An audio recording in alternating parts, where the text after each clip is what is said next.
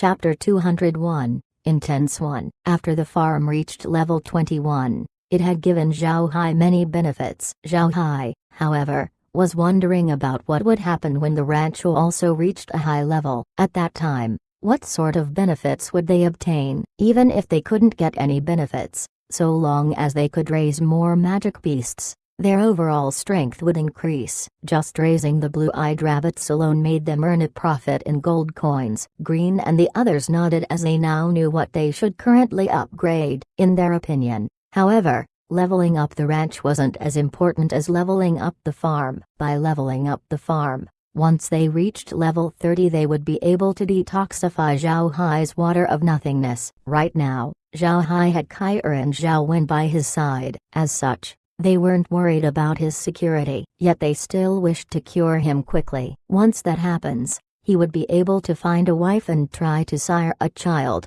to sprout branches and scatter leaves too. If Zhao Hai knew Green had such ideas, he wouldn't know if he should laugh or cry. He would just place these issues on hold and say that such matters could be spoken of another day. Zhao Hai just couldn't bear it. In Green's view, however, Zhao Hai's marriage and ability to have children was his greatest concern. Zhao Hai actually had headaches about the matter. To be honest, he did feel something for Laura. After all, Laura was very attractive and had a very good disposition. Zhao Hai, however, couldn't just turn down Meg. With regards to Meg, she had accompanied Zhao Hai when he'd confronted Zhao Wen, a rank 9 expert. This had made a mark in Zhao Hai's heart. To say that Zhao Hai had been moved by Meg for only this matter would just be deceiving people. This just wasn't the case. After all, after Zhao Hai had woken up, Meg had been the one who'd taken care of him. Moreover, the present Meg was interested in him. By adding in that recent incident,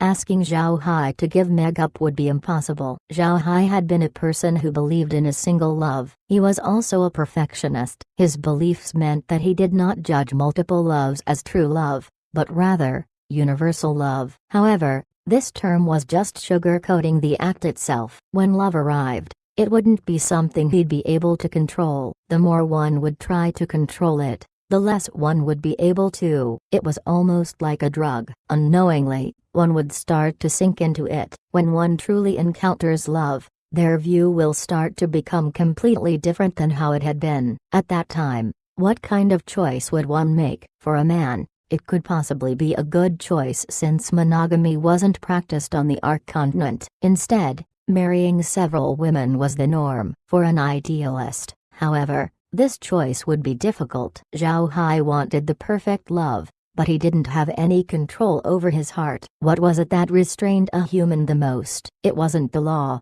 but one's own heart. When a human had their own set of standards within their heart, one will then find out how hard it is to cope with new standards. Zhao Hai was such a human. He had his own views on love. Because of these views, he had been a 20-year-old virgin on Earth 3. On Earth, a mortal's world, Zhao Hai could hold true to his heart. Of course, in other people's views, these were just the collected thoughts of a fool. As for Zhao Hai, what others said didn't matter to him as he had a firm hold on his set of standards. This was Zhao Hai's disposition. He was plain, gentle, and responsible, but he also had an arrogant side. As he spoke, Zhao Hai re-entered the space, then traveled to Stony Mountain's Bluestone Villa, which had the same circumstances as Fort Iron Mountain. The area was similar to that of Flower City in that it had turned into a 7-colored flowers world. Zhao Hai and the others were now accustomed to the change in scenery,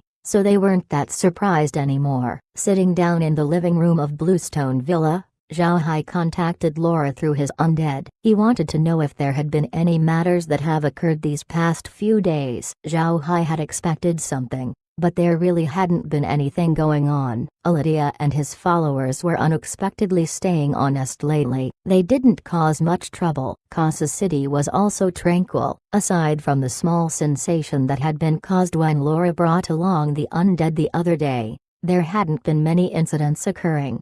Such a situation wasn't something Zhao Hai expected. He thought that those subordinates of Carlo would cause some trouble, or that he'd send people to rescue Lydia. Now, however, there hadn't been any such movements. Why was this so? Carla should be a person who wasn't good to deal with, No. Zhao Hai told Green about the situation, and Green turned gloomy afterward. He turned his head towards Zhao Hai and said, "Young master, I fear that this time around, things won't be good." If Carlo moved earlier, then it meant he didn't want the entirety of the Marquis del clan to be involved. If he wanted to do it himself, he has the strength. This was shown with his recent business in the Persal Duchy. He should have begun a few days ago. Instead, he didn't make a move. Thus, it is probably safe to say that he has consulted the Marquis del clan and requested them to solve this matter. In such a case, they wouldn't be able to start quickly. After all,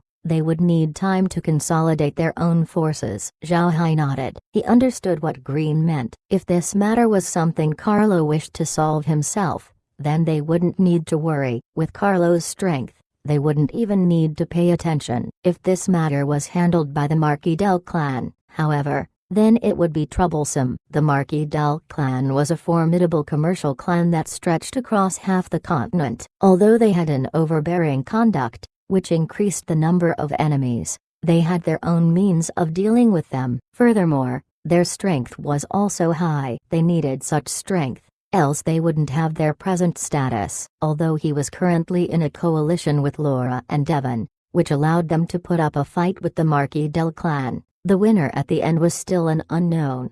People on the continent didn't dare to easily move against a merchant clan. This was due to a basic reason: the merchant clans were really too rich. They could spend a ton of wealth and batter their targets to death with money. A common respected clan, even if they were rich, wouldn't be able to spend money the same way as a merchant clan. Because of this, few respected clans would move against a merchant clan. Naturally though, a merchant clan wouldn't try to go up against a large aristocratic clan. Although merchant clans were rich, their status was inferior to those of large aristocratic clans. Furthermore, these large aristocratic clans associated with many other merchant clans, and middle or small aristocratic clans. These large aristocratic clans wouldn't ever have a status lower than any merchant clan. Simply put, if both sides had scruples, it wouldn't be an easy thing. The situation right now, however, was related to the stability of the Persal clan. As such,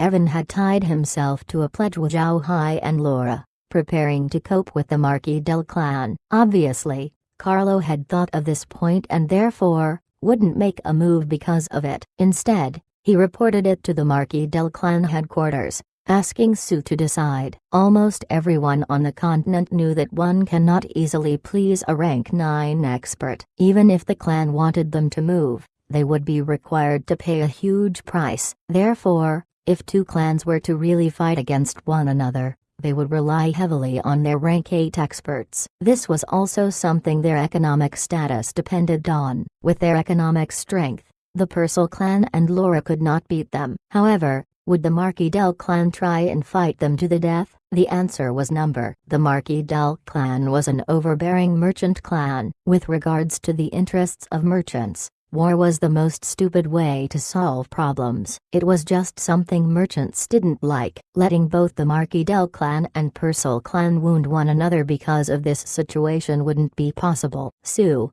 that old fox, just wouldn't allow that. Since the Marquis del clan wanted to deal with them, it wouldn't start with the Marquis del clan dirtying their hands. If they were as soft as persimmons, the Marquis del clan would have directly destroyed them. If they were persistent and difficult to chew, then the Marquis del clan would find some other means necessary to deal with them. Now it looked like such things might really happen. So long as Carlo told the Marquis del clan about this matter, things will start to get messy. Fortunately, they now had Zhao Wen and Kyra and thus weren't worried about the Marquis del clan attacking. Even if the Marquis del clan goes all out and desperately asks a rank 9 deity to get rid of them, they still needn't be afraid. Going up against the Marquis del clan, however, wasn't something Zhao Hai wanted. Unfortunately, the present situation didn't allow Zhao Hai a way out. If he tried to run, then the Persal clan and Laura would still be implicated. Zhao Hai frowned as he asked Green, "Grandpa Green, what methods do you think the Marquis del clan will come up with to deal with us? Will they use some sort of business-related means?" Green shook his head and said, I fear that won't be it. Zhao Hai was surprised for a moment. He wasn't able to understand what green meant. As a merchant clan, they were the best at using business-related attacks. This method would be the best way to deal with the Persal clan. It won't only slowly beat down the Persal clan, but the Marquis Del clan would also gain some advantages from it. Green looked at Zhao Hai's expression and understood what he was thinking. He smiled faintly and explained, business-related actions can make the Persal clan take some losses, but wouldn't be enough to extinguish them. Furthermore, if the Marquis Del clan did such a thing, it would be equal to offending the other respected aristocratic clans. The Marquis Del clan can deal with the Persal clan this way, but how about the other aristocratic clans? If the Marquis Del clan dares to do so, then they wouldn't be able to do business on the continent. All of the large aristocratic clans would join up and suppress them until they wouldn't be able to recover. This is how the larger aristocratic clans handle things. Zhao Hai hadn't thought it would really be like this. On Earth, some large financial groups could control the economic direction of a small country, or even control those countries through economic means. He hadn't thought it wouldn't be an alright action here on the Ark continent. In the end, the Ark continent still places a lot of respect on strength. Laws, to those large aristocratic clans, weren't binding and was just used as a tool to restrain others. Chapter 202, Beastfolk 3 Classes. This still made Zhao Hai relax a little. If the Marquis Del clan wouldn't use business-related means when they moved against them, then they wouldn't have anything to fear. If the Marquis Del clan spent money to buy their lives, he knew it wouldn't be easy. It could be said that this world had mercenaries and killers everywhere. Those mercenaries and killers were outlaws, and would do anything so long as one gave them money in return. Those mercenaries, however, weren't brainless. They knew they couldn't mess with some people, but if they obtained a mission, they would do everything they can. Among mercenaries, there weren't any strong experts. Strong experts were already recruited by the large aristocratic clans. They didn't even need to do much. All they did was go to the villa each day and just eat and sleep. At any time, however, their lives could be lost. Even though these mercenaries didn't have strong experts, they utilized a variety of methods. For those experts the large aristocratic clan trained, although they reached higher ranks, they were actually inexperienced in actual combat. Those experts and the mercenaries were, after all, from different worlds. As such, mercenaries might actually use traps or poisons, not like those that were trained by the aristocrats who refrain from such methods. This was like what Zhao Hai had read in a novel before. Those mercenaries were the ones hired by those who didn't have the means to send in a rank 9 expert. Also, those experts trained by the aristocratic clans were apprentices of their respective clans. As such, their treatment would naturally be different. Green looked at Zhao Hai and said, "Young master, I think we don't need to worry now that we have Zhao Wen and Kai Er. This means we actually have 2 rank 9 experts. If the Marquis Del clan really went too far, we can definitely let Zhao Wen and Kai Er deal with them. Don't forget, the rank 9 experts of our clan are different from the rank 9 experts of other clans. Those clans need to please their rank 9 experts and pay a huge price while we don't." 1. Zhao Hai smiled and said, "Truth is, I'm actually worried about Miss Laura. This time around, the issue is quite big. Also, it was because of us that it had occurred, so I feel somewhat sorry." Green smiled and said, "I don't think it's a bad thing. In any case, through this matter we will gain deeper ties with Laura and the Persal clan. This is what we call personal connections, and sometimes, such things are very important. In the past, our clan had fallen because we didn't have any such contacts. During that crucial time, nobody helped us. It was also due to the fact that we were people of the old king, so if we did have strong connections, then the king might not have entrusted us with heavy responsibilities." Zhao Hai understood what Green meant. In the past, the Buddha clan had been the old king's sword that he wielded in his hands. This sword could only be held by the old king. If this sword suddenly had a network of connections, how could the old king have trusted them? When the time comes that the old king didn't need the sword to be used against those aristocratic clans, then what would happen to the Buddha clan? Zhao Hai nodded and said, "That is true. So long as our group of 3 fight side by side, our relationship wouldn't be ordinary." Grandpa Green, if there are no incidents, then in 2 days' time, we should go and visit Casa City. What do you think? Green agreed with a nod. Yes, we should go and visit Casa City. Some time ago, we had bought things in Casa City and placed them in the warehouse. Young master, do you think we should place a transfer point there too? Zhao Hai thought for a moment before shaking his head. We shouldn't, as we're already quite close to Casa City anyway. Placing a transfer point in Casa City would be a loss, especially since we can only place 10 transfer points. We have already constructed 4 points, so there are only 6 remaining. We must save these transfer points. Green also thought about it. Traveling to Cosa City right now was very convenient for them. No matter if they used alien or the wind-chasing horses, they could arrive in Casa City in a short amount of time. It was better than using the scaled wildebeests from before. Since they only needed half a day of travel time, setting up a transfer point was an unwanted luxury. Green was very clear that these transfer points had a big role. It represented, aside from being used to gain money, as a method to save lives. Zhao Hai turned his head towards Green. After all of these matters have been resolved, we should head for the Beastfolk Prairie. There, we can buy some slaves and sell food commodities to them. It's also a must to set up a transfer point there. Green nodded and said, I had been to the Beastfolk Prairie several times before. If there are any wars going on, there would be a lot of slave clans. Although the slaves don't have a high battle efficiency, they are very good at doing labor. Those Beastfolk slaves are many times stronger than ordinary human slaves. Zhao Hai nodded. He also knew about these Beastfolk slaves Green spoke of. The Beastfolk race was divided into 3 classes. The first were the war clans. These were clans that had formidable battle strength. For example, there was the Lion Clan, the Tiger Clan, the Wolf Clan, the Eagle Clan, the Snake Clan, and so on. The second clan were the ethnic groups. These clans didn't have extremely high battle abilities, but they did have a certain level of fighting power. Examples included the Cattle Clan, Sheep Clan, Pig Clan, and so on. Lastly, the third class were called the slave clans. Their combat effectiveness were the weakest. Examples of them were the Rabbit Clan, Chicken Clan, Mouse Clan, and so on. The slave clans also had a number of humans included, those that had become prisoners of war. Their status was the same as that of a slave clan member. There were also times when a human and a beastfolk married each other, and as such, they had given birth to the new race, that of the half-beast race. This new race also lived as a part of the slave clans. The beastfolk slave clans had a higher status than that of the Terran slaves. The half-beast race was lower in status than beastfolk slaves,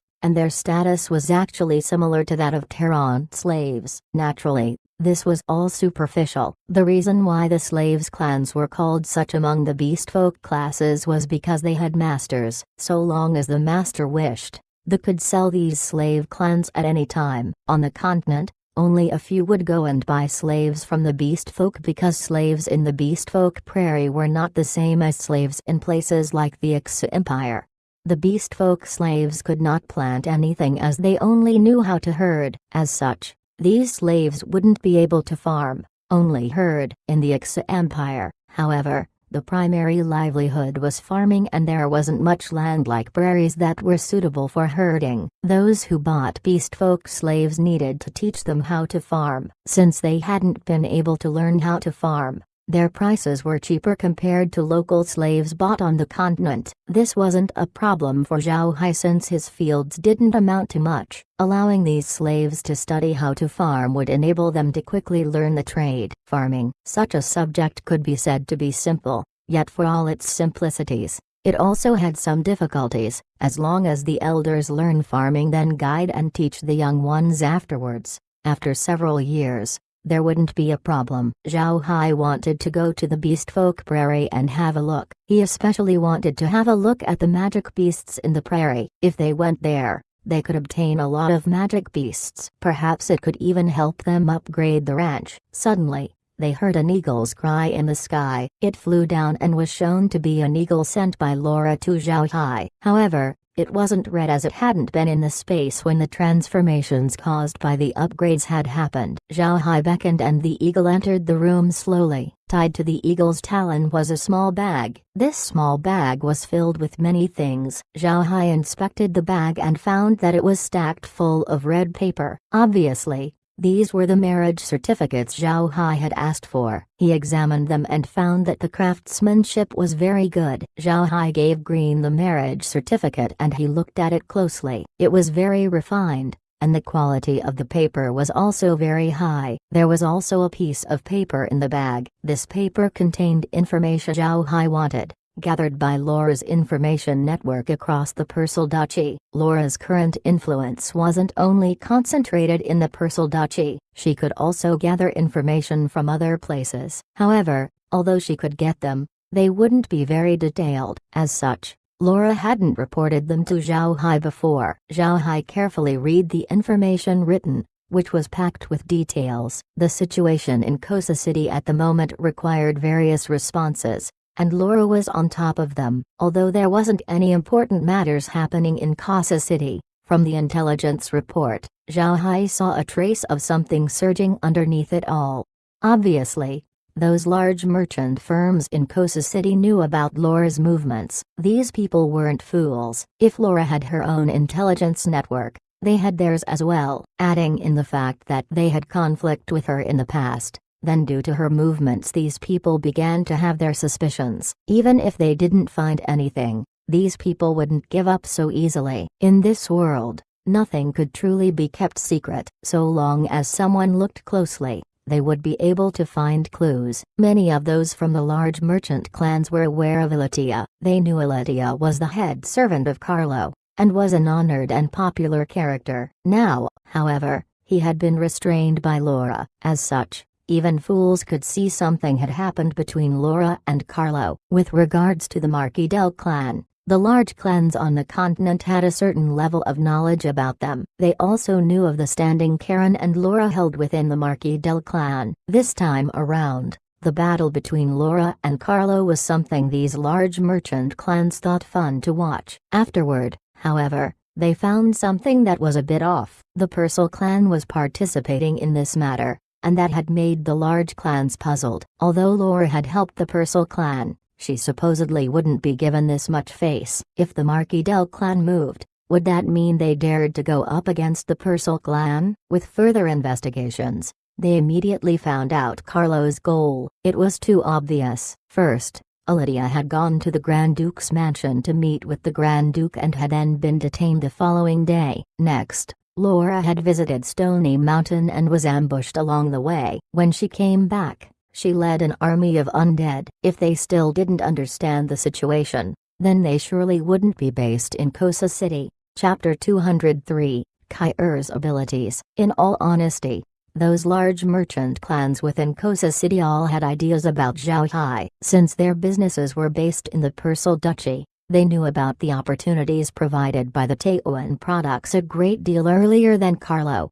Those merchant clans didn't chase this opportunity as they understood the situation clearly. Their plans during the food crisis had failed because of Zhao Hai's intervention. Although it could be said that Zhao Hai had done something that had negatively affected them, what he'd done was equal to giving the Persal clan a large favor. With regards to the Persal clan, they regarded Zhao Hai with the utmost importance. As such, it was difficult to move against Zhao Hai. Doing so would be the same as slapping the Persal clan's face. If they wanted to continue doing business within the Persal Duchy, then they couldn't move against Zhao Hai. In addition, those large merchant clans wouldn't dare to mess with a black magician. Black magicians were widely known on the continent as tough to handle. If one really messed with them, then one would have to deal with an endless amount of undead. Although they were large merchant clans, if they got entangled with a black magician, losses would be inevitable. Merchants weren't willing to suffer such unexpected financial losses. They would rather pay attention to harmony and wealth. To be honest,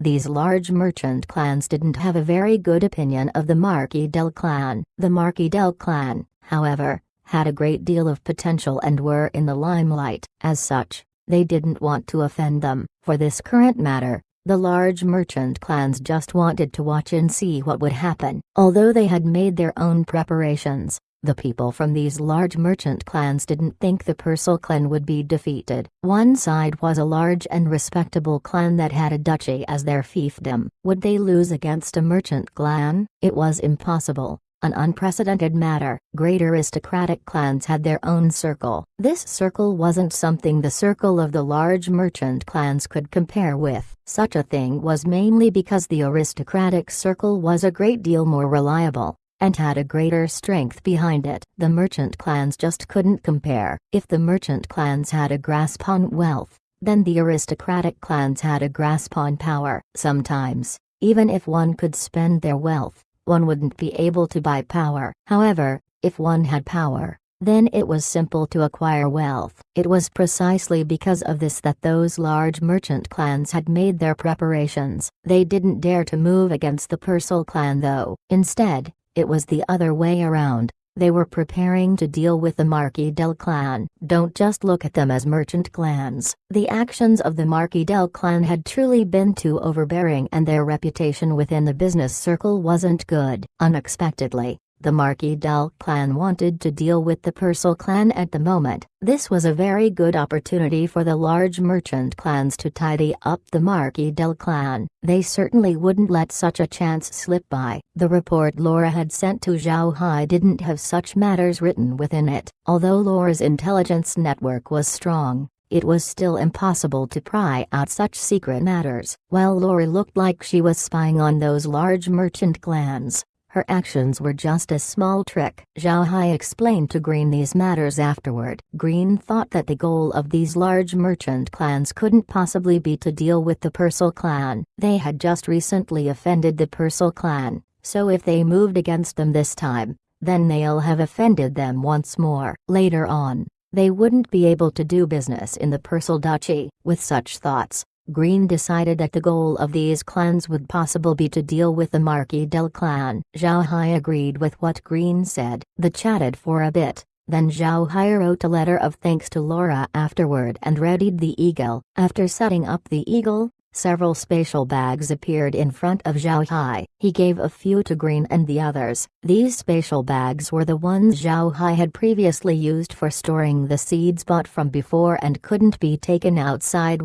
He had used it recently when buying seeds. Since the farmland area in the space was now larger, Zhao Hai had instructed Kai to plant many things. There were many such spatial bags, even with Green and the others each having one. There were still many of them left over. The spatial bags Zhao Hai prepared were all taken out. Naturally, it was impossible for them to use them all, so he was planning to send some to Laura. One must know that spatial equipment was sought after on the continent. Although the spatial bags' capacity wasn't that large, the storage space was more than enough for them. If such spatial bags were to be marketed on the continent, each bag would cost around a few thousand gold coins. After he released the eagle, Zhao Hai returned to the space and went to Fort Iron Mountain. Upon his arrival at the fort, Zhao Hai went out with Green. He intended to look at the area outside Fort Iron Mountain. Zhao Hai was stunned for a moment after seeing the outside of Fort Iron Mountain. He really hadn't expected that it would be a great deal more beautiful than what he'd imagined. All of the houses were covered with 7-colored flowers,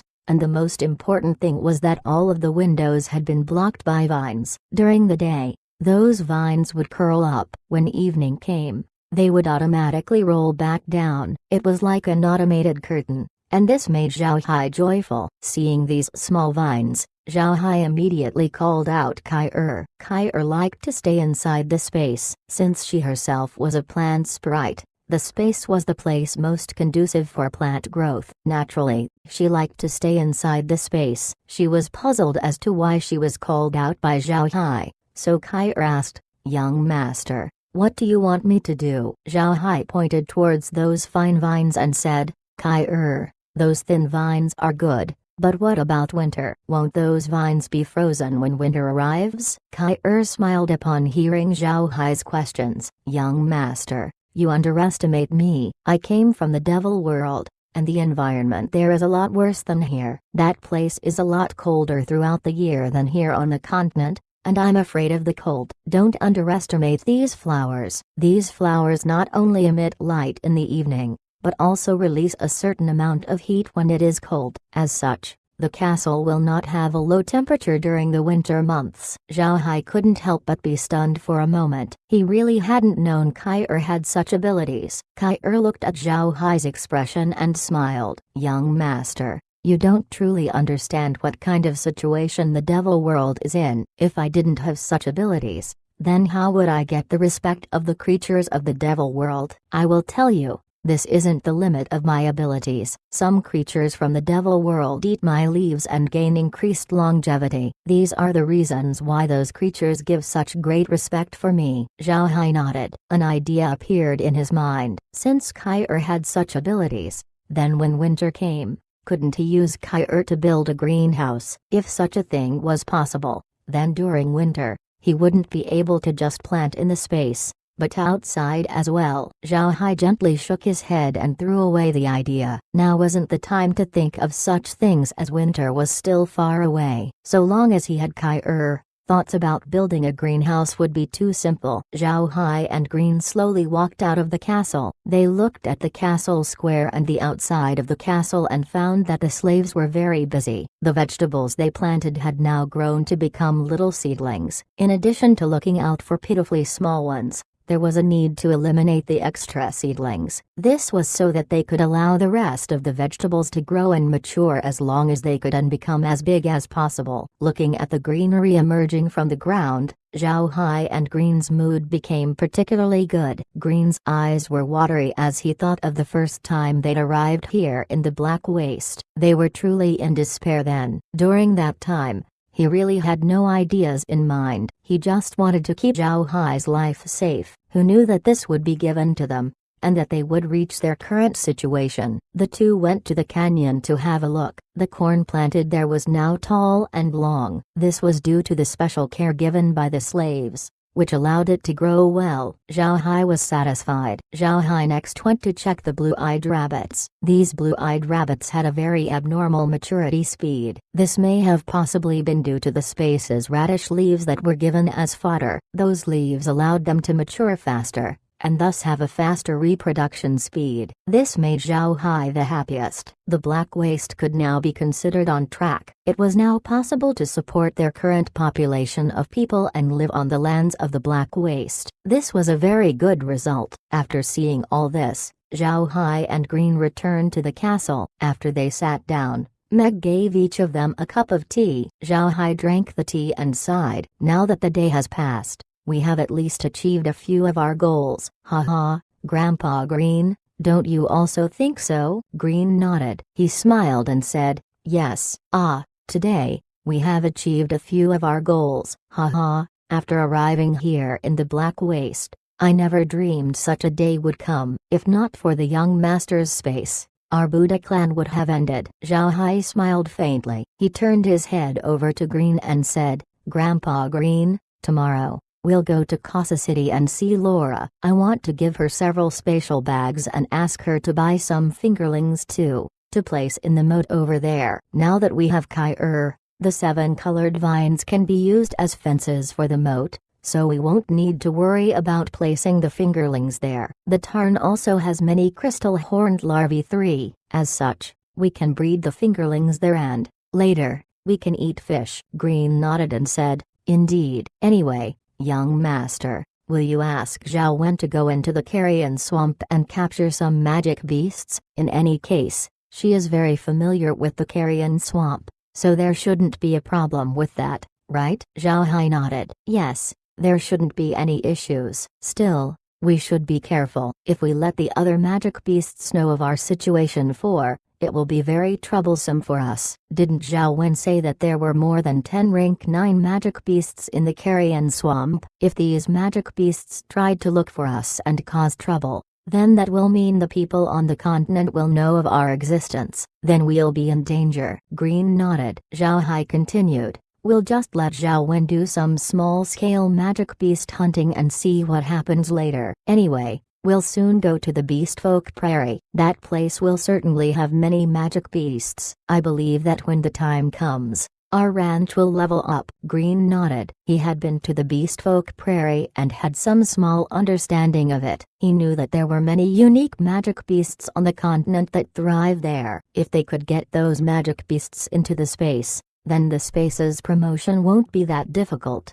Chapter 204, Karen's Stinky Face. That night, Zhao Hai told Mrin about their plans to head to Casa City. Mrin didn't oppose him. On the contrary, she was very supportive of the idea. Mrin had once dealt with those major aristocrats. She was very clear that if an aristocrat didn't have any contact with others and just closed themselves up in their domains, they wouldn't be able to achieve any sort of development. In the past, although the Buddha clan didn't have a proper network of contacts, they still had some dealings with major aristocrats. As such, it was convenient to do such things. Because of their previous identity, Zhao Hai wasn't able to make any proper contacts. This was very unfavorable to their future development. Therefore, Mrin hoped that Zhao Hai would head to Casa City and make connections with the honored and popular characters there. Truth was, Mrin had another plan, one that focused on Laura. Mrin had already decided that Laura would be Zhao Hai's wife,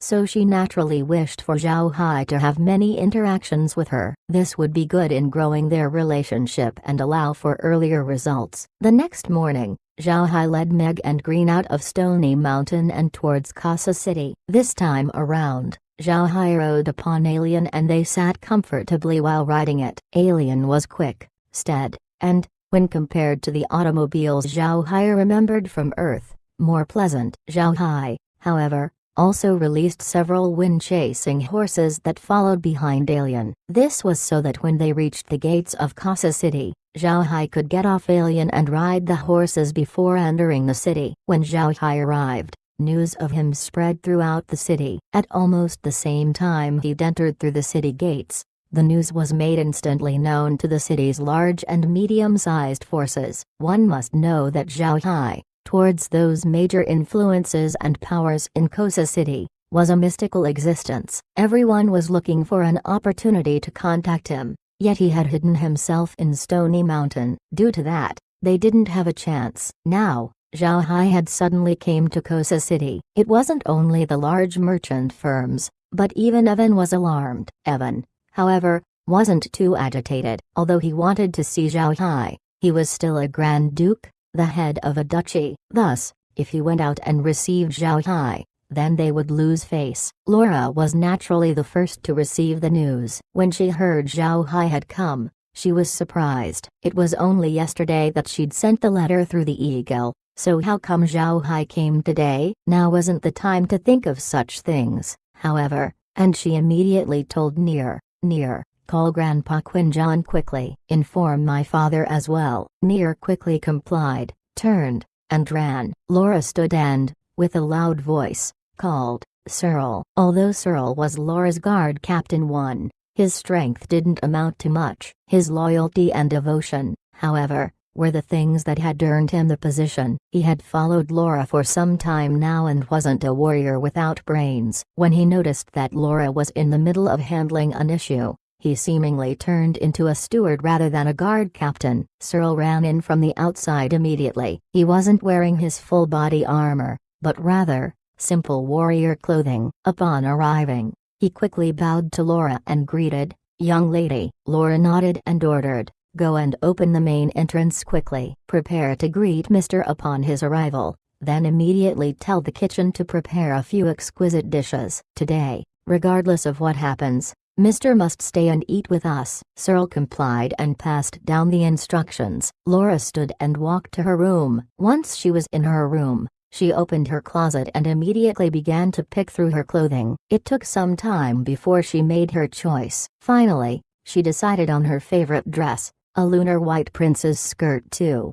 and put it on. Quinjon and Karen arrived at Laura's study but didn't see her. They asked the servants if they knew where she went, and they all said she'd gone back to her own room. Both of them were wise and fine people, so after hearing the servants' reply they immediately understood what she was doing. Quinjon couldn't help but smile as he turned to Karen. Master Karen, it seems we will have to hurry and prepare a dowry for Laura. Karen laughed but said, I must have a look at this person first. For a father, Seeing their own beautiful and capable daughter dress up and appear for a smelly boy, it just made Karen's heart somewhat sour. Quinjon naturally understood what Karen was thinking about. When Laura's mother married him, Quinjon also had such thoughts. Although Quinjon wasn't the father of Laura's mother, the two men had the same fatherly love for a daughter. As such, Quinjon knew what was going through Karen's mind. After he heard what Karen said, Quinjon couldn't help but laugh. He said, "This is something beyond your control." Laura left her room wearing the lunar white prince's skirt. The skirt was made of fine spider's silk and looked very beautiful. Karen looked at Laura's appearance and couldn't help but smile. But after he thought about it and realized Laura was this beautiful because of Zhao Hai, he couldn't help but show a sour expression. Laura actually didn't notice this. She stopped in front of the two, twirled in a circle, and asked, "Father, Grandpa Quinjon, does my skirt look pretty? Do I need to change it?" Quinjon laughed. "You don't need to change. Our little Laura is the most attractive." Karen was calm, but didn't speak. Laura also noticed that something was wrong with Karen, so she asked, "Father, are you alright? Why do you have an ugly expression? Who made you this angry? Did one of your experiments fail?" Karen snorted. "I'm fine, I'm well." After he finished speaking, he walked into the study with a stinky face. This made Laura confused as she didn't understand what was happening with Karen. At this moment, a whinnying sound was heard from outside. Then Searle's voice called out, "Master Zhao Hai, sir, please come inside. The young lady is waiting for you." Laura smiled when she heard Searle. Immediately straightening her skirt, she walked towards the front doors. Before she arrived, Zhao Hai and Green had just stopped at the front entrance. The three of them had been riding horses and jumped down, giving the horses to the servants of Faith Mansion. Searle then led the three inside. Laura quickly collected her skirt and made the noble's ritual greeting to Zhao Hai, saying, "We welcome the arrival of Mr. Please don't be offended for having greeted you so late." Zhao Hai chuckled. "Miss Laura is too polite. I came here today on a whim." After looking around the city, there wasn't exactly anything I was going to do. Instead, I have disturbed Miss Laura. "Miss Laura, please excuse my rudeness. For Mr. to come, it is an honor for Laura," she replied with a smile. "Mr. Ringer, Miss Meg, please come inside." Green and Meg also greeted Laura. Then Quinjon. Laura, who was full of anticipation, led them to the study room. Once they arrived at the study, they couldn't help but stare at Karen, who sat there with a stinky face. His eyes were staring at Zhao Hai as if he were an enemy. This made Zhao Hai confused and shocked. He looked down at himself but didn't find anything amiss. Then he looked at Karen, whom he had never seen before. He really didn't know how he'd offended Karen. Zhao Hai couldn't help but pause. He turned towards Laura and asked, "Miss Laura, this is?" Laura saw Karen's sour expression, but didn't think it was the right time to ask him about it. She smiled as she answered Zhao Hai's question, "This is my father." After knowing that this man was Laura's father, Zhao Hai's heart tightened. He hastily walked forward and respectfully presented himself with a noble ceremony before Karen. "Zhao Hai has seen Uncle. I had taken the liberty of visiting, and I hope Uncle wasn't offended." Karen, though angry, didn't abandon his daughter. He also didn't hold a grudge with Zhao Hai. After seeing that Zhao Hai was humble and polite, he immediately felt embarrassed. He stood quickly and helped Zhao Hai up. "Mr. is too polite. You have rescued Laura several times already. For this, I am very thankful to you." Zhao Hai smiled faintly as he replied, "Uncle is too formal. I hadn't seen you before, which was an injustice. I hope Uncle won't mind." Laura watched Karen's reaction and relaxed, then quickly said, "Father, you're talking to Brother Hai while standing. Quickly, take a seat." Since there were no outsiders in the room, Laura naturally called Zhao Hai by Brother Hai. After hearing that, Karen's facial expression became sour once more. Karen, however, had received an aristocratic education in his youth. Thus, he politely asked Zhao Hai to sit down. Zhao Hai was a bit nervous, but carefully sat next to Karen. Laura examined the people inside the room. Turning towards Searle, she said, "Searle, Draw back for now. Call 2 undead to guard the door. Don't allow anyone to enter. Pay attention to every detail, and if there is anything urgent, you must call for me personally." Searle complied immediately, turned around, and gently closed the door for Laura. Karen looked at Laura with a bit of confusion. After Laura watched Searle draw back, she turned to Zhao Hai and said, "Brother Hai, there are no outsiders here. Please, take off your hat." "Grandpa Green, you can take off yours as well." "Meg, don't just stand there. Take a seat here, quickly." Zhao Hai and Green both chuckled. They removed their hat and hard helmet. Karen was shocked upon seeing Zhao Hai's face, as he hadn't thought Zhao Hai would be this young. He imagined Zhao Hai to be around 30 years old. Reaching Zhao Hai's current strength at the age of 30 was already an extreme talent. He really wouldn't have thought that Zhao Hai's age was even lower than 20 years. Laura also sat down while Nier gave each of them a cup of tea, then retreated to Laura's back. Looking at Zhao Hai, Laura smiled and asked, "Brother Hai, have you just come for a visit today, or do you have some other matter to discuss?" Zhao Hai smiled and said, "Today, I just came for a visit. There really are no issues that require discussion." "Oh, right. I brought several presents."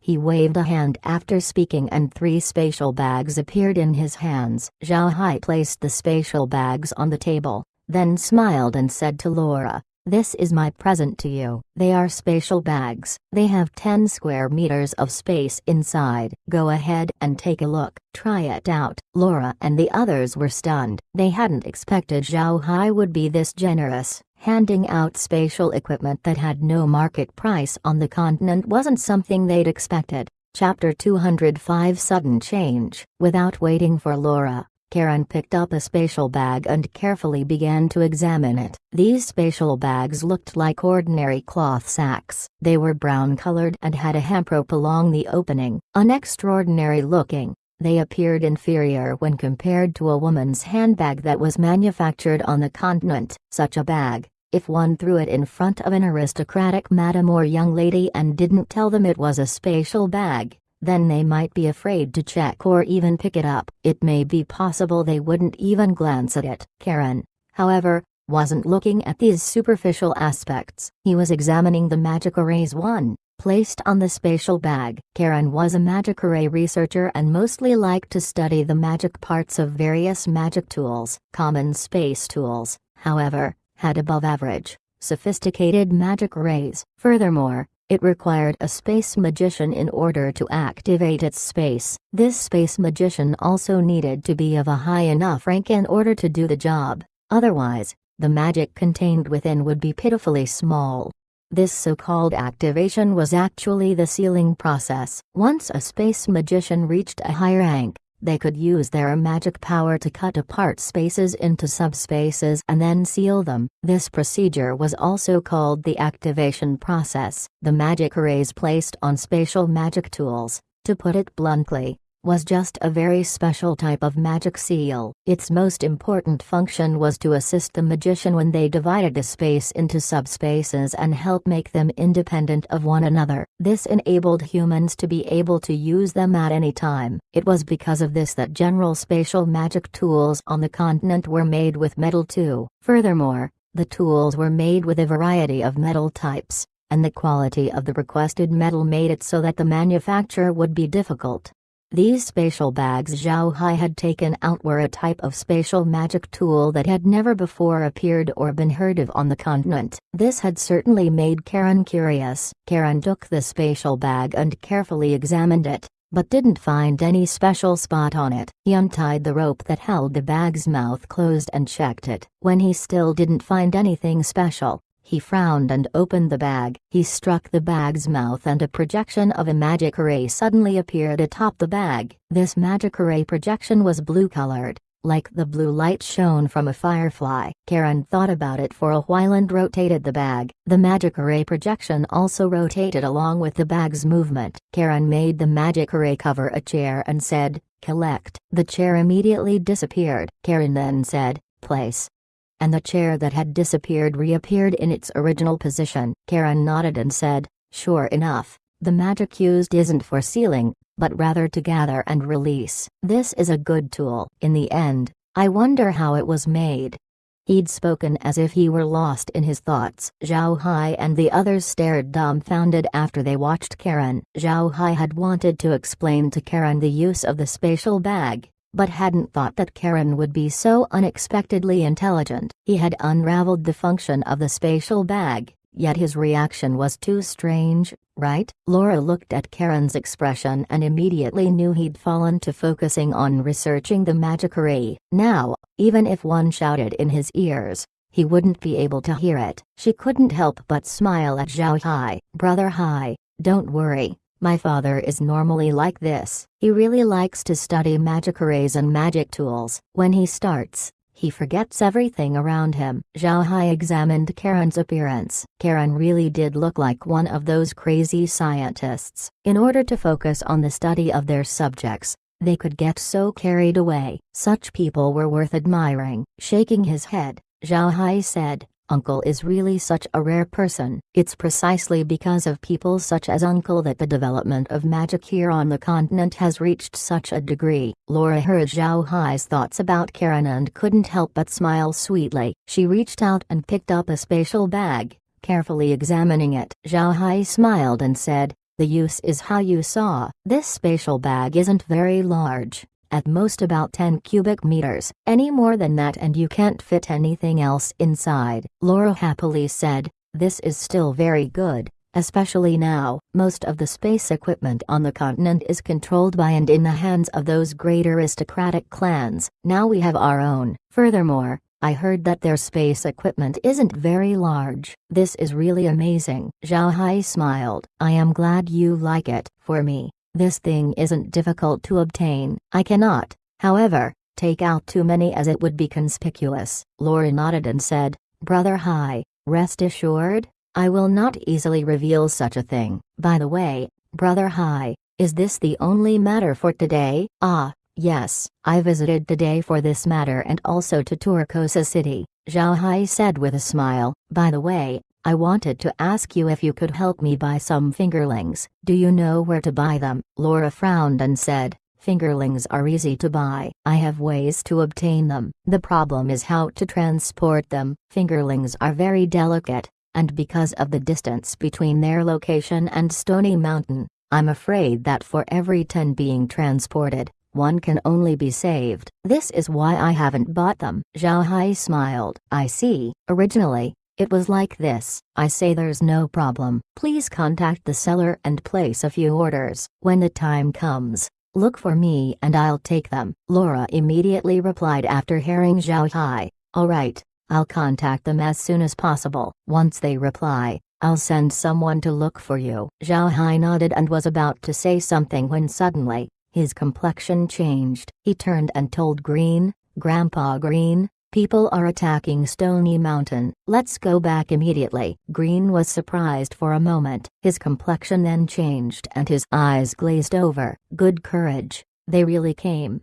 He stood up afterward and placed his helmet back on. Zhao Hai also put on his magic hat and the three stood up. Zhao Hai turned towards Laura and said, there's an incident happening at Stony Mountain. I must go back immediately. I will visit again in several days. Ah, right. Please be careful. I'm afraid these people were sent by Carlo. Laura and Quinn John also stood, their complexions ugly. While they also thought that Marquis Del Clan would send people, they hadn't thought it would be this fast. Nodding to Zhao Hai, Laura said, Brother Hai, rest assured, there won't be any issues here. Please, you have to be careful. Zhao Hai nodded and complied with her words. He led Green and Meg as they left Faith Mansion on their horses and quickly left Kosa City. Once they were outside Kosa City, they found a place with nobody around and entered the space along with their horses. Then they left the space and appeared in Bluestone Villa's yard. The villa was still fairly calm. After all, Kai was present and had assumed command. If those people really dared to attack and climb the mountain, Then they wouldn't be able to pass the courtyard since Kair was there. They wouldn't even be able to attack and climb the mountain as there were undead at the base of it. Zhao Hai and the other two appeared at the villa and immediately traveled to the foot of the mountain. Zhao Hai released both Kair and Zhao Wen. Zhao Wen was atop Zhao Hai's head while Kair sat on his shoulder. Zhao Hai then released the eagle virtuous phantasms. He wanted to have a look and see how many had been sent to attack this time. The three weren't worried and slowly arrived at the base of the mountain. They actually didn't leave the black mist, instead just standing inside. Kair waved her hand and a screen-like projection appeared in front of them. Since the area the screen could monitor had increased, Zhao Hai could clearly see the situation outside. There were a number of mercenaries outside fighting the undead. Zhao Hai hadn't placed many undead there, but most of them were experts like Zhao Jia, Zhao Shi, and Zhao G3. They weren't good to mess with. More importantly was Buffy, Rio, and the group that was caught by the eagles during the ambush against Laura and were turned into undead afterward. The number in this group was quite large. Zhao Hai released the eagles as he wanted to see if the opposing side had any reinforcements. These eagles acted as scouts as they flew through the air between Stony Mountain and Casa City. Zhao Hai suspected that the opposite party might possibly be using the attack on Stony Mountain as a cover for the real killing move that would have ambushed Zhao Hai's party on their way back. What they wouldn't have suspected was that Zhao Hai had the space and could thus instantly travel back to Stony Mountain. Soon, the eagles returned and hadn't found any ambush in the area. This was somewhat contrary to Zhao Hai's expectations. Although Stony Mountain was being attacked by a large number of mercenaries,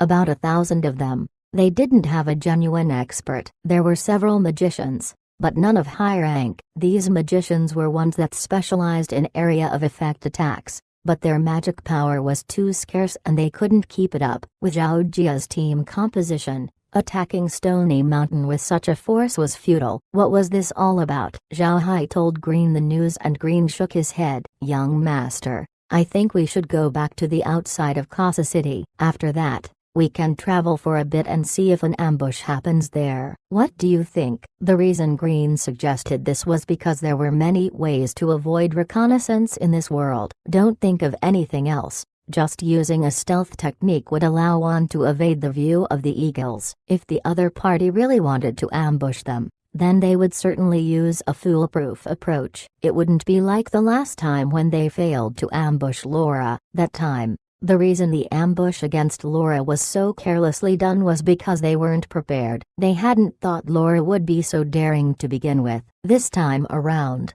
they would obviously make sure to have the proper preparations. Zhao Hai nodded and said, "All right, we'll go back and travel slowly. I want to see what they have in store for us." After the three returned to the yard, they quickly transported back to the space and then to the outside of Casa City. They then sat in Alien's body and quickly dashed towards Stony Mountain. The reason they had to seem anxious was because Zhao Hai wanted to make them appear as if they were worried. This would then make people think they were anxious to head back and help in the rescue. With no time to look around, they manufactured an opportunity for others to ambush them. Chapter 206. One person becomes 1,000. While traveling forward, Zhao Hai paid attention to their surroundings through the projection of the monitor. Green and Meg were also attentive. Even if those stealth techniques could deceive an excellent eye, it couldn't hide from the monitor. What made Zhao Hai feel strange about was that after traveling for more than 2 hours,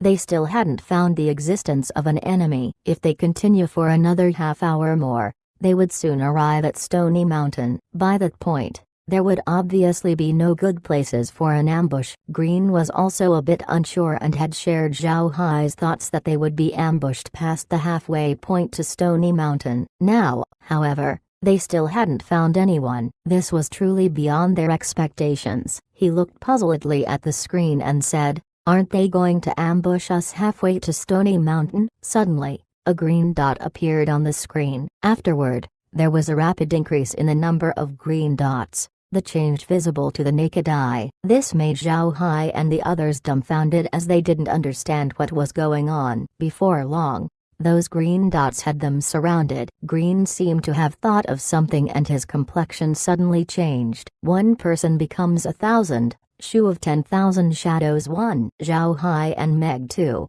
were surprised for a moment. They turned their heads towards Green with a bit of confusion in their expression as they didn't understand what he'd meant. Green looked at them and said, "Young master, you needn't be confused. There's actually only one person outside, yet we can also say there are 1,000 individuals as well. This person is very famous on the continent as he is a renowned assassin for hire. What's more important is that this person is a rank 7 warrior and, simultaneously, a divergent warlock." Divergent warlock?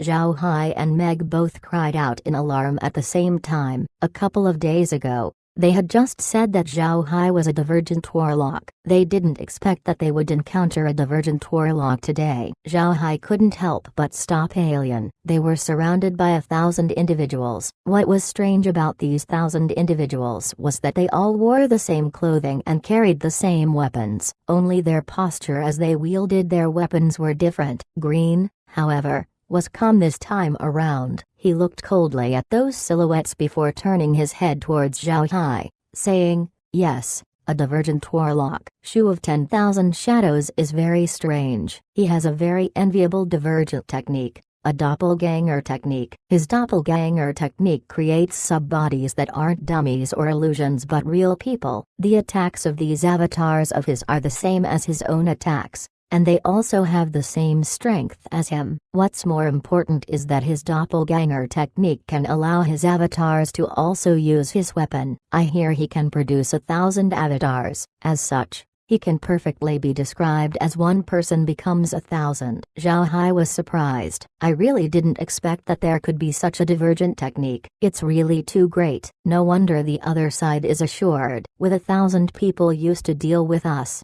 if this happened in the past we would have been thrown into confusion. But now, haha." Green also laughed after hearing what Zhao Hai said. Truly, if this had happened before and they met with this divergent warlock, Shu of 10,000 Shadows, then it would have been a headache. This wasn't the case now. Don't even mention Zhao Hai with his 2 rank 9 experts. Even if he just used the eagles flying overhead, the quantity wouldn't be limited to just 1,000. Smiling, Green said, "Young master, you must go out and see Shu of 10,000 Shadows. Although this person is an assassin, he works quite frankly. Furthermore, he doesn't hurt the innocent, so he can be considered a good individual, a decent person to meet." Zhao Hai showed a faint smile and nodded. He knew that here on the Ark continent, common assassins were like mercenaries and weren't truly disliked. Only those that were notorious and evil would be shamed. As such, no one really cared that much about common assassins. The 3 of them walked out of Alien's mouth. They saw the battle formation outside that was composed of 1,000 people. The small army all wore leather armor and held a weapon in their hands, looking coldly at Zhao Hai. These 1,000 individuals looked exactly the same. Their height was about 1.8 meters or so, and they looked very strong. With messy hair that was uncared for, they had silver-gray eyes that gave one a cold feeling. The weapons they held were actually 2-handed axes that looked quite heavy. They gazed at Zhao Hai and the other 2. When the 3 came out, the sharp eyes of the army flashed. Green stood beside Zhao Hai, looked at Shu of 10,000 Shadows, and with a cold voice said, "Shu of 10,000 Shadows, I never would have thought we would run into you here. Why? How much of a bounty did they place on us?" Shu of 10,000 Shadows had already thought he'd been recognized, so he wasn't startled. Instead, he looked coldly at Zhao Hai and said, 10,000 gold coins. Zhao Hai couldn't help but laugh. "I didn't think we were that valuable. How come? Are you confident enough to keep us here?" Shu of 10,000 Shadows stared at Zhao Hai. He smiled coldly and said, 1,000 against 3. I cannot see the possibility of my loss." Zhao Hai smiled faintly. "Who said it was 1,000 against 3? Go ahead and look up." Shu of 10,000 Shadows was surprised for a moment, then looked up at the sky and found that there were many small black spots circling the sky. These black spots were densely packed together. Based on his estimation, They were more than 1,000 in number. Shu of 10,000 Shadows couldn't keep his complexion from changing. Zhao Hai looked at Shu of 10,000 Shadows' appearance and couldn't help but chuckle. What's wrong? Now, which side has more people? You won't think I can't control them, right? Shu of 10,000 Shadows lowered his head, then shook it. I believe you can command them. However, I have taken other people's money, so I will naturally need to handle this matter. Kill. Having shouted that, he flew towards Zhao Hai. Meg didn't wait for Zhao Hai and quickly took out the sealed magic iron tome. An angel instantly appeared over Zhao Hai's body, protecting him. Zhao Hai also wasn't idle as he cast an earth elemental magic spell, Ground Thorn Technique 3. This Ground Thorn Technique was an area of effect earth element magic spell. The range was around 100 meters, but the lethality wasn't very high. For a common warrior, so long as they could jump, they could avoid it. Even if it wasn't an effective attack, at this moment it was effective at blocking his enemies. With Shu of 10,000 Shadows momentarily blocked, Zhao Hai held the ghost cane and waved it. Stone giants appeared around Zhao Hai, blocking attacks. Green didn't help Zhao Hai get rid of their enemies. To him, this was a rare combat opportunity for Zhao Hai, and Green wanted him to experience it. Anyway, there was still Kairi and Zhao Wen on Zhao Hai's side, so Green wasn't worried about his safety. At this time, the eagles flying in the sky began their attack on Shu of 10,000 Shadows. These eagles screamed as they flew down swiftly. Their present battle efficiency wasn't weak as they flew awe-inspiringly with killing intent around them. Shu of 10,000 Shadows hadn't thought that Zhao Hai would be so unexpectedly hard to deal with. What's more was that the information he was given said that Zhao Hai was a black magician. The information hadn't listed that Zhao Hai could use earth element magic. Moreover, he could command flying magic beasts with blood-red bodies. At a glance, this wasn't easy to deal with. After the eagles flew down and attacked Shu of 10,000 Shadows, he became filled with regret. He hadn't thought that the battle efficiency of the eagles would be so strong. Moreover, their talons were strange since they could block his axe attacks. He began to feel his battle chi draining faster than its usual consumption. This made Shu of 10,000 Shadows secretly complain. At this moment,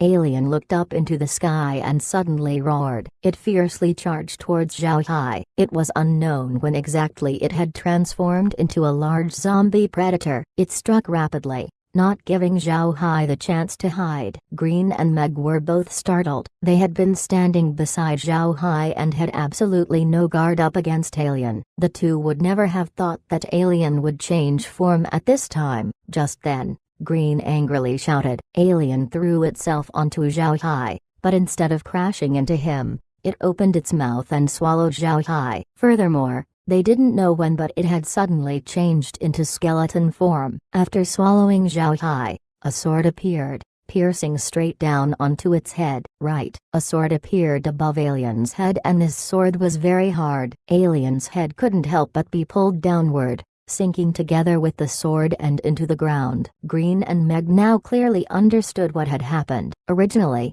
Alien didn't really want to attack Zhao Hai. Instead, it tried to save him. They hadn't expected that there would be another hidden assassin in the vicinity. That assassin had suddenly attacked Zhao Hai with a quick burst. If not for the timely rescue from Alien, the consequences would truly be inconceivable. Actually, Green didn't know that just as Alien took action, Kairi had already appeared on Zhao Hai's shoulder and Zhao Wen on his head. Thus, even if Alien didn't make a move, Zhao Hai wouldn't have been in any accidents. Since Kairi and Zhao Wen weren't large, nobody had felt their presence.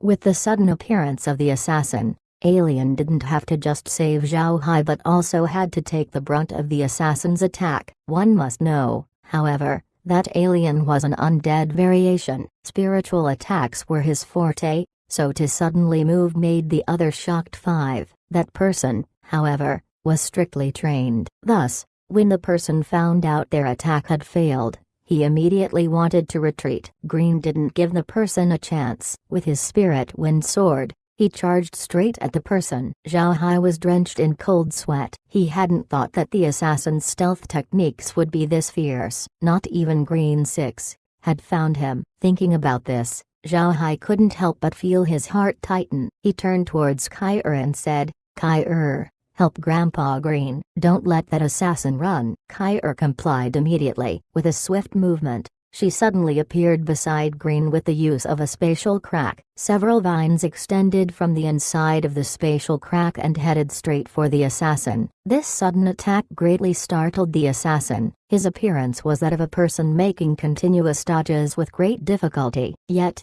he hadn't actually thought that those vines would vanish. Just as he was startled, behind him appeared another spatial crack and vines stretched forth from it. The person was then bound tightly. These vines had small fibrous roots that were like steel needles stabbing into his body. The person's endurance was really astonishing. Even with this much pain, he didn't make a sound. Chapter 207, Blood Oath. This matter wasn't finished yet. Those small fibrous roots pierced into the assassin's body. As though they were regular roots, they began to suck on the flesh and blood of the assassin. In the blink of an eye, the assassin had actually disappeared from the spot. Zhao Hai and the others were convinced that their eyes didn't play tricks on them. The assassin was actually gone, only leaving behind tattered clothes and an almost transparent piercing sword. He had completely vanished. Not a single trace of skin, bone, blood, or flesh left behind. Completely gone.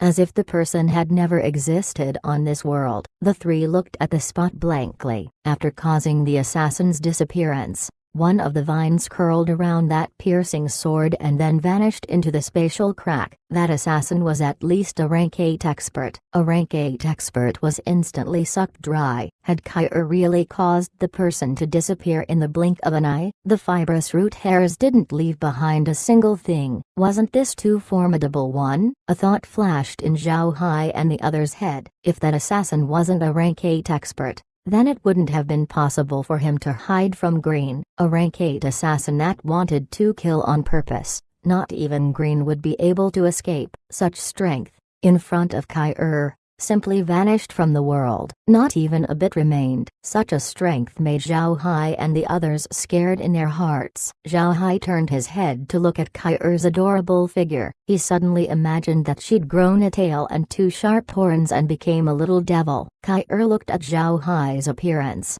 puzzled. "How is the young master? What's wrong?" Zhao Hai calmed down a bit and said to Kai, "Did you eat that assassin?" Kai was still puzzled when she looked at Zhao Hai. "What does it mean to eat? He died, so he naturally became fertilizer. I am a 7-colored flower, so what's wrong with absorbing fertilizer? In the devil world, after the magic beasts and other creatures die, then except for turning into undead they would try and attract my attention. They would even take the initiative and let me absorb them. What's so strange about this?" Zhao Hai was dumbfounded. With regards to Kai, it truly was what she'd said. Her main body was that of a plant, and plants didn't know what was good or evil. They only desired to seek out nutrition in order to grow. Zhao Hai didn't want to tell Kai that what she did was wrong, because Kai herself didn't make any mistakes. At this time, Shu of 10,000 Shadows discovered the death of the assassin and his complexion couldn't help but change. That assassin had been sent by his employer to help him complete this task,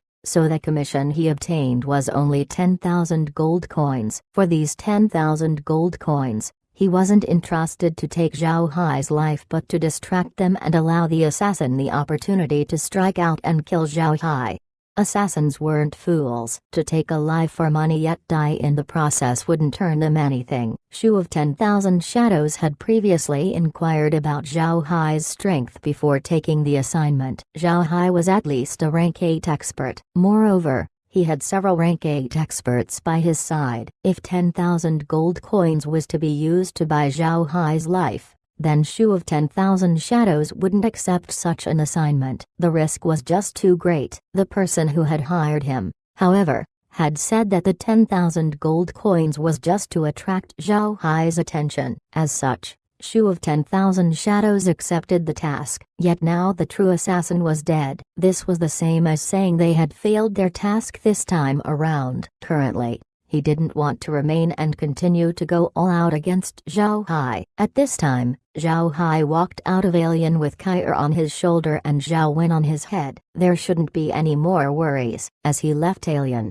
Zhao Hai saw Shu of 10,000 Shadows and his flying eagles. The shadows soon disappeared slowly. One by one, their numbers decreased until even the last Shu of 10,000 Shadows disappeared from the battlefield. Zhao Hai was surprised for a moment. He immediately understood that originally, only the doppelgangers of Shu of 10,000 Shadows were present. The real body, however, was nowhere to be seen. Green also witnessed the situation and turned towards Zhao Hai. "Young master, we cannot let him escape. If we let him escape, then outsiders will know of our situation." Zhao Hai nodded and ordered, "Zhao Wen, find and capture him." Zhao Wen immediately complied and shifted a little, completely vanishing from her previous position. Zhao Hai had understood what Green meant. If they let Shu of 10,000 Shadows escape today, then he would definitely let others know that Zhao Hai had other abilities such as earth elemental magic and the ability to command flying eagles. He would even let them know of the existence of Kai. All of this would naturally be exposed. These were cards Zhao Hai kept hidden in his hand, so he naturally didn't want to let Shu of 10,000 Shadows escape. It was better to not let others know of it. Turning towards Kai, Zhao Hai said, "Kai, aren't you going to take out that man's sword? Go ahead and let me have a look." Kai complied immediately and the sword appeared in front of Zhao Hai. The materials used for the sword were very special. It seemed transparent and it didn't reflect light. Moreover, it was extremely thin and the sword was unexpectedly soft. Zhao Hai took the nearly transparent soft sword. He couldn't believe that this world would have such a thing. Even on Earth, wanting to make such a sword of similar quality wouldn't be easy. In the end, how did they make such a sword here on the Ark continent? The appearance of the sword looked very sharp. Zhao Hai couldn't help but take the ghost cane and try to knock it against the sword. He wouldn't have thought that upon the two objects touching,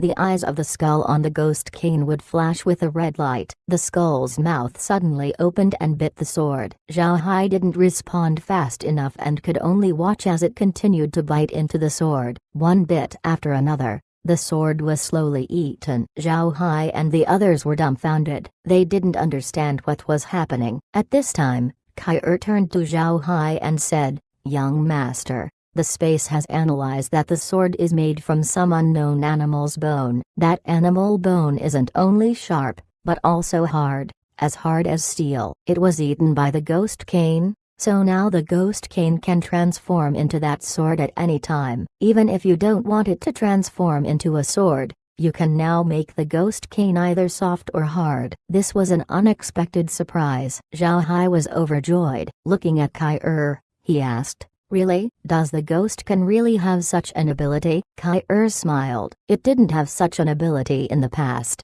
but when Zhao Wen and I entered the space, it naturally acquired this ability. As such, the ghost cane also gains that same ability." Haha. Overjoyed, Zhao Hai picked up the ghost cane. Looking at its appearance, one wouldn't see anything special. He could help but hold the ghost cane in two hands and try to bend it. He didn't expect that although it looked hard, the crystal-like ghost cane bent like a bow. Zhao Hai gawked. He loosened his grip and the ghost cane returned to its original appearance. Zhao Hai picked up the ghost cane and tried to knock it against Alien. A ding-ding sound was heard, reflecting its hardness too. Zhao Hai nodded in satisfaction. The ghost cane could change according to his will and become soft or hard. Zhao Wen soon flew back from the distance. Shu of 10,000 Shadows grasped in her forelegs. Before long, Zhao Wen arrived in front of Zhao Hai. She loosened her grip and threw Shu of 10,000 Shadows onto the ground before going back to her position atop Zhao Hai's head. "Young master, this guy is really cunning." His main body was 1,000 meters away from here. Moreover, he was hiding in the woods which made it really hard to find him. Zhao Hai smiled and said, "If he was easy to find, then we wouldn't have needed our little Wen to move personally." "Say, little Wen, what do you want to eat today?" Zhao Wen had been eating the blue-eyed rabbits the space produced, but she doesn't eat much. Moreover, the rabbits were really delicious and had become a favorite of Zhao Wen. "Rabbit."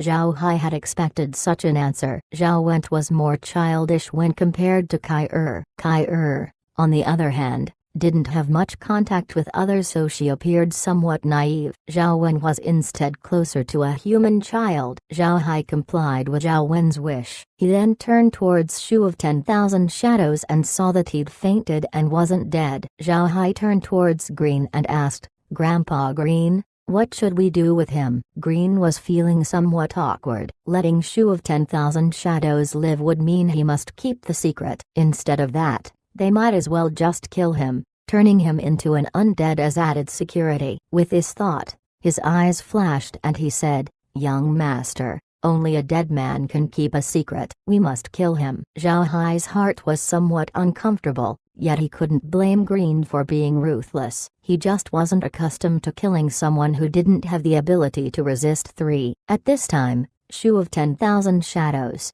who had been lying prone on the ground, turned over and was now kneeling before Zhao Hai. He said, "Mister, please do not kill me. I am willing to become your slave. Mister, please forgive me." Zhao Hai and Green didn't think Shu of 10,000 Shadows would wake up so quickly. They looked at each other, then Zhao Hai turned towards Shu of 10,000 Shadows and asked, "Become my slave? Are you sincere? Would you undertake a blood oath?" Blood oaths were messy, and under a blood oath, one cannot violate their pledge. Otherwise, that person would be punished. This wasn't Earth, where swearing was similar to eating a cabbage. Blood oaths could not be violated afterward, else the blood within their bodies will flow backward. In the end, they will die due to their heart rupturing. 4. Shu of 10,000 Shadows hesitated a bit, then clenched his teeth. He lifted his hand and bit his finger. This issued the blood oath on the spot. When Shu of 10,000 Shadows completed the blood oath, Zhao Hai felt a mystical connection between himself and Shu of 10,000 Shadows. Seemingly, it was like his connection with the undead. If Zhao Hai wanted him to live, he would live. If he wanted him to die, he would die. Watching Shu of 10,000 Shadows give his pledge, Zhao Hai nodded and said, "All right. Follow me now. We will go back to Stony Mountain." Turning around, Zhao Hai entered Alien. Shu of 10,000 Shadows followed behind and was startled when he entered Alien. He hadn't thought that Alien would hide such an appearance. He didn't say anything, however, and just sat honestly behind Zhao Hai. He lowered his head and didn't dare to make a noise. Chapter 208. Shu of 10,000 Shadows is shock. Zhao Hai didn't restrict Shu of 10,000 Shadows. He turned his head towards Green and said, "Grandpa Green, our previous guess was correct. They besieged Stony Mountain in order to get us to return and provide aid. It seems that as long as we head back, the alarm around Stony Mountain will be lifted." Green nodded. He turned towards Shu of 10,000 Shadows and asked, "Shu of 10,000 Shadows, was it the Marquidel clan that had hired you this time?" Shu of 10,000 Shadows nodded and said, "I was hired by the Marquidel clan's 5th young master, Carlo. My main duty was to assist the assassin by drawing Master's attention. After that, the assassin would attack Master. I ask Master to please forgive me." Zhao Hai shook his head and said, "Before, we were enemies and our positions were different. Those matters mean nothing now. Later on, call me young master, as I don't like to be called master." Shu of 10,000 Shadows complied immediately. His heart began to loosen up as he'd feared Zhao Hai might blame this matter on him. Since he was now a slave to a blood oath with Zhao Hai, he knew Zhao Hai had the power to dispose of him. This was the largest thorn stuck in his heart. Zhao Hai didn't pay any attention to Shu of 10,000 Shadows' mood. In any case, they would need to buy slaves afterward. Shu of 10,000 Shadows was now bound by a blood oath, so as a slave he was a great deal more loyal compared to bought slaves. As such, Zhao Hai could trust him. He then said to Green, "It seems that the Marquidel clan wants to get involved. Even though I don't think that assassin was from the Marquidel clan headquarters, but instead from Carlo. This might just be a test. The real attack will soon follow." Green nodded. Maybe Carlo doesn't want to place such a piece of fat in the maw of the clan, so he probably made this last-ditch effort against us. Anyway, the people he sent this time, besides the assassin, didn't have any masters with them. Shu of 10,000 Shadows was only bought with money, and to Carlo that money simply means nothing to him. Smiling coldly, Zhao Hai nodded and said, if he wants to send people, then let him send them. If he wants to ask others, then I'll let him do as he pleases. I want to see how much money he'll spend in the end. Just wait, when the time comes for us to tidy him up, I'll let Laura take over all of his businesses here in the Ixa Empire. That Marquis del clan, HMPH, they provoked us, so they shouldn't feel good about it. Green sneered and said, the Marquis del clan has been in the scene for too long now and truly think highly of themselves. As for the Purcell clan, what kind of clan are they? They're pure, established aristocratic clan, a clan with its own fiefdom and personal army. Can the Marquis del clan compare with them? That said, these past few years, the Marquis del clan has offended many people. These people are eagerly waiting for an opportunity. At this time, they won't dare to move against us because they won't just be offending us, but the Purcell clan. They truly are courting death. Later on, when the Marquis del clan can't even dig up their own skin, we'll surely take a look and see how many benefits we can gain from them.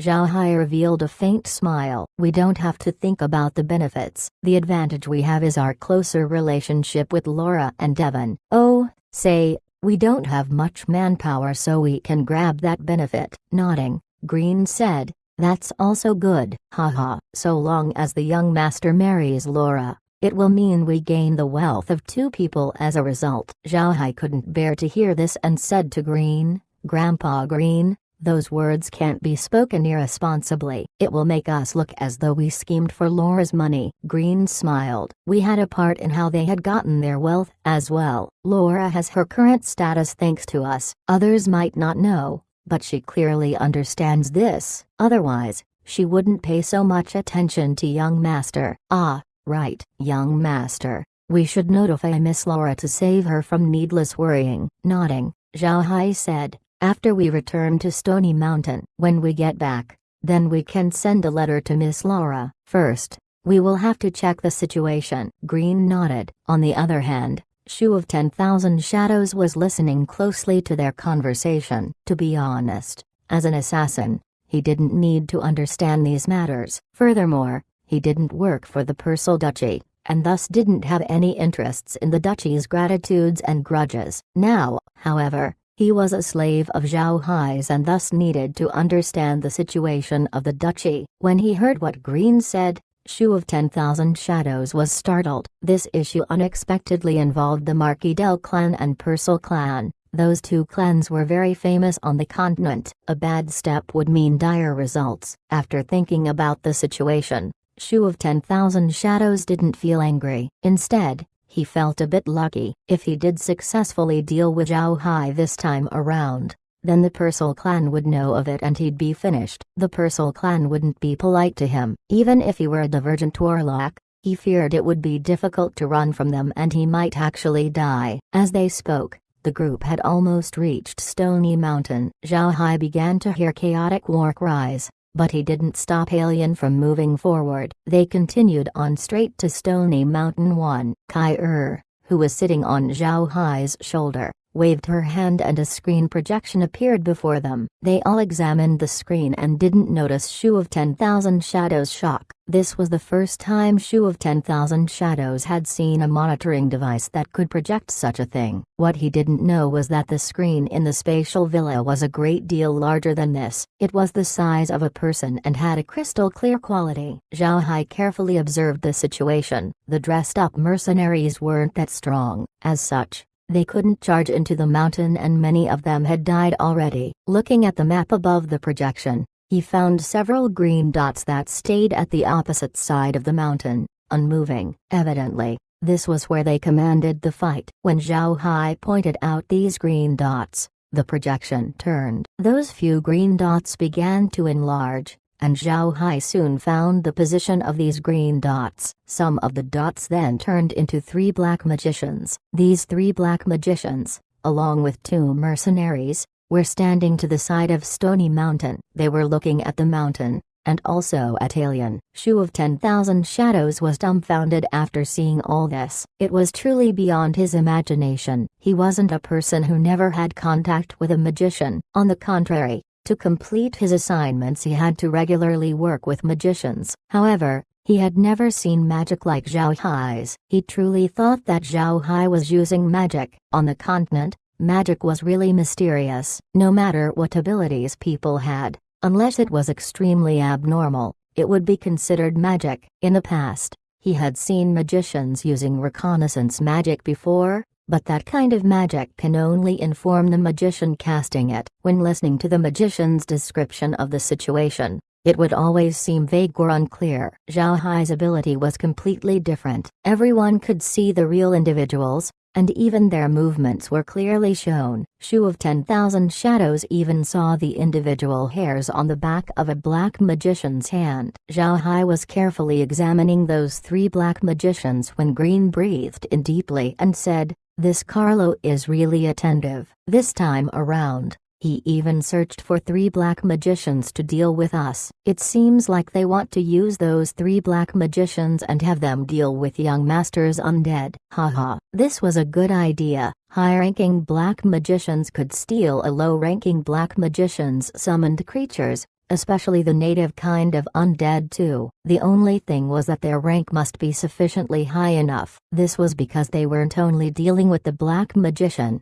but with their undead as well. It was equal to fighting against the spiritual attacks of two individuals. Carlo, however, took the time to look for those three black magicians in order to deal with the undead. They were told to leave Zhao Hai to the forces while they specifically dealt with the undead. Without Zhao Hai, dealing with the undead would be a lot easier. On the other hand, Zhao Hai wasn't actually worried about his undead since they were different from the common undead on the continent. Furthermore, their own ranks were high, so even if he hadn't subdued them, the three black magicians would probably have trouble taking control of them anyway. Right now, it should be impossible. Zhao Hai showed a faint smile as he said, "Should we let them be? Or how about letting them join the company of Zhao Zhu? Since we sent Zhao Zhu and his team to Laura, the available manpower we have on our hands is a bit short." Green smiled. "Let them go and tell Carlo about our situation. Since Carlo hasn't given up yet,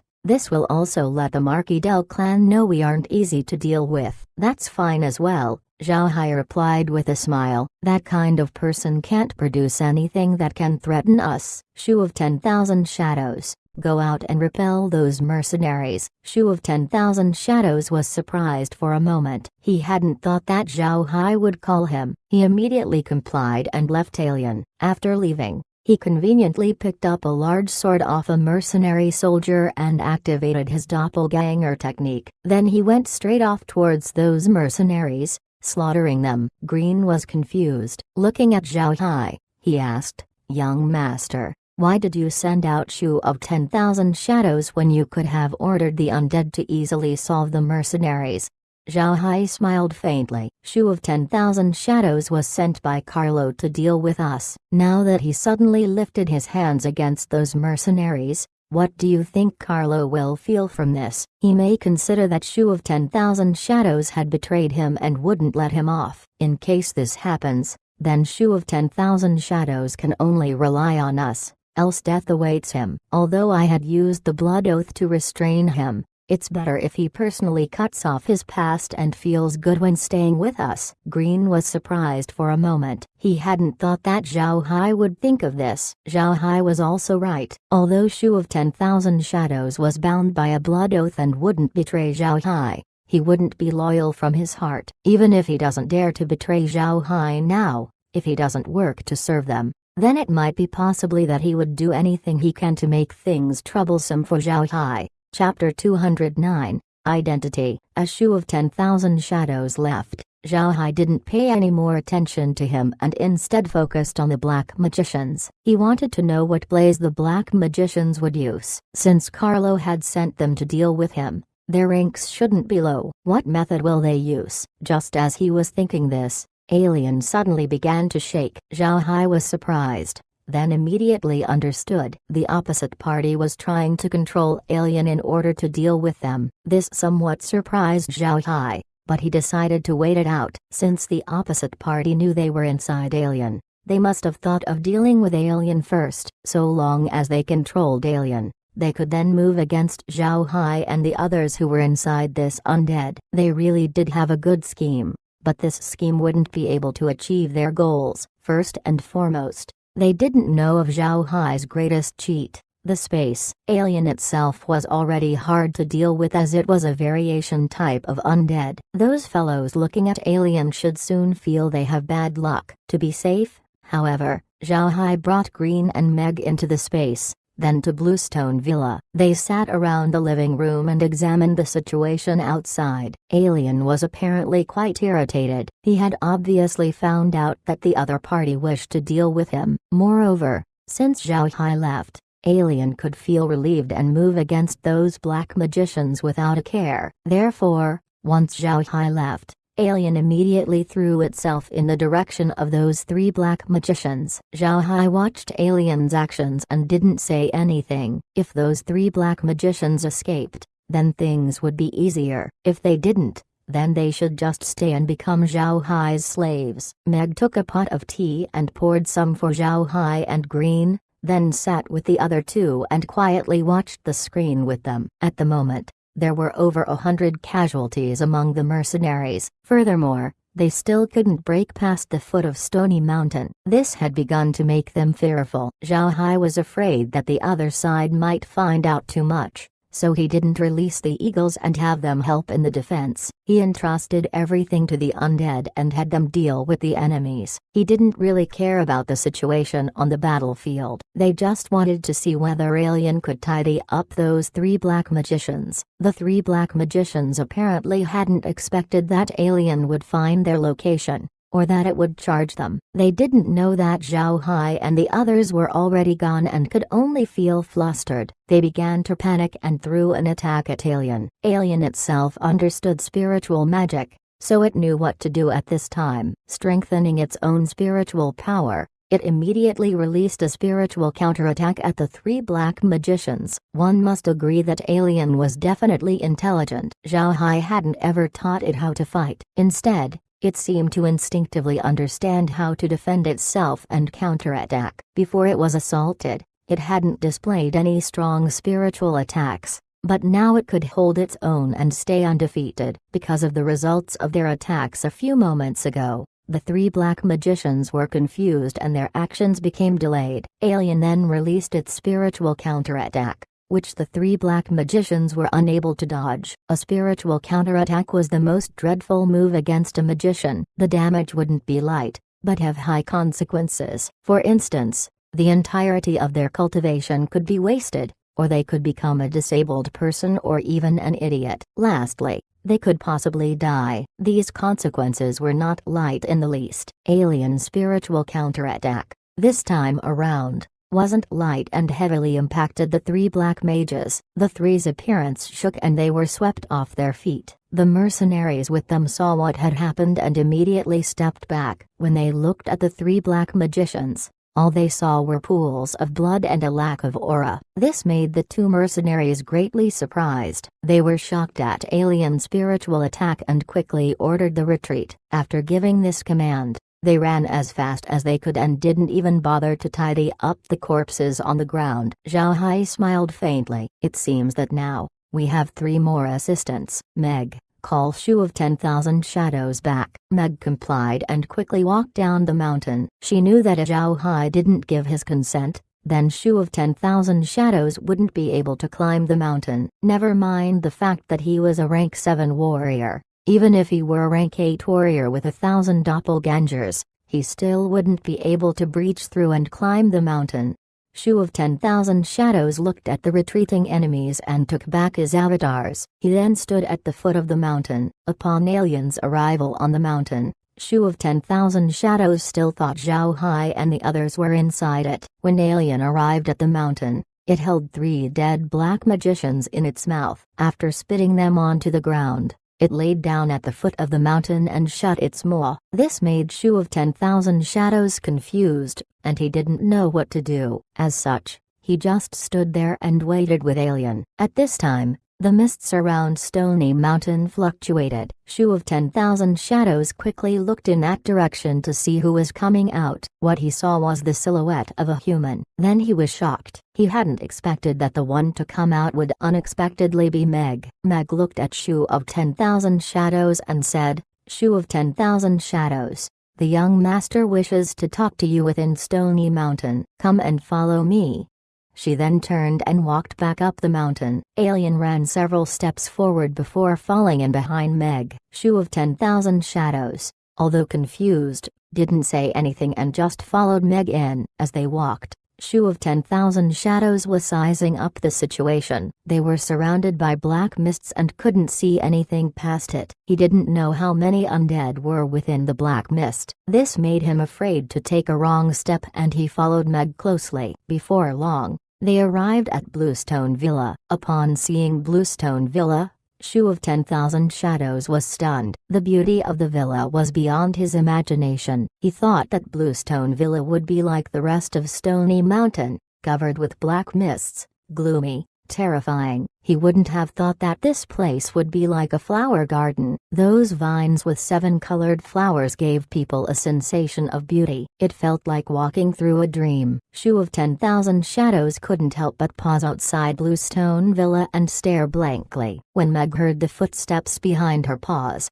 she couldn't help but turn around and check. She found Shu of 10,000 Shadows staring at the villa's 7 colored flowers with a blank expression. Meg couldn't hold back her smile as she said, "Shu of 10,000 Shadows, you can look at it later. Let's go in quickly. The young master is waiting for us." Shu of 10,000 Shadows recovered and busily complied. He followed Meg into the courtyard. To be honest, Shu of 10,000 Shadows was a bit unhappy with Meg's attitude. As a maidservant, they should be on the same level too. He didn't dare to openly display his thoughts, though. He had only just joined Zhao Hai and didn't yet understand his temperament. At this time, there wouldn't be any advantage in offending Meg. After crossing over to the courtyard, Alien found a place and laid down on its tummy. Meg led Shu of 10,000 Shadows through the backyard, then into the parlor room. Upon entering the parlor room, Shu of 10,000 Shadows was surprised to see Zhao Hai's and Green's appearances. Zhao Hai and Green had taken off their hat and helmet. They didn't need to use those within Stony Mountain. Furthermore, they didn't fear that Shu of 10,000 Shadows would spread the word. If he dared to violate the oath,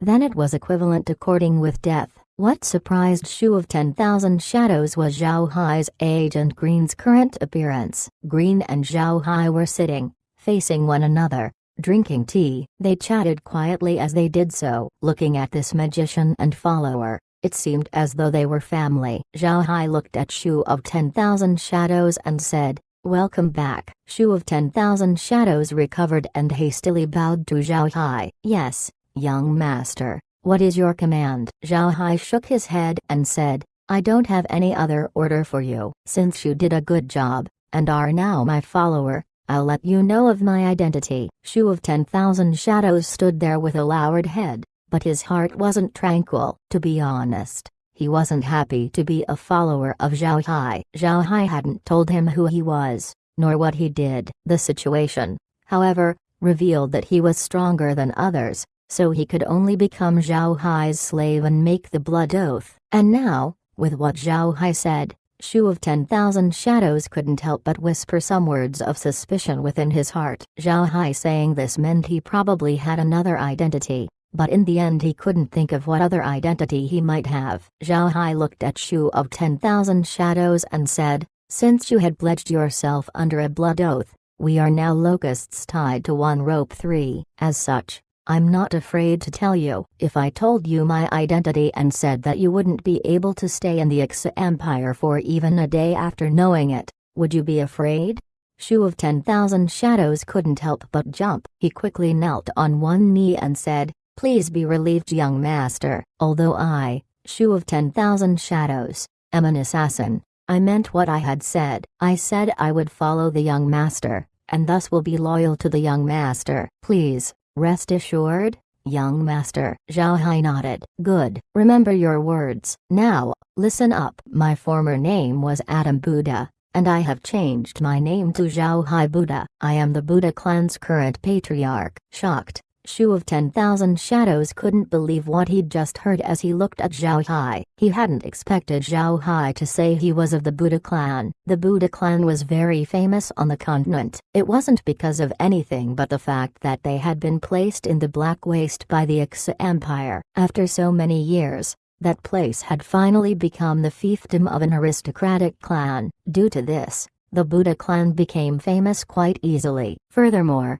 he had heard that the young master of the Buddha clan was a dandy, and that he had drunk the water of nothingness. How could such a person sit in front of him, wearing black magician robes with a reputation of being a black magician? How could this Zhao Hai use earth elemental magic? Watching Shu of 10,000 Shadows' reaction, Zhao Hai said, "You needn't be suspicious. I am Adam Buddha. Now, however, I have changed my name to Zhao Hai Buddha. This is our clan's head steward, Spirit Wind Battle General Green Buddha, and his granddaughter, Meg Buddha." Shu of 10,000 Shadows now believed it as he hastily greeted Green. In the past, Green was a famous rank 8 expert on the continent. As such, he had previously heard of his reputation, yet hadn't seen him before. Shu of 10,000 Shadows then greeted Meg. Now he knew why Meg was arrogant. It was because she had the capability of being so. Chapter 210, Southern King. Although Shu of 10,000 Shadows didn't know that Meg was a rank 6 magician,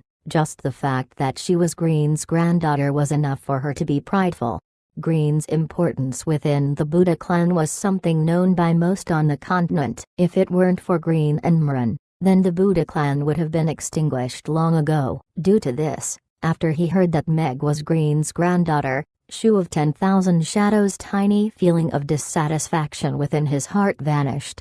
Zhao Hai looked at Shu of 10,000 Shadows and said, "Shu of 10,000 Shadows, I have told you my identity. This means that I regard you as one of my people. You have pledged a blood oath, which means you cannot betray me in this life. I do hope, however, that you can become one of my genuine confidants. I am not afraid to tell you that although I drank the water of nothingness, I am still a divergent warlock, and I also have a way to resolve the toxin. In the future, I will revitalize the Buddha clan. So long as you help me, I won't mistreat you. But if you only want to work and not strive hard on my behalf, to become aloof and act slippery, then don't blame me for being impolite." Shu of 10,000 Shadows bowed and said, "Young master, please feel relieved. I, Shu of 10,000 Shadows, had vowed to follow you. I will naturally help, young master." Zhao Hai nodded. He turned towards Shu of 10,000 Shadows and said, "Come with me." Standing up, he walked out of the room. While Shu of 10,000 Shadows didn't understand what Zhao Hai was doing, he still followed him. Before long, he walked outside and saw a large number of undead. These undead were zombies, and Shu of 10,000 Shadows knew that they were undead from their stiff facial features. Some of the zombies were wounded, yet there wasn't a drop of blood flowing from them. They all just stood there with wooden faces. Each of them held 1 or 2 corpses. Zhao Hai looked at several corpses, which were the dead black magicians. He cast his spirit trap technique 1, and turned the black magicians into high-level undead. Then he cast the bone forging technique 2, and turned the mercenaries into low-level undead 3. Shu of 10,000 Shadows still couldn't understand what Zhao Hai clearly meant, or why Zhao Hai had made him observe this. Zhao Hai smiled and put all of the undead into the space. Shu of 10,000 Shadows saw rays of light flash in the courtyard before all of the undead vanished. While he was in a daze, the undead reappeared with major changes. Zhao Hai's previous skills, whether they were the spirit trap or bone forging technique, both turned the corpses to skeletons. The undead taken out were now zombies, and the wounds of the previous zombies had already been restored. This startled Shu of 10,000 Shadows. Turning towards the 3 black magicians, Zhao Hai said, "You 3, what are your names?" One of the zombie black magicians immediately stepped forward. It bowed and said, "Young master, I am called Lycra 4. These 2 are my junior disciples, 3 5, and Mike 6. Zhao Hai nodded and said, "Come with me. I have matters I need to ask of you." After saying that, He turned around and walked back towards the villa. Shu of 10,000 Shadows was shocked after seeing the three black magicians. Shu of 10,000 Shadows had seen zombies before. When he was working as an assassin one time, he'd had to cooperate with a black magician. The black magician's summoned creature was a zombie. But the black magician's zombie wasn't as intelligent as Zhao Hai's zombies. They simply didn't look like the general kind of zombies. If not for their wooden expression and the fact that their eyes didn't wander, they would have seemed like ordinary people. Shu of 10,000 Shadows suddenly understood what Zhao Hai wanted him to see when he'd asked him to come out. These zombies appeared similar to humans, and they definitely didn't have an issue in loyalty. They wouldn't be aloof and act slippery. Zhao Hai was telling him that if he dared to laze about and take his status for granted, then there wasn't a problem in turning him into a zombie. As he thought this, Shu of 10,000 Shadows' heart couldn't help but start. He looked at the zombies, then at the villa Zhao Hai had just walked into. Shu of 10,000 Shadows couldn't help but shiver. He didn't dare to hold such ideas and lightly stepped up behind Zhao Hai. As he stood there, he became as well behaved as those undead. Zhao Hai saw Shu of 10,000 Shadows' reaction and gave a faint smile. He didn't say anything more to him and instead asked Lycra, whose subordinate are you? Lycra bowed and said, answering the young master, we are subordinate to the Southern King, Borix 7. Lycra's answer was unexpected, causing Zhao Hai and Green to freeze. They hadn't thought Lycra would actually be Southern King Boric's man. One could say that Southern King Boric had a lot to do with the Buddha clan's origins. The Southern King was part of the Imperial clan, and it was said he was of the direct bloodline of the founding emperor of the Xia Empire. The founding emperor of the Xia Empire had 21 children, but only 2 were said to be direct descendants born of the founding emperor and the empress. The first direct descendant was the founding emperor's 3rd son and became the Xia Empire's king, while the second was the 11th son of the founding emperor, the first Southern King. Since the Xia Empire's founding emperor liked his 11th child very much, he had wanted to pass the throne to him. Due to the opposition of the empress and the ministers, however, he was required to pass the throne to his 3rd child. But since the emperor considered the 11th child to be the emperor, he gave the southern area of the Xia Empire to him and titled him the Southern King. This was an hereditary function, and was thus inherited by his blood. After many years of development, the king in charge of the southern areas then became an independent king. He had an army of several hundreds of thousands. Since they bordered a powerful nation, the continent's first power, the Rosinate Empire, they were involved in numerous skirmishes from time to time. As such, the army's battle efficiency was formidable. This situation gave the previous Xia Empire king's heart disease. 9. Originally, the Xia Empire's previous king wanted to deal with Southern King Boric. Thus, he had made up an excuse in order to give the Buddha clan a fiefdom within Boric's territory. He wanted the Buddha clan to become a nail that stuck securely within the south. What he hadn't expected was that soon after he died, the Buddha clan would be pushed into the Black Waste and their territory returned to Boric. While Green had always thought that the death of the previous king had some unclear relationship with Boric, their present situation had a very clear and definite relationship with him. Now that they'd heard Boric's name, Green's complexion couldn't help but change, and killing intent appeared around him. Zhao Hai's complexion didn't seem well either. Although Zhao Hai himself didn't know much about the matter, it was Adam who had some impression of it. As such, Zhao Hai also knew of it. Turning, Zhao Hai and Green both looked at one another. Besides killing intent, they both saw shock on the other's face. This issue had some relation with the Southern King. It wouldn't be easy to solve anymore. Since you are a subordinate of the Southern King, how come you are helping the Marquis del clan? Zhao Hai asked. In the end, how is this matter possible? Lycra replied, answering the young master, we are subordinates of Boric, but so is the Marquis del Clan's Carlo. Carlo had entered the Ixu Empire not so long ago and has joined with Boric to increase his wealth. The matter this time was Boric saving Carlo. Boric sent us to help Carlo deal with the young master along with the assistance of Shadowless Sword 10. Zhao Hai guessed that Shadowless Sword must have been the piercing sword-using assassin. Unexpectedly, these four had been Boric's men. Green pounded the table. With a gloomy voice he shouted, "Good, Boric. Also good, Carlo. We truly have destiny with one another. Even up till now, you actually won't let us off." While Zhao Hai had an ugly expression, he wasn't too agitated. He turned towards Green and said, "Grandpa Green, don't be too excited. Boric doesn't know he's dealing with us this time around. Otherwise, he wouldn't send rank 8 experts. Instead, he'd definitely send rank 9s in order to fish us out." Green snorted and sat back down. Zhao Hai turned back to Lycra and asked, "Lycra, do you know how many other experts are under the influence of Boric and have become his subordinates?"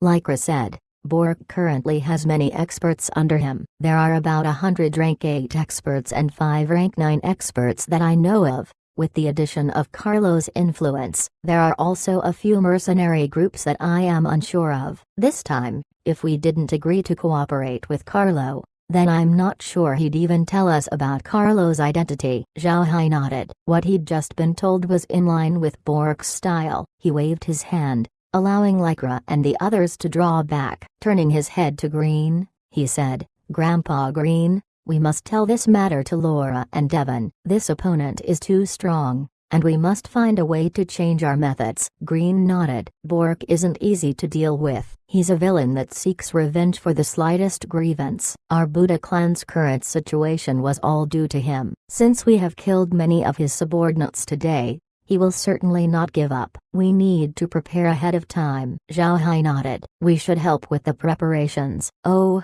right. I'll send a letter to Laura and tell her of this matter. We'll then see what kind of reaction she'll have. If things don't work, then we will have no choice but to make a temporary compromise." Green nodded. He was truly sad after hearing of Boric's strength. Boric had 5 known rank 9 experts, adding in the 100 rank 8 experts, and such strength was greater than the Purcell clan by 100 times. Even if they combined with the Purcell clan, they wouldn't be comparable with Boric. Moreover, Boric had won the allegiance of many surrounding aristocrats, and each of these aristocrats had strength one couldn't underestimate. In such a case, they could only come to a compromise, and this depended on the Purcell clan. The Purcell clan, after all, was still an aristocrat of the Ixu Empire. Perhaps they wouldn't wish to go against Boric. If the Purcell clan withdrew, then the possibility of them winning would be nil. Only then would they make concessions. Not only would they draw back,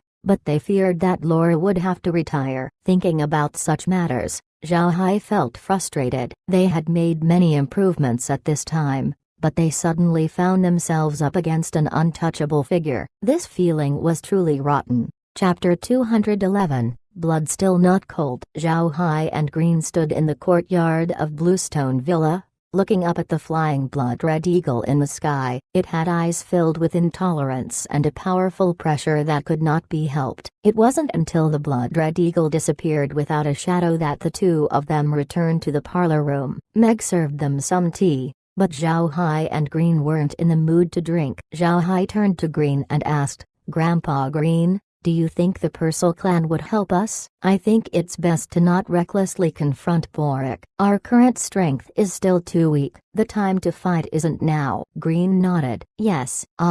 It is indeed too reckless a time. I also think that we should make a temporary compromise. It's for the best. If we let Boric know of our identities, then we won't be able to stay for even a day in the Ixu Empire. As for the Purcell clan, there wouldn't be any trouble. After all, they are still a major aristocratic clan and moving against them would cause a great deal of trouble. Unfortunately, I fear Laura will be in trouble." Zhao Hai smiled bitterly. "It seems that this time, we have caused a large amount of trouble for Laura. It's enough when it were only the Marquis del clan pressuring us, but now, with the Southern King, I fear Laura won't be able to stay in the Purcell Duchy anymore."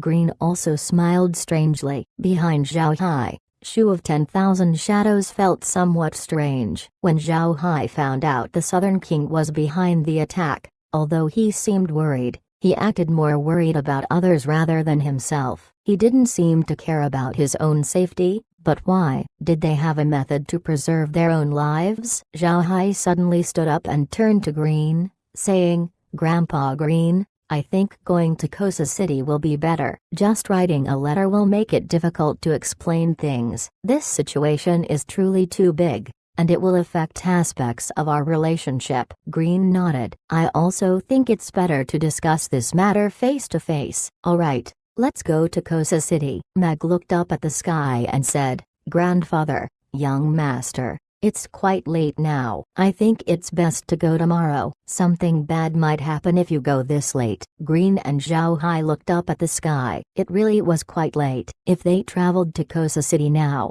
then it would be dark by the time they reached it. Zhao Hai nodded and said, "Alright, it seems we'll have to go tomorrow." "This is also fine. It gives Laura the night to arrange her things. I think Laura will also share this information with Evan. By the time we go tomorrow, we'll know Evan's response." Green nodded. Turning towards Shu of 10,000 Shadows, he said, "Do we bring Shu of 10,000 Shadows?" Shu of 10,000 Shadows looked at Green, confused. He didn't understand what Green meant, but Zhao Hai did. With a low voice, Zhao Hai murmured, "If employers do not suspect, then there will be no suspicion." Shu of 10,000 Shadows is under a blood oath and is now a clan member. "This issue is something we should tell him as well." Green nodded, which just made Shu of 10,000 Shadows' mind more muddled. He didn't make much noise, however, as he did at least understand Zhao Hai's underlying meaning. It seemed Zhao Hai had an even greater secret. Shu of 10,000 Shadows was somewhat touched. He was of humble birth, and only later went to school and studied martial arts. When he became a rank 4 expert, however, his family met with an accident. An aristocrat had seized his family's property. His father was killed on the scene while his mother was beaten until she vomited blood. As for his sister, she was caught and tortured to death by the aristocrat. When Shu of 10,000 Shadows heard what had happened, he went all out against the aristocrat. He was seriously injured in the end, however, and his wounded body had been dragged back by his mother. She took care of him until she died of exhaustion. Shu of 10,000 Shadows was stimulated by his mother's death until suddenly, he gained a divergent technique, his present incarnation skill 1. Yet, he still wasn't a match for that aristocrat and therefore ran away. He became a mercenary and did tasks in order to earn money as he crazily cultivated. Finally, he had reached rank 6 and massacred the aristocratic clan. During that time,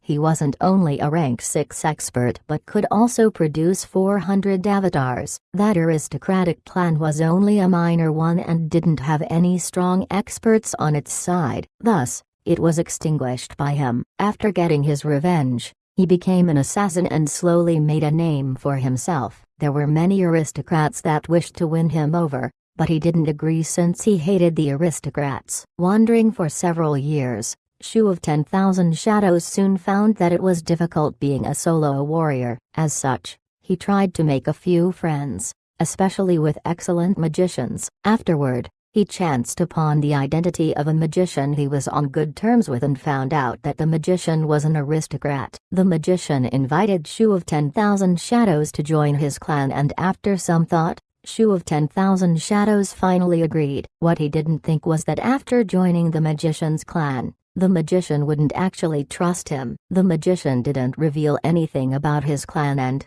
worse, sent someone to monitor him. Shu of 10,000 Shadows left the clan in a rage. He became a freelance mercenary and didn't trust anyone anymore. He became a solo merc. If a cooperation was needed, then he would just form a temporary team and didn't wish to stay a team member forever. After hearing Zhao Hai's words of "if employers do not suspect, then there will be no suspicion," Shu of 10,000 Shadows felt his heart being persuaded. Although he was still forced to be a part of Zhao Hai's clan, those words uttered by Zhao Hai really did move him a great deal. If Shu of 10,000 Shadows were a cold-blooded killer and his heart was dark, then he wouldn't have thought that pledge under the blood oath would be enough to gain Zhao Hai's trust. He also remembered that previously, He'd attacked and lost to Zhao Hai, so he shouldn't be trusted. He wasn't a cold-blooded killer anyway. Although he worked as an assassin, his heart was still warm, else he wouldn't have let that magician that didn't trust him off. It was precisely because of this that when he heard Zhao Hai say,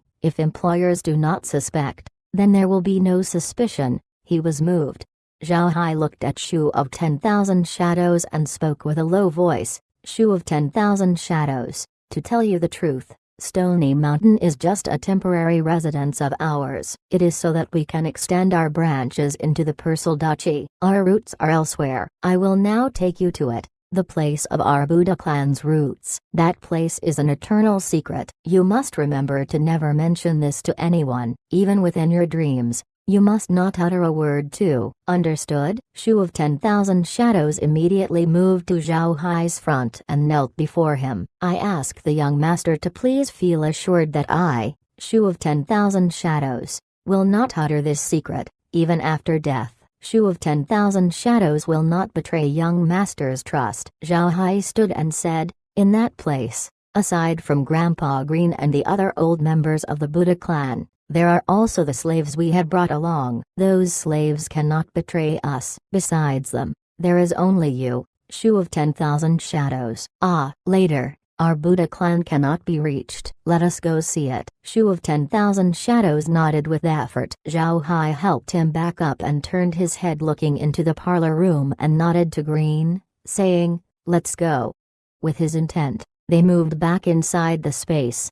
Shu of 10,000 Shadows suddenly saw flowers before him. Before he knew it, he'd been transferred to a mysterious place. It was a prairie, and in front of them was a villa. There was also a large plot of land divided into many blocks with various plants growing within. Shu of 10,000 Shadows stared blankly at everything before he heard Zhao Hai say, "This is the place I spoke about earlier, and also my divergent technique. This is the space. A place where everything obeys my command." Shu of 10,000 Shadows looked puzzledly at Zhao Hai, who gave a faint smile and said, "This is the divergent technique I have obtained. This space can plant and raise magic beasts. Those undead you saw before were transformed by this space. In this space, I am God." Startled, Shu of 10,000 Shadows looked at Zhao Hai with an expression of shock. "Young master, do you mean to say that this space is like one of those spatial tools, like a subspace?" "Almost,"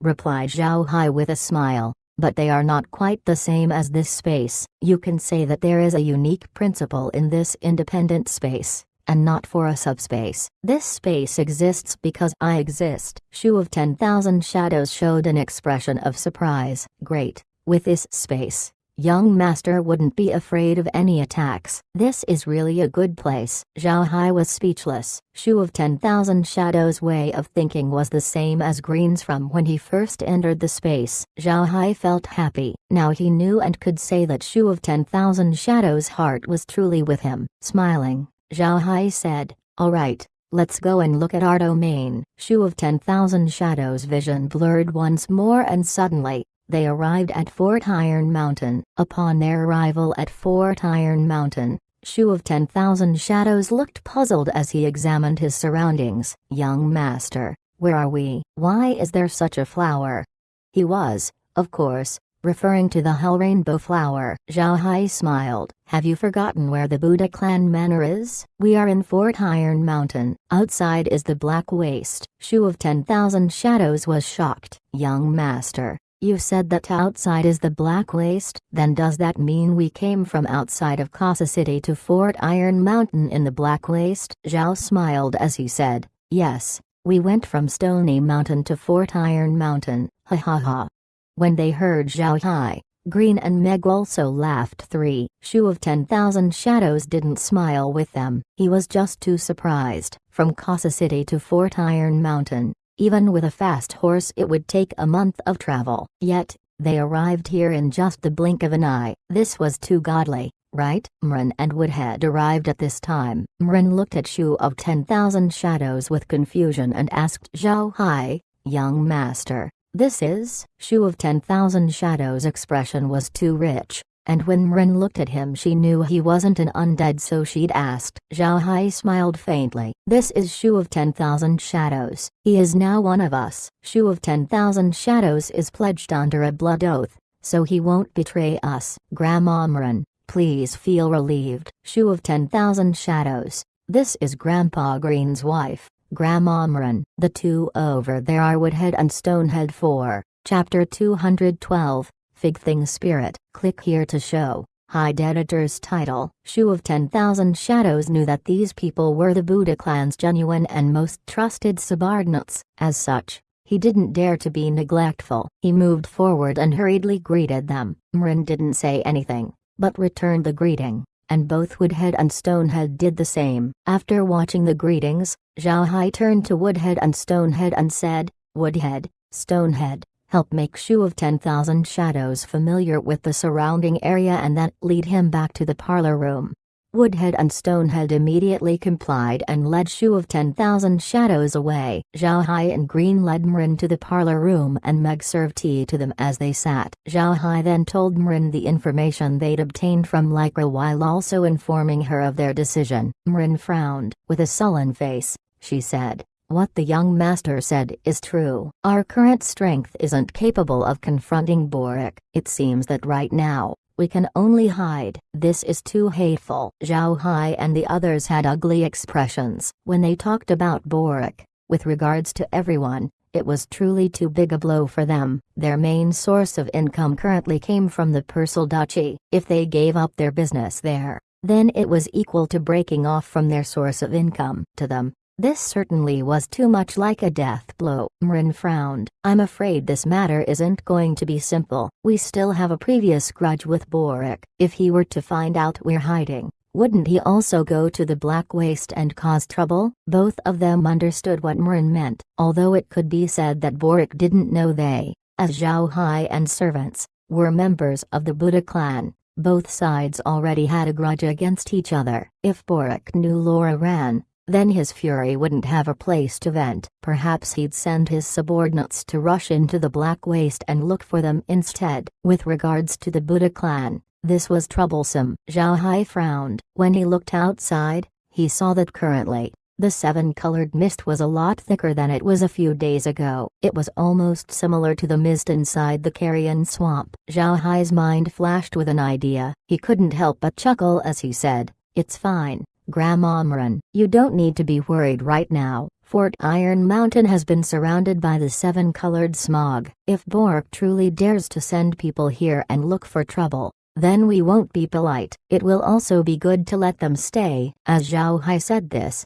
Mrin and the others became stunned for a moment. They looked outside and saw that the area truly was surrounded by the seven-colored smog. They laughed and understood what Zhao Hai meant. If Boric did intend to move against them right now, then it would be impossible for him to send most of his army. He could probably send 1 or 2 rank 9 experts and take several days to arrive. Maybe he wouldn't even send a rank 9 expert. In that case, so long as they truly did intrude and get in range of the castle, then they were just courting death. Before, they had been afraid of a rank 9 expert. Now, however, Zhao Hai and the others currently had 2 rank 9 experts on their side. If the opponent's rank 9 experts dared to enter the smog, then Zhao Hai wouldn't be afraid of being found out. He could just directly slaughter those rank 9 experts. Green pounded the table with force and loudly said, good. This will work. If Boric dares to send people here,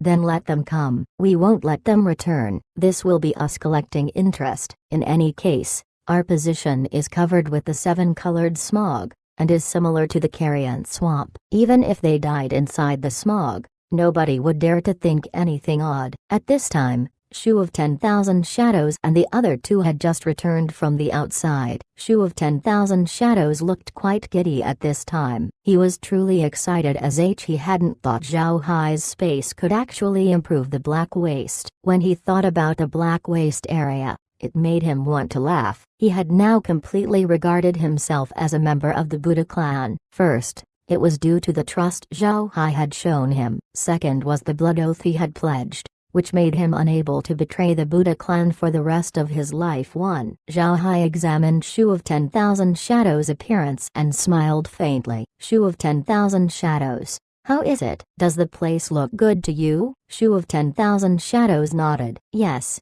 the place is very good, young master. So long as we improve the lands here, our Buddha clan will certainly become one of the top formidable clans. Zhao Hai smiled faintly, then took up a cup on the table and passed it over to Shu of 10,000 Shadows. Drink this, he said. Shu of 10,000 Shadows looked puzzledly at the cup he was given. The cup only contained clear water, which made him unable to understand Zhao Hai's intentions. Zhao Hai looked at Shu of 10,000 Shadows and said, the 7-colored smog around the castle is very toxic. It's the same smog as what is covering the Carrion Swamp. It poisons people slowly, so this water is used to detoxify it. After hearing what Zhao Hai said, Shu of 10,000 Shadows quickly lifted the cup and downed it. He suddenly noticed a slightly stuffy feeling in his chest. When the water reached his stomach, the stuffy feeling disappeared. He understood that he'd been unknowingly poisoned. Zhao Hai knew that the others had already drank the water inside the space, which made them able to move freely within the smog and not be poisoned by it. Shu of 10,000 Shadows, however, had not drank the water. Since he'd gone out to look around the area, Zhao Hai feared that he might have been poisoned. This was why he'd hurriedly given Shu of 10,000 Shadows a cup of spatial water. Mrin looked at them and said, this is good, young master. I will go ahead and prepare the food. You guys can go ahead and chat first. Zhao Hai waved a hand and said, everyone, sit. Shu of 10,000 Shadows, you already know of the situation. Narrate it to Woodhead and Stonehead. Since Shu of 10,000 Shadows already knew of the issue, it was better for him to speak of it. Complying, Shu of 10,000 Shadows told Woodhead and Stonehead about what had happened. After a while, the two had finished listening and now understood what was being talked about. After Shu of 10,000 Shadows finished, Woodhead turned to Zhao Hai and asked, young master, what do you mean to do? Zhao Hai sighed. We can only draw back for now. Not only will we do so, but we will also need to include Laura into our group. If Borak really dares to send people and cause trouble for us, then we will keep them here. Afterward, we'll draw away from Kosa City and cut a path towards the Beast Folk Prairie and start our development there. Woodhead nodded. This is also good. Then, will young master not go to Kosa City tomorrow? We should tell Miss Laura about this matter in detail. I think she will also have some businesses in the Beast Folk Prairie, and I also think we should look for other places on the continent. The number of commodities within the prairie is too little, and we cannot obtain much from there. Nodding, Zhao Hai said, I have also thought of this. If we didn't have the space, then we would have to go to another country to develop. That is equal to losing all of our development here in the Black Waste. Since we have the space, however, then so long as we establish a transfer point in another country, we'll be okay. Furthermore, our enemies are mainly concentrated in the Ixia Empire. So long as we leave and go to another country, we'll have far less trouble. Green nodded. I also agree with the young master's idea. With our present strength, no matter what country we are in, we'll be able to live a very good life. Yet, we cannot possibly lose the Black Waste as there are no other areas suitable for our development. If one wanted to go from the Beast Folk Prairie to another country, then they would still need to cross through the Ixia Empire. We don't need to do so, however.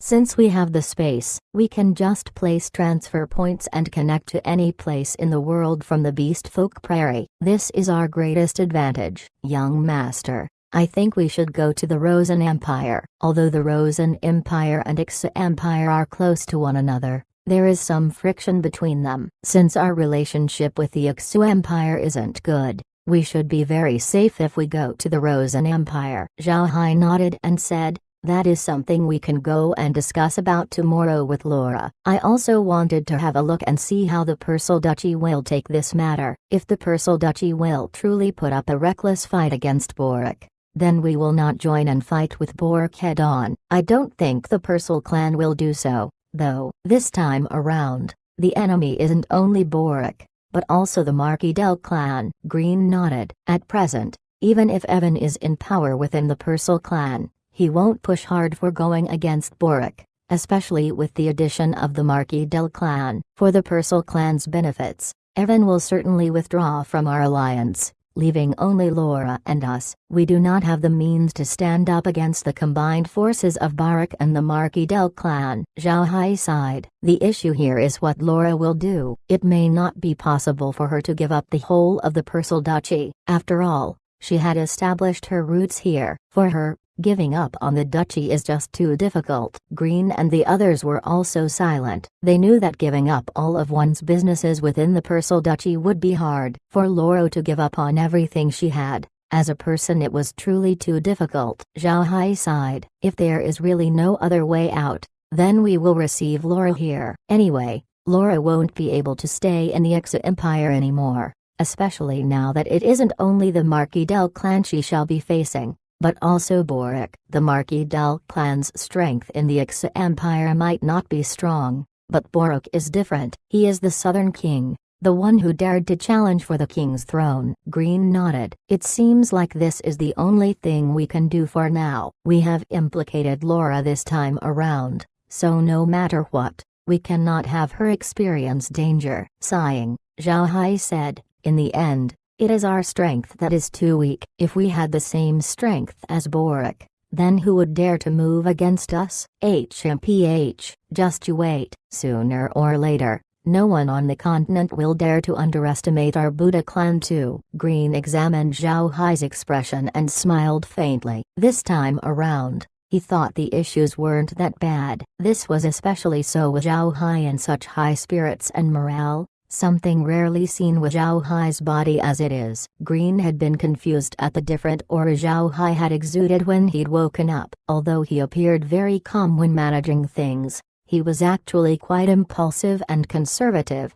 something quite disadvantageous with regards to the development of the clan. Green had also been thinking of how to make Zhao Hai get sharper through some other methods. He wouldn't have thought that this desire could actually be inadvertently reached. Chapter 213 to 4-6 split. With respects to Zhao Hai's worry about Laura, if one were to describe her current situation with a single word, then it would be miserable. After Laura received Zhao Hai's letter, she was stunned. How could she imagine things would end up like this? Nier looked at Laura, who just sat there foolishly and motionless, and was scared for a moment. Then she ran as fast as she could to look for Quinjon and to inform Karen. When Quinjon entered Laura's room, he saw Laura staring blankly as she sat on a sofa. She held a letter in her hand, but was obviously just staring blankly at nothing, not even giving it a glance. Startled, Quinjon immediately went over to Laura's side and softly said,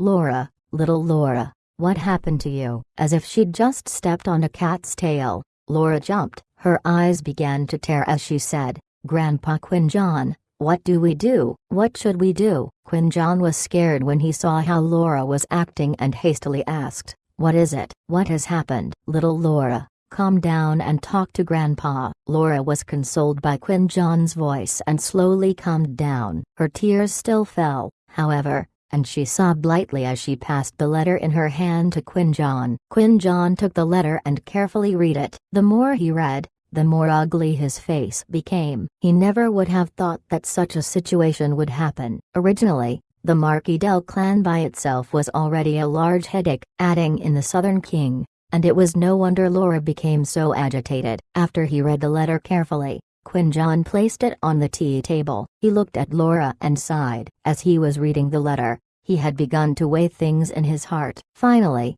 he concluded that they couldn't stay in the Purcell Duchy anymore. It wasn't just the Purcell Duchy, but couldn't stay the whole of the Ixu Empire. Quinjon went to Laura's side and patted her shoulder gently. "It's all right, little Laura. Now is not the time to cry. First, think of what we should do." At this time, Karen also arrived. When he saw Laura's tear-stained appearance, he couldn't help but start and say, "Laura, what's the matter? Why are you crying? Who bullied you?" Quinjon smiled bitterly and just passed the letter to Karen. After he read the letter, Karen's complexion changed. He clearly understood the meaning behind the letter. Although he didn't go out much, He still knew how strong a character the Southern King was. Now that he suddenly began to intervene, the issue became much more difficult to manage. Karen placed the letter back on the table and turned to Quinjon. "Uncle, what are your thoughts?" Frowning, Quinjon said, "Anything we say now is useless. Even if our three sides were to cooperate,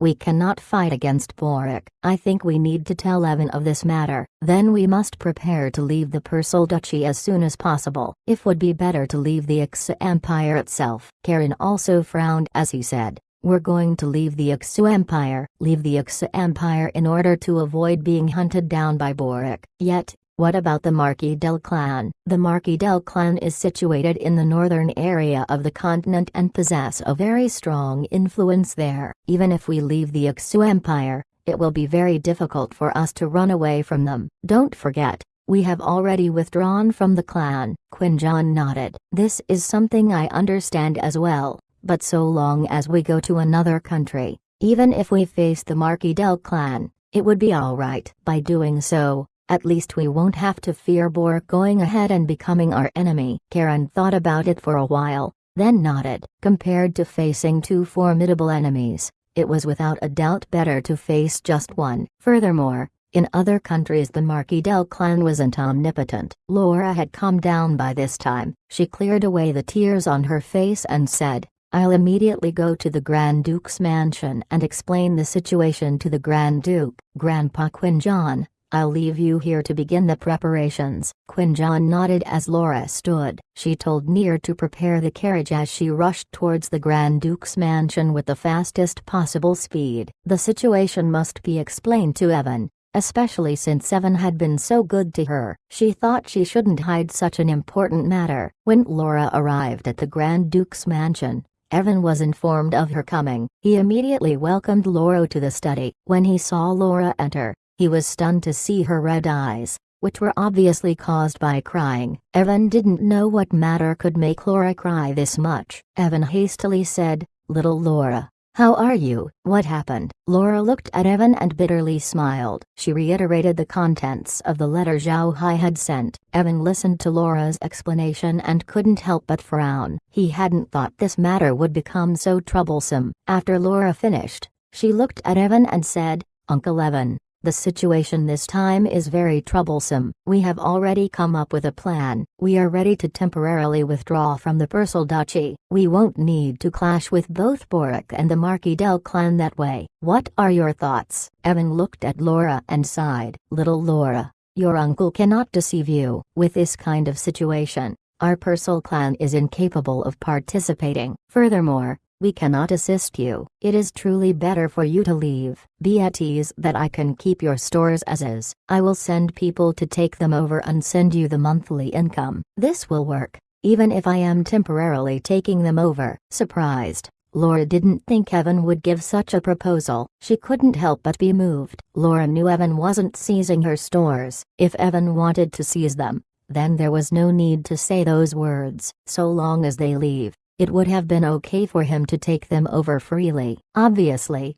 Evan was doing this out of sincerity. Laura knew it was risky for Evan to do this. It wasn't only a possibility of him offending Boric, but he would definitely be offending the Marquis del Clan. She didn't outright turn down the offer as she thought Evan might get offended. Thus, she shook her head as she said, "It's alright, Uncle Evan. Although you are the patriarch at present, if you really did such a thing, the Elders' Assembly will oppose it. It just wouldn't give any advantages to the Persal clan, only harm. As such, they will not agree." Evan snorted. Evan, never hits a friend when they are down. "You can be at ease and feel relieved about giving me the stores. So long as you leave, I can just tell them you sold the stores to me." With this, they cannot say anything. Although the Southern King is formidable, people with high positions invite criticism. In addition, mud cannot be thrown at our Persal clan so easily. He won't dare to do much to us. Laura agreed to what Evan said as there was no other way. If she didn't agree, then Evan would think she were looking down at him. She nodded and said, "Alright, I'll return later and arrange it. I'll also discuss with Mr. when it is convenient and ask him to not break off the supply of Taoan products. Evan stared as he nodded. This is good. I'll see you off as you leave. The stores will be turned over to our Purcell clan and managed by us. They won't have any reason to take those stores away from us. If they dare to act unreasonably, then don't blame me for how I react. Laura smiled faintly. Since we must leave, the stores will naturally be turned over to Uncle Evan's management. Uncle, however, cannot just take care of us and get nothing out of it. If you buy some stakes in the stores, then looking at this, we can divide the proceeds. How about a 4-6 split? We'll take 4, and the Purcell clan can take 6. Evan's face sank after he heard Laura. Little Laura, what do you mean by this? Are you looking down at your Uncle Evan? Am I that inadequate? I'm helping you manage the stores, so how can you give me so much money? Laura smiled and said, I won't ever look down on you, Uncle Evan. But uncle, don't forget that you are now the Purcell clan's patriarch. If you don't do it for the Purcell clan, then they will start to gossip and think you are sitting in the patriarch's position, yet you won't help us. I will give you the stores to manage and 60% of the income. This is so those elders of your clan won't be able to say anything. I haven't sold the store at a low cost, right? Evan calmed down as he understood that Laura was correct. He was the Purcell clan's genuine patriarch, so he must take the Purcell clan into consideration. In fact, when he decided to help Laura deal with the Marquis Del clan, some of the clan elders were somewhat discontent with the decision and thought it wasn't worth it. If he now chose to help Laura manage the stores and didn't get any benefits in return, then the clan elders would definitely disagree. With this thought, Evan's heart couldn't help but feel intolerant. Although he now held real power, he found that there were still many things he couldn't simply call the shots on. After all, the Purcell clan didn't practice the idea of what I say goes. Those elders also had a certain amount of authority. He couldn't just completely disregard what they felt. Evan looked at Laura and couldn't help but smile bitterly. All right, I'll do as you say. If one day, however, you do come back to the Purcell Duchy, I'll hand the stores back to you. Laura nodded with a smile. Her heart actually ached as she couldn't believe she would be able to return to the Purcell Duchy one day. She had offended Southern King Boric here in the Ixa Empire. Unless one was from a large aristocratic clan like the Purcell clan, it was impossible for someone like her to return to the Purcell Duchy. She feared she wouldn't even be able to return to the Ixa Empire. After discussing this matter with Evan, Laura left the Grand Duke's mansion and returned to Faith Mansion. Faith Mansion didn't show any signs of confusion as most of the servants didn't know of the situation. One must know that Laura controlled nearly 50% of the shares of the entire Purcell Duchy's daily necessities. If they panicked here, then the entire duchy's daily necessity prices will fluctuate. That was something Laura didn't want to see. When Laura entered the study, she found Quinjon writing a series of letters. Laura looked at the letters and found that they were to be sent to the Higanbana store managers. It seemed that Quinjon was planning to dissolve the whole of the Higanbana store chain. Placing the letter back down, Laura said to Quinjon, Grandpa Quinjon, you don't need to write these letters. I have reached an agreement with Grand Duke Evan. We will let him handle the stores and the profits will be split between us. 4-6. We'll take 4, he'll take 6. Chapter 214, Young Miss. Stunned, Quinjon dropped his pen. He looked up at Laura and said, Did Evan really say that? Did he really agree to this? Laura nodded and said, Yes, Grand Duke Evan has agreed to it. He stated right at the beginning that he will help me manage the stores. When I looked at his expression and saw that he was earnest, I knew he didn't wish to seize our stores. That was when I proposed to a 4-6 split, which he agreed to. Quinjon thought about it for a while, then nodded. This is amazing, but you should have clearly explained the entire situation to Grand Duke Evan. Since the managers of our stores are our trusted subordinates, if we need them in the future then he must let them go. Laura understood what Quinjon meant. With regards to merchants, the need for talented individuals was very important. Since they needed to leave the Purcell Duchy and Ixa Empire and head to another country,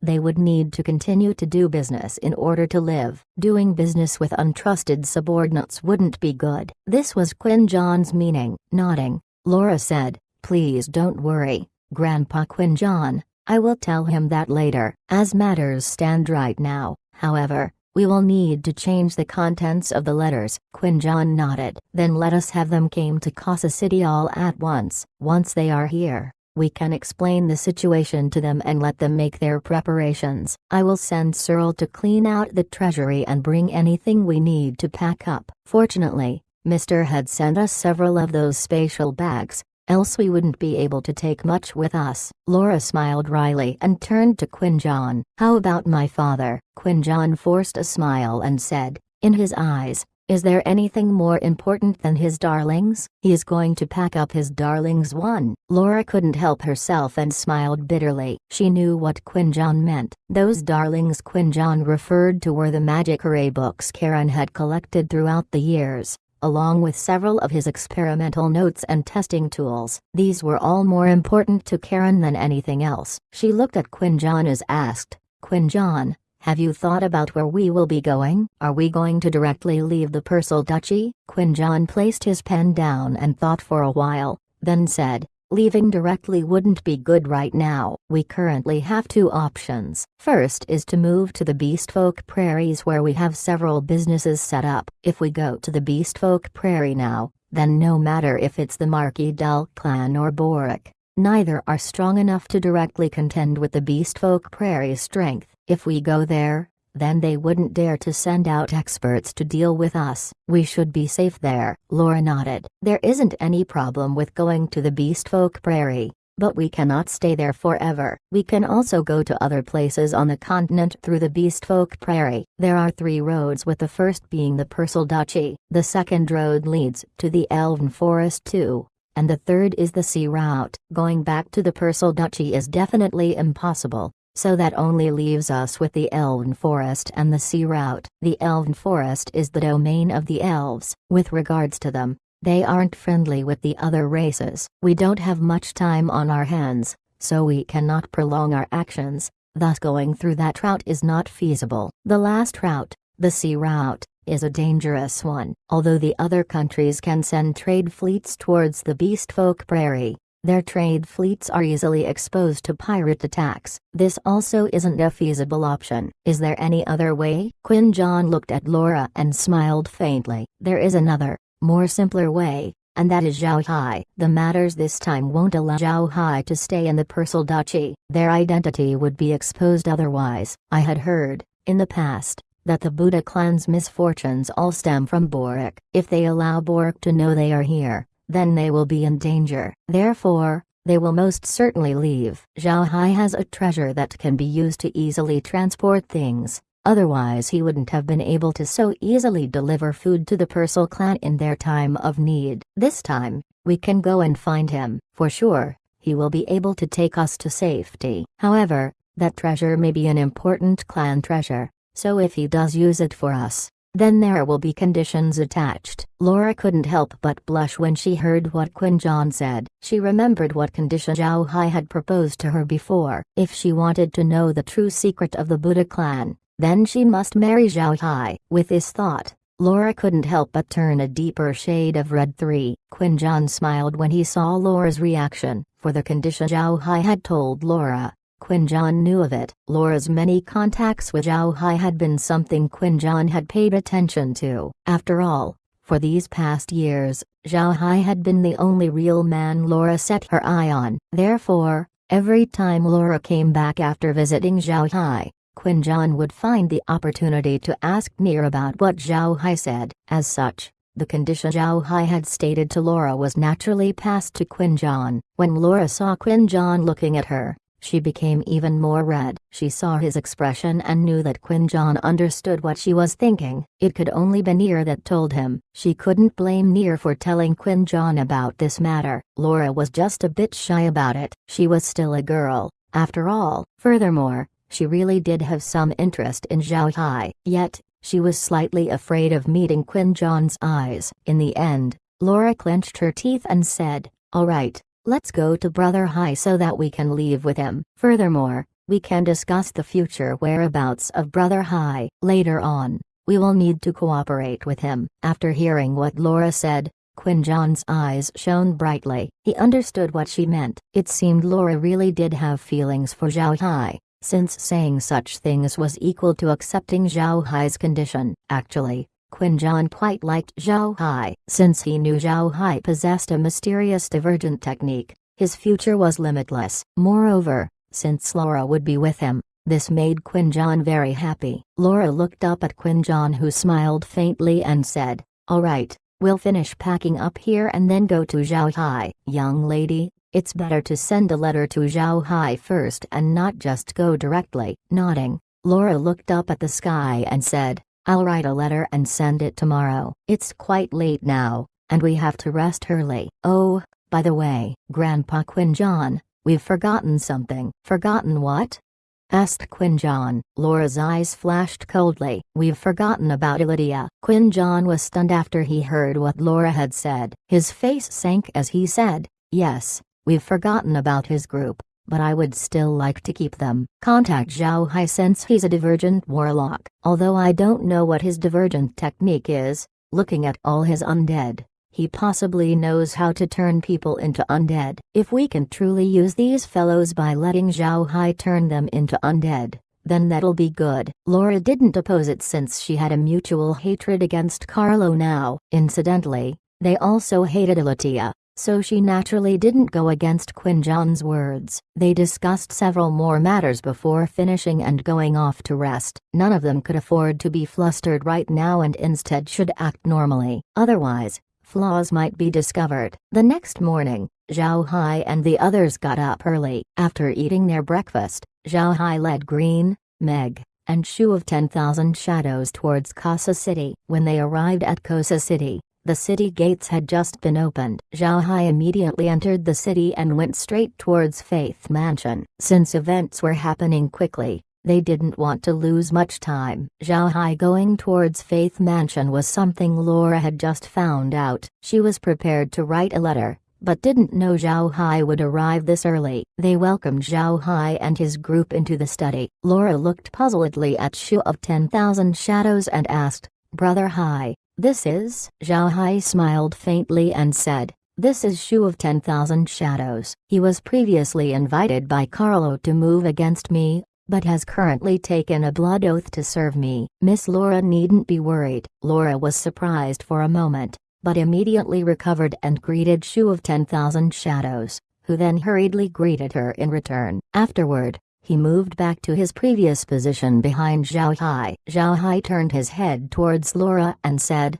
"I came today to ask after your preparations. Also, have you told Devon about the situation clearly? And do you have any plans?" Laura and Quinjon looked at one another. Then Laura said, "I have already explained the matter to Grand Duke Evan. The Grand Duke said he cannot participate in this matter, but can keep our stores intact. We can keep the stores open and he'll look after their management. I have reached an agreement with the Grand Duke to split the income, 4 to 6. I will get 4 parts, he will get 6. I do hope, however, that Brother Hai won't break off the Taoan supply." "That's fine," Zhao Hai replied. "There will be no problem in the supply of Taoan products. What's more, you can retain your stores, which is for the best." "I was really worried about this matter." Laura relaxed after hearing Zhao Hai's reply. Her complexion couldn't help but give off a happy glow as she said, "This time, we are prepared to leave the Ixa Empire. We must ask, however, if Brother Hai will be able to help us in delivering us to a safe place." "What is Brother Hai's intent?" After hearing her words, Zhao Hai couldn't help but be surprised for a moment. He looked at Laura's blushing face and understood what she meant. Zhao Hai couldn't help but tease her as he grinned and said, "There's no problem in taking you to some place safe, but Laura, do you agree to my conditions?"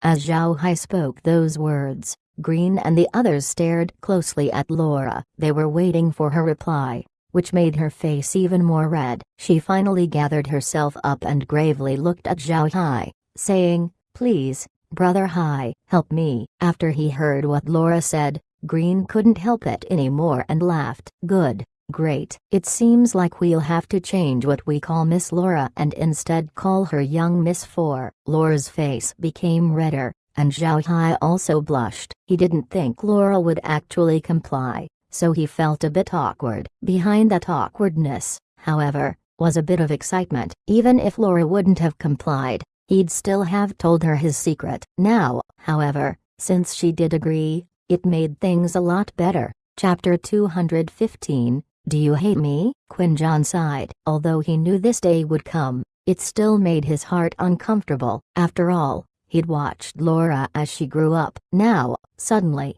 she said she agreed to Zhao Hai's condition to marry him. It was like saying she would leave him forever. It was a very uncomfortable feeling. After a while, Zhao Hai calmed down. He looked at Laura and asked, "What else do you need to prepare? If you have anything you need to carry off, tell me and I'll help you do so." When she heard what Zhao Hai said, Laura relaxed and said, "We're almost finished tidying things up here. It's really fortunate Mr. gave us several of those spatial bags as they're really helpful. Still, we'll need a few more carriages in order to take away everything. Moreover, we need to explain several matters to the rest of our clan here, and that will take several days." Zhao Hai thought for a while before saying, "All right then, we'll stay here for a few days. Please arrange a room for us. When you finish whatever you have to do, we can leave together." Laura froze for a moment, then nodded and said, "Okay, the mansion has a guest room. You can stay there for the next few days." Nodding,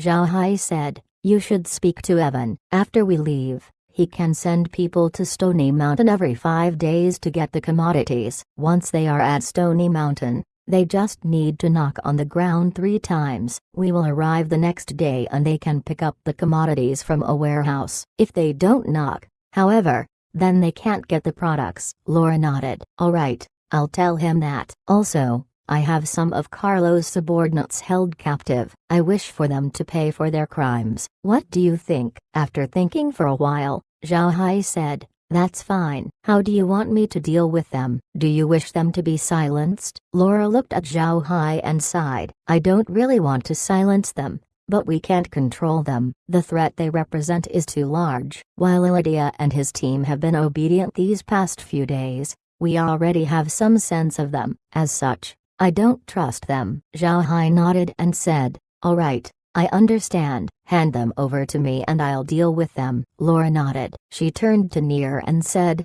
"Near, take Brother Hai to his room to rest. Tend to whatever needs Brother Hai has." Near complied and stepped up to Zhao Hai. Zhao Hai stood and said to Laura, "This matter needs to be solved as soon as possible since Sporik and the Marquis del clan both have their eyes set on us. We will need to leave immediately." Laura nodded and Zhao Hai followed Near. After waiting for Zhao Hai to walk out, Laura turned her head towards Quinjon and said, "Grandpa Quinjon, we need to finish taking care of our issues as soon as possible. When the store managers arrive, we'll tell them about everything and then we will need to leave immediately." "What Brother Hai said about us not being safe now is correct." Quinjon nodded and said, "Relax. The matter of cleaning up here has already been assigned to Keel 1, and the other trusted subordinates. Furthermore, they are determined to come with us, so rest assured." "Oh, right. We forgot to ask Zhao Hai how many people we can take along. If he can take many people,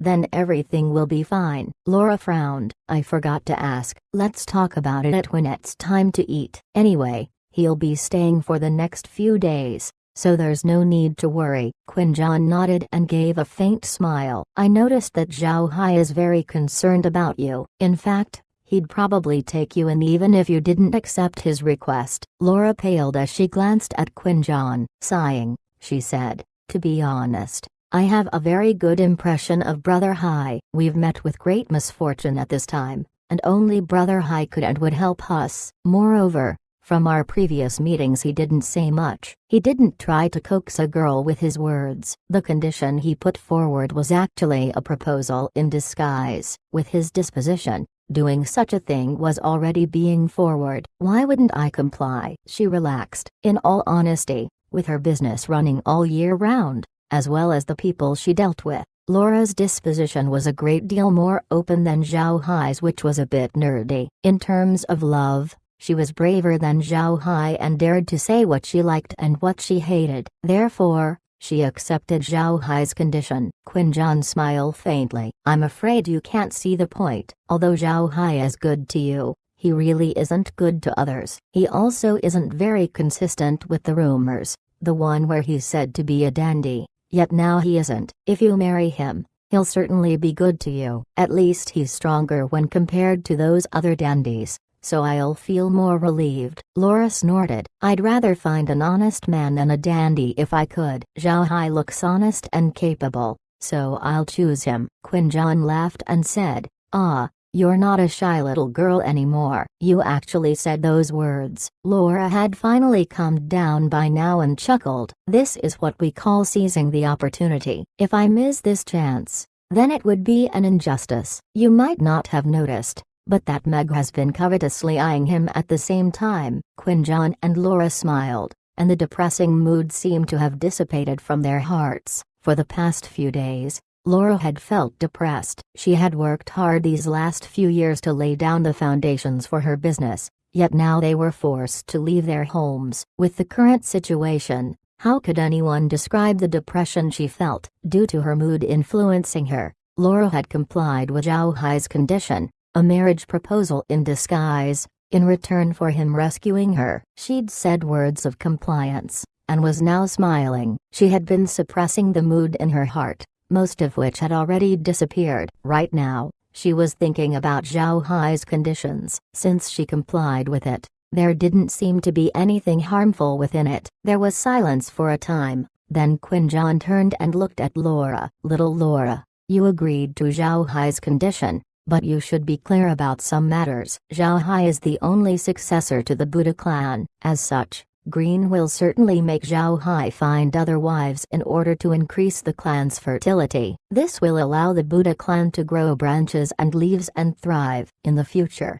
you will need to keep up with many women ready to rob your husband away. Laura sighed. I know that, but there are few men who only have a single wife in their lifetime, especially aristocratic men. I like Brother Hai, and he also likes me. If, one day, he doesn't like me anymore, then I'll still earn my living. In any case, even if I don't have any man in my life, it'll still be the same since I can live without one. Quinjan sighed. This was a woman's intolerance. On the Ark continent, although women have the right to inherit and had standing similar to men, when you really looked back, women have a weaker status than men too. There wasn't any law that could solve this matter. After chatting for a bit, the store managers from Laura's shops arrived in Casa City. Yesterday, Laura had sent letters to the store managers, telling them to come to Casa City because she had an important matter to discuss with them.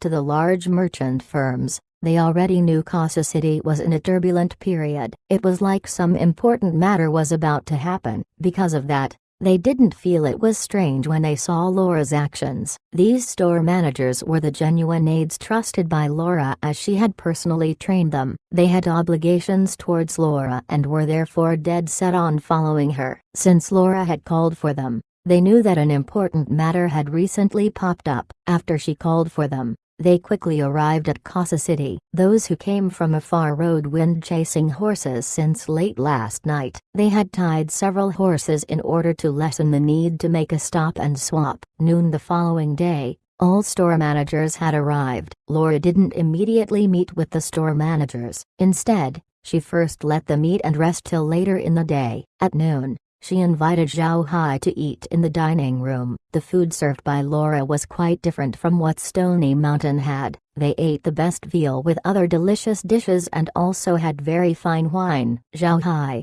however, wasn't used to eating such things and only ate the veal steak. After their meal, Laura led Zhao Hai to the parlor room. Once they all sat down, Laura asked Zhao Hai, Brother Hai, how many people can you help me take away? How many items? It'll be easier for me to prepare if I know. Smiling, Zhao Hai said, relax. No matter how many items you wish to bring, you can bring them. The same goes for people. There is one thing you need to ensure, however, those people must be completely trustworthy. When she heard Zhao Hai's reply, Laura's expression turned joyful. Rest assured, They are all naturally trustworthy, otherwise, exposing the Buddha clan's secret would be troublesome. Meg smiled and said, Miss Laura hasn't gotten married. Have you already started planning for the Buddha clan? Isn't the young miss getting anxious about this marriage? When they heard those words, Green and Quinjon both smiled. Laura's face reddened. She stared at Meg and said,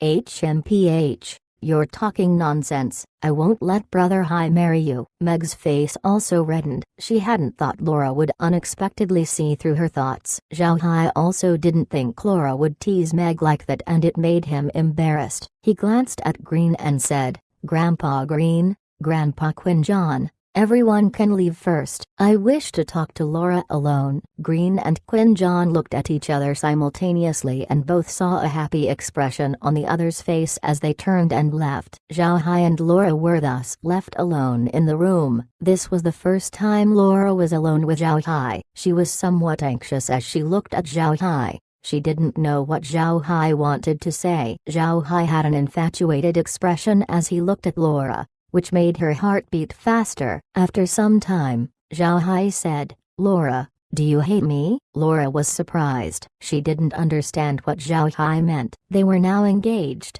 so how could he suddenly speak about hate? When he saw Laura's puzzled look, Zhao Hai sighed and said, if I didn't appear, these matters wouldn't have happened. You won't be compelled to leave Casa City, to leave the Ixu Empire. You wouldn't need to give up everything. Are you not angry? Earlier, you were right when you said I'd marry Meg in the future. We grew up together and she was beside me, taking care of me during the toughest time of my life. I won't deny I have passionate feelings for Meg, but I also love you. Making me give up either of you is something I cannot do. Am I too greedy? Chapter 216. This moment, Laura stared blankly at Zhao Hai. She didn't think he would say that, which surprised her. All the same, she was moved by those words. On the Ark continent, there wasn't a law that dealt with monogamy. If Zhao Hai wanted, he could definitely marry any woman he fancied. Laura accepted this idea completely as it was natural on the continent. In Laura's view, Zhao Hai's words meant he truly liked her. Because he liked her, even loved her. Thinking that another person was in his heart felt as though he was betraying Laura. This had made him feel guilty, and that moved Laura the most. Laura stood up and walked before Zhao Hai. She looked at Zhao Hai and said, Brother Hai, I'm not blaming you for all of this. To be honest, I was afraid you wouldn't accept me. After all, Meg has been with you since childhood. You know a great deal more about her. Furthermore, you are the Buddha clan's patriarch. As the only successor of the Buddha clan, it's impossible for you to marry only me if you take the clan's future into consideration. I won't oppose you marrying Meg. To be honest, Meg also likes you. I had seen this and prepared myself already. You don't need to worry. Zhao Hai stared at Laura. He told Laura about these matters because he couldn't cross that ridge in his heart all by himself. His worldview had been formed from almost 3 decades of living on Earth. Don't say he could just change his view.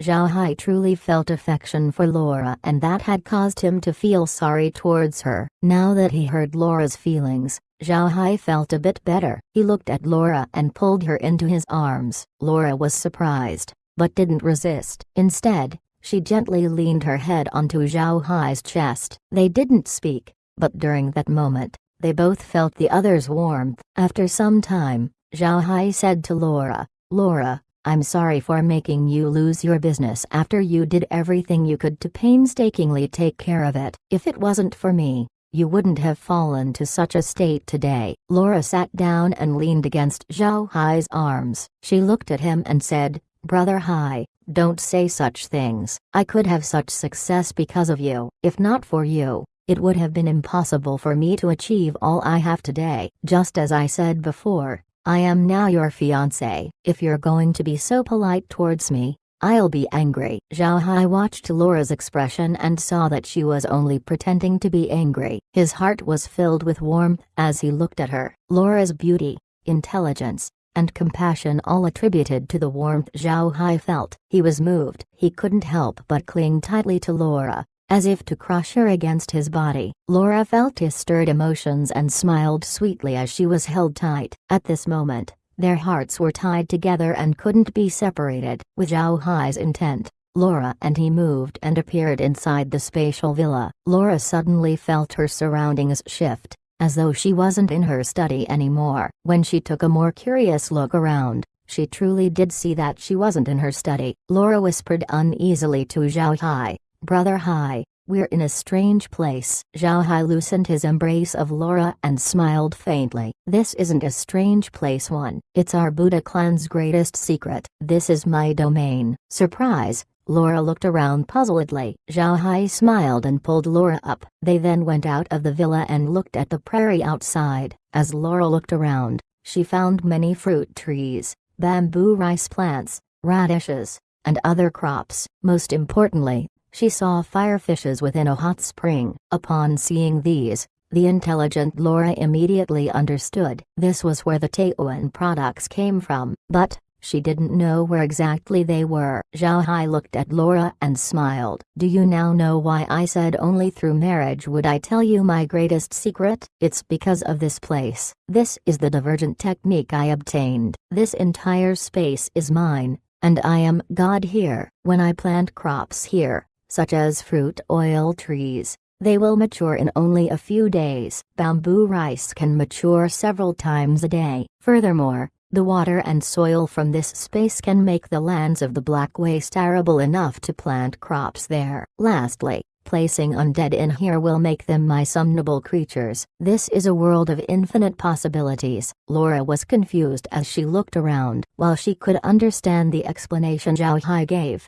she couldn't clearly process the whole of what he said. Some things were still unclear. Seeing Laura's expression, Zhao Hai smiled. "Simply put, this space is like a spatial bag. This space has its own separate and independent laws, but is also not a subspace. This space instead coexists with the outside. Neither the outside nor the space will affect one another too. In this space, however, I am God." Laura stared emotionally at Zhao Hai. She now understood what he meant. This pleasant surprise was truly too large for her and she couldn't believe it. Zhao Hai looked at her and smiled. "Don't be so surprised. This space is the place where I produce the Taoan products. Others won't be able to enter this place unless I allow them. This is our Buddha clan's greatest secret. If it is exposed, then there wouldn't be a place for us on the Ark continent." She nodded in agreement. "If this place is known, then you really wouldn't be able to stay on the continent." "Rest assured that I won't say a word about this." Zhao Hai looked at Laura and smiled. "Even if you wanted to let this be known,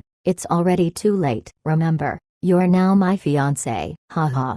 He hugged Laura as he spoke those words. Laura glanced snappily at Zhao Hai but didn't say anything. She instead smiled as she knew Zhao Hai had already accepted her. Zhao Hai led Laura around in order to help her familiarize herself with the situation of the space. After a look at the ranch, they left the space. When they came back to Laura's study, they called for Green and the others to come back. As they arrived, Green and the others saw that the two had a different hair around them. A sort of understanding passed between them and they smiled. None of them asked the couple anything as it was a secret between the two of them. Now that Laura knew of Zhao Hai's ability, she had more confidence. After the noon meal, she immediately met with her people, the store managers. So long as she clearly explained the situation to them, the Higanbana stores would continue their normal operations. In fact, this matter was rather simple. She simply told them that if any issues were to arise in the future, they could go to Grand Duke Evan and directly ask him for help. In order to keep a convenient mode of contact,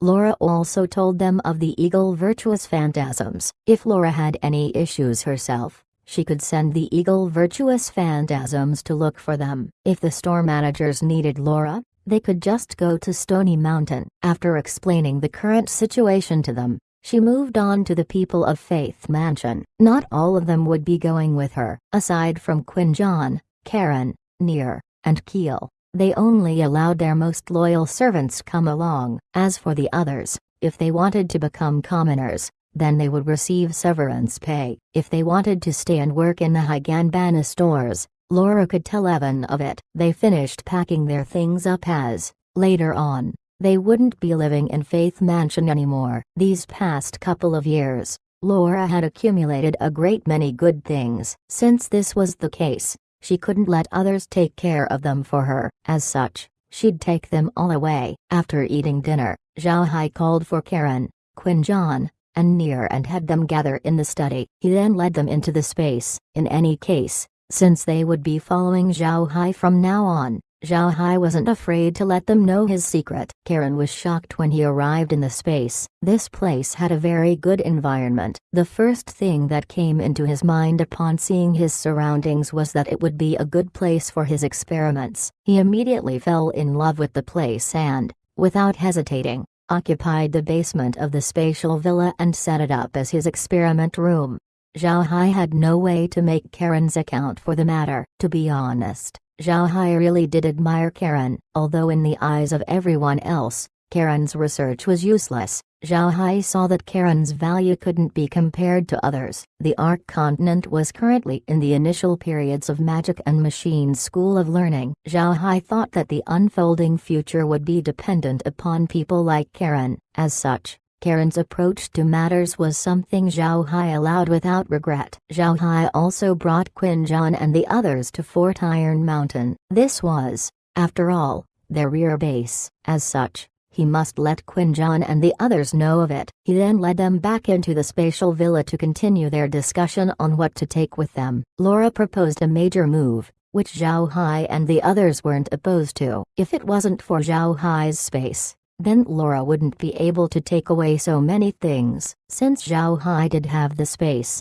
however, Laura was confident that she wouldn't need to lose anything. After she moved the things out of Faith Mansion, she only left a few things there and didn't remove them. She then began to purchase a great deal of basic necessities. Naturally, it was impossible to leave with a lot of things from the Higanbana stores. Laura's intent was to slowly move things one after another to Faith Mansion, then move them into Zhao Hai's space. As a result, there was a great deal to prepare, so they had to push the time allotted to them before they could leave. Fortunately, Laura had given the Higanbana stores to the Purcell clan. Since the Higanbana stores were now completely handled by the Purcell clan, many of the things she took away would be deducted from her part of the store income. Laura took these things away for not only her use, but for trading within the Beast Folk Prairie. Zhao Hai had asked Laura about her plans earlier and she said she'd already established a business there. The issue Zhao Hai wanted to discuss was the matter of trading inside the Beast Folk Prairie, so he told Laura about it. She naturally agreed and this was the reason they'd bought a lot of commodities. Chapter 217, Poison. 10 days. For an entire 10 days, the people of Kosa City watched as various commodities streamed towards Faith Mansion. The whole of Faith Mansion seemed like a giant beast that ate and ate without worry about being full. It just kept devouring things and never let any of it out. Although the people of Kosa City felt it was strange, they didn't say anything. Laura, on the other hand, selected those items with a great deal of discretion. Aside from the belongings taken from Faith Mansion, there were commodities that would be of use within the Beast Folk Prairie. One must know that there were many commodities within Kosa City that weren't suitable for trade within the Beast Folk Prairie. This was due to the fact that the needs of the Beast Folk were different from the needs of Kosa City commoners. It was because of this that Laura's actions didn't cause much change in the prices of the Purcell Duchy's daily necessities market. Furthermore, those firms were more than willing to sell their wares to Laura. The hands of those large firms weren't necessarily clean. When they did business with the Beast Folk, they resorted to smuggling. This matter was something they always did, so when they saw the items Laura had bought, they understood Laura's intentions. They didn't stop her. Although they wouldn't earn much by selling to her, it was still an instant transaction. These were also goods that could be quickly transported from the back, so there wasn't anything strange about it. On the 10th day after Zhao Hai's arrival in Kosa City, Zhao Hai, Laura, Quinjan, and Green had all gone to Laura's study. Laura received a report about their current situation. With that in her hands, she faced the others and said, "I just received a report with regards to the situation in the Purcell Duchy. Today, A few mercenaries entered the Persal Duchy from the back. They're moving towards Casa City and have unknown intentions. Quinjon snorted coldly. It's nothing unclear. They're here to deal with us. Since they definitely know Zhao Hai is also in Casa City, they want to deal with all of us in one go. Green nodded. I also think this is the case. Let them come. We'll tidy them up before withdrawing immediately. I want to see what they can give us. Laura turned towards Zhao Hai and said, Brother Hai, what about resolving Elitia's matter? Why haven't we moved on them these last few days? Zhao Hai nodded. I need to resolve them. These past few days, they found out too much. I wasn't resolved to killing them since I didn't want to kill those who don't have the power to fight back, but I have no choice now. When Zhao Hai said this, Laura and the others understood. Zhao Hai needed to find an excuse for himself, an excuse that allowed him to kill them. This behavior might seem ridiculous and self-deceiving. On the other hand, this behavior also had some good points. At least it would allow them to feel a bit better. After eating their evening meal, Alitia and the others returned to their rooms. All of their weapons had been taken away. Through their observations these last few days, Alitia understood that Laura had the determination to kill them. Unfortunately, Alitia couldn't do anything. They didn't have any weapons and were surrounded by all those undead. No one could escape from such a thing. All they could do was stay in their room honestly. If Laura really wanted to kill them, then all they could do was go all out against her. Sadness. Alitia felt unprecedented sadness. He was thinking about how high-spirited he had been before. No matter where he went within the Ixa Empire, so long as he revealed his identity as Carlo's subordinate, no one would dare to undermine him. Now, however, he had fallen into a situation where he could only wait for his death. It was like he were a blue-eyed rabbit taken to the slaughterhouse, waiting as they readied their knives. This was a very unpleasant feeling. He was thinking of resisting, but it would be of no use. No matter how restless they became, the undead could easily contain them. So long as they approached the undead, they would immediately be attacked. They wouldn't even attack to kill. Instead, they'll be disabling them twice before tossing them back into the courtyard. It was as simple as that. If they were dealing with humans, then Alitia could have tried to communicate with them. He could have tried to take advantage of them and have them spare his life. Right now, however, they were not dealing with humans, but undead. He wouldn't even waste his breath with them. Undead couldn't be bought. Even if he had all kinds of schemes, they wouldn't be tricked. These last few days, Alitia looked aged as his spirit was constantly tormented. He didn't expect such a day would come. What's more, he never would have thought Laura would be the one to hold them. She could easily kill them at any time. Alitia, however, still held some faith within him. For the past several days, he firmly believed that Carlo would send people to rescue him. As Carlo's most trusted aide, Alitia was clear about some matters. Behind Carlo wasn't only the Marquis del clan, but also Southern King Boric. At this crucial moment, Carlo would certainly ask Baruch to move. This was what Alitia's spirit was hanging on to. For the last few days, Alitia had been diligently gathering information about Laura. This was possible to do so long as they didn't leave the front gate of the yard. They could still move around inside Faith Mansion freely. Alitia wanted to collect information about Laura that could be of some use in the future. Laura's actions these last few days were clear to Alitia since he could see her movements. This had boosted his confidence to go on living. What Laura had shown clearly stated that they were going somewhere else, that they had to run. There was only one explanation for this. Enemies had come. He knew Laura had one enemy, and that was Carlo. Since he saw this, his determination to live was strengthened. At the same time, Alitia noted several warehouses in the rear yard of Faith Mansion. Seemingly, these warehouses were constantly being filled. Carriages continued to pull up and fill the warehouse with commodities,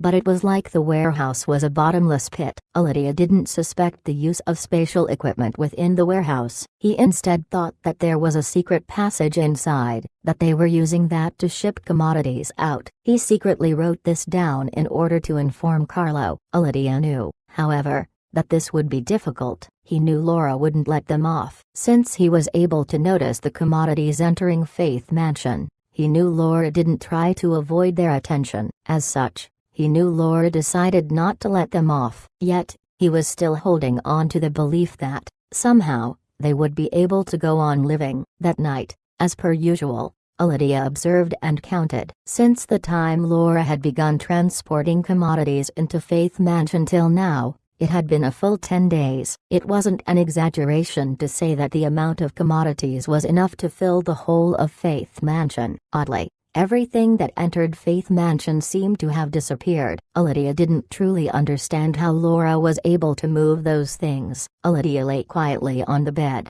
thinking about Laura's recent actions. He didn't understand why Laura was doing such things so suddenly. Why did she suddenly dare to challenge Carlo? Who was it that she depended on? Was it only due to the virtue of Evan's few words? That's highly unlikely. No. As he thought about this, Lydia suddenly smelled a fragrance. The smell grew stronger and stronger until he found it difficult to breathe. Lydia woke up fiercely. He wanted to jump out of bed and tell everyone that Laura was poisoning them. Even though his mind issued the jump, his body wasn't able to carry it out. His body felt as though it weighed half a ton. He wanted to shout, but found that he couldn't, that it was too strenuous to do so. Lydia couldn't help but marvel at what kind of poison this was. It was truly too fierce. These were his last thoughts. This poison was naturally derived from the toxin of the 7-colored flower. It was Zhao Hai who had Kair place this poison. Since Lydia and his team had to die without much noise,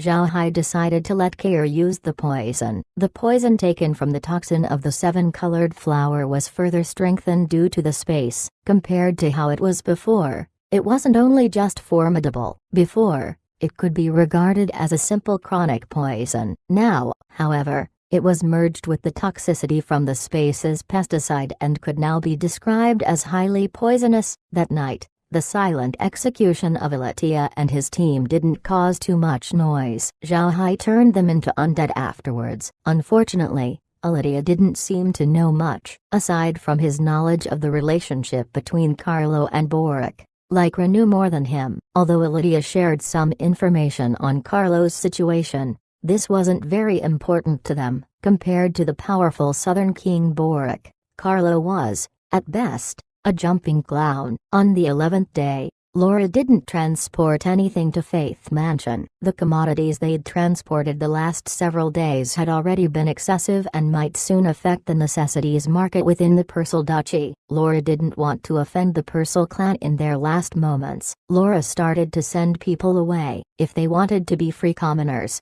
Laura gave them severance pay and allowed them to go home. The rest were the most loyal part of her subordinates and would follow Laura. Quinjon had already counted them beforehand. Altogether, they amounted to a total of 54 people. 22 of them were warriors while the rest were slaves Laura had bought when she first started out in the Purcell Duchy. These people weren't stewards and the matters they handled couldn't be considered important. On the other hand, it could be said that they were the most loyal of her subordinates. 3 of them were carpenters, and another 3 were blacksmiths. There were also 6 who were specialized in raising magic beasts, also called grooms if they were on Earth. Besides those people, the remaining individuals were clan members. The men were generally servants while the women were maidservants or cooks. Adding in Laura, Quinjon, Near, Karen, Keel, and Searle too, there were a total of 60 people joining the Buddha clan. Starting today, they were no longer members of the Marquis Del clan, but people of the Buddha clan. Chapter 218. Wait 1. After everyone finished preparing, Zhao Hai took them away. Laura, Green, Quinjon, Near, and Meg, however, stayed back in Faith Mansion along with Zhao Hai. They were waiting, not for anyone else but Carlo's people. How many of his men were currently in Kosa City? They would tidy them up before leaving. Right now, they were forced to leave Kosa City and the Purcell Duchy. They'd suppressed that anger in the heart, but if they couldn't vent, then it would become very uncomfortable. Zhao Hai knew that in 2 days' time, those mercenaries would arrive in Kosa City. When that time comes, they would make their move. For the past 2 days, they lived honestly. They were in seclusion, the gates of Faith Mansion completely closed as they declined any visitors. Nobody came in or out. Compared to the busy atmosphere from before, It seemed like another world. Even though the forces within Kosa City thought it was strange, they weren't too surprised as Laura had sent away many of her people. They thought she'd already secretly left with the supplies stored in Faith Mansion. The large firms didn't care much. For large merchants like Laura, they each had one or two of their own secrets. Commodities could easily be moved through a secret passage. Big firms had big businesses as their livelihoods. The top merchant firms on the continent created headquarters within major cities and made secret passages to move from inside the city to outside. This was an open secret, and no one would know how vast the passages were or where they led to. It could be said that these passages were secrets the large merchant firms used to maintain their livelihoods. They were the clan's most valued secrets. Nobody knows of it except the core members of the clan. This was why the large firms weren't that concerned about the whereabouts of those commodities. Conversely, Laura's actions made those firms think of another point. One must know that the secret passages were used as a clan's final lifeline. So long as one didn't face a life and death crisis, one wouldn't use it. With Laura moving through the secret passage, it showed that they were facing a situation. This puzzled those who didn't know of Boric. The large firms thought Laura's retreat was due to the Purcell clan withdrawing their support of her. Because of that, Laura couldn't stand against the Marquis Del clan, so she decided to give up on everything and prepare to leave. Those large firms, however, still didn't make a move against Laura. In their opinion, although the Purcell clan wouldn't help Laura, they still thought she wasn't affable. A few days ago, Zhao Hai had entered Faith Mansion and hadn't left. They had seen how formidable Zhao Hai was. With that recognition, they didn't want to offend such a powerful black magician. Laura's stores were still continuing their business. Nobody dared to grab those businesses because the Purcell clan had made a public statement that said she'd transferred the Higanbana stores over to the Purcell clan. From now on, they were a part of the Purcell clan. The large firms attached great importance to this news. Higanbana stores now controlled 40% of the Purcell Duchy's daily necessities market. This was really too high. Laura had cooperated with the Purcell Duchy before, so she hadn't been suppressed. Now, however, it was different. Those shops were now owned by the Purcell Duchy. In other words, within the Purcell Duchy, the Purcell clan now controlled the bulk of the daily necessities market. Wishing to storm into this line of business in the future would be impossible. Since they knew Laura had to leave, they didn't feel in the mood to pay her any attention. Instead, they placed their attention towards the Higanbana stores. The Higanbana commodities had been turned over to the Purcell clan. Future changes to the daily necessities market within the Purcell Duchy would be difficult to foresee. The mercenaries didn't let Laura and Zhao Hai wait too long. On the 15th day, the mercenaries entered Kosa City. When they entered Kosa City, the Purcell clan set their eyes on them. They had to know what movements the mercenaries would make and report it to Laura. Evan had felt quite guilty towards Laura, and thus wanted to compensate by doing something for her. Laura was grateful with regards to Evan's good intentions. Although she had her own intelligence network,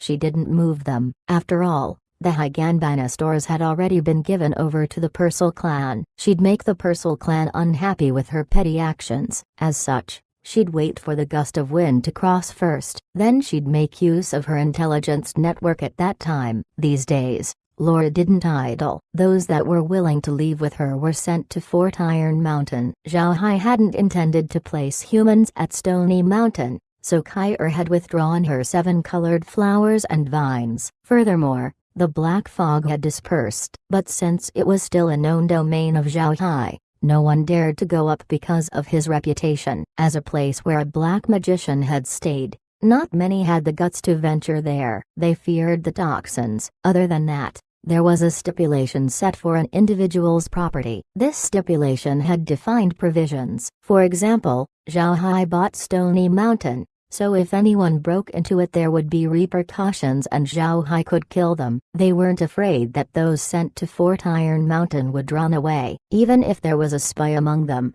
Zhao Hai wasn't scared. Outside of Fort Iron Mountain were undead defending the area, along with evil virtuous phantasms patrolling the skies. Simply put, even if they knew of the situation within Fort Iron Mountain, It was simply impossible for them to pass on the news. Moreover, these past few days, Laura had arranged for the things she'd moved from Faith Mansion to be placed in Fort Iron Mountain. The problem was that Faith Mountain wasn't small and there were many good things in there. Zhao Hai hadn't decorated Fort Iron Mountain before, so there were only a few simple furnitures placed within and it looked very rough. Since Laura now transferred her items over from Faith Mansion, Fort Iron Mountain exuded a little more of a noble's aura. During their wait, Zhao Hai led Laura and the others around and let them adjust and understand the situation within Fort Iron Mountain. He brought them to the tarn and mine tunnels where he raised the rabbits. Quinjan and Laura sighed and sighed after seeing those places. They hadn't expected Zhao Hai to have achieved so much in such a short period of time. Zhao Hai didn't hide the truth from them and led them to the space ranch in order to check it. It was now level 5. We can't say it was now level 5 due to Laura. Previously,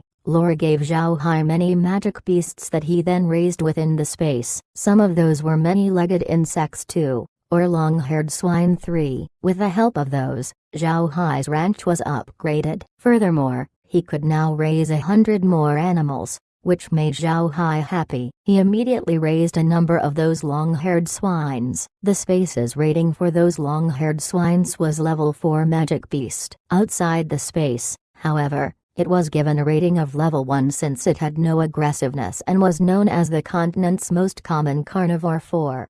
Zhao Hai didn't raise many of the long-haired swines since the Higanbana stores weren't something Laura considered anymore and was just being managed by the Purcell clan. Zhao Hai raised them for the purpose of providing meat and saving for future use. Laura and the others now had quite a good understanding of the space after several days of observation. In regards to the space's magical items, they had become used to them. The most free and unfettered of them now, however, was Karen. After taking over the basement of the spatial villa, Karen made it his experiment room and rarely came out. He was busy doing experiments inside and once he tired out, he'd pass out asleep or take a stroll outside in the prairie. He was completely loose and unburdened and passed the days comfortably. In Zhao Hai's view, Karen was simply more of an otaku than himself when he was on Earth. He stayed home all the time and never went out. Aside from eating and sleeping, he would mostly be staying inside his experiment room. When he was tired,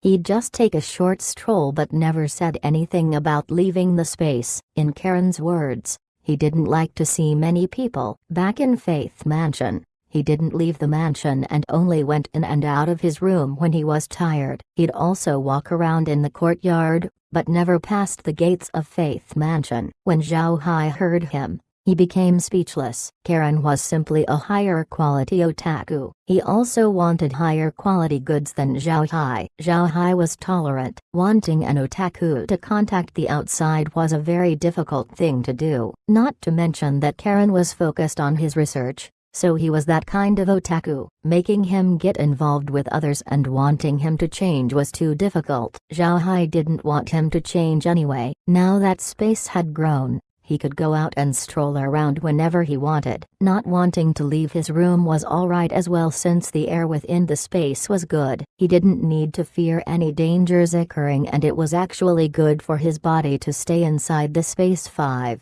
Zhao Hai didn't inquire into Karen's experiments. Even if he did ask, he wouldn't be able to understand it anyway. What Karen researched were magic arrays and formations. Although Adam had known about magic in the past, he didn't dabble in magic arrays and formations. It was due to his ignorant and incompetent disposition back then. Nowadays, Zhao Hai was also busy and didn't have the time to study such things, so he didn't understand them. In the end, he had people keep watch over Faith Mansion. This was due to Evan occasionally sending them information. Zhao Hai and the others were counting on this information. The info they received today was very simple. This evening, the mercenaries would attack Laura. Moreover, the mercenaries had visited Evan and told him to not interfere with their matters tonight. Originally, Evan had wanted to scold those people. He endured their tone in the end. For the Purcell clan, Evan, however, told them to not make any large moves,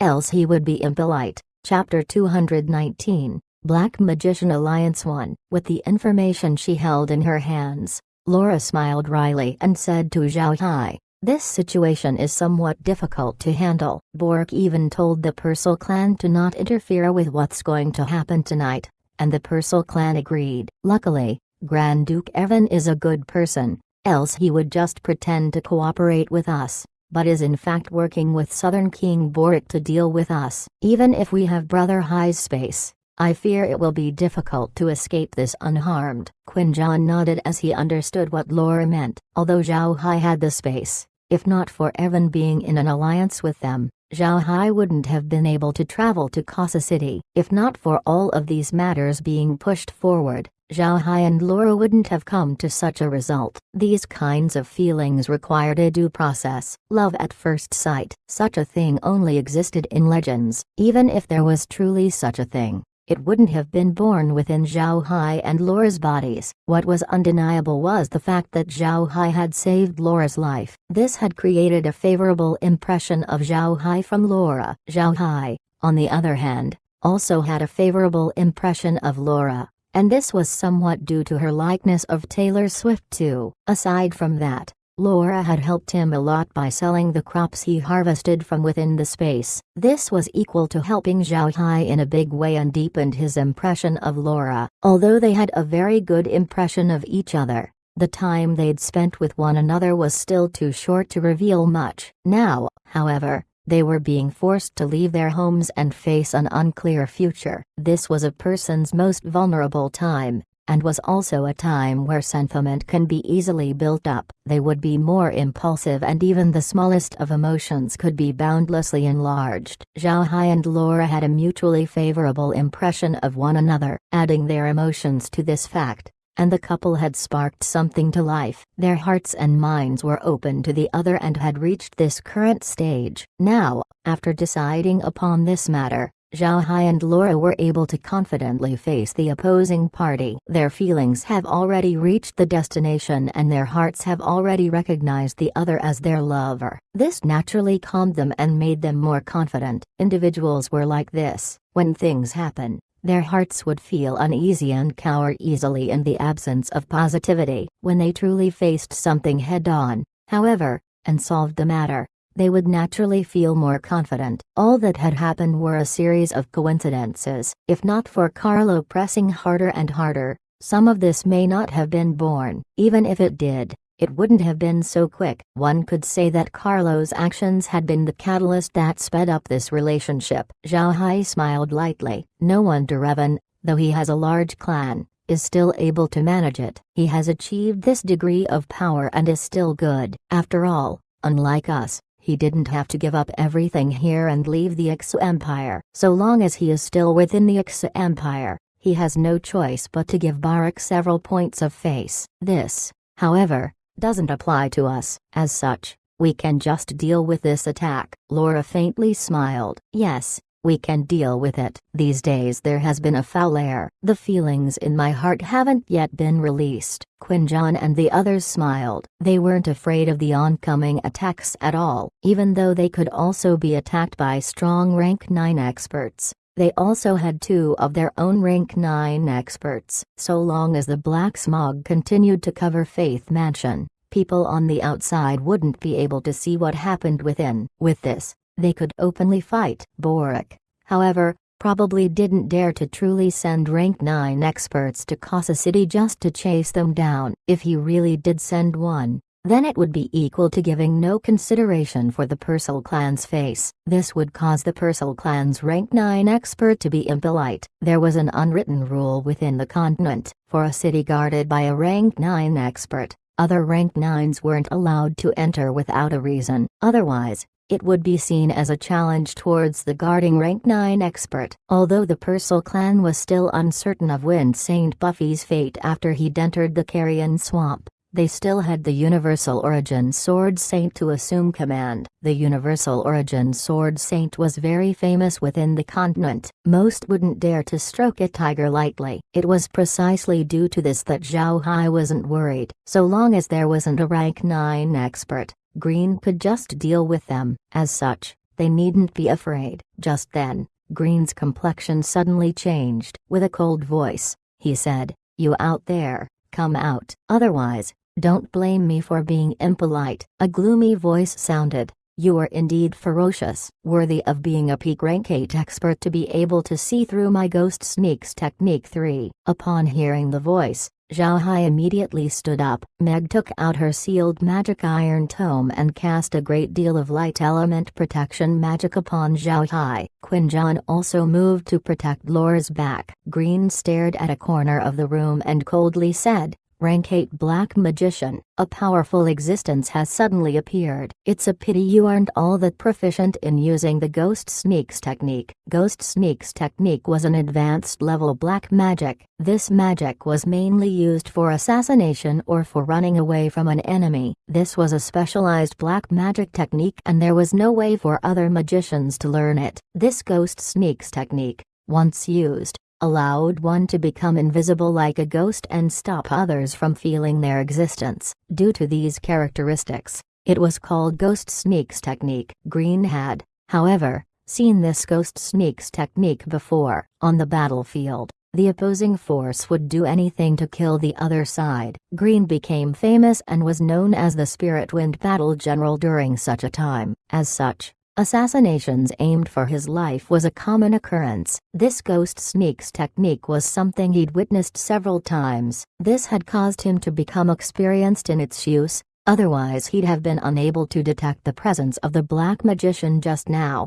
As soon as the person heard what Green said, he chuckled a few times. Although it was a laugh, there was a gloomy air about it. It didn't weaken the sound, but it did make them feel uncomfortable. As the laughter echoed, a man slowly emerged. He wore a black magic robe that looked a bit old and held a wooden magic staff. Although it was made of wood, it was completely black. At 2 meters long, it was covered in many strange symbols and the head of the staff was carved into an odd shape. It looked very strange. Green looked coldly at the person and said, "Who are you? Who sent you?" The black magician smiled and bowed to them. "Please allow me to introduce myself. This one is an elder of the Black Magician Alliance, Maru 4. Zhao Hai and the others looked puzzledly at Maru. This was the first time they had heard of this so-called Black Magician Alliance. Don't even mention Zhao Hai. The well-informed Laura also hadn't heard of such an alliance on the continent. Maru obviously saw their puzzled looks and faintly smiled. "I see everybody hasn't heard of the Black Magician Alliance, but this isn't surprising. The establishment of the Black Magician Alliance dated back only 5 years ago. As such, besides the Black Magicians that have joined, nobody else knows of the organization's existence." Green knitted his brow and said, "Don't waste your breath with so many words, just tell us your purpose for coming here." Maru wasn't angry. Instead, he smiled faintly and turned to Zhao Hai. "I came here this time to invite Mr. Zhao Hai to join the Black Magician Alliance." As soon as Zhao Hai and the others heard what Maru said, they all gawked. Zhao Hai looked at Maru and asked with confusion, "What is the reason for inviting me?" Maru smiled and said, "Please allow me to sit before explaining." Aside from appearing without warning in the beginning, Maru's words had been very polite and he seemed like a gentleman. Zhao Hai and the others' vigilance within their hearts had lowered. With Green's presence, Zhao Hai wasn't worried about his own security, so he let Meg put away her Angel of Protection 5, and allowed Maru to sit down. After he sat down, Meg gave Maru a cup of tea. Maru's expression showed politeness and this made Zhao Hai curious about him. From the beginning until now, Maru's performance gave off the air of a noble, one that was a great deal higher in status than him who was just an ungraceful aristocrat. Moore sipped his tea before placing the cup down. He looked at Zhao Hai and said, "Mr. Zhao Hai is a black magician, so you should certainly feel that black magicians have been isolated on the continent. Walking outside is very inconvenient. Most feel badly of us and compare us to mercenaries, that is, killers, thieves, swindlers. They look at us as though we are evil, that we would eat humans at any time." With regards to this, Zhao Hai had felt it as well, although it could be said that when a black magician arrived, no one would dare to annoy them. In truth, it was just as Maru said. Black magicians were being pushed into isolation by the humans of the continent. In their eyes, black magicians were synonymous with evil, which wasn't a good thing. Maru saw Zhao Hai's nod and continued. In fact, it wasn't like this in the beginning, and people didn't think of black magicians like that. Although black magicians are somewhat strange, we do develop pharmaceuticals and research black magic to treat people of their wounds in order to help them. We black magicians were once called creatures of the dark and were an indispensable part of an aristocrat's or major force's army. Our essential battle strength had made it so that none would dare go wild at night. This time around, it was Quinjon's turn to nod. Quinjon had dealt with many people, so he knew what Maru said was true. Before, many aristocrats and countries tried to please black magicians. It was due to their characteristics of increasing their battle efficiency during the night that black magicians became an indispensable part of their army. As of now, however, most national armies didn't have a single black magician within their ranks. Maru watched them and the smile on his face grew larger. He quickly put away the smile and said to Zhao Hai and the others, "This situation, however, has slowly changed. I don't know when such a rumor spread throughout the continent, but black magicians soon became a symbol of evil, the incarnations of devils. People slowly began to isolate the black magicians. At first, we didn't realize the problem, but later on this became a very big issue and we had already been isolated from the people on the continent." Here, Maru's voice held a trace of heaviness. It was very obvious that the seriousness of the problem had exceeded his imagination. As such, he became very solemn. Chapter 220, Radiance Church 1, an occupation, but isolated by all. This meant it would have no way to continue its existence and was destined to perish. An occupation needed to be inherited. What it needed were the people. This was the most important part, the people. Unfortunately, no one favored the occupation, so no one could continue it. An occupation that loses its inheritance is similar to a clan that loses its inheritance. Sooner or later, it would perish. This was the reason why Maru was so serious about the matter. The inheritance of black magicians would be broken if no one was willing to become one. With regards to black magicians, this wasn't good news. Maru said, "Since this situation occurred, we immediately began to investigate. These rumors didn't appear on the continent for no reason at all. It's certain that some people were specifically aiming for this. After careful investigations, we found that the ones behind these rumors and promoting it amongst the people came from Radiance Church." To be honest, this answer wasn't out of Zhao Hai's expectations. On the continent, black magicians had been isolated. Yet light magicians earned a great deal of respect. The reason for this status was their extermination of black magicians everywhere. If these rumors were said to be unrelated to light magicians, then no one would believe it. Yet, for those in power, this issue didn't harm them. Radiance Church's religious doctrine stated that the commoners shouldn't bitterly stand against their rulers and stay in their status quo. The reasoning given by Radiance Church's religious doctrine was that by going against them, you would suffer hardship and wouldn't even be able to enter heaven after death.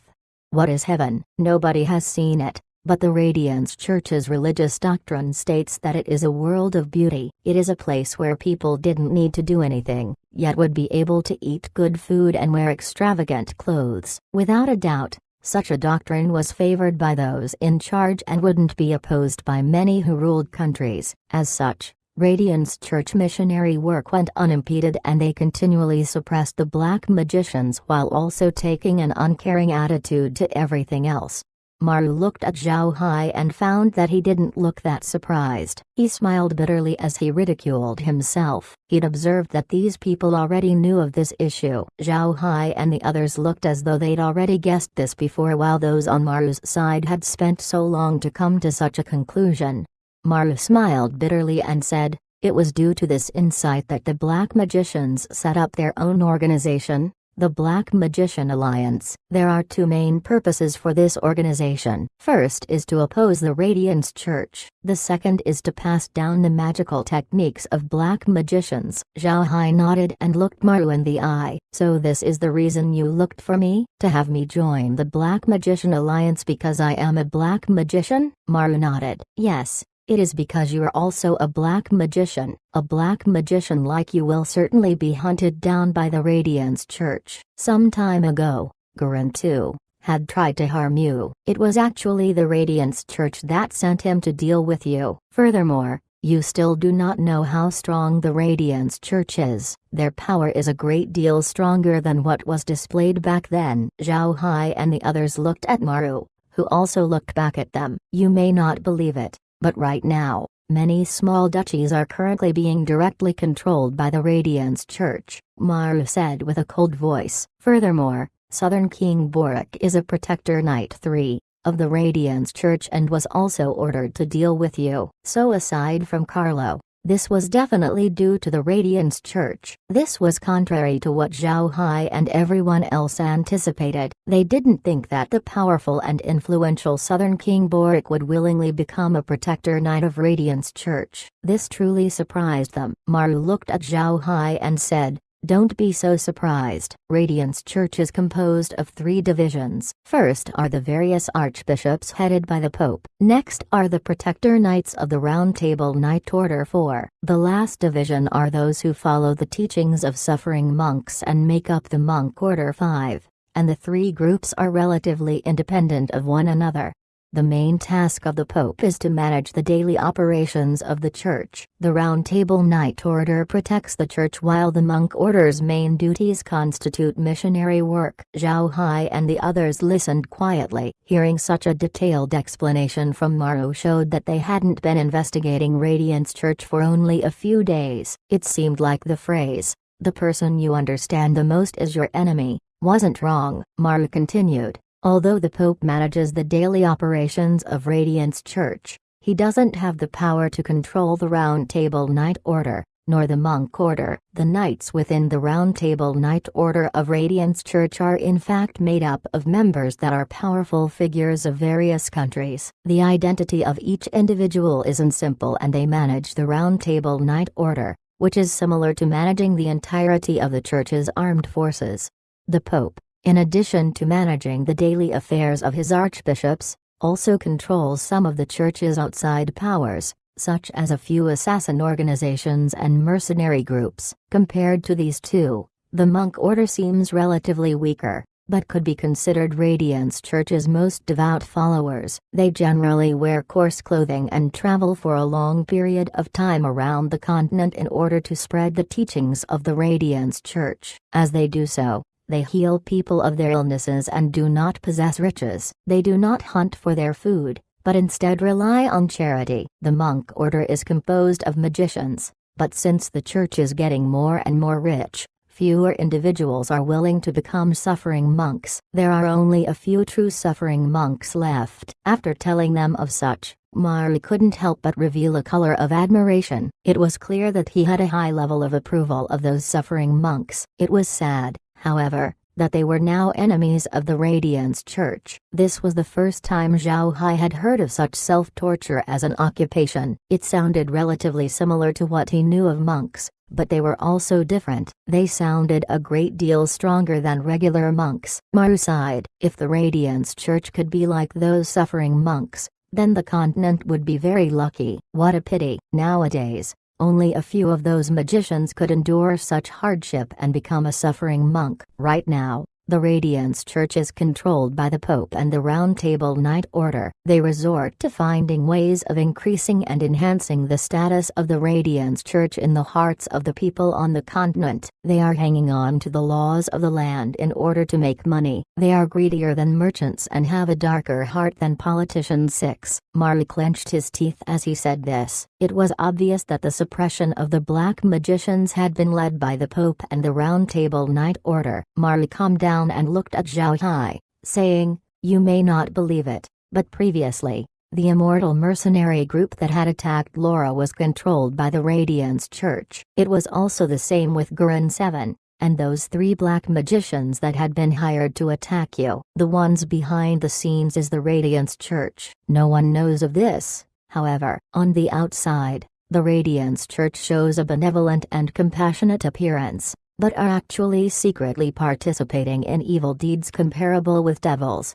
Zhao Hai and the others were shocked. This news, for them, was truly too shocking. 8. They had no way of knowing who had commissioned the Immortal Mercenary Group. They never thought that such shadowy killing organizations like this had links with the Radiance Church. Moreover, Maru knowing this information meant that they'd carried out a detailed investigation. It seemed that the Black Magician Alliance wouldn't be a good crop. 9. Maru watched Zhao Hai's face and smiled faintly. These issues are matters we investigated clearly. If we didn't have such strength, then we wouldn't be able to match up against Radiance Church. The reason why they pitted Borak against you was, first, because they wanted to get their hands on your Taoan products. The second reason was because you're a black magician. They are afraid that you'll join the Black Magician Alliance. If you did so, then with your financial support, the Black Magician Alliance would become a greater threat to them. Zhao Hai and Laura were both surprised for a moment. The two of them couldn't help but look at one another. Although Maru's words meant nothing on the surface, Zhao Hai had actually deciphered the fact that the Black Magician Alliance was lacking in finances. They weren't fools. Maru could give such a confidential performance because he had a reason. At first, Zhao Hai didn't know what it was. Now, however, he understood. To put it bluntly, they needed him for his money. Maru saw their expressions and immediately knew what they were thinking. With a righteous air, he said, "Please, Mr. Zhao Hai, don't misunderstand. I invited you to join the Black Magician Alliance not because of your money. As an organization, we, the Black Magician Alliance, do not have distinctions between upper and lower ranks. The Alliance does not have a leader, but an Elders Assembly. The Elders Assembly will not order its magician members. If they want a magician to do something, then they would first listen to the magician's opinion on the matter. This time, the main reason we are asking Mr. to join the Black Magician Alliance is simply because you're a black magician. Aside from those controlled by the Radiance Church, we invite all black magicians to join the Alliance." Zhao Hai nodded and said, "After joining the Alliance, I need to do?" As soon as Maru heard what Zhao Hai said, he knew this matter had passed through open doors. Thus, he immediately said, "There are no excessive requirements. Just 2. First, since it's difficult to meet all the magicians in the Alliance, members should lend a hand to each other when they can. The second is to collect any information on the Radiance Church and deal with them however possible on one's own. These 2 are the only requirements." Zhao Hai nodded and said, "What can the Alliance provide me then?" "Of course, I don't mean in the financial aspect. But what can they provide me in other aspects?" Maru smiled slightly. "Of course there will be benefits. The Alliance can provide you with information and intelligence. We can also provide you with manpower to help you. Naturally, the manpower provided will require a cost to be handed to the Alliance. Furthermore, you will need to commission every person you take in." Chapter 221. Joining the Alliance. Zhao Hai nodded. Such conditions were acceptable for him. If the Black Magician Alliance was truly this loose, then joining wouldn't be an issue. Maru watched Zhao Hai's expression, smiled, then said, "So long as you join the Alliance, some common and ordinary intelligence will be provided free of charge. If you wish for the Alliance to help you investigate matters with special circumstances, or to look up a specific individual, then the Alliance will request a fee. This fee will be based on the difficulty of obtaining this information. Naturally, the Alliance will also give missions you can partake in. For example, some magicians might also wish to obtain information on certain individuals. How much you help in their investigations will become the basis for the amount you gain off the Alliance's commission. If there is a magician that requires a magic beast and you help in catching it, then the Alliance will also pass a commission for that as well." Zhao Hai smiled and thought the Black Magician Alliance was interesting. It seemed like a common mercenary guilds in novels back on Earth. The things they did were similar, except that the Alliance catered to black magicians. Smiling, Zhao Hai said, "What do I need to give in order to join the Alliance?" As soon as he heard the question, Maru understood Zhao Hai's intent. He was excited and immediately replied, "We do not require anything, it's fine if you just agree to join. Later on, you cannot spread matters pertaining to the alliance and you cannot betray it. If you agree, then take this and become a full-fledged member of the alliance." As he spoke, Maru took out a small badge. The badge was similar to the size of a yuan coin back on Earth. On the front side was a dark cloud pattern while the back had a pin, allowing it to be attached to one's clothing. Zhao Hai carefully inspected the simple badge. After a while, he looked at Maru and said, "Such a simple badge. Aren't you afraid of fabrications?" Maru smiled.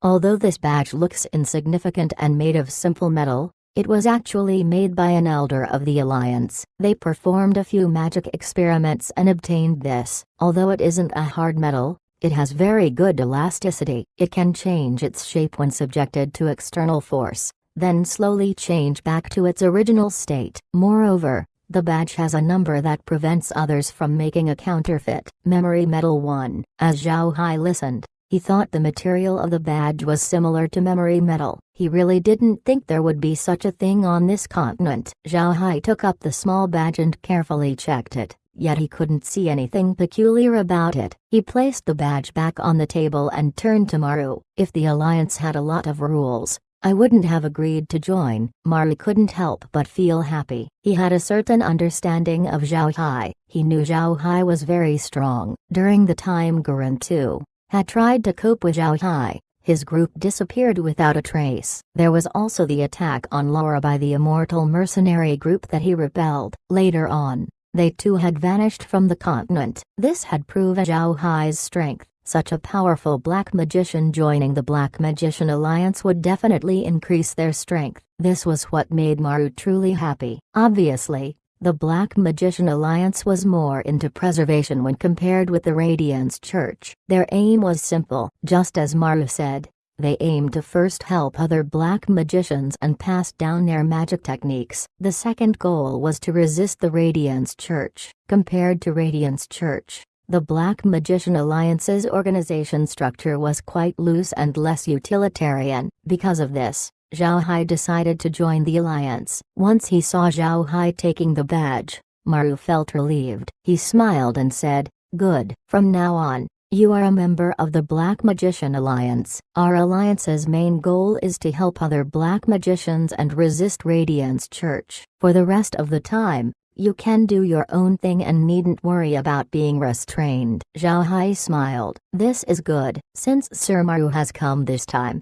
we must entertain Sir well. Laura, order some people to make preparations. In a while, I will ask Sir to join us for a meal. After dinner, I would also like to ask Sir to enjoy a play." Laura smiled faintly and said, "All right, I'll order them to prepare. We happen to have several firefish at the moment, so it will be good, so serve it to Sir."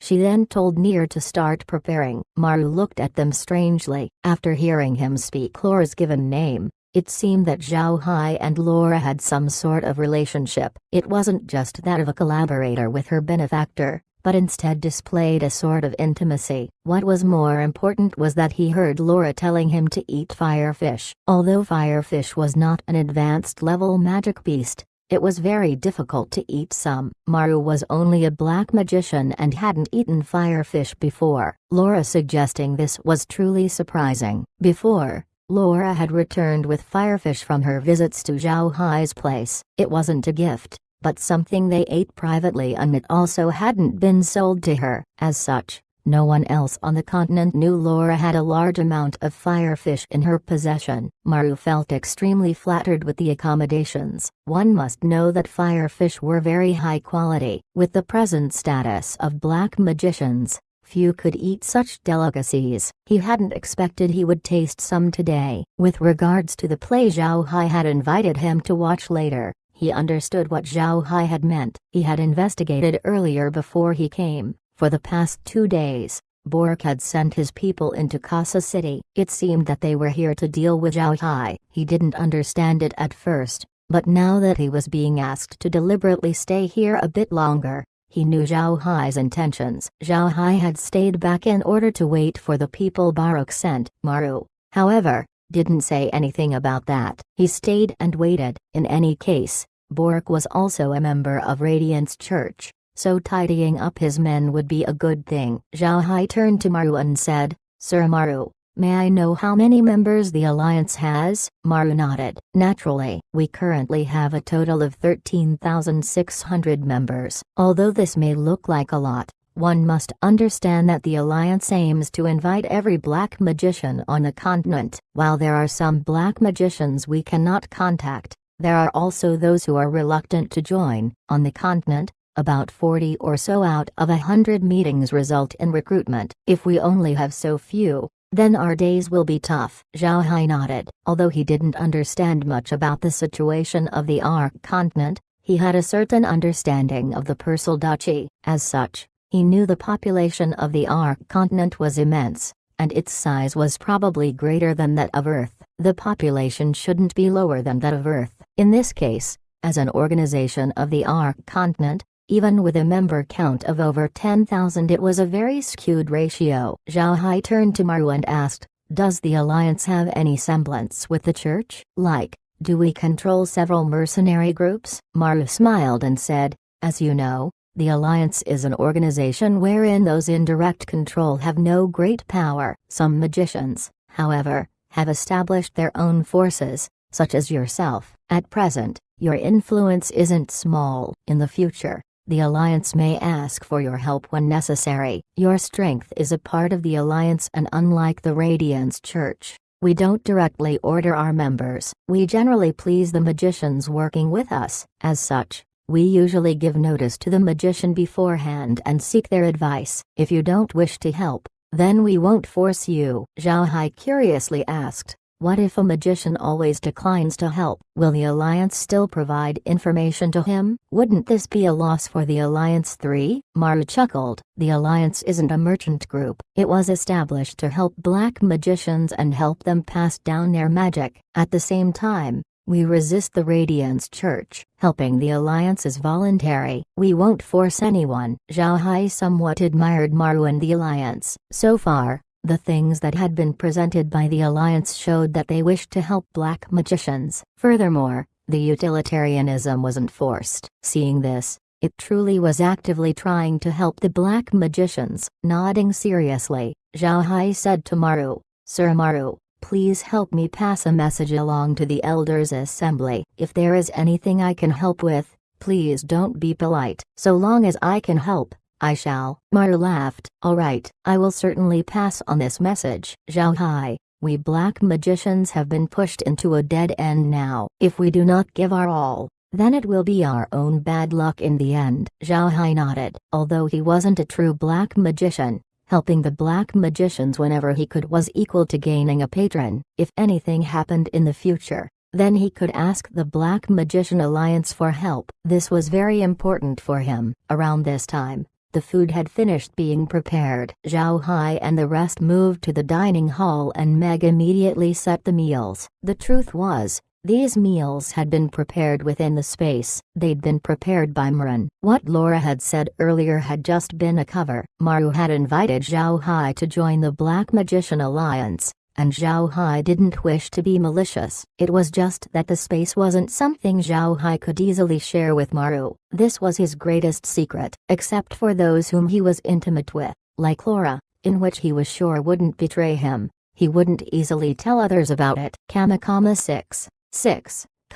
The reason Zhao Hai didn't conceal this secret from the slaves was because it was impossible for those slaves to betray Zhao Hai. In addition, it would be impossible for them to establish themselves anywhere else on the continent. If they weren't under a master and ran away to some other place on the continent, then they would be called a runaway slave and captured. This was the reason why Zhao Hai wasn't afraid of them speaking out irresponsibly. The meal was very sumptuous. Of course, the main course was firefish. There was also beef, pork, rabbit meat, and various kinds of vegetables. Maru looked at the vegetables and couldn't help but swallow his saliva. These years, due to the suppression of the Radiance Church, the life of black magicians had become very bad. He himself hadn't eaten such a grandiose meal as of late. Chapter 222. Become my slave." The meal made Maru very happy. Moreover, it surprised him that the meat on the table was all made with advanced level magic beasts, as they contained a high level of magic elements. As a magician, Maru was very sensitive to magic elements. In addition to this, Zhao Hai had used ingredients prepared from the space. The beef was a common cattle meat used on the continent called a fierce cow one. Fierce cows were a very strange kind of magic beast. Their bodies didn't have any wool and instead had thick skin and a lot of meat. Its strength was also very high. This type of cattle could be used to plow arable fields, and the meat could be used as food. Laura raised several fierce cows, but not for farm use. The fierce cows were raised for their meat. Previously, Laura had raised a lot of wind falcons. These wind falcons alone ate a lot of meat. Now that she raised the eagles, their appetite was also quite large. Providing meat for the wind falcons and eagles had required her to raise several fierce cows. Afterward, Zhao Hai received them inside the space. The space's evaluation of fierce cows wasn't very high. Only level 4 magic beast. This was just the rating inside the space.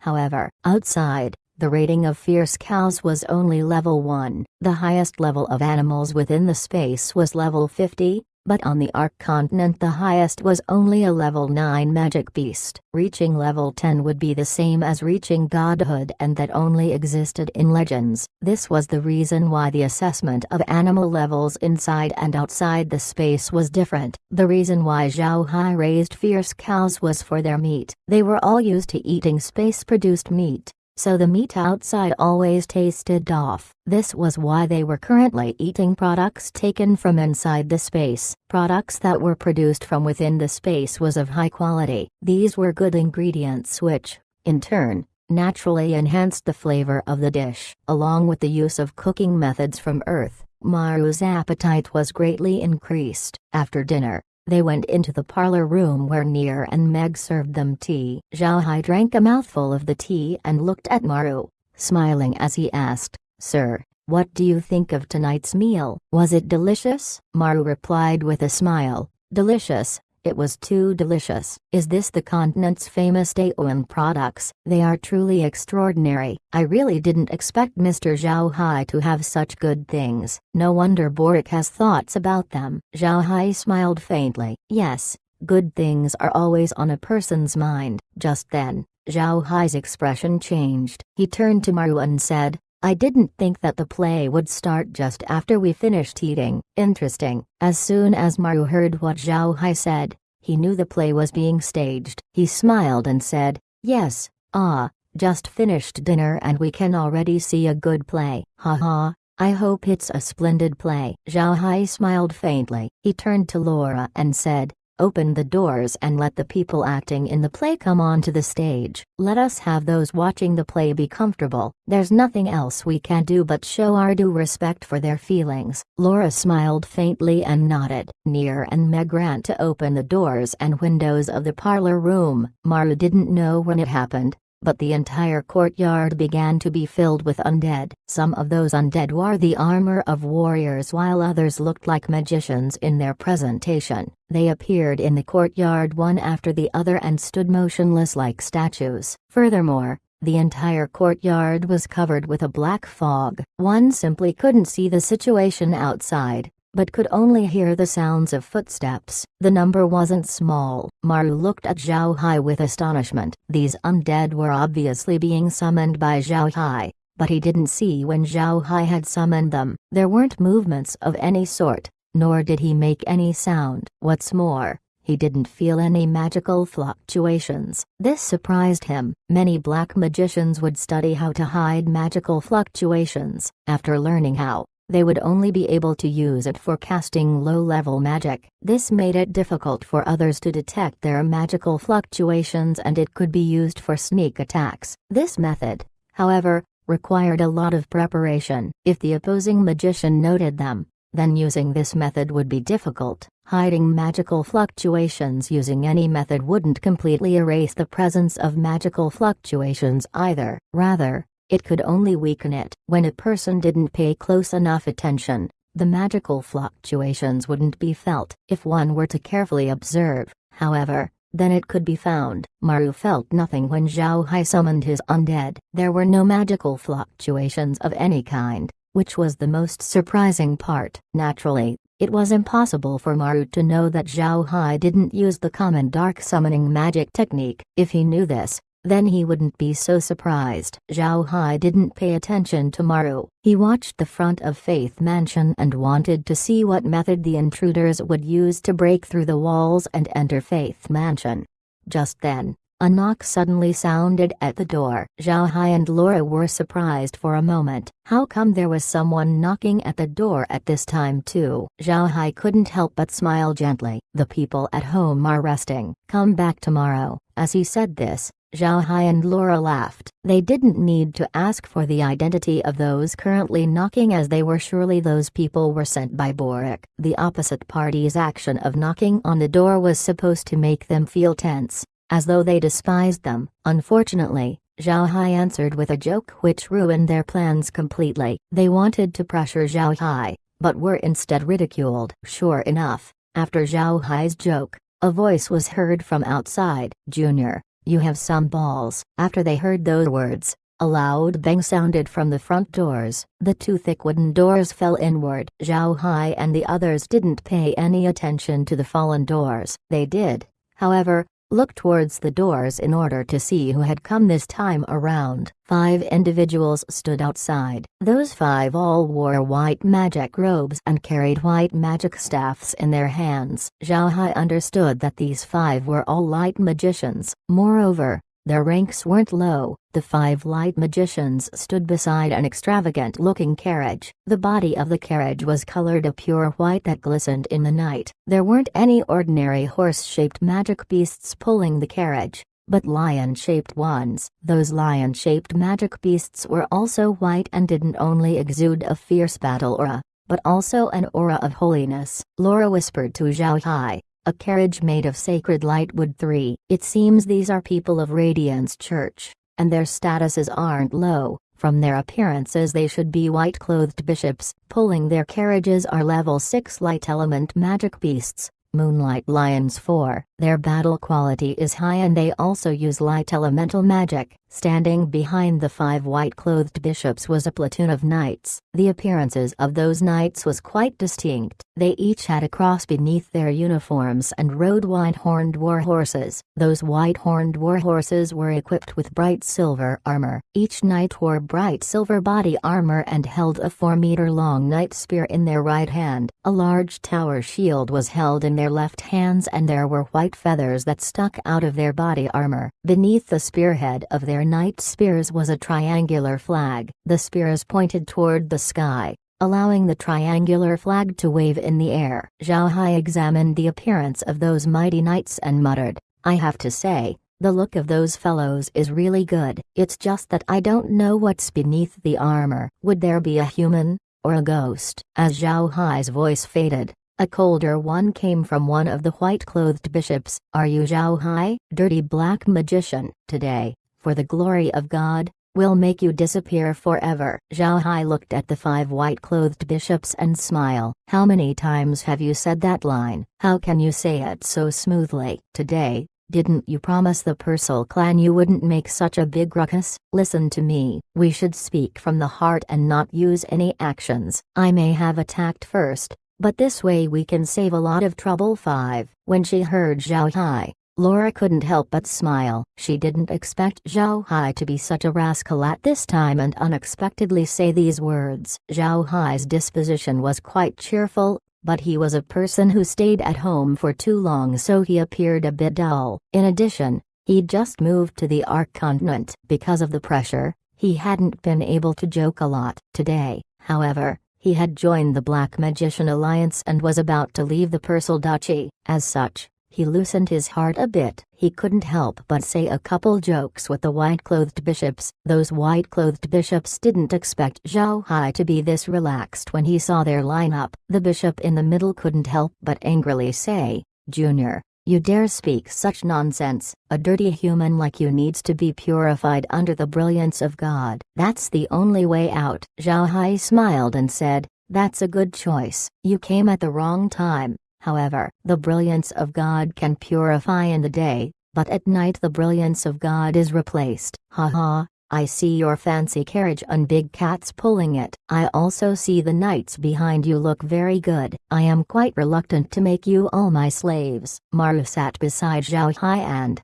to be honest, he was currently very nervous. One must know that within Radiance Church, those white-clothed bishops were existences that stood just beneath the Pope and the archbishops. Each of them would be at least a rank 7 magician in strength. In addition to the magic staffs they held, the carriage and magic beasts pulling it could superimpose with their strength and increase it. It could be said that their strength wasn't any lower than that of a rank 8 expert. 5 rank 8 light magicians. With this, their battle strength wasn't something that could be lightly called a play. Light elemental magic was the nemesis of black magic. This sentence wasn't false. In front of a light magician, black magicians suffered innate disadvantages. What's more, the opposite party had sent magicians of such high strength in order to deal with Zhao Hai. Seeing Zhao Hai so indifferent when dealing them made Maru feel admiration towards Zhao Hai. Chapter 223, Undead with Light Magic. After Zhao Hai spoke, he turned to Laura and asked, "What do you think, Laura? Is the idea good or bad?" If a black magician sat on that sacred light wood carriage as it's pulled by undead moonlight lions with an undead bishop coachman, it must certainly ride like the wind. Laura and the others were shocked. Although Laura was very confident in Zhao Hai, hearing him say such things still surprised her. No one could blame them for being surprised. Zhao Hai's words were truly too astonishing. If Zhao Hai did this, then it would be tantamount to slapping the face of the entire continent's Radiance Church. The Radiance Church wouldn't let this go. Among them, the most surprised was Maru. Maru was one of the first to join the Black Magician Alliance. These past few years, they had resisted Radiance Church, so he had a certain understanding of exactly how powerful the Radiance Church was. To be honest, many wouldn't speak like Zhao Hai. Even rank 9 experts wouldn't dare to easily say such things. The Bright Church didn't only have a single rank 9 expert, so a common rank 9 expert wouldn't be so bored as to speak out like this. Maru, however, was very excited. The Black Magician Alliance had been resisting Radiance Church for years, yet they were only participating in secret and used sneak attacks. The majority of the people on the continent didn't even notice. Moreover, they were still afraid of the Radiance Church's retaliation. They did minor acts, but what Zhao Hai said he would do to the white-clothed bishops, they didn't even dare to think of it. Those white-clothed bishops were stunned after hearing what he said. What followed was boundless anger. They didn't think that a black magician would dare to speak such insolence towards them. The power and influence of a bishop was no less than that of a middle-rank aristocrat on the continent. Now, however, someone had dared to speak such insolence towards them. They were even ignored, which had truly made them angry. The bodies of those white-clothed bishops shook with anger, and one of them loudly shouted, "Dirty black magician, your thoughts have been poisoned by the devil. Come and accept a baptism from God." Zhao Hai laughed and looked at the bishop as he said, "Were your heads caught in the door? Is that why you can say such things? Can you find someone on the continent that would just let their heads be chopped off if they were asked by someone to do so? Does the Radiance Church really have such idiots in control?" The eyes of the bishop turned red with anger. Just as he was about to say something, the bishop beside him said, "We are not of Radiance Church. We are just mercenaries that do not understand black magicians." Zhao Hai looked in this bishop's eyes. While the other white-clothed bishops were also filled with anger, this one appeared calm. This bishop hadn't been angered or affected by Zhao Hai's taunting. Zhao Hai watched the person's appearance and knew that this was a person with a deep and profound background. Such a person couldn't be compared with the others that were easy to mess with. Zhao Hai, however, didn't care. He smiled and said, "Clear-sighted people shouldn't speak lies. Who you are is something we are crystal clear about. You do not have the right to speak of evil since the Radiance Church isn't so clean itself." Saying so many words, the cost isn't something such hands could pay. After saying this, he waved and several undead dressed as magicians appeared before the white-clothed bishops. Those undead were Zhao Zhu and his team too. Zhao Jia 3, Zhao Shi and Zhao Ji 4, Lycra and his trio, and Buffy. Those 15 undead magicians suddenly appeared and frightened them. Zhao Hai had feared that people might recognize them, so they appeared as skeletons instead of zombies. Those white-clothed bishops looked at Zhao Hai's expression and grew more angry. They were light magicians, the nemesis of black magicians. Now, however, Zhao Hai unexpectedly had his undead deal with them. This made them despise him greatly. One bishop couldn't bear it anymore and spoke first. He angrily shouted at Zhao Hai, Jr., "Today we shall let you know that the brilliance of God is everywhere." After he shouted, he raised his staff and recited a spell incantation. A white light suddenly shot at Zhao Zhu. This spell was expectedly a rank 6 light element area of effect attack. Sacred Light descends 5. Maru sat quietly beside Zhao Hai. When Zhao Hai bickered with the bishops, his heart couldn't stop beating. Seeing Zhao Hai send the undead to deal with the white-clothed bishops worried Maru. The difference was too great. One must know that one cannot easily mess with a bishop. Everyone, however, was surprised after seeing how the scene unfolded. They saw an undead magician suddenly step forward. This magician wore a white magic robe and held a white staff. They didn't see anything until, suddenly, a light element magic shield appeared, blocking the attack directed at the nearby undead skeleton magicians. Including Laura, the white bishops were startled and froze for a moment. Maru, who was also startled, suddenly stood up. They had all thought that the skeleton magicians would use black magic to deal with the white-clothed bishops. They didn't expect, however, that it would actually use light magic. This skeleton was naturally Zhao Jia. He himself was a light magician. After the improvements from the space, his magic had been preserved. Thus, it was natural for him to be able to use light magic. This, however, made Maru and the others very surprised. They hadn't seen an undead before that could use light magic. The simple fact of it seemed like a joke. This was like a man holding the knife that would cut his own body. It was purely suicidal behavior. Zhao Hai didn't want to make a move since he wanted to see the effect. He also wanted to let Maru know that he wasn't afraid of Radiance Church. At this time, Zhao Zhu and his team made their move. Zhao Zhu and his team were true black magicians and they shot black magic attacks that covered the sky and overwhelmed the white-clothed bishops. Zhao Shi and Zhao Ji also moved, along with Buffy and the others. Zhao Shi and Zhao Ji were earth element magicians while Buffy was a wind element magician. Adding in Zhao Zhu and his team, the attacks of 3 magic elements was magnificent and unparalleled. Zhao Zhu and his team's actions moved the souls of everyone. Maru looked with shock at Zhao Hai and asked, "Mr. Zhao Hai, what is this all about? How can your undead use light elemental magic?" Zhao Hai smiled and said, "Sir Maru, don't worry about it and sit down. Listen to my explanation. This undead using light elemental magic was Gurren, who had attacked me in the past. After I killed him, I turned him into an undead. To my surprise, he suddenly became a variant undead that could use light elemental magic. I was also surprised after seeing this back then, but I don't actually understand how it happened." After hearing Zhao Hai's explanation, Maru felt relieved. Black magicians had their own system for summoning undead. Sometimes,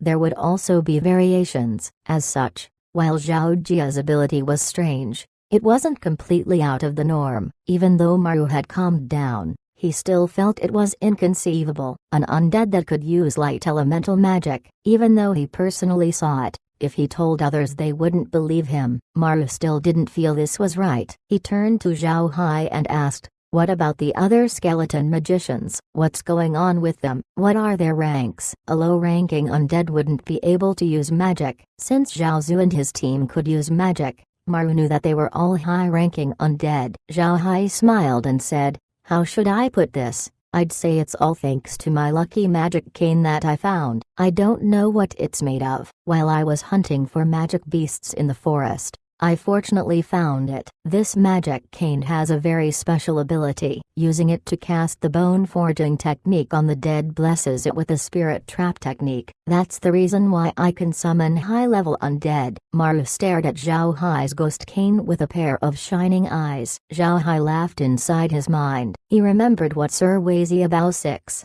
had said, "An explanation should be 9 parts true, 1 part false. Even if he lies, there was no way for others to figure it out." 7. At this time, several of the white-clothed bishops couldn't withstand Zhao Zu and his team's attack. Those Radiance Knights behind them also saw this and shouted. The spears those Radiance Knights held lowered as they rushed Faith Mansion. Zhao Hai didn't move. Instead, he made the warrior-clothed undead form a square formation. They blocked the entrance into the mansion. The entire courtyard of Faith Mansion became a battlefield. Zhao Hai wasn't worried. Even though those Radiance Knights were formidable and had good numbers, he himself had many undead with strengths comparable to that of rank 7 warriors. Such a strength couldn't be overlooked by anyone. He believed that those undead could block the Radiance Knights. All of this made Faith Mansion very lively. The people around seemed to sleep soundly, however, they didn't make any sound,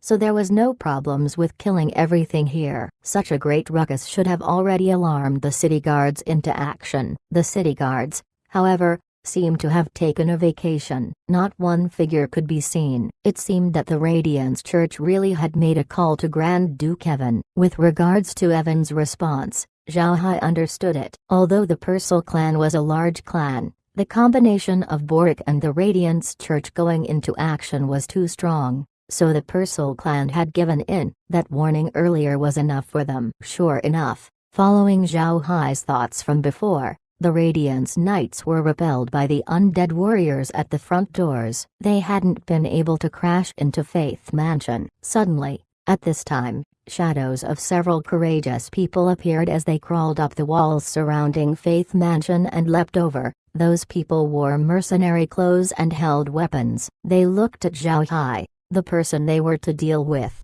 Chapter 224. The Final Blow. Maru also saw these people. Although they wore mercenary garbs, their movements were very neat. At a glance, it could be seen that they had good coordination and weren't your average mercenaries. They should have received regular military training. Zhao Hai watched the mercenaries. The number of people that had jumped over the wall numbered several hundred. When they entered the courtyard, they didn't immediately attack Zhao Hai. Instead, they stood in place and changed their positions slightly to form ranks. Although they used up a bit of time, they had already lined up properly and into formation. After that, they charged at him. On the other hand, Zhao Hai wasn't worried. He himself was surrounded by many undead, and at this time, he'd only used the human-shaped undead. Those beast-shaped undead hadn't yet been mobilized. Zhao Hai counted the knights attacking Faith Mansion from the front and came up with 18. These 18 knights had very good coordination with one another and were rank 6 experts. Soon enough,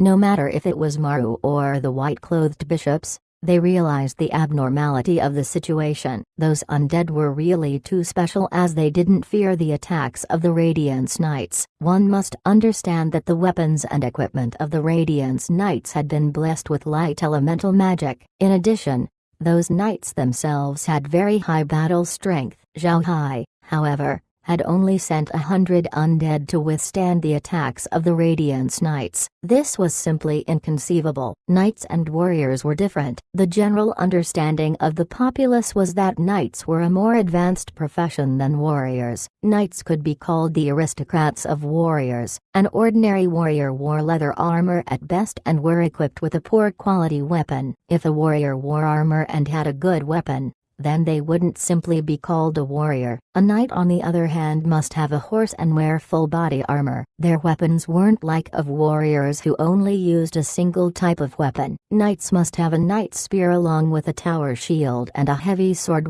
Once they had those items, they could be called a knight too. Warrior, however, only needed to take care of themselves. Even if their weapon was damaged, they could just replace it. The cost also wouldn't very high. Knights, aside from looking after themselves, needed to take care of their mounts. Their knight spears was a weapon that could be easily damaged, so they needed to replace it if it was damaged. The price of a knight spear, however, was simply too expensive when compared to ordinary weapons. 3. Due to these reasons, from an ordinary warrior's point of view, knights might be powerful but was an occupation that burned a lot of money.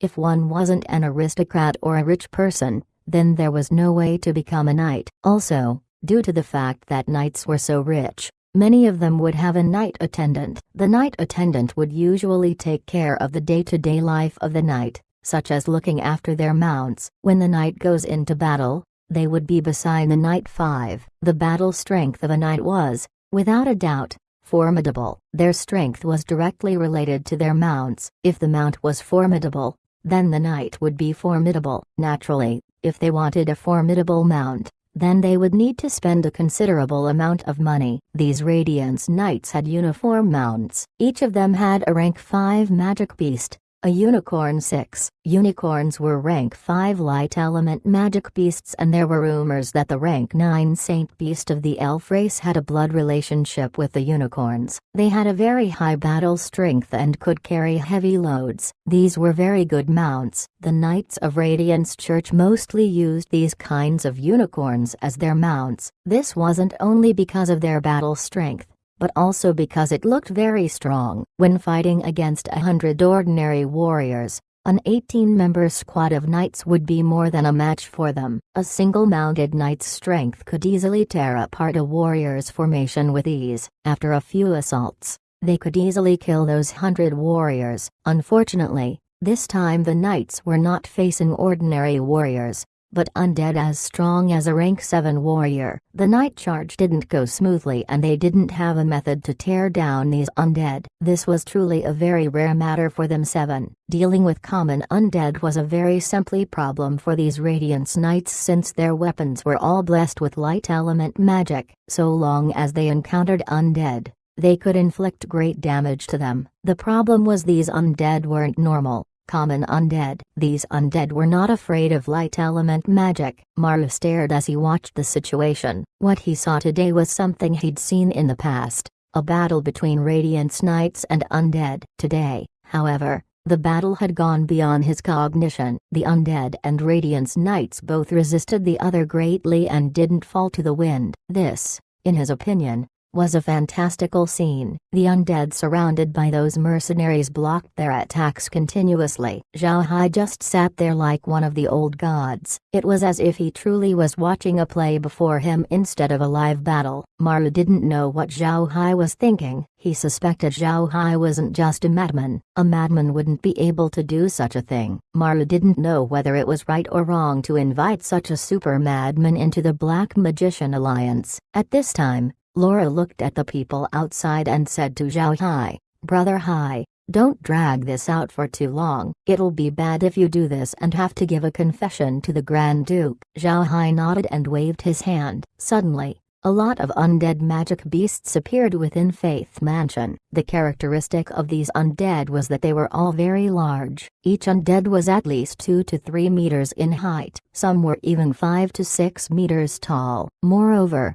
their skeletal bodies were dark green in color and had spikes protruding from their bones. They didn't look like something one should mess around with. When these undead appeared, the sharp spikes on their bodies flew out fiercely like a brutal arrow being shot. They flew towards the mercenaries and shot down many of them. After the spikes flew, the magic beasts quickly overran them. Maru, however, noted that behind those mercenaries were many undead. Those undead were like death, as they mainly used assassination tactics. They were silently getting rid of the mercenaries at the back. Many of the mercenaries now had nobody at their back and were easily killed. This disaster had come too fast. The mercenaries didn't have enough time to react before they were killed. Those that hadn't been killed yet were now caught in a circle of undead and weren't able to escape. To deal with these mercenaries, only a few undead had been used. Most of the undead were instead surrounding the Radiance Knights and the white-clothed bishops. Maru didn't know what to say. He never would have expected Zhao Hai to have so many undead. Moreover, the battle strength of these undead was very high. This time around, the Radiance Church would eat a loss. Those 5 white-clothed bishops had also realized that things were not looking good. They didn't expect Zhao Hai to have such unexpected strength. Slowly, they began to grow desperate. They knew that today, they had to do everything they could to desperately stay alive and fight. Zhao Hai stood at this time and watched the 5 white-clothed bishops. He knew that these were the leaders. Others could run, but these 5 couldn't. He secretly gave Kair an order. So long as the white-clothed bishops made any movement, she was to immediately move against them. The reason Zhao Hai ordered Kair to prepare was because of a single bishop's calmness. When he released the magic beast undead earlier, all 4 of the white-clothed bishops' facial color changed, all except for one. This was the one Zhao Hai was talking about. The one bishop he thought was very calm and might be planning something. This bishop was very calm, and his calm didn't seem to be due to his own strength. The might of this bishop was average when compared to the other 4. He was, however, extremely calm, as if he didn't have any fear. Such a person must be hiding something in their hands. This kind of person with a deep background must certainly have a last card to play. Moreover, no one knew what card he had. As such, Zhao Hai paid special attention to him. This was why he ordered Kair to deal with him. Laura and the others had observed the same scene. They looked at the white-clothed bishops and knew they couldn't run away. Maru didn't know, but the rest understood that they had 2 rank 9 experts on their side. At a moment's notice, the rank 9 experts would follow the command and get rid of their opponents. Even if the opposing party had an ancient magic tool, like a non-directional transfer scroll, they still wouldn't be able to escape. Battle was full of chances. So long as one was ready, all accidents could be inevitably avoided. Zhao Hai,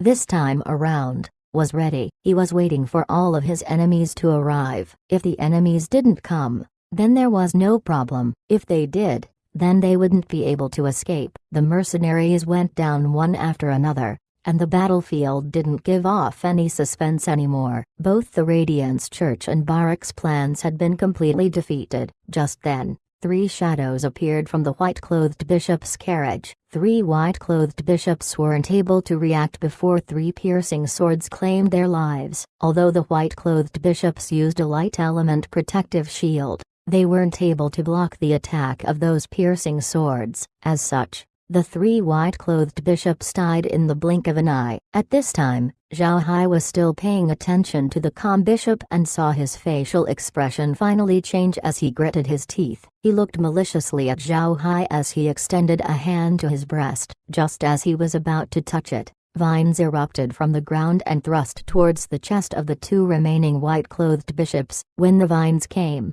a flash of white light appeared and tried to block the vines, but failed. The white-clothed bishop was killed on the scene, his eyes full of disbelief as he died. Chapter 225, Destroy. Maru saw it all, and even the 18 Radiance Knights were dumbfounded. Regardless of what had happened, they weren't able to believe that 5 white-clothed bishops could just die so unexpectedly. This was especially true for that white-clothed bishop that had tried to reach for something in his chest. That white-clothed bishop had a deep background, and even though the Radiance Knights didn't know what he was taking out, they did know that the white-clothed bishop had something in his possession. 1 protection ring. 1.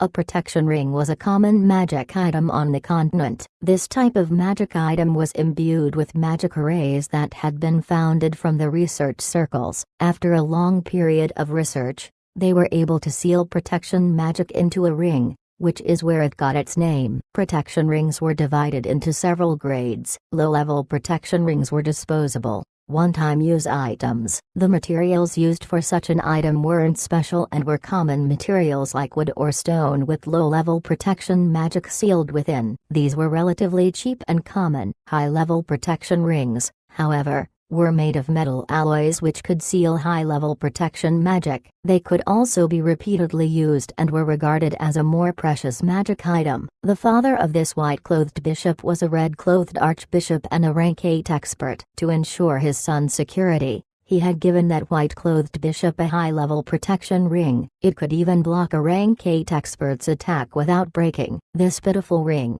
however, couldn't block Kair's attack. Kair's strength was greater than that of a rank 9's, and her casual attack had the same strength of a regular rank 9. Because of this, the white-clothed bishop wouldn't have been able to block her attack. Those 18 Radiance Knights were aware of his identity. The reason the white bishop had gone with them was to obtain some merit. No one would have thought he'd die instead. His death didn't really matter too, but it meant the knights wouldn't be able to live anymore. They knew the father of that white-clothed bishop wouldn't let them off. The eyes of the Radiance Knights immediately turned red. They knew that no matter what happened today, they would die. If they died in battle, then their family members wouldn't be affected. If they came back alive, however, their family members would receive bad luck. These Radiance Knights had been trained by the Radiance Church. The church had selected talented children and trained them from childhood. As such, their loyalty towards the Radiance Church didn't have any issues. Moreover, their detailed backgrounds were archived by the Radiance Church. It was because they were loyal and absolutely wouldn't betray the church that they were clear about its internal matters. They knew the Radiance Church wasn't as bright as they appeared to be and was actually quite tarnished on the inside, yet they weren't able to betray the Radiance Church. One could say that these people wearing the clothing of knights were already dead. The 18 Radiance Knights made their move at almost the exact same time. They discarded their tower shields simultaneously and pierced their knight spears into the ground. Then they all pulled out their heavy swords from their saddle and swung it down on their left hands. Zhao Hai was surprised for a moment. He didn't understand what they were trying to do until Green said aloud, "Master, we must kill them." They wished to use Sacrifice 3. Sacrifice was a unique skill used by knights. This skill meant they intended to go all out as they sacrificed their flesh and blood and dedicated it to their god of knights. By doing so,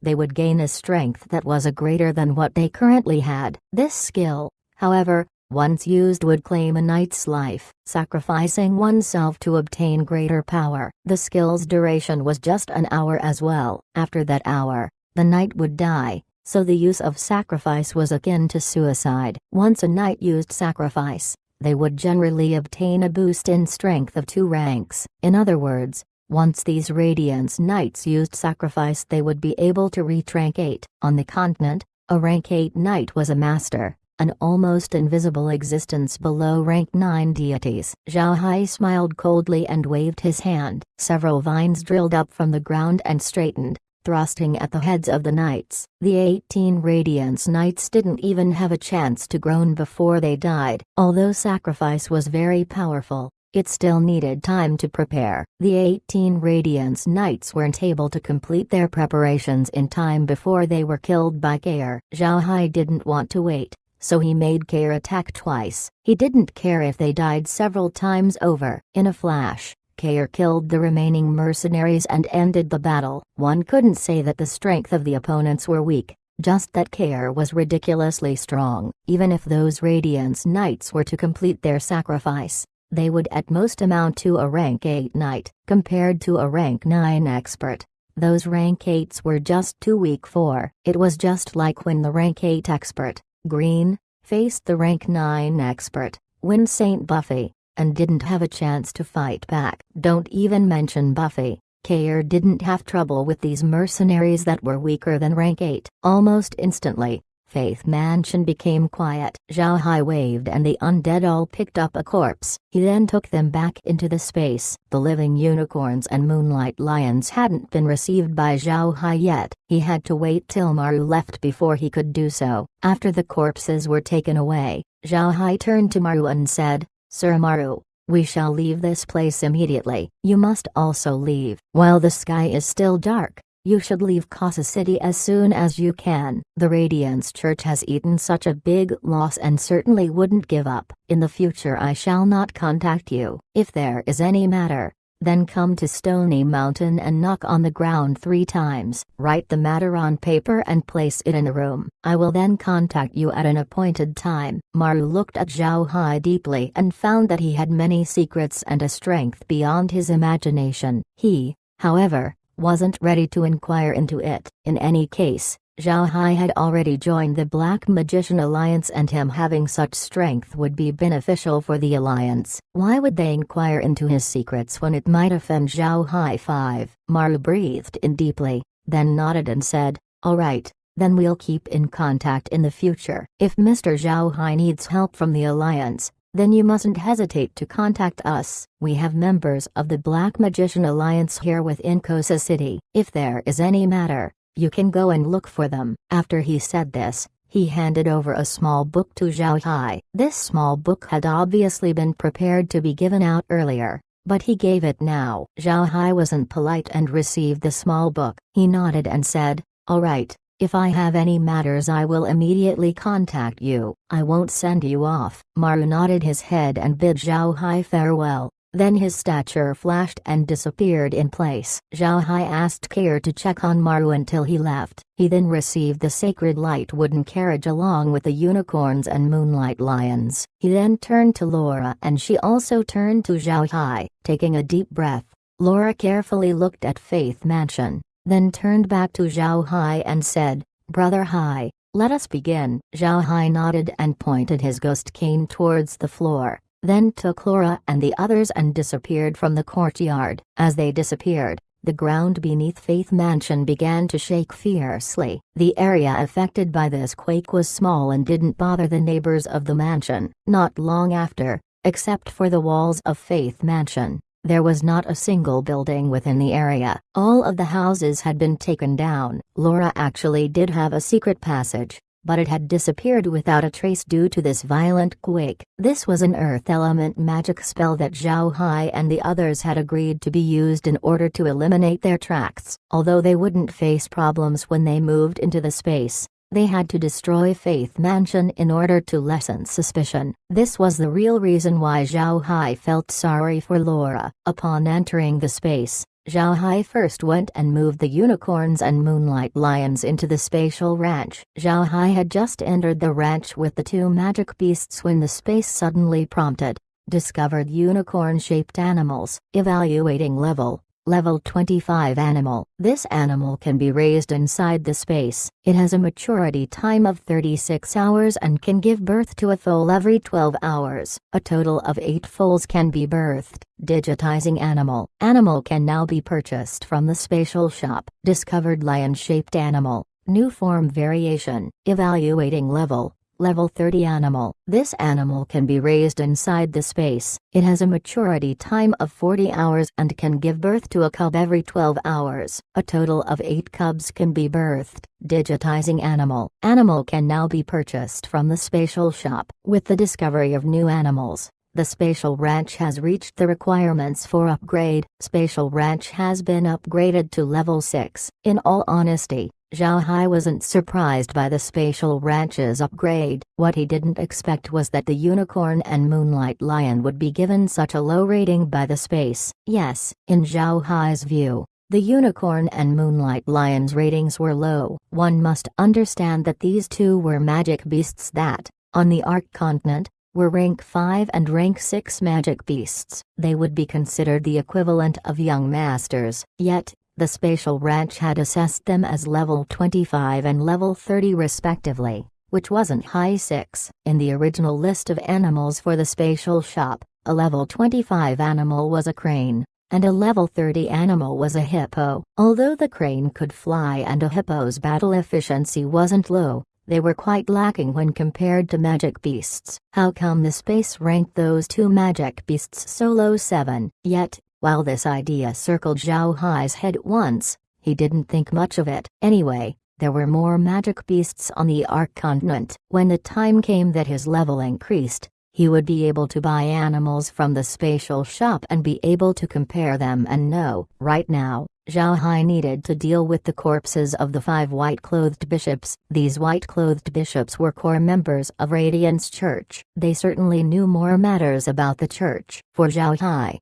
this information was of very great use for him. Anyway, both of his identities were now considered enemies of the Radiance Church. As such, he needed to understand more about them, to know them as intimately as he knows. Chapter 226. Blessed Magic Rays. Zhao Hai returned to the spatial villa. Laura had stayed behind and was currently sitting in the living room, her mood obviously quite low. Zhao Hai didn't speak and just moved to Laura's side quietly. He placed a hand on her shoulder and sat down to accompany her. Zhao Hai knew Laura was currently sad. Seeing the home they'd built with their own hands destroyed had given her a strange feeling. Saying anything to comfort her at this time was unnecessary. So long as he silently stayed with her and gave her a shoulder to lean on, it would be enough. Laura leaned gently against Zhao Hai's shoulder, her tears flowing freely. Faith Mansion wasn't just a simple home, but an enterprise. It had her sweat and tears,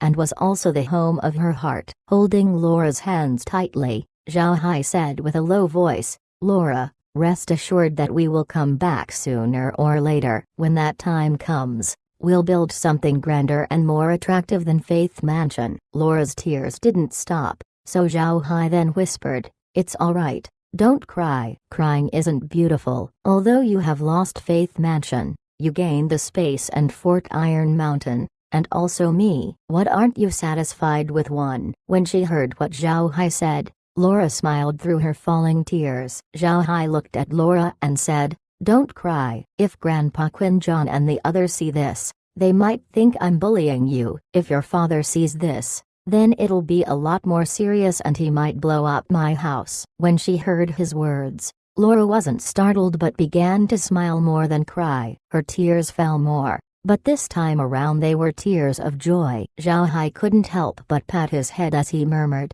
again, "Laura, don't you want to go down and have a look at Uncle?" This time around, the explosion wouldn't be small. Laura shook her head and smiled. She laughed so much that she couldn't reply to Zhao Hai's words, and Zhao Hai also couldn't help but join in. Since Karen had taken over the basement of the spatial villa and made it his experiment room, an explosion could be heard every other day. Sometimes, they might hear several go off in a row. Zhao Hai and the other had already gotten used to these explosions by now. Zhao Hai felt a little resentment from it. Karen performed his experiments at random times and sometimes, it happened while Zhao Hai was sleeping. When the explosion occurred, he'd wake up and have a cup. The Zhao Hai of Earth was an otaku writer. Due to him staying up late in the night, he had a slight nervous breakdown. He'd fall asleep and then wake up in the middle of the night and it would be difficult for him to get back to sleep again. Therefore,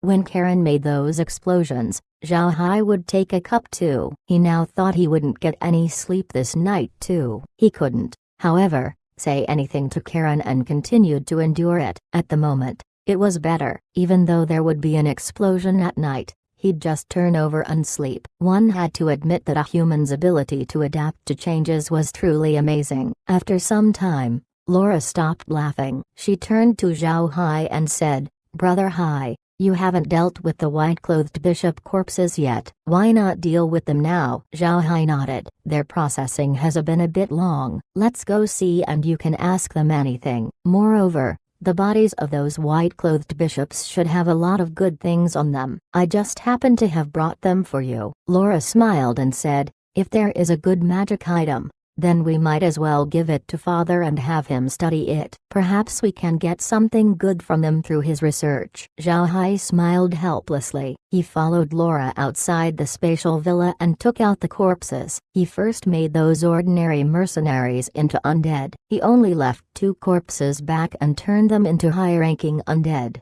then asked these 2 leaders his questions. These mercenary soldiers really had been sent by Boric. They were from a regular mercenary group and were Boric's men, a mercenary group under Boric's control. Aside from this, they didn't obtain any better information. They were, after all, just a mercenary group and could only be regarded as one of Boric's external forces that wouldn't have any contact with his core strength.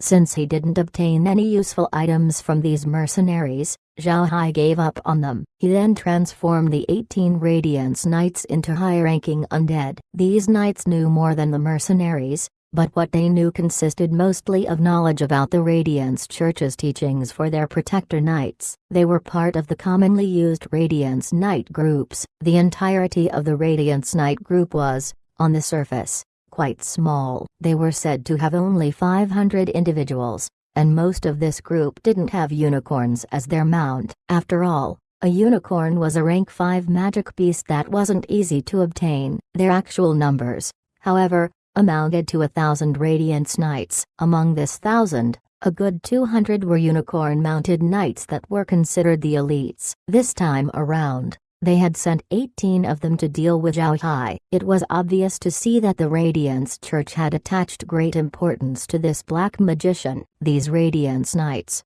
however, didn't know much. They weren't administrators of the church, so they only knew a bit of the church's secrets. Although Zhao Hai was a bit disappointed, he couldn't say anything about it. These Radiance Knights had all been turned into undead by now. Their appearance didn't change greatly from when they were alive. Even if they had cut off their left hands, their strength was still comparable to when they lived.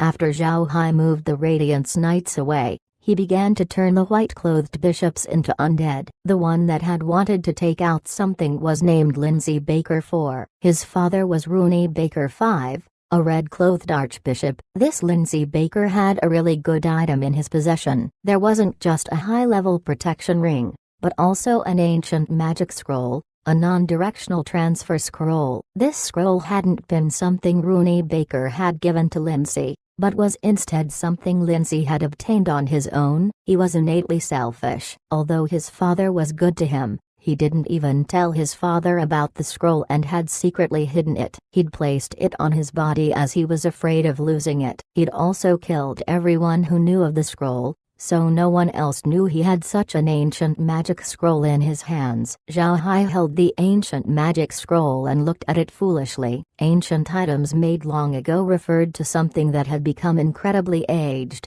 yet this thing didn't seem all that old to him. It glittered as if it were made of gold, but Zhao Hai was sure the material wasn't metallic. At this time, the space suddenly prompted in a tone, "Unknown magic item. Analyzing item's function. This item is a simple space system magic item. This item can produce a non-directional, indeterminate distance spatial channel. Extracting functions. Incorporating functions into the ghost cane. Use of the ghost cane will now allow the creation of a non-directional, indeterminate distance spatial channel. Unknown magic item. Analyzing item's function. This item is an autonomous stimulation type protective magic item. When the host is suddenly attacked, the item will produce a protective shield to guard the host. Extracting functions. Enhancing functions. Incorporating functions into the ghost cane. Ghost cane can now automatically protect the host if attacked. Multiple magic rays. Extracting magic rays. Storing into spatial files. Facilitating options so that host may view them at any time. Appearance of blessing-shaped magic rays. Extracting magic rays. Incorporating magic rays into the space. Incorporating magic rays into machine-type humanoid objects of space. Strengthen machine-type humanoid objects. Improving magic. Combining magic rays with sprite-type biological body. Strengthened sprite-type biological body. Zhao Hai and Laura listened to the prompts. This time, the prompts hadn't been short yet. The two of them actually understood what they had heard. To keep it simple, the space had extracted the abilities of the ancient magic scroll, then incorporated it into the ghost cane. The protection function of the protection ring had also been extracted, strengthened, then incorporated into the ghost cane. The space had also extracted several magic arrays and placed them into a spatial file, then extracted a blessing-type magic array from the armor of the Radiance Knights. Those were placed on the undead as well as the other creatures such as the stone giants, which then resulted in an increase in strength 6. Zhao Hai hadn't thought that the space would have such powerful abilities. He could now regard the ghost cane as a protection ring and a non-directional transfer scroll. These two functions would be very useful in saving his life. Moreover, those magic arrays had strengthened the undead within the space. Their battle strength naturally received a boost. Although he didn't know to what degree their strength had grown, it should be much higher. This made Zhao Hai happy. Zhao Hai breathed lightly to calm his emotions. He passed the protection ring and ancient magic scroll to Laura and said, "This protection ring can still be used, so please take it. With regards to that magic scroll, it won't be as useful. Better to give it to Uncle so that he can study it." Laura didn't say anything and just nodded as she received the items. She wouldn't be polite around Zhao Hai. In any case, the functions of these two items had already been extracted by the space and incorporated into the ghost cane. Zhao Hai could already use those functions, so being polite was useless. Zhao Hai looked over the other white-clothed bishops. Although they did possess some items, they weren't as good as what Lindsay Baker had. Zhao Hai only glanced at them before throwing the items into the warehouse without managing them. After dealing with these things, Zhao Hai turned his eyes towards the white-clothed bishops themselves. Compared to the items he obtained, He was more interested in what information they could give him. For him, intelligence was something more valuable than items. Chapter 227, Strength of the Radiance Church. Zhao Hai, Laura, Green, and Quinjon sat quietly within the living room of the spatial villa as they listened to Lindsay Baker's report about the Radiance Church. After he'd finished transforming those white-clothed bishops into undead, he began to ask them about matters relating to the Radiance Church. Unsurprisingly, the one with the most detailed information was Lindsay Baker. As such, he kept Lindsay Baker back as he called for Green and the others before allowing him to continue to detail what he knew of the Radiance Church. The Radiance Church was a great deal more formidable than what Zhao Hai and the others had thought. They currently controlled a dozen large and small duchies. Furthermore, several influential aristocrats from a few empires had already enlisted themselves as members of the Radiance Church. Specifically, they became the Radiance Church's protector knights or elders. Unfortunately, Lindsay Baker had only been a white-clothed bishop. Although his father was a red-clothed archbishop, he didn't have too much information to share. He only knew of some Grand Dukes and other influential nobles that had joined the Radiance Church. Nothing more than that. In addition to these influential nobles, Lindsay Baker also knew of several mercenary groups and medium-sized merchant firms that were affiliated with the Radiance Church. Several of those were even managed by him. Other than that, Lindsay Baker didn't know anything else. Zhao Hai, however, had already benefited significantly from this. They now had a deeper understanding of the Radiance Church's strength. The Radiance Church was truly too formidable. When Zhao Hai had heard that the Black Magician Alliance had 10,000 black magicians, he'd thought the alliance was already pretty good. Now he understood that compared to the Radiance Church, they were really too far off. They were really too clever as they pulled those influential aristocrats and Grand Dukes into their camp and made them either protector knights or elders. If the Radiance Church had a matter, then they would naturally help. Don't underestimate the strength of these people. Even if they themselves didn't directly assist, they would only have to say a few words and those lower aristocrats would naturally follow them as a way to curry favor and they would act on their order. Because of all this, the Radiance Church had developed quickly within the past several years. The church didn't just pull aristocrats in, but also used them to spread their influence. Due to a variety of benefits, those aristocrats were tied tightly to the church's chariot. With the help of those aristocrats, the black magicians had been repulsed within the continent. In such a short amount of time, black magicians had become isolated. Compared to the Radiance Church, the Black Magician Alliance fell short. Maru didn't speak of how many aristocrats had joined the Black Magician Alliance. This was, in fact, a weakness of the Black Magician Alliance. One must understand that on the continent, the rules of aristocrats governed the commoners. Once the commoners had a preconceived idea about something, it would be very difficult to change it. When comparing the Black Magician Alliance with the Radiance Church, the biggest flaw of the alliance was that it wasn't under a unified leadership. The Radiance Church, however, was like the headquarters of light magicians. All light magicians were members of the Radiance Church and were under unified leadership. It goes without saying that all of their actions would naturally have a purpose. They had the upper hand when fighting against the divided black magicians. While the black magicians had recently established the Black Magician Alliance, this alliance was, in fact, very loose. Wanting to achieve victory over the Radiance Church to any degree was impossible several times over. Zhao Hai, however, didn't think the black magicians would be suppressed by the Radiance Church to such a level. After all, the Black Magician Alliance was a loose organization with a lot of freedom. It was precisely because of this that they could develop anywhere. If the Radiance Church was the shining rays of the sun in the day, then the black magicians would be the dark clouds of the night sky. Wherever the sun doesn't shine, there will always be a place for them to survive. Furthermore,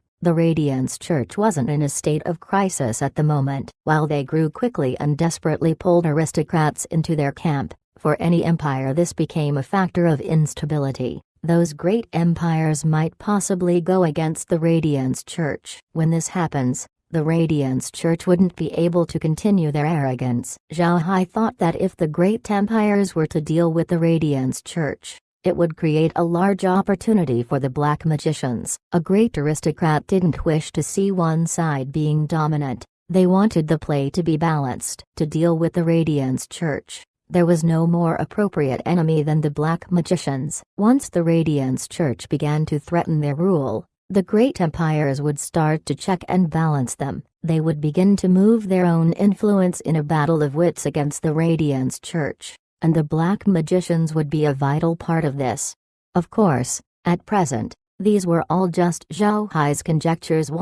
Those great empires wouldn't dare to easily move. Here on the Ark continent, beliefs were free. Anyone could have faith in anything. If those great empires really had to deal with the Radiance Church, then they could just introduce new beliefs to replace the churches. This way, they wouldn't even need to use the black magicians. The suppression of black magicians by the Radiance Church had been viewed with indifference by the great empires. Those great empires didn't have a good impression of black magicians anyway, so they wouldn't necessarily ask the black magicians to help deal with the Radiance Church.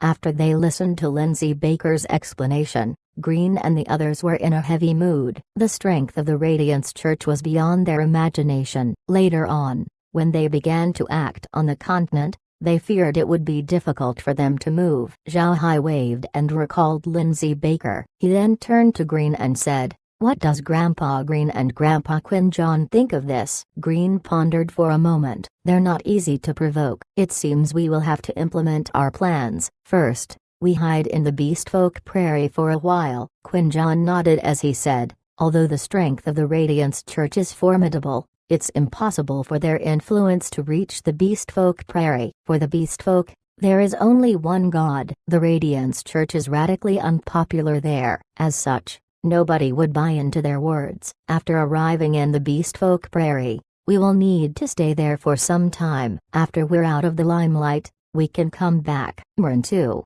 also nodded. "That's good. Right now, the Radiance Church only knows the black magician identity of the young master and not of the Buddha clan. If they knew of that, then we wouldn't only be facing the Radiance Church, but the whole of the Ixu Empire 3. If that happens, then we'll need to hide in the Beastfolk Prairie for our lifetime. It's good that they don't know our identity. We'll first hide in the Beastfolk Prairie and do business with the Beastfolk. With this, they won't be able to find out anything about us." Zhao Hai nodded and said, "Even if we're in the Beastfolk Prairie, we have to be careful. This time around, we bought many commodities. Those with high aspirations have surely looked into what we've bought and know we're going to the Beastfolk Prairie. No matter if it's the Radiance Church or Borak, they have both suffered losses at our hands and will surely retaliate. I fear that even if we hide in the Beastfolk Prairies, they won't let us off." Green smiled faintly and said, "After they've attacked us several times, those fellows still want to retaliate against us. We have to think about this. I fear that the next time, we may have to deal with a rank 9 expert." Quinjon chuckled. "That won't be possible. As long as we're in the Beastfolk Prairie, they won't dare to send a rank 9 expert to deal with us. It's impossible for a Terran rank 9 expert to enter the Beastfolk Prairie. Otherwise a rank 9 expert of the Beastfolk Prairie would strike at them and kill them on the spot. Moreover, it might provoke a war between the Terrans and Beastfolk. Whether it is the Radiance Church or Borak, do either have the courage to do so?" Green smiled. He certainly knew of this matter as he had participated in a war between the Terrans and Beastfolk in the past. Beastfolk were a militant group. If the Terrans really did send a rank 9 expert to run around in the Beastfolk Prairie and cause storms, then what awaiting the Terrans would be thousands of cavalries. Laura also smiled. "Actually, we're thinking about this a little too much." Although Lindsay Baker had told us a lot, don't forget that he stated a few other points. The influence of the Radiance Church within the Rosen Empire isn't very strong, and the Rosen Empire is the most powerful empire on the continent, incomparable. If the Radiance Church wants to win over the aristocrats of the Rosen Empire, then it would be too difficult. Once the king of the Rosen Empire knows, then the Radiance Church wouldn't be able to move within the empire. The strength of the Rosen Empire is the same as the combined strength of several other empires. This can be an opportunity for us. With the space, we can set up a transfer point within the Rosen Empire. We can slowly start developing within the Rosen Empire without needing to fear the Radiance Church. Quinjon shook his head. We still need to be careful. Although the Rosen Empire is powerful, they probably don't like black magicians. If the Radiance Church uses this point and tells them that they are dealing with black magicians, then they might turn and deal with us. This won't make it easier for us. Laura nodded and Zhao Hai smiled slightly as he said, actually, we're just repeating things over and over again. The issue here is my status as a black magicians. Don't forget,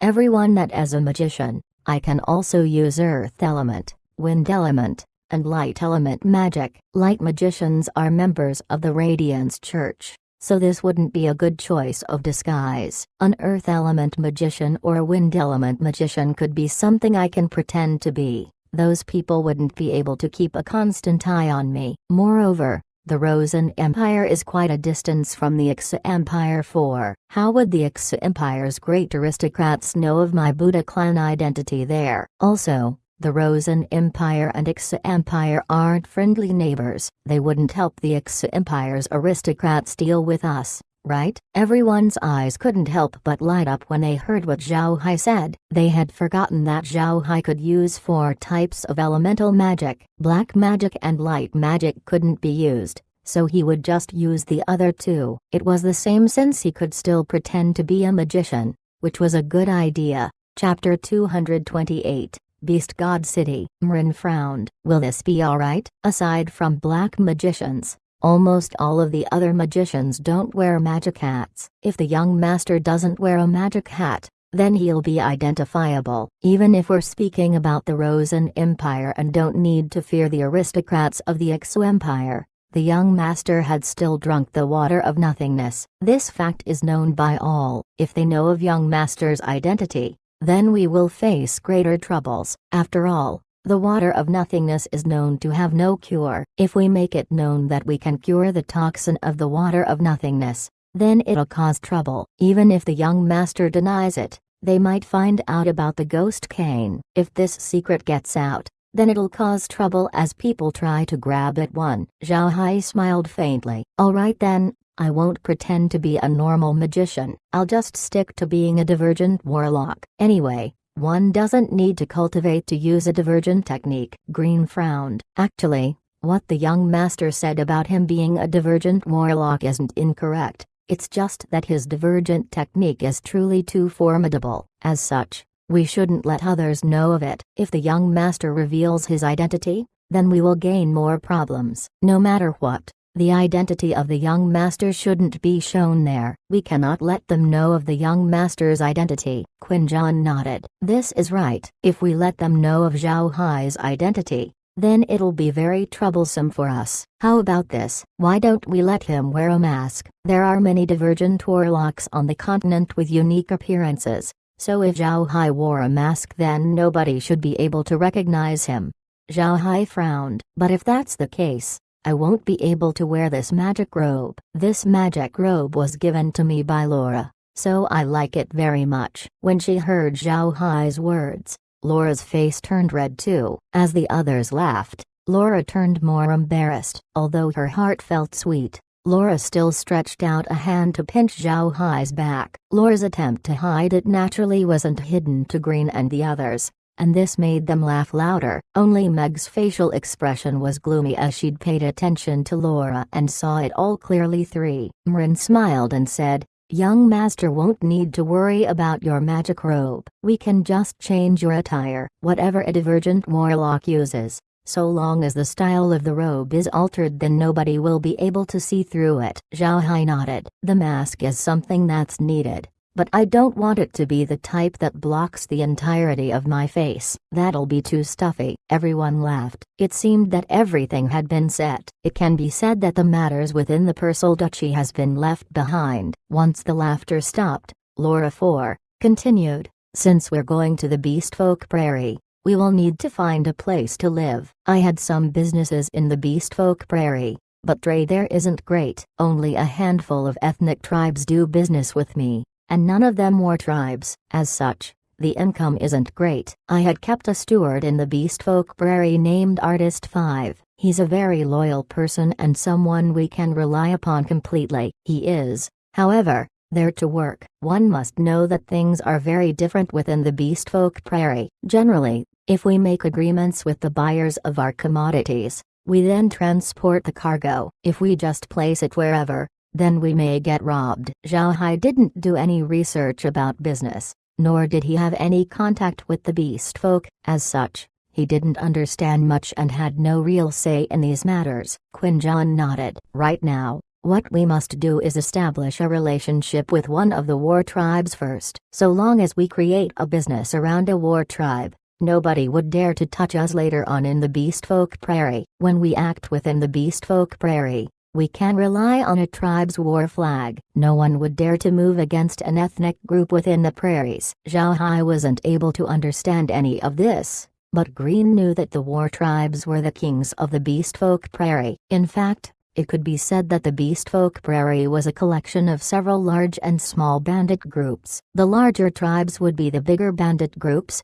while the smaller tribes were smaller bandit groups. The bigger bandits robbed the smaller bandits. This was the rule of survival within the Beastfolk Prairie. Because of this, if the Beastfolk had a harder time making a living, they would rob from others. To continue living was one of the reasons why the Beastfolk and Terrans fought against one another. These war tribes were the powerful fighting ethnic groups within the Beastfolk race. They were the biggest tribes, the big bandit groups. If you only did business with some regular ethnic tribes or ordinary war tribes, then you'd be unsafe. Only when you did business with the formidable war tribes would you be safe from danger. This was how business was done within the Beastfolk Prairie. Each war tribe had their own flag, and this war flag represented the dignity of the war tribe. Anyone who dared to offend those with that war flag would be hunted down endlessly by that war tribe and killed. War tribes held a high degree of respect towards the merchants they worked with. To ensure the safety of those merchants, they would give them their war flag and allow them to raise it upon their caravans. This way, they could guarantee the safety of those merchants. Otherwise, the caravans would meet with smaller bandit tribes within the Beastfolk Prairie, which was unsafe. Zhao Hai nodded. What commodities are best sold within the Beastfolk Prairie? Quinjan smiled lightly. Food 6 is ranked first. Second is salt and weapons take third place. These are the things that are scarcest within the Beastfolk Prairie. Zhao Hai smiled faintly. Salt and iron? These items are ones we can't get. Food, however, isn't a problem. In any case, once we arrive in the Beastfolk Prairie, they won't be able to gain control of our food supply. This is the same for those Beastfolk. If they tried to rob and steal from us, we can grow a variety of grain products within the space and then supply it to the Beastfolk. Quinjan nodded. This is exactly what we want. Since the price of food in the Beastfolk Prairie is high, if we lower our prices, then we will most certainly become the most popular merchants there. Moreover, vegetables is also one of the most scarce produce for those Beastfolk. Since we have the space, we won't have any problem with transporting vegetables. If we can transport vegetables, then I believe they will certainly sell well. Zhao Hai nodded. While I say we cannot supply their other needs, if it's just vegetables and grains, then we can openly and widely supply them. We can also trade large quantities of magic beasts with them, which is a good thing. Laura smiled. With the things you have here, I don't need to be worried. I do think, however, that we should first set up a transfer point within the Beastfolk Prairie. We will also need to set one up inside the Rosen Empire. We cannot always take magic beasts from the Beastfolk Prairie and just keep them stored. We'll need to get rid of them, and we can do that by selling them to the Rosen Empire. As such, we can turn grains and magic beasts into money. Zhao Hai nodded. This is also good. Right, Laura, where are your people located within the Beastfolk Prairie at the moment? Laura quickly replied, right now, they're at 3 Paths Curve 7, near Yaja River 8. It's the largest of 2 rivers in the Beastfolk Prairie, and 3 Paths Curve is the reason why the riverway bends and the basis for its fame. The appearance of the water is gentle, and it isn't too far from the border near Black Mountain Fortress within the Persal Duchy. It'll take us 5 days to reach there." Although Zhao Hai hadn't been to the Beast Folk Prairie and didn't know the situation there, he did have a certain understanding with regards to Yaja River. He knew that it stemmed from the extreme north ice origin 9, which was one of the continent's 5 great restricted areas. It shared this honor with the Carrion Swamp. This river crosses through the entire Beastfolk Prairie and into the Persal Duchy. Once it reached the Persal Duchy, it took up the name of Jade Belt River 10. That was right, Yaja River was the upper part of Jade Belt River. As such, the Persal Duchy had a detailed record about Yaja River. The Yaja River was also the Beastfolk Prairie's most famous river and was referred to as the Beastfolk's Mother River. No matter if it was herding or for living, the Beastfolk and water were inseparable. The Yaja River wasn't only the largest flowing body of water, but it was also a gentle one. The Beastfolk wouldn't just be able to fetch water from it, but also fish from it. For the Beastfolk, the Yaja River was their mother. Generations of beastfolk were raised by it. Zhao Hai nodded and said, "That's not too far from the Persal Duchy then." "Right. Which tribe are you in contact with? Is it safe?" Laura smiled and said, "It's secure. My business has contact with 2 tribes. One is the Cattle People Tribe 11. The other is the Fragrant Pig Tribe 12. These 2 are ethnic groups. The Cattle People Tribe raise cattle while the Fragrant Pig Tribe is also very famous on the continent. These 2 beastfolk tribes are very mild. Moreover,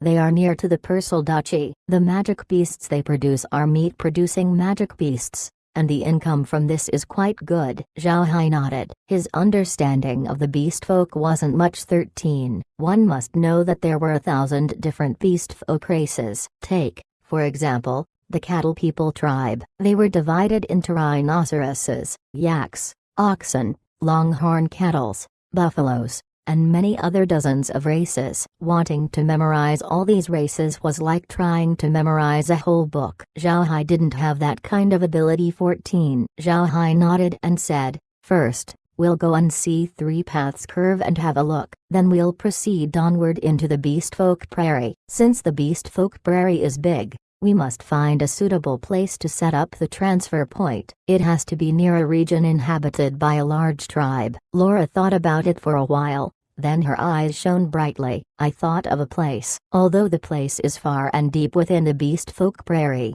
it is the Holy Land in the hearts of the Beastfolk." After Laura said this, the people in the room knew what Laura meant. 15. Although they couldn't have possibly gone there, they had all heard of it. The only city within the Beastfolk Prairie, Beast God City. 16. Beast God City was famous among the Beastfolk. Within the Beastfolk Prairies, there was only vast and endless grasslands. There were no mountains, no stones for production. As such, constructing a city was too difficult. The establishment of Beast God City, however, was actually a miracle. A beastman created miracle. Chapter 229. Occupying an area. Everyone understood what Beast God City signified. It was the Holy Land in the hearts of every beastfolk. The city was placed on the original land of the beastfolk, and was made of hay and mud. But the water used for the mud wasn't ordinary water. This mud was instead created with the blood of various magic beasts that they had originally raised, so one could actually call this beast blood mud. Due to the lack of lumber in the Beastfolk Prairie, the wood that should have been used within Beast God City was instead replaced with the bones of magic beasts. These reasons were the basis for the city's name of Beast God City. To construct Beast God City, every beastfolk tribe had to live frugally for decades. They didn't even know how many magic beasts had been sacrificed to complete the city. This was the Holy Land in the hearts of every beastfolk. The position of Beast God City was close to the extreme north ice origin. This was because the beastfolk had repelled the demons within the extreme north ice origin, so they constructed Beast God City as an icon to commemorate that victory. Furthermore, there was no city lord or city garrison. Beast God City, however, was the safest city on the entire continent. The beastfolk population within Beast God City numbered almost 1 million. Within 1,000 miles around the city, Violence and theft wasn't allowed. The penalty for either was execution on the spot. This was the custom of Beast God City, and it had been set during its founding. No one could destroy Beast God City because of the formidable war tribes that lived there. Moreover, it wasn't just a single ethnic race that lived there, but a cohabitation of various ethnic races. This was the area where the most violent beast folk became the most honest. After many years of development, Beast God City became the Beast Folk Prairie's largest commodities distribution center. Every day was lively as merchants from every race and tribe did business within Beast God City. Although violence wasn't permitted in Beast God City, if a merchant dared to deceive a beast folk, then they would certainly be unfortunate. What Beast God City prohibited was violence among the tribes and ethnic races, so if a Terran dared to act unreasonable, then Beast God City's law enforcement team would act. These beast folk weren't ones to be trifled with. They would kill the Terran, and moreover wouldn't have any regard over their circumstances. If one dared to deceive a beast folk, then no matter what tribe, they wouldn't give any opportunity for an explanation and would just move to execute. For merchants like Laura who didn't wish to make dirty money, Beast God City was the best destination. Although they wouldn't be able to set up a store there, a tent could still be established to start their business. Before, Laura had wanted to go to Beast God City, but unfortunately her business had still been too small scale back then, so she was unqualified to trade there. If someone wanted to do business in Beast God City and the commodities they had on hand came up short, then they'd be extremely embarrassed. To be able to make transactions in Beast God City, one must have at least 5 million kilograms of food. Laura didn't have capital that large to bring in such an amount of commodities back then. Now, however, things were different as they had the space. Zhao Hai saved all the bamboo rice being harvested, then they could hoard 10 million kilograms of bamboo rice per day. This wasn't a small amount. With so much food in their possession, Laura could certainly dare to walk into Beast God City to do business. Due to these reasons, Beast God City became famous on the continent. Whether it were the Terrans or other races, they had all heard of it. After all, the beast folk were a large and numerous race on the continent, and in the hearts of these beast folk, Beast God City was their holy land. When he heard Laura refer to Beast God City with her description, Quinjan nodded and said, "I also think Beast God City is the most appropriate place. If we do business there and don't deceive the beast folk, then we won't have to worry about trading there. What's more, security is guaranteed. Within a 1,000-mile radius of Beast God City, violence and theft isn't allowed. Even the beast folk wouldn't dare to create any disputes, not to mention use Terrans. If someone dares to move against us there, then they are just courting death too." Green also nodded. "I agree. I heard that in Beast God City there are 5 rank 9 experts there all year round. Although they don't manage the city, they'll immediately move to execute any expert that dares make trouble in Beast God City. Those 5 beast folk within Beast God City are called the 5 Great Law Enforcers." Nodding, Quinjan said, "Those 5 great law enforcers are famous beast folk experts. Their battle strength is formidable. Also, several large war tribes live near Beast God City, and those large tribes also have their own rank 9 experts. If a matter occurs in Beast God City, then those rank 9 experts will be able to rush forth at a moment's notice and ensure the security of Beast God City. I can say that the quantity of rank 9 experts in Beast God City wouldn't be less than 10. Zhao Hai was surprised. He didn't think that the defenses of Beast God City would be at such a level. 10 rank 9 experts. This almost caught up to the defense of Flower City 3. This was about right. At the moment, no matter what Zhao Hai's status was, it would be equal to 0 in Beast God City. The beast folk wouldn't accept any status given by Terrans, even if a Terran was a murderer or arsonist. To the beast folk they didn't care, as they only saw you as a Terran. They wouldn't treat you like a criminal so long as you were honest within the beast folk prairie. This was what Zhao Hai wanted. The Radiance Church had a strong influence within Terran territories, so he had to avoid it. Zhao Hai could provide food, something the beast folk needed the most, and so long as he established a relationship with the beast folk, The Radiance Church wouldn't be able to move against him so casually.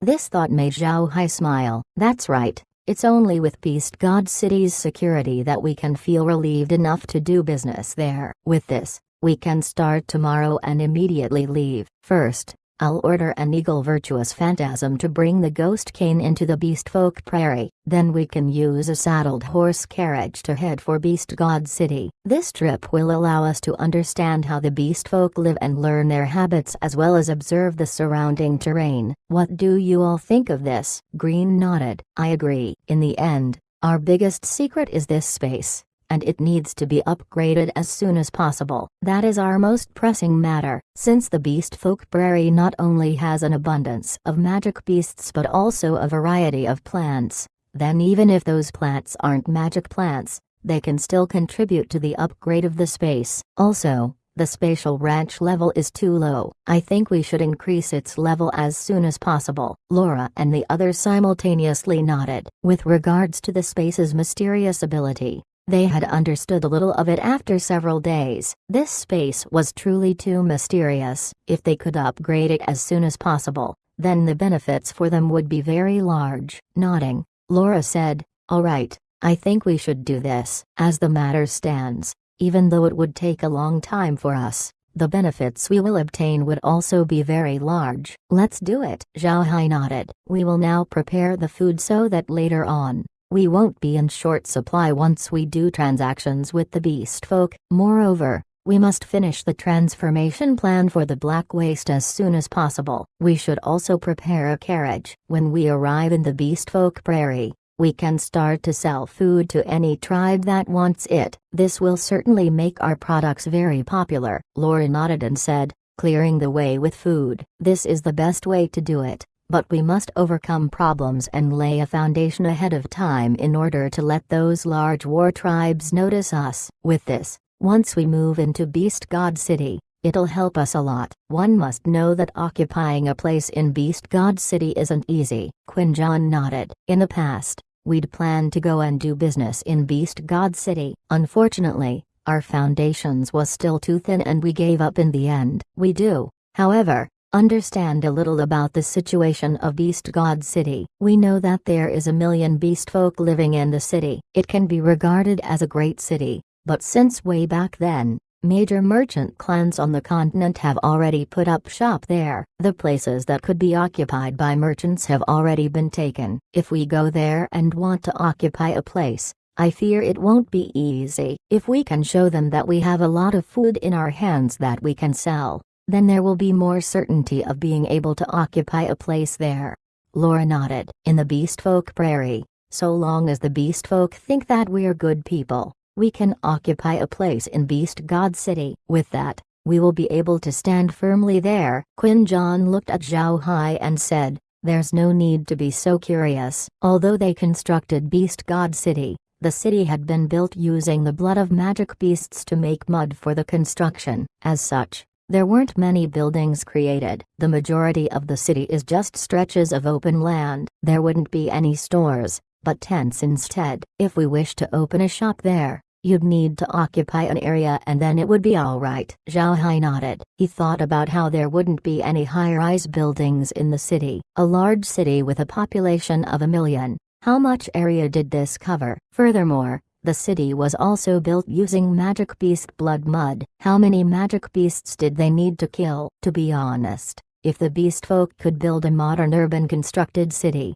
then it would be a miracle. How much force would be needed to do so? If the city had high-rise buildings, then needless to say the amount of magic beast blood mud would reach an astronomical figure. He feared the beastfolk couldn't afford to do so. With this thought, Zhao Hai's eyes shone brightly. The space can produce a lot of fruit trees and we can also move a lot of stone through it. So long as we can occupy a place, we can construct a wooden house. There is only one Beast God City, so by the time we head there our names won't be unknown. Laura nodded. This is also a good idea. Those beastfolk handle matters in a very direct manner. If we want to obtain their respect, then we cannot hide anything and must show off our strength. This will allow the beastfolk to see that we have the skill, and with this they will place importance on us. Zhao Hai nodded. Alright, things are set. Care. Arrange it like this. First, plant a lot of bamboo rice. But don't stop planting the fruit oil. We want a lot of them as we will primarily be selling those low-end products first. Kair complied immediately and made the preparations.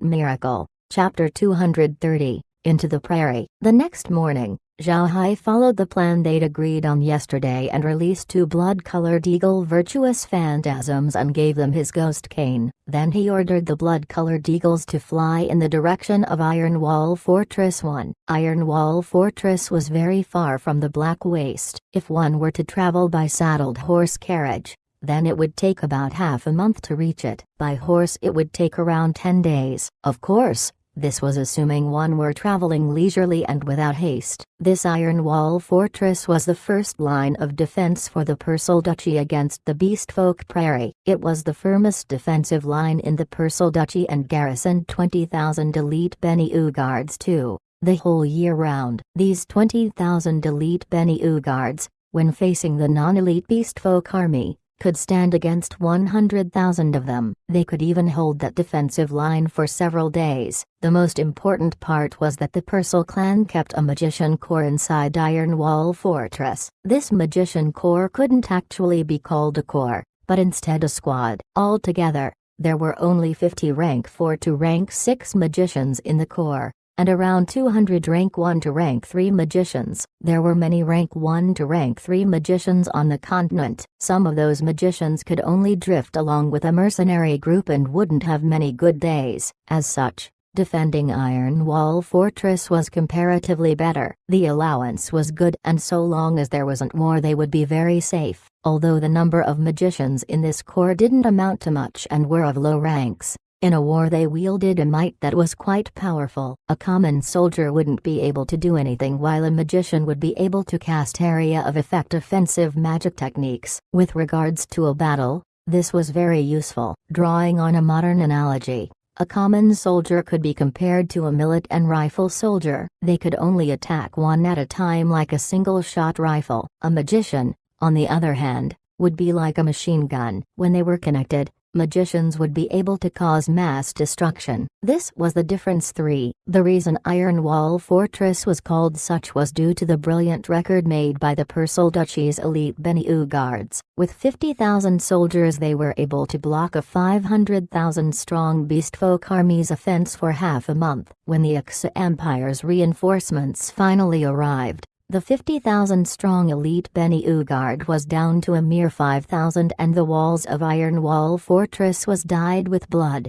Due to this service done by the Bennu guard, they became famous. As such, the Persal clan, after this battle, obtained the position of a Grand Duke household. This was the time when the present Persal Duchy was established. It could be said that Iron Wall Fortress wasn't only famous for the Terrans, but also for the Beastfolk. The Beastfolk had tried many times to invade, but was always blocked by Iron Wall Fortress. Zhao Hai and the others sat in the living room, watching the scenery shown on the screen. To be honest, Zhao Hai didn't know much of the Persal Duchy for these days. He only understood the situation in Kasa City. He'd only traveled from Black Mountain Fortress to Kasa City, so with regards to the foundations of the city, he didn't know much. Now he had the opportunity to gain a better understanding. Although he could only take a glance at everything since the eagle virtuous phantasms were flying, it was still better than nothing. By the time the sky turned dark, the blood-colored eagle virtuous phantasms had left the boundary of the Persal Duchy. They had not officially entered the Beastfolk Prairie and was now over 100 kilometers 5. Away from Iron Wall Fortress 6. They hadn't seen any Beastfolk tribes yet, but this wasn't surprising. Beastfolk tribes wouldn't be so close to Iron Wall Fortress, otherwise the garrison troops would rush out and exterminate them. This was due to a fear that the Beastfolk might spy on their military. With regards to this situation, the Beastfolk accepted it since the Terrans couldn't arbitrarily send many armed soldiers into the Beastfolk Prairie either. Now that the eagles were over 100 kilometers from Iron Wall Fortress, Zhao Hai took the blood-colored eagle virtuous phantasms back. They were preparing to travel on via carriage starting tomorrow. After all, they were now in the Beastfolk Prairie. If they wanted to do business with the Beastfolk, Then depending on the flying blood-colored eagles wouldn't be enough. In the evening, Zhao Hai went back to the Black Waste to continue improving the land. With relation to the space's recent upgrades, he could now improve more land each day. He improved 700,000 square meters of land, which wasn't a small area. Zhao Hai, however, was very careful. He improved the lawn that was covered by the smog while those outside the area stayed the same. After such long use of spatial water in the irrigation process, the outer perimeter of Fort Iron Mountain could now be planted with ordinary vegetables. In addition, the corn within the valley was about to mature. This was very good news for Zhao Hai. The spatial water could be used to irrigate, and unexpectedly it could also reduce the maturity time for the crops. For Zhao Hai, this was very important. Laura was also very busy. She hadn't been to the Black Waste before, but since this was her home now, she naturally had to understand the Black Waste. Laura understood that the Black Waste was a really large place. This excited her and increased her enthusiasm. She was ready to regulate the Black Waste and go all out. Zhao Hai was tolerant of Laura's enthusiasm. He didn't have any reason to block it anyway. It seemed that right now, Laura had found a new and novel toy and was fiddling around with it non-stop. If he wanted to stop her at this time, she would definitely not comply. Fortunately, Zhao Hai still came out of the space the next morning with 3 people, Laura, Meg, and Near. With 3 beauties accompanying him, Zhao Hai was of course happy. Some time ago, Meg hadn't been very happy after she'd determined the relationship between Zhao Hai and Laura. Zhao Hai didn't have much time back then as he'd had a lot of matters to deal with, so he wasn't able to have a discussion with Meg about it all. Afterward,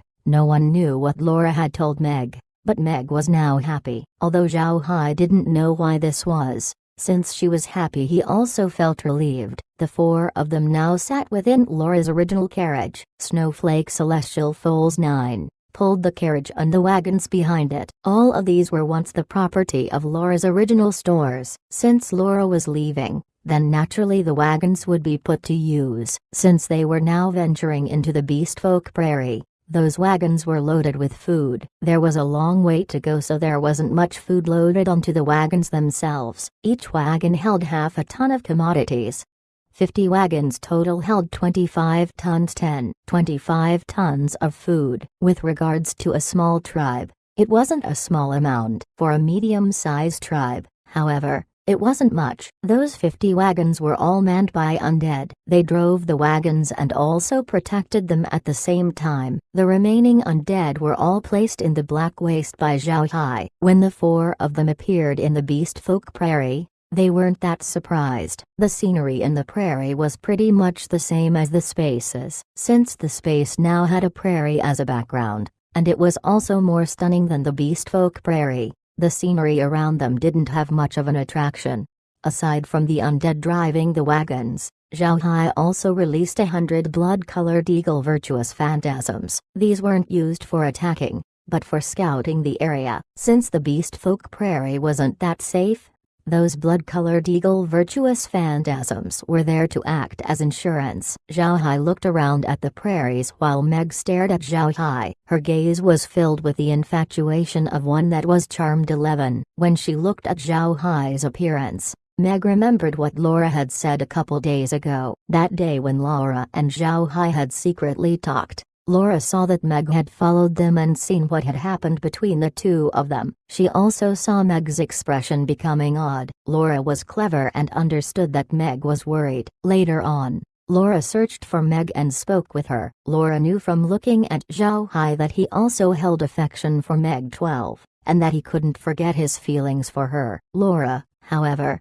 had decided to marry Zhao Hai. Naturally, she hoped that everything around Zhao Hai would be fine and that unpleasant things wouldn't appear. The rear court especially couldn't catch on fire. 13. Presently, their foundations were too thin and there were many issues that had happened. If a fire started in the rear court, then it wouldn't do any good for Zhao Hai if every day there was a fire. As Zhao Hai's wife, Laura thought that she should fix this unstable factor and nip it in the bud. Therefore, Laura looked for Meg and thoroughly discussed things over with her. Laura didn't say much. She just told Meg that during the time Zhao Hai had proposed to her, He'd also told her that he would certainly marry the two of them, so she told Meg to not be worried. Meg didn't think Laura would be this frank and direct. This made Meg somewhat embarrassed. At the same time, she also accepted Laura as such. After they spoke, their relationship became better. These two women were in love with the same man, so they would naturally and wholeheartedly consider everything for the sake of this man. On the Ark continent, men had the right to marry several wives, and this was normal. Thus, they weren't jealous. And for Zhao Hai, this solved a lot of trouble. 14. Zhao Hai didn't know any of this. To be honest, his feelings with regards to this was really dull. Fortunately, there was Laura. Otherwise the problem would have been troublesome. Due to their conversation, the knot in Meg's heart was untied and the last of her worries vanished. Therefore, she was very happy. For Meg, status wasn't important so long as she was beside Zhao Hai. After Laura told her Zhao Hai intended to marry her, everything else was ignored. Laura also noted Meg's performance and didn't say anything. Her heart, however, felt slightly sour, but she didn't have any means of mending it. After all, Meg had known Zhao Hai a lot longer than she 15. Even if she was angry, it was useless since her heart was already firmly tied with Zhao Hai. At this time, a blood-colored eagle Zhao Hai had ordered to fly to the east suddenly flew back and alerted them. It kept circling Zhao Hai's head. Zhao Hai now knew that a situation had occurred in the east. Chapter 231, Unyielding. Although the blood-colored eagle virtuous phantasms couldn't talk, they could still understand Zhao Hai's words. As such, it took Zhao Hai a few days to teach them simple ways to pass him information like changing their posture in flight and through the sounds they made. As if following a flight ratio, executing several spins in the air would tell the number of people while with a few cries it would report the number of cavalrymen, and so on. In the end, these blood-colored eagle virtuous phantasms could now act as the simplest of airborne scouts. Zhao Hai carefully watched the blood-colored eagle until it flew away, then turned to Laura and said, "The eastern area has a situation. There's 1,000 cavalrymen approaching us, and they aren't beast folk." Laura gawked and her complexion changed as she said, "I understand that the Bennu guards would leave the walls of Iron Wall Fortress every 2 weeks to patrol the area. It seems we were unfortunate to have crossed them today." Zhao Hai wrinkled his brow and asked, "Then what should we do? Should we go back into the space and hide?" Laura shook her head. "We shouldn't do that. We can just give them some money and let them go. After all, everyone is aware that the beast folk buy food here. Moreover, the Persal Duchy also hopes that everybody can go and sell food to the beast folk. For the beast folk, as long as they have food and drink, they wouldn't move. The main purpose of the cavalry patrol is to check whether or not some beast folk tribes had ventured here." Zhao Hai nodded. "Since you have experience on these sorts of things, how much do you think we should pay in order to cross the border successfully?" Laura smiled faintly. "For this, I fear we will need 1,000 gold coins. Moreover, I can't just go there and pay it myself. It's better for Grandpa Green to do it. After all, he is a rank 8 expert, so those knights wouldn't make it too difficult for him. If I go and they see that I'm a woman, then they will make it difficult for me." Zhao Hai's complexion changed. "How come? Do they dare be so rude?" Laura forced a smile and said, "Don't forget, if they really want to be impolite to us, then they could just kill us all. Like that, they could just explain that we were killed by beast folk. This place isn't that deep into the beast folk prairie,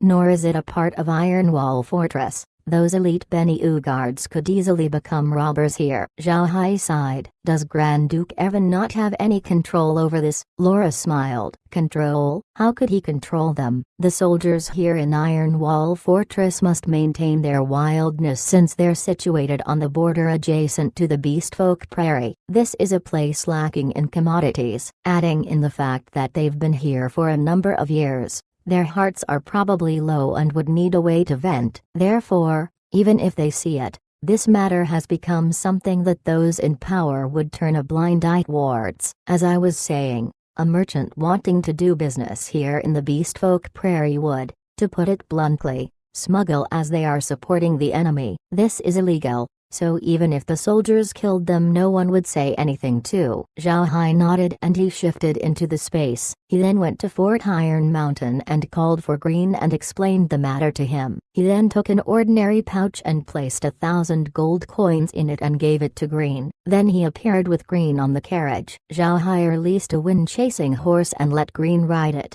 But the caravan didn't stop and continued on. He knew they couldn't move faster than those elite Bennu guards. This place was too open and those elite Bennu guards 3 weren't that far. Soon they would be approaching them. Sure enough, in less than an hour, a light rumbling sound could be heard approaching from the east. Experienced soldiers would know that this was a brigade of cavalrymen in action. Zhao Hai and the others turned their heads to take a look and saw a team of 1,000 cavalrymen coming in from the eastern area at a fast pace.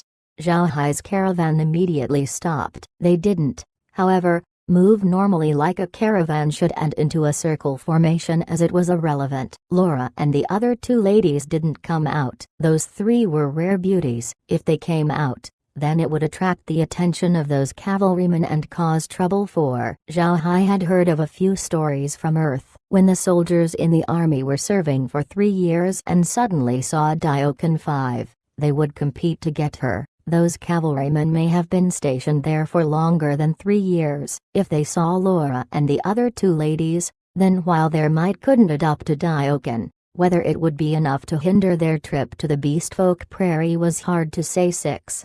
Leaving the carriage, Zhao Hai moved slowly to the front of the caravan and silently stood there. He wore the black magician robe and held his ghost cane in order to bluff the cavalry. Green stood at the side of the carriage. He didn't put on his full body armor and instead wore simple warrior's clothing. No mask adorned his face, and his hair was combed neatly. With his spirit wind sword at his waist, he looked like the typical expert warrior. Zhao Hai wanted this kind of imposing manner since it would be impossible for Iron Wall Fortress to know of Green 7. His imposing manner would make it so that those who didn't know of their bottom line wouldn't act too unreasonably towards them, else they would battle. Zhao Hai wasn't afraid of these cavalrymen, but he didn't wish to come into conflict with them. No matter what, Evan had still been good to the mate. Soon the team of cavalry arrived before Zhao Hai. They were about 100 meters away from them and didn't attack, rather, they stopped and were sizing up Zhao Hai. Zhao Hai also watched these people. They sat astride the rank 3 magic beast,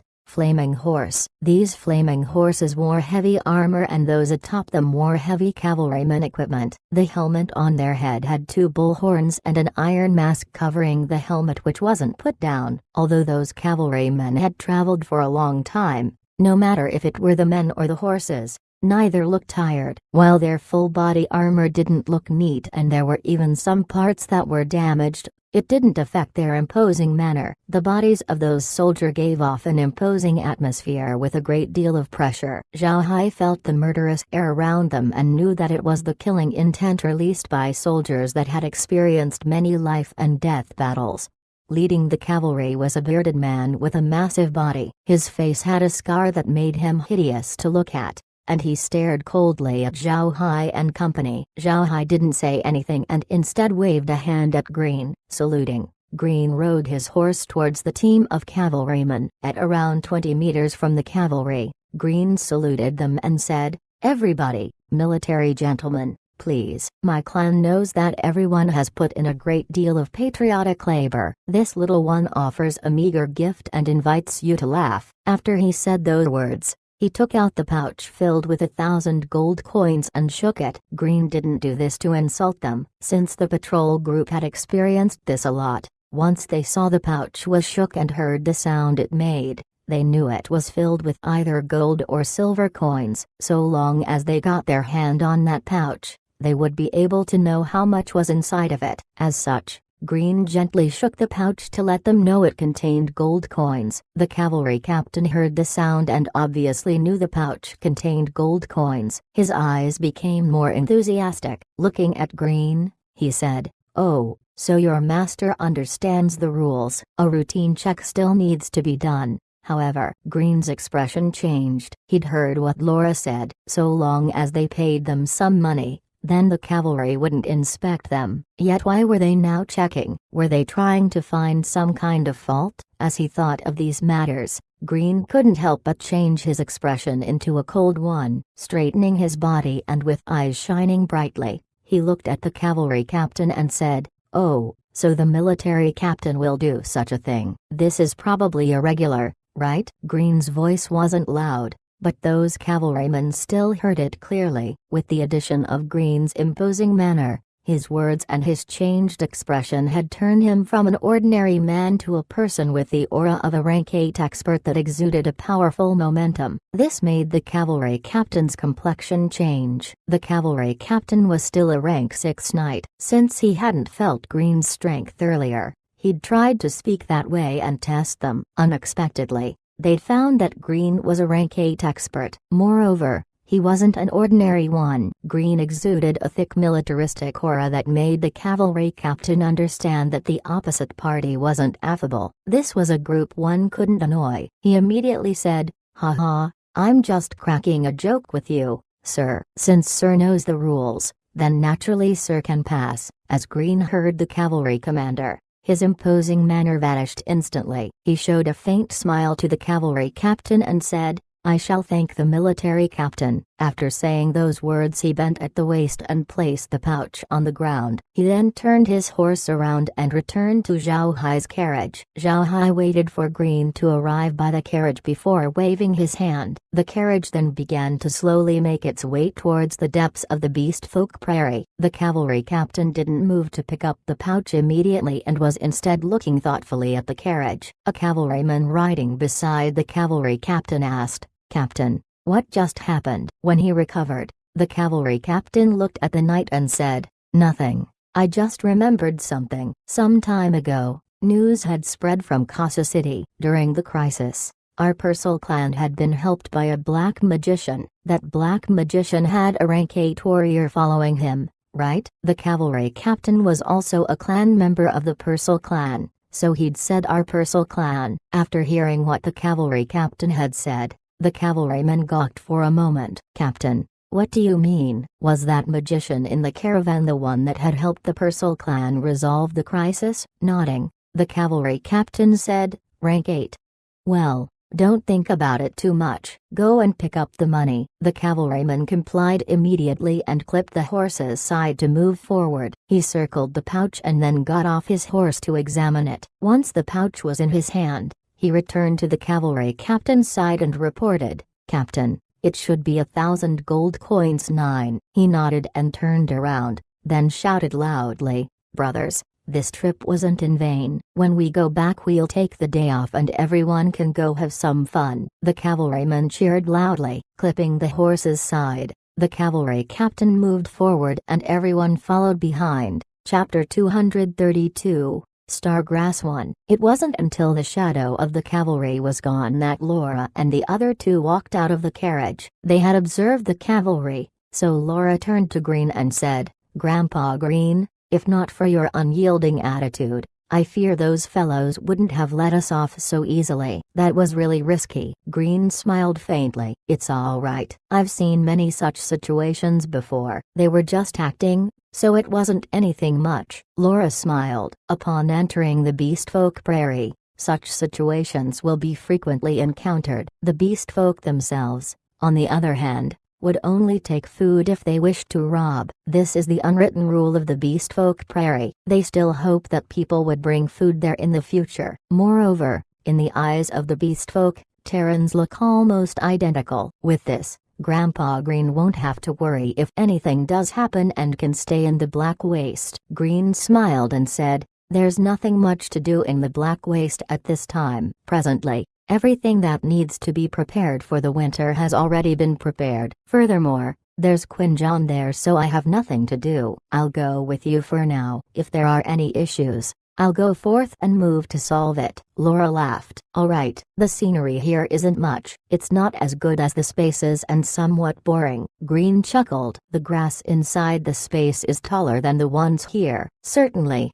it's a lot more attractive in there than here, but it also looks too rigid. On the other hand, the beast folk prairie will have changes along the way." Laura grinned. As Green had said, In the space, no matter if it was the farm or the ranch, there wouldn't be much difference. Everything there was digitized. The grass would be as short in length as everything else, and even the few leaves would look the exact same. There really weren't any changes. Just then, Green suddenly saw some bushes with a cluster of florets. He couldn't help but gawk at them, then smiled as he hit his horse into a gallop. Jumping from his horse, he took out his spirit wind sword and dug out several clusters of florets from their roots. Watching Green's actions, Zhao Hai couldn't help but be surprised. A moment later, he understood what Green intended. Sure enough, after Green removed the florets from the soil and returned to the carriage, he gave them to Zhao Hai and said, "Young master, this is one of the most common type of flowers in the beastfolk prairie. Stargrass too. This stargrass is unique to the beastfolk prairie and is a common hemostatic medicinal herb. Ordinary beastfolk would pick this grass and dry them, then use it on injuries to stop the bleeding. It's a very effective herb." Zhao Hai looked at the clusters of florets in his hands. The entire plant was only about 30 centimeters in length and didn't seem too extraordinary. Flowers bloomed on top of the grass 3, and the flower had a total of 5 petals that spread to resemble a small star. Zhao Hai shifted his hands and placed the flowers in the space. The space immediately prompted in a tone, "Discovered new plant. Identifying plant. Plant is a herbal, hemostatic plant. Plant has hemostatic abilities and strong vitality." Evaluating level. Plant is level 5. The plant is seasonal and has a maturity time of 10 hours. Digitizing plant. Plant can now be purchased from the spatial shop. Zhao Hai nodded. Turning, he saw that Laura and the others had their eyes on him. He couldn't help but frown as he said, "It's nothing." The space evaluated the plant as level 5 and it has a 10-hour maturity time. While Green and the others felt some regret, they didn't really expect much. If such a common type of grass could upgrade the level of the space, then the space wouldn't just be level 20 right now. Laura's eyes shone brightly as she looked around as if in search of something. Zhao Hai gave a faint smile. This was the first time Laura had encountered such a situation, so she felt very curious and went ahead. Nier was also curious. She, however, wasn't very curious about the plants, but rather, with the magic beasts. Compared to Laura, Meg was much calmer. She'd already experienced the space leveling up. If it didn't upgrade this time, then there wasn't anything to be happy about. This was, however, a good start. These plants would slowly build up the experience needed after being assessed by the space. Since they had just entered the beastfolk prairie and already found a plant, it could be considered a good start. Green watched Laura and smiled as he said, "In fact, there are a lot of plants in the beastfolk prairie. Unfortunately, we aren't beastfolk, so we won't be able to notice them easily. I heard that in the beastfolk prairie, the grass itself is divided into different types. There is grass that the cattle could feed on, grass that the sheep could eat, and grass that the horses could eat." Haha. "When we speak about our understanding of the prairies, we can't be compared to those beastfolk." Laura smiled. "That's natural. The beastfolk have been living here for generations, and the beastfolk prairie is their home. They would naturally understand it better. But so long as we can buy a beastfolk slave, this problem can be solved." Green nodded in approval of what Laura said. One could say that the group with the deepest understanding of the prairie wouldn't be a member of a war tribe, but instead a slave. The slaves of the prairies weren't like Terran slaves that had been marked as such. Slaves in the prairie were instead just a sub-ethnic race. The beastfolk could easily recognize a slave, so they didn't need to be marked. Furthermore, slaves in the prairie had a lot more freedom than the Terran slaves, and they were more dependent on some war tribes for survival. In this place, they would herd and work for the war tribes. Due to this, the slaves' understanding of the prairie was quite high. They knew which grass would be good, where good water could be found, and where magic beasts roamed. Slaves had their own reason for existing. With regards to the beastfolk, magic beasts encompassed everything. No matter how formidable a beastfolk war tribe was, it would still be weighed by how many magic beasts they had. Magic beasts, however, were trained and raised by the slaves. So long as the slaves raised the magic beasts well, the beastfolk would reward them in turn. With this,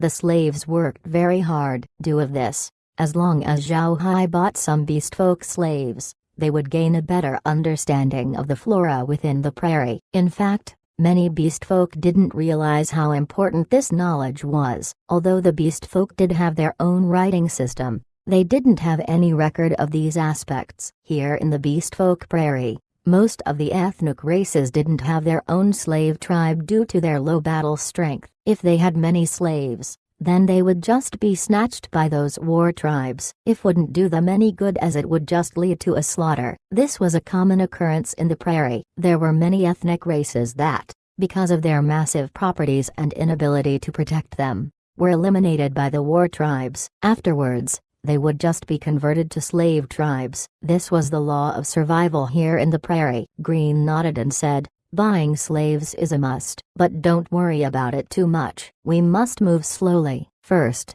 we will need to take a look at the situation here in the beastfolk prairie." Laura nodded, smiled, and said, "I understand this since artist had reported much of this to me before. Unfortunately, the information collected isn't very comprehensive, so our understanding is still limited." Green nodded and looked around. He didn't see any traces of a tribe, so he turned his head to Zhao Hai and said, "Young master, we must move a little bit faster. The cavalry soldiers from Iron Wall Fortress appear and disappear in this area frequently, so the beastfolk don't come around here. We need to find a beastfolk tribe as soon as possible. Seeking shelter for the night with them would be best." Zhao Hai nodded. "That's fine. If we meet a tribe, we can also do some transactions with them." "Haha, I want to see what kind of beastfolk we encounter." Laura also smiled. Beastfolk rarely went into Terran settlements, so the local people living in some small areas wouldn't be able to see a beastfolk in all of their lives. Since they needed to hurry, they raised their speed slightly. Unfortunately, they didn't manage to encounter anyone this day. This was normal, however, as the beastfolk prairie was very large. In addition, they were in the buffer zone between the Terrans and the beastfolk. This place would be sparsely populated. Evening came and they still didn't encounter any beastfolk. They went back inside the space and passed the night there. Night passed without any discussion. Next morning, Zhao Hai and the others continued to venture deeper into the beastfolk prairie. Zhao Hai wanted to take it easy, so they moved slowly. On the way, they were observing the surroundings and also gathering and digging up many types of grasses and flowers and placed them in the space. Unfortunately, most of the plants they encountered were common. Although some were collected by the space, they didn't give much experience. Since the space was now level 20, upgrading became difficult. Zhao Hai,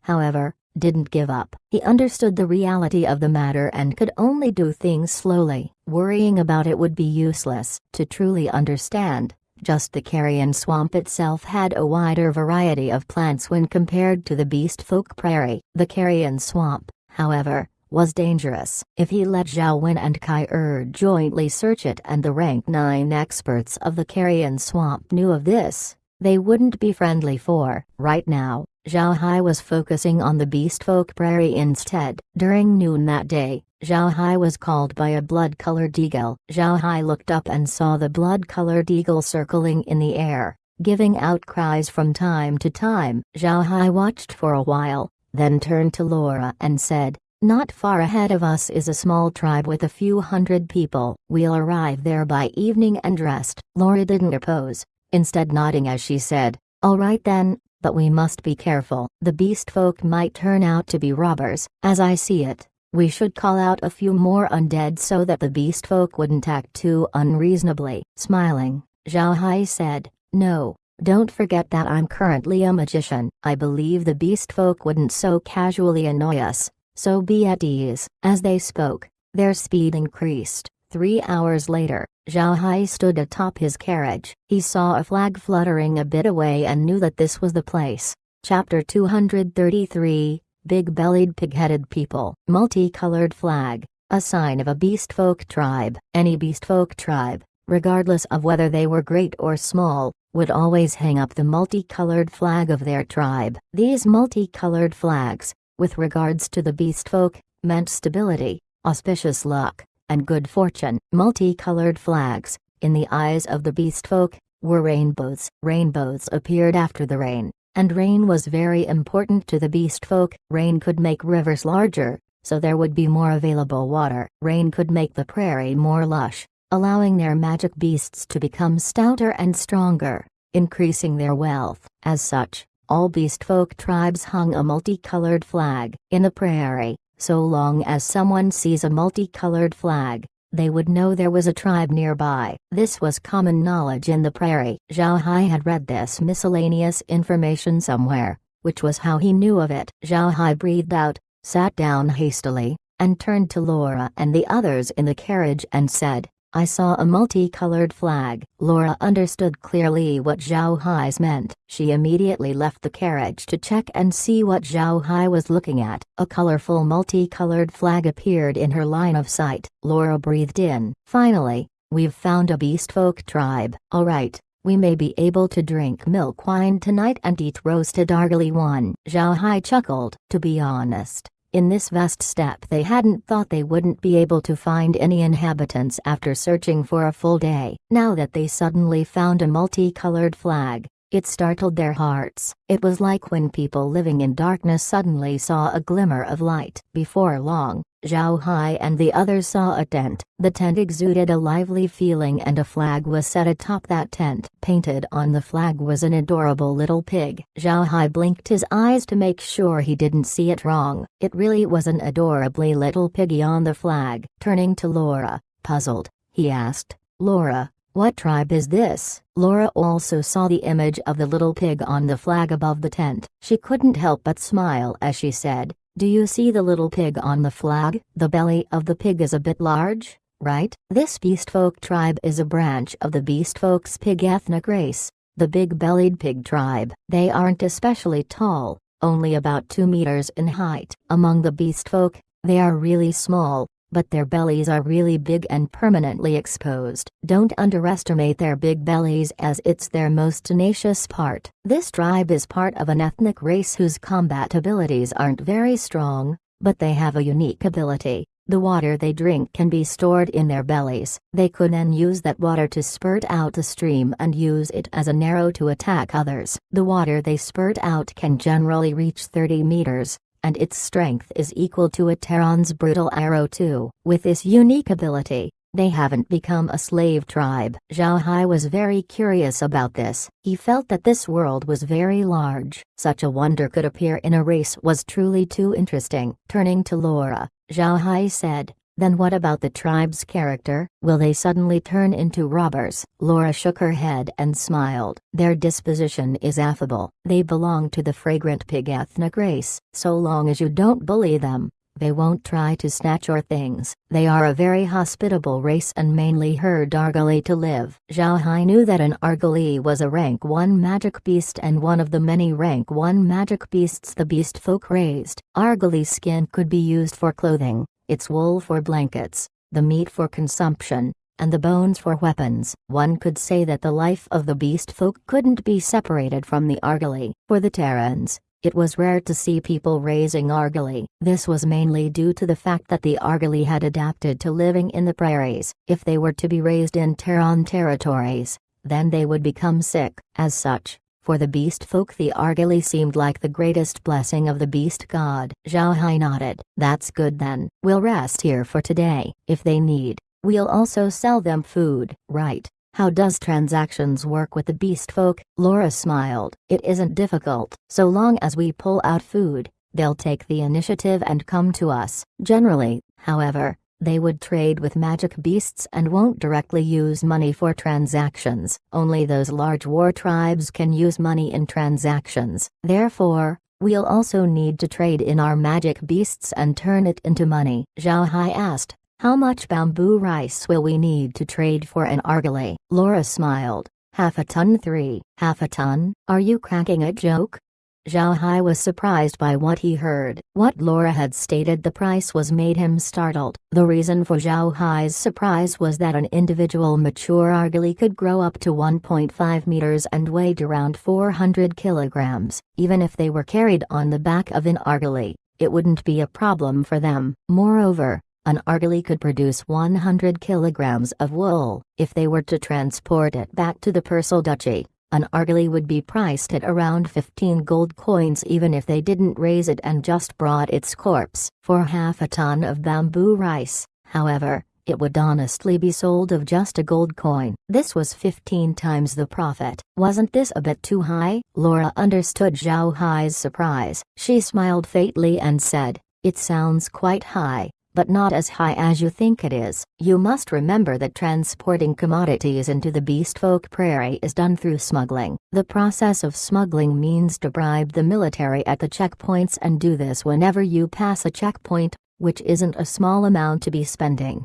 Also, it's easy to get robbed here in the Beastfolk Prairie. Transporting half a ton of bamboo rice into the prairie would cost about 3 gold coins. To transport the argali back would increase your income, but on the continent an argali costs 8 gold coins. This doesn't include the chances of being robbed. You have to remember that merchants here in the Beastfolk Prairie usually cooperate with a large war tribe. If not, then they'd get robbed. With an estimate, an ordinary merchant would be robbed 3 or 4 out of 10 times. Even without this, the profit they would make from argalis would only be around 4 to 5 gold coins. This is already very good. Zhao Hai nodded. He understood her points. Since the costs were high, the price would naturally go up. If the cost was too low, then people wouldn't do this kind of business. In the end, the one who would suffer the most wouldn't be the Terrans, but the Beastfolk. They wouldn't do well if this happened. 4. Zhao Hai turned to Laura and asked, "How much do you think we should pay if we trade with them?" Laura smiled faintly and said, 1 ton per argali. Zhao Hai nodded. He didn't have to worry about the high costs that the other merchants experienced as he was producing the bamboo rice inside the space. Furthermore, he could also place the argali within the spatial ranch or just store them inside the spatial warehouse. He didn't need to arrange anything or bribe anyone. With this, he almost didn't have any extra costs to pay. 1 ton of bamboo rice per argali would still mean he'd earn money. Moreover, 1 ton of bamboo rice in the Beastfolk Prairie wouldn't have much of an impact on the prices since it was still a reasonable rate.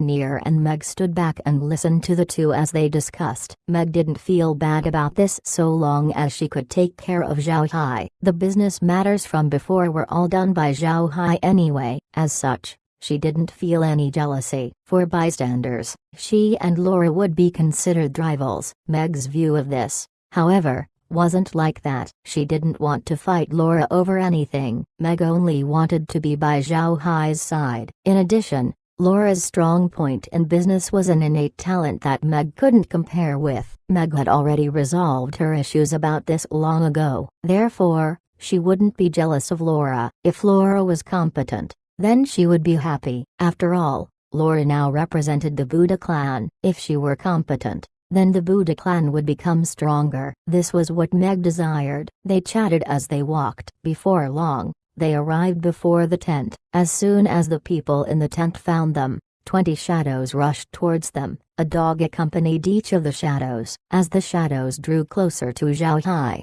it became noticeable that the 20 individuals were cavalry soldiers. What made Zhao Hai smile was the fact that their mounts were unexpectedly pigs. Yep, these were pigs. With a body around 2 meters long and a weight of over half a ton. Those pigs had 2 long buck teeth growing in their mouths. Then the riders riding the pigs made Zhao Hai think of a man, Zhu Beiji 5. They really did look too similar. Like Zhu Beiji, they wore prairie clothing. The individuals had fur hats on their heads and were dressed in leather clothes. They had large pig heads atop a rough, thick neck and their snow-white bellies were exposed to the outside. One could see a layer of black hair on their bellies. So long as they put on a robe and held a rake, they would look just like Zhu Beiji. They didn't even need to wear makeup. Zhao Hai wanted to smile, but then he thought it wouldn't be polite. If he ridiculed the Beastfolk and caused a conflict, it wouldn't be nice to look at. He refrained from it and slowly calmed his mood. Alongside those big-bellied, pig-headed riders were several dogs. Those dogs were very special as they were about a meter tall and had long hair. They ran really fast and didn't bark randomly. With 2 fangs exposed over their lip, They didn't look like something one should mess with. Zhao Hai and the others stopped immediately. They assumed a calm and friendly appearance. Sure enough, those pig riders slowed down. Zhao Hai now found out that the weapons of those pig riders could only be described as simple. It was a big sheep's head fitted onto a wooden handle, and some of the weapons didn't even use wood, but animal bones. Zhao Hai, however, didn't dare to underestimate this type of weapon, as a sheep's head was very large and looked very heavy. If one got pounded by such a thing, then it would definitely break one's bones and crush one's tendons. Right now, the big-bellied pig tribe people stopped 50 meters in front of them. Both sides halted, but those riders let their dogs move about and surround the sides of Zhao Hai and the others. The dogs were staring at them, a warning hum sounding from deep within their throats. Chapter 234, Precious Gift. Laura quickly left the carriage after she saw the few big-bellied pig tribesmen and hastily greeted them. Fellow pig tribe friends, we are a Tehran merchant clan. We are not malicious people, so please let your faithful dogs return to the sides of their masters. The big-bellied pig tribesman saw Laura standing beside the caravan. One pig tribesman, who seemed to be the leader, quickly placed his sheep skull hammer down and returned Laura's greeting. Dear Tehran businesswoman, please forgive our rudeness. As you may know, here in the prairie I must ensure the safety of my tribesmen. After he said those words, he shouted twice and had the faithful dogs return to their side. Laura was currently out of the carriage when a few pig tribesmen jumped off their mounts and walked towards Laura. When the distance between the two sides had decreased to a few meters apart, Laura formally greeted the pig tribesmen and said, Taoan Business Association 1, Chairwoman, Laura, has seen the brave warriors of the pig tribe. The pig tribesman was very polite as he bowed towards Laura, saying, Big-bellied pig tribe, sheephead hammer horde 2, Chief, Spear 3, has seen the beautiful lady Laura.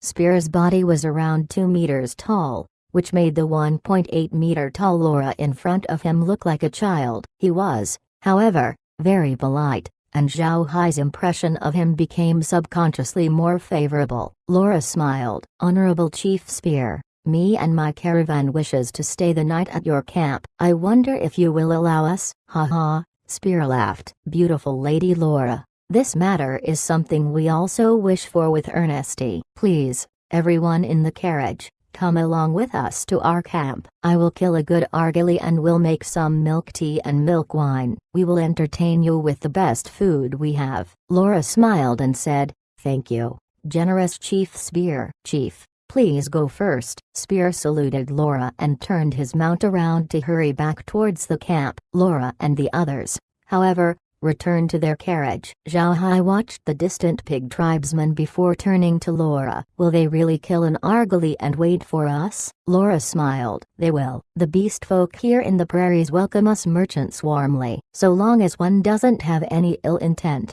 they will be very hospitable. Brother Hai, take out some vegetables. With regards to them, there is no better gift than vegetables. Zhao Hai nodded and took out some vegetables to place them on the carriages. The vegetables came from the space, so they were all as fresh as if they'd just been harvested. After making the preparations, Laura and the caravan moved slowly towards the sheephead hammer horde. With regards to the sheephead hammer horde's strange name, Laura wasn't that surprised. Within the beastfolk prairie, there were many such strange names. Don't even speak about sheephead hammer, there was also a horde called sheep dung. Laura didn't feel this was that strange. They didn't need to wait very long before several argali came out of the horde's campsite. These argali were ones they had grown themselves. On the backs of these argali sat big-bellied pig tribe children. The children all looked over 10 years old and wore leather clothing. With their big bellies and silly, small heads, they looked adorable. The children ran up to Laura's carriage. They looked curiously at Laura and Zhao Hai, who was wearing his magic robe. Then the tallest child went to the carriage and courteously said to Laura, Honorable businesswoman, my father asked me to lead you. Evidently, this was Spear's child.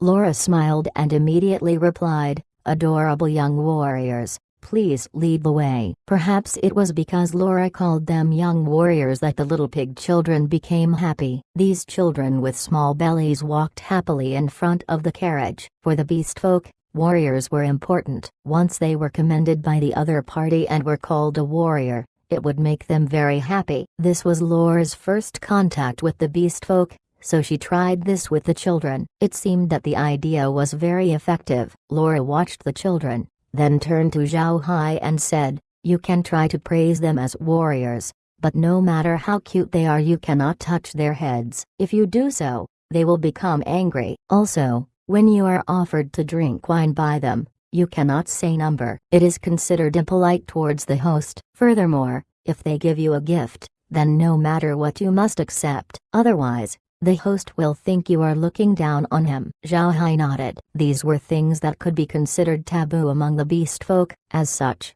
they must naturally remember this. They didn't want any minor matter to suddenly turn into a big conflict with the beast folk. They soon arrived at the Sheephead Hammer Horde camp. Spear stood waiting for them. Beside Spear were 3 big-bellied pig tribe young girls. Each of these girls carried a bowl of wine. This was the first time Zhao Hai had seen a pig tribe young girl. These pig tribe young girls had a stature that wasn't much different from Laura's. Their bellies didn't bulge, but their bodies were plump and they wore leather skirts. Although they did have the head of a pig, when compared to Spear it was smaller. They looked very cute, especially with their long hair. Their hair had some accessories in them, and although they had pig heads they didn't look disgusting. Laura took the lead as they left the carriage and stood in front of Spear. Spear smiled and said, "Beautiful young lady, please drink this wine as a symbol of friendship between you and our Sheephead Hammer Horde." After a wave of his hand, those 3 pig tribe young girls immediately moved forward. Laura didn't dare be impolite and immediately received the bowl of wine from the young girl's hand. She drank a mouthful and then spilled some wine on the ground. This was one of the beast folk's special accommodations for women. A woman must drink some of the wine from the bowl, then raise the bowl and sprinkle it on the ground. On the other hand, a man must raise the bowl of wine and drink it all. After drinking from 3 bowls of wine, Laura's face appeared ruddy. This, to Zhao Hai, made her appear gorgeous. Spear and the other pig tribesmen didn't understand how to appreciate such a sight. However, in their eyes, all Terran women looked the same. Although Spear had called Laura a beautiful lady, it was just a form of courtesy. The beast folk proposed a toast to those who deserved respect and could lead. Others wouldn't have such an accommodation. Therefore, Zhao Hai didn't drink the wine Spear had. After drinking, Laura turned to Spear and said, "Honorable Chief, please allow my servants to establish tents. Also, please do not prepare so much food as my servants are all undead. They don't need to eat anything." Spear gawked and examined the zombies standing next to the carriage. Soon he found that these zombies were quite different. He didn't care much, however, as he nodded and said, "All right then, beautiful young lady, please." Laura turned and looked at Zhao Hai, who then nodded and waved his hand. Immediately after, those undead began to construct their own camp. They made the camp close to the Sheephead Hammer Horde camp. The undead Zhao Hai had brought were the ones that had originally been led by Alatia. Alatia himself was also among the undead. When they had killed some, most of them were ordinary caravan coachmen and servants. They weren't unfamiliar with building a camp, so under Zhao Hai's order they made good time. Spear saw Zhao Hai wave his hand. To be honest, Spear didn't have a favorable first impression of Zhao Hai. Since Zhao Hai wore a black magic robe, he felt that Zhao Hai exuded a gloomy aura which made Zhao Hai disagreeable. 5. At this time, several undead brought forward a few piles of fresh vegetables. Laura smiled at Spear and said, "Honorable Chief, please accept my small gift." The vegetables were fresh. Moreover, there was a wide variety of them that filled the baskets. They appeared supple and tender, and Spear's eyes shone. With regards to the beast folk, such green goods were rare good items. Spear wasn't polite as he smiled and said to Laura, "Thank you, beautiful and generous young lady. These vegetables, to us, is really expensive. Please, come to my tent. My wife made fragrant milk tea." Laura wasn't polite as she walked towards the largest tent in the middle of the camp with Spear. The vegetables, on the other hand, had been received by Spear. Zhao Hai wanted to laugh. Those vegetables were just ordinary vegetables and weren't worth much. He knew that the beast folk lived in a prairie, so adding in the fact that only grassland occupied the land, they were unable to plant any vegetables. As such, the vegetables were mostly brought by Tehran merchants. Since they can't preserve them well, they wouldn't be able to see vegetables all year round. Sometimes, if they were lucky, they'd be able to dig up some wild herbs in the prairie. As such, these produce became rare food for them. Laura had given them a lot of vegetables. With regards to Spear, this was really precious. Therefore, his respect for Laura increased by a lot. Spear led the group of people into a tent. Inside the tent were pig tribe women wearing fur-lined robes as they moved around busily. When the two women saw Spear come in, they greeted the group hastily. Zhao Hai and the others also returned the greeting and carefully looked around the tent. There was a pillar in the middle of the tent that supported the roof. The walls were made with animal skin and wool blankets that were surrounded by wood and animal bones to help maintain the warmth inside. The ground was covered with carpets. Near the center of the tent was a pit wherein a flame had been lit inside. On top of it was a copper pot that was being heated. The aroma of milk tea came out of the pot. Spear asked his visitors to sit down. Each of the visitors was given a bowl of steaming hot milk tea. Zhao Hai and the others drank some and found that it was actually very fragrant. The tea didn't seem to be the same type of tea Zhao Hai knew of, but was instead from a plant he didn't know about. The taste wasn't the same as tea leaves, but the milk tea was really delicious. There wasn't any sort of fishy smell from it, so it seemed that something had been added to it. It had a slightly salty taste and a thick aroma. It was smooth and tasted great. Chapter 235. Together in the tent while sleeping. After traveling for a day, Laura and the others felt very tired. After drinking the bowl of hot milk tea, however, they all felt a lot better. Spear examined the appearance of his visitors and it made him smile. The mouth of a pig was big, and his smile was even larger than his big mouth. Laura and the others couldn't bear not to smile along. After they placed their bowl down, Spear's wife filled them up once more with milk tea. Spear then opened his mouth and said, "Beautiful young lady, how much food have you bought and what is the price?" Beastfolk liked to talk directly, so Spear didn't beat around the bush and directly asked Laura about the price. Just as Spear had noted,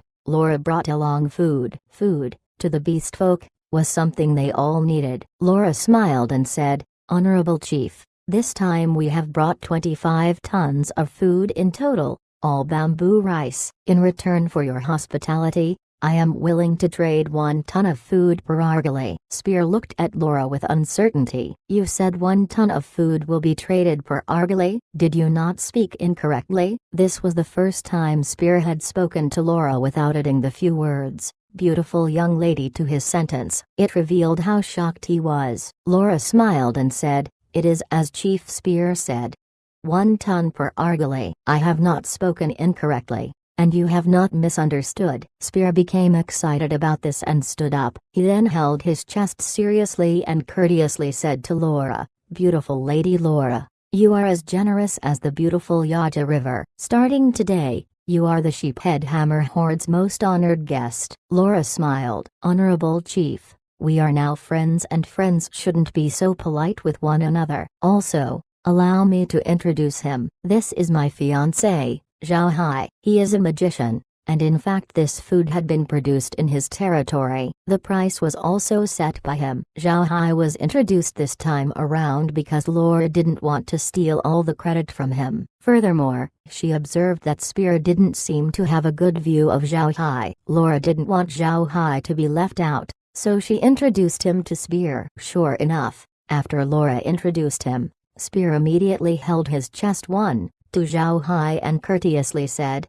"Honorable Sir Magician, please forgive my rudeness from earlier."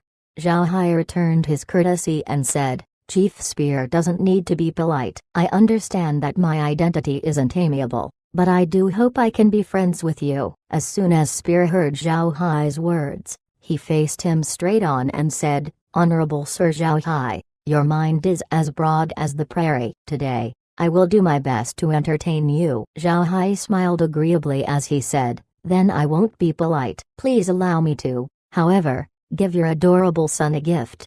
Having said that, he waved his hand and an iron shield appeared. This iron shield wasn't big and was only a round shield instead of a tower shield. Zhao Hai had bought it in the Persal Duchy during the time when they were purchasing items. The craftsmanship could be considered ordinary, but in the iron-lacking prairies, it was an absolutely extraordinary gift. Spear happily received the round shield and expressed his gratitude to Zhao Hai. He didn't know how the shield appeared. However, since they were a beastfolk tribe situated at the edge of the beastfolk prairie, their contact with Terrans wasn't plentiful. With regards to them, a magician was a very mystical occupation. The prestige of a Terran magician was extremely exaggerated within the beastfolk. When Zhao Hai, this pseudo-magician, displayed his skill in front of Spear, there was no lasting issues from Spear. By this time, the morning sky had already long fled. So Spear turned to Zhao Hai and said,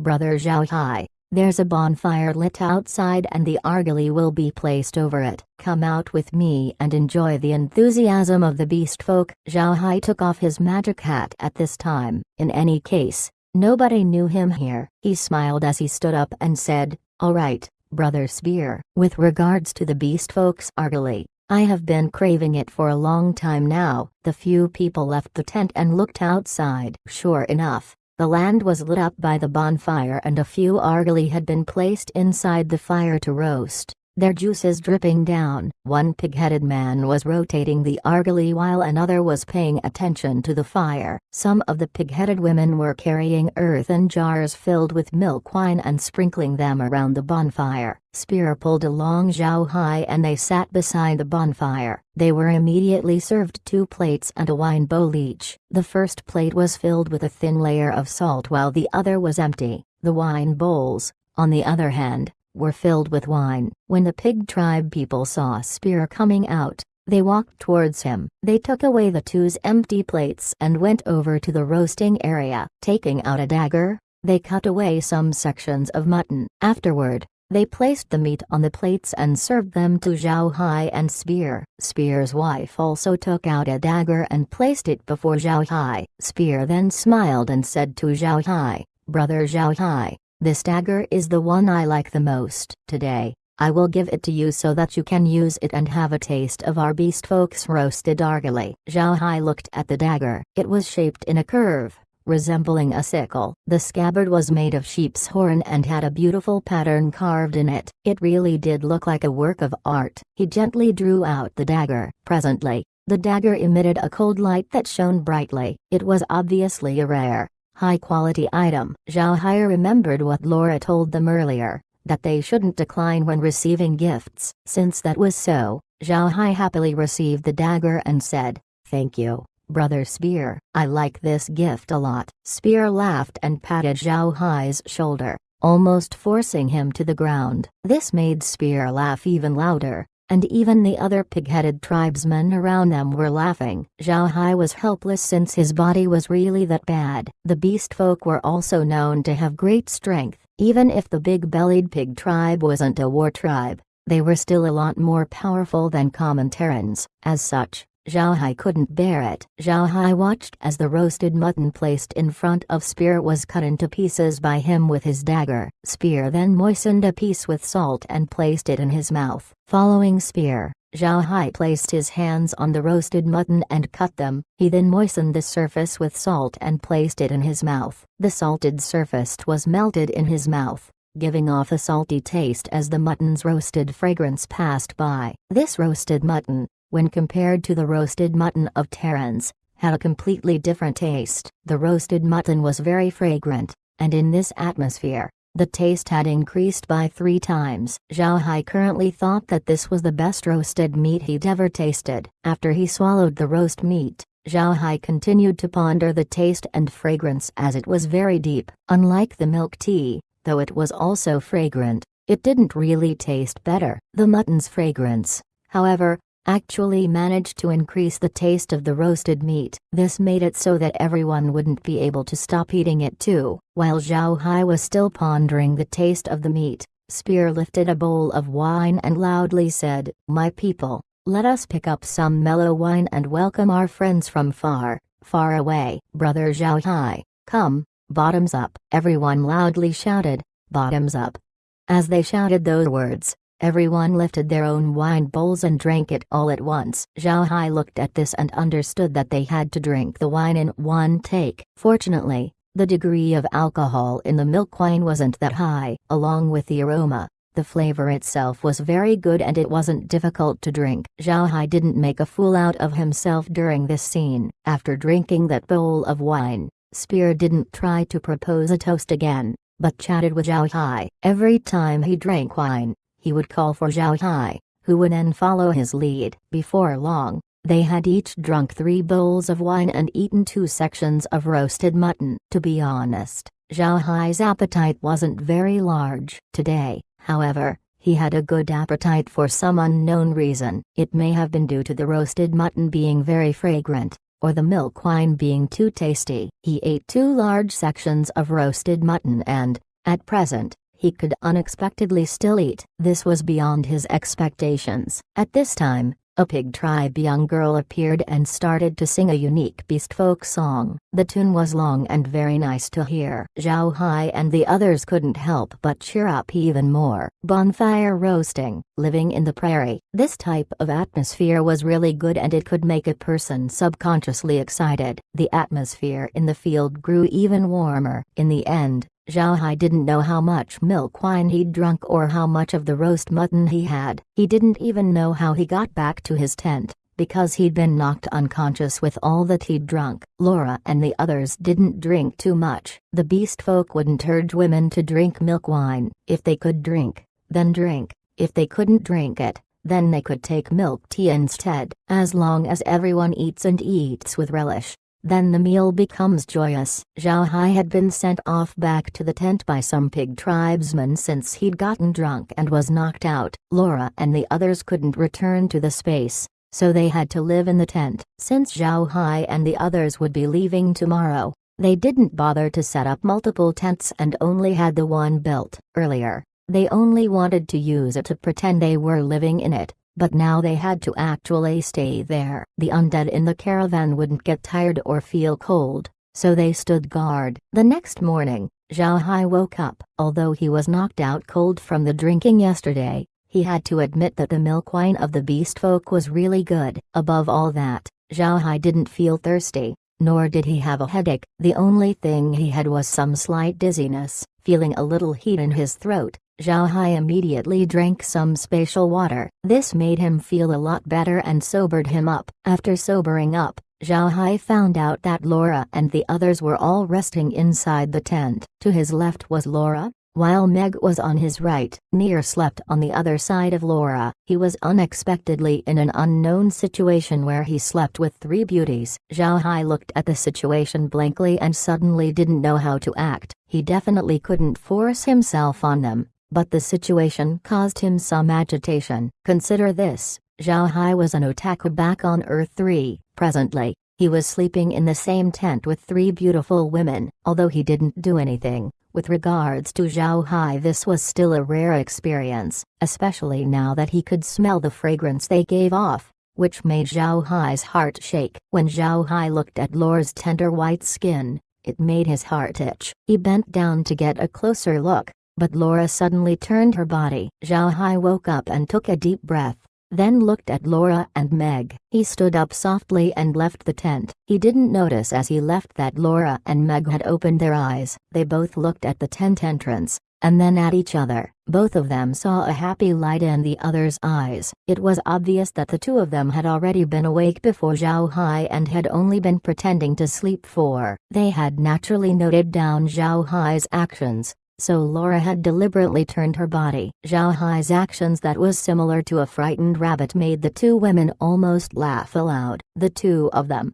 however, were touched by Zhao Hai's actions. It showed that he respected them enough. It was a move full of love and respect. In the case that Zhao Hai kissed Laura, then it not only meant that he loved Laura. On the contrary, this may mean that Zhao Hai's desire for Laura exceeded his love. With regards to love, every person expressed it differently. Everyone's understanding of it wasn't the same. But there was one thing that was still important: if you loved one another, then you must respect the other and don't look down on them. If Zhao Hai had forcefully kissed Laura, then Laura might not have resisted, but she'd be disappointed in Zhao Hai. 5. That's because she would think Zhao Hai didn't understand her. Laura was a very self-disciplined woman, so she hoped that her other half would also respect her. If Zhao Hai had kissed her, then while she wouldn't resist, she also wouldn't cooperate. Since Meg and Near were also in the tent, if she kissed him back, then they might find her frivolous. This was unacceptable for the self-disciplined Laura. If Zhao Hai truly loved her, then he wouldn't forcefully kiss her. Doing so would mean Zhao Hai didn't understand her disposition, and that he didn't care about her feelings. Such a thing would make Laura sad. It was obvious, however, that Laura's worries were in vain. 6. Zhao Hai did well and didn't force himself on Laura, instead leaving the tent. This was the result Laura wanted. Meg didn't have the same thoughts as Laura. She wasn't jealous either. Meg knew that Zhao Hai liked Laura and knew that he liked her as well. If Zhao Hai did kiss Laura forcefully, however, then Meg would also be disappointed. This was because Meg wouldn't be able to think that Zhao Hai was the same Zhao Hai she knew from the Black Waste. Prior to them going to the Black Waste, he was Adam, not Zhao Hai. Meg, however, didn't know this. If Zhao Hai kissed Laura, then she would think Zhao Hai was the same Adam she knew from before they went to the Black Waste. He was currently different from Adam, who was a person who had flowers hanging off him and didn't understand love. If he did kiss Laura, then that would mean that in his bones he was still the dandy Adam. Meg would be even sadder than Laura in the end. 7. Chapter 236. Jackal. Of course, Zhao Hai definitely didn't know about the thoughts of the two women. Under that atmosphere, however, he could only continue to think about being intimate with Laura, so he left the tent. Naturally, that feeling had also tapered off. After he left the tent, Zhao Hai breathed in some fresh air and looked around. He discovered that some pig tribe women were already awake at this early hour and were busy with tasks around the camp. Some of them crowded together to milk the sheep, some were nursing the lambs, and some were cleaning the mess from yesterday's feast. When they saw Zhao Hai leave his tent, they greeted him and Zhao Hai hastily greeted them back. One would have to say that the ordinary life of a beast folk was still very hard. Take Spear and this tribe. There were no slaves, so they had to do everything themselves. Moreover, their main source of income came from selling argali. Selling wool was their secondary source. Wool products from the beast folk were famous on the continent. It didn't only maintain warmth due to the thickness, but were also strong and durable. More importantly, the surface patterns had strong beastfolk characteristics, giving off a rugged and mysterious, exotic beauty. All of this made it very popular. The wool products, however, didn't have a very unified production line. Instead, they were all made by hand by beastfolk using techniques handed down since ancient times. They manufactured them bit by bit. These sheepskin products wasn't their only main sources of income, but was also a part of their lives. Zhao Hai didn't watch the women as they worked. His eyes were aimed at the mount Spear had used, as well as those dogs. Those dogs were similar to another type of dog from Zhao Hai's previous world, the mastiff. They did seem much fiercer than a mastiff,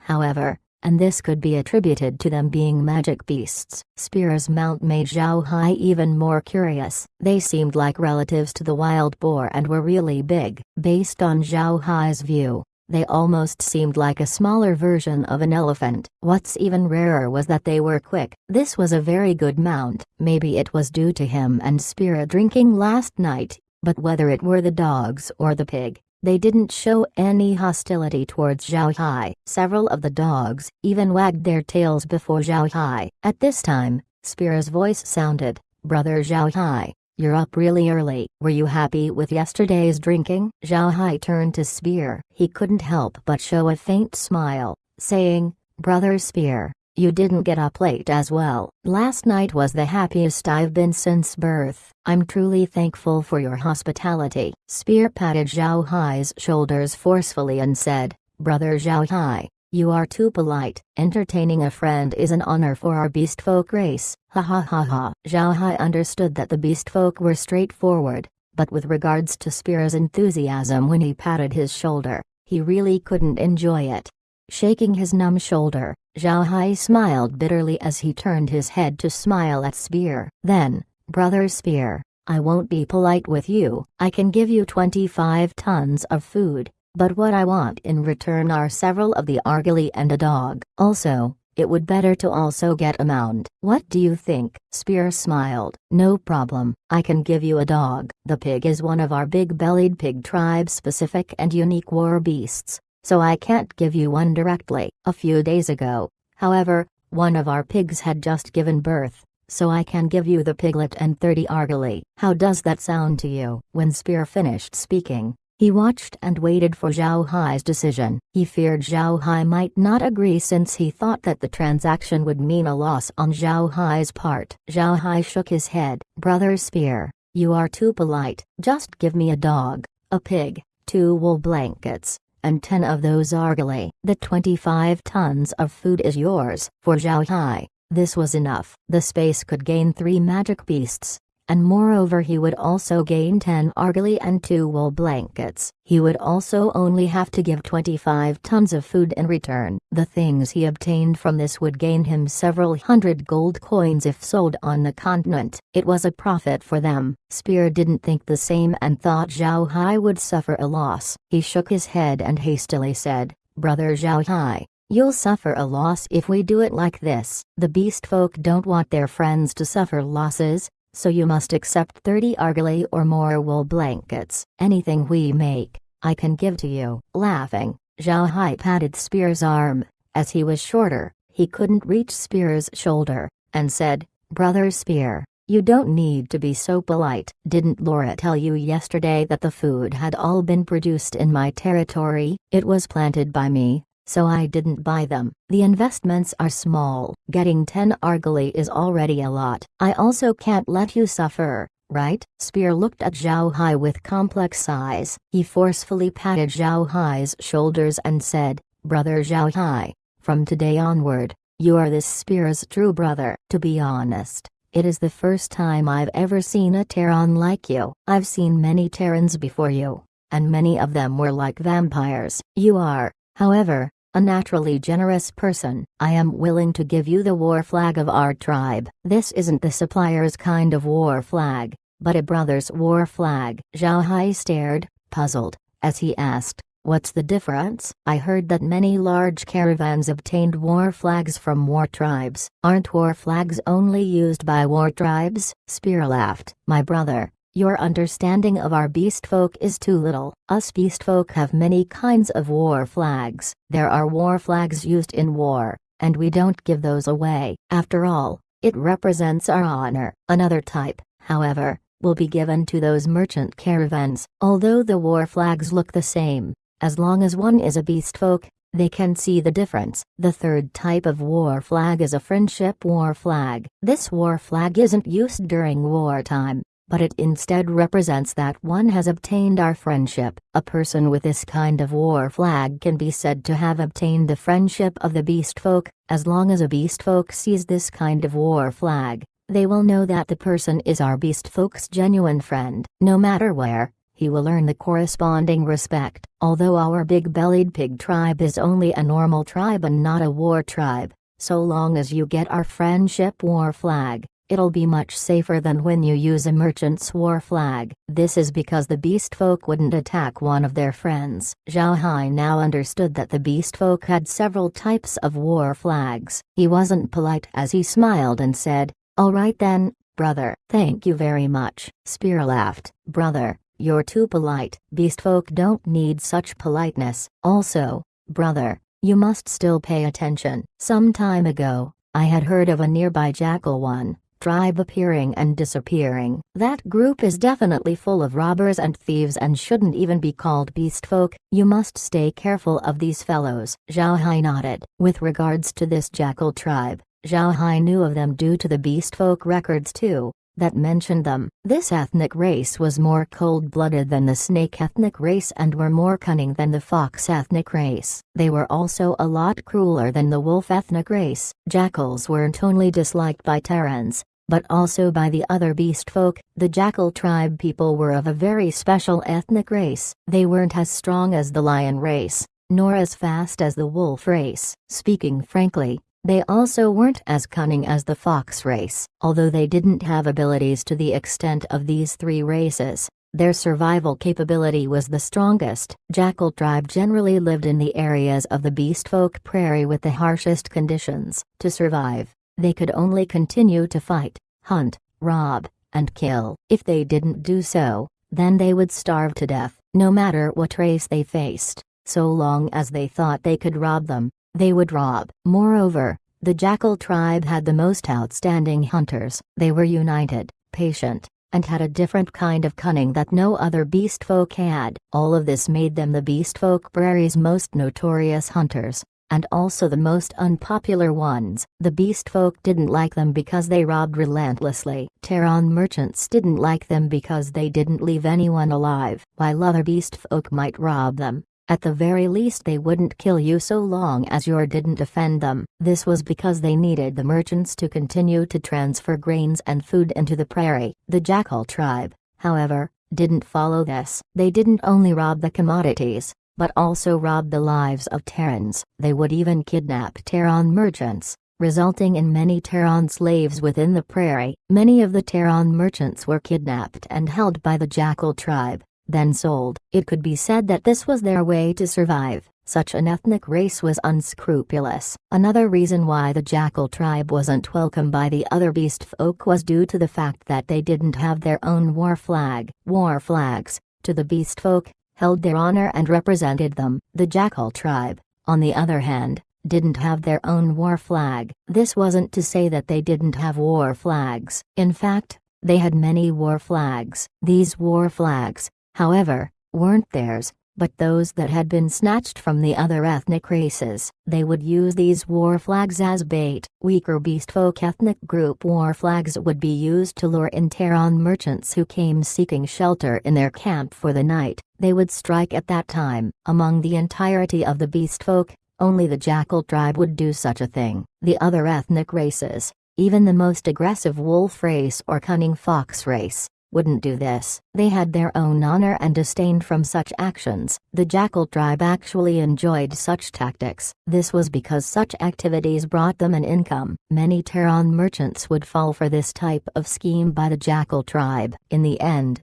the Jackal tribe would swallow their goods. Chapter 237, Helping him solve trouble. The Jackal tribe relied on these sorts of behavior and eventually became the beast folk prairie's most notorious thieving tribe. They were known as shameless robbers and thieves among the beast folk, while they were called cunning native dogs by the humans. So when Zhao Hai heard Spear say that there was a Jackal tribe nearby, it made him surprised. He hastily said, "Brother Spear, if you knew there was a Jackal tribe nearby, then why are you still here? You should leave this area as soon as possible." Spear nodded. "I know this, brother. We had been preparing to leave for the last couple of days. That's why I was so anxious when you arrived. It was due to the Jackal tribe that was close by." Zhao Hai nodded and said, "Brother, for the safety of the pig tribe, we must make the trade as soon as possible and leave immediately. After breakfast, we will leave the food behind. All you need to do is prepare my stuff."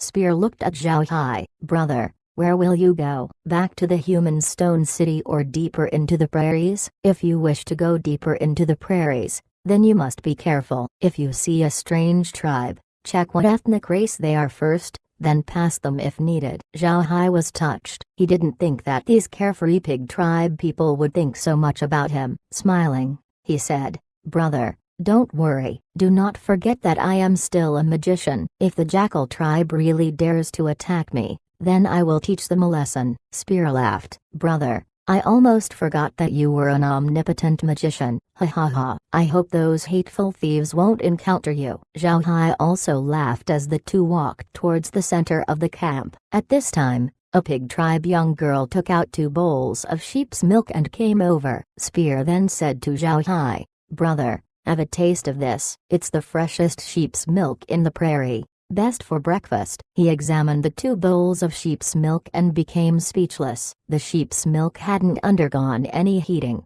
but had instead been directly squeezed out of a sheep. It was the first time Zhao Hai had seen sheep's milk like this. Although it was his first time seeing such sheep's milk, Zhao Hai was too embarrassed to reject Spear's offer. He accepted the bowl of sheep's milk from the young pig tribe girl's hands and drank it. It was hard to imagine how much it reeked of sheep. It hadn't undergone any type of processing or flavoring. One couldn't imagine how much of a sheep's smell it had. Even Zhao Hai wouldn't eat anything with such a deep smell. Now that he had a mouthful of sheep's stick, it made him want to almost spit it out. After he endured past the sheep stink, he began to smell a sweet, fragrant aroma from it. This kind of aroma was something that didn't belong to any seasoning product he knew of. Instead, it seemed to be the milk's natural aroma. The smell made Zhao Hai close his mouth as he tried the aftertaste. Spear watched Zhao Hai's appearance and couldn't help but laugh as he said,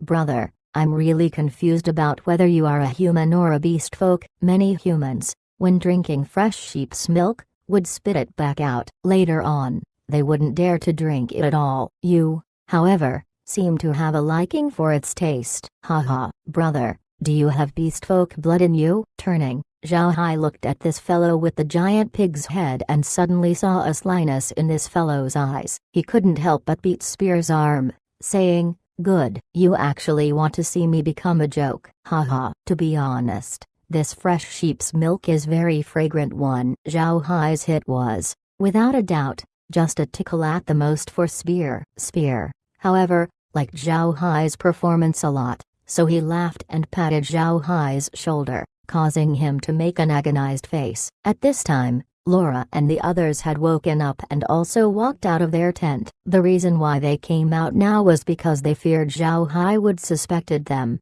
So they endured patiently until now. When he saw Laura and the other two come out, Spear immediately asked his wife to prepare and serve them a meal. The breakfast was very simple, sheep's milk and handed pilaf too. After breakfast, Zhao Hai ordered the undead to move the food from the caravan and into the sheephead hammer horde camp. Spear also took out 5 of the best wool blankets they produced, along with 5 of the best carpets, 10 strong argili, 2 piglets, and 2 of the best prairie mastiffs. 3 followed. All of them were given over to Zhao Hai. Zhao Hai thought of declining the extras, but Spear actually put on such a serious face in order to stop him. After receiving the items, Zhao Hai said goodbye to Spear, then led the caravan deeper into the prairie. Although they had only been in the prairie for a few days, Zhao Hai currently liked it here. The beast folk were simple, adorable, and impressive friends who didn't have any flowery thoughts. Compared to the scheming humans,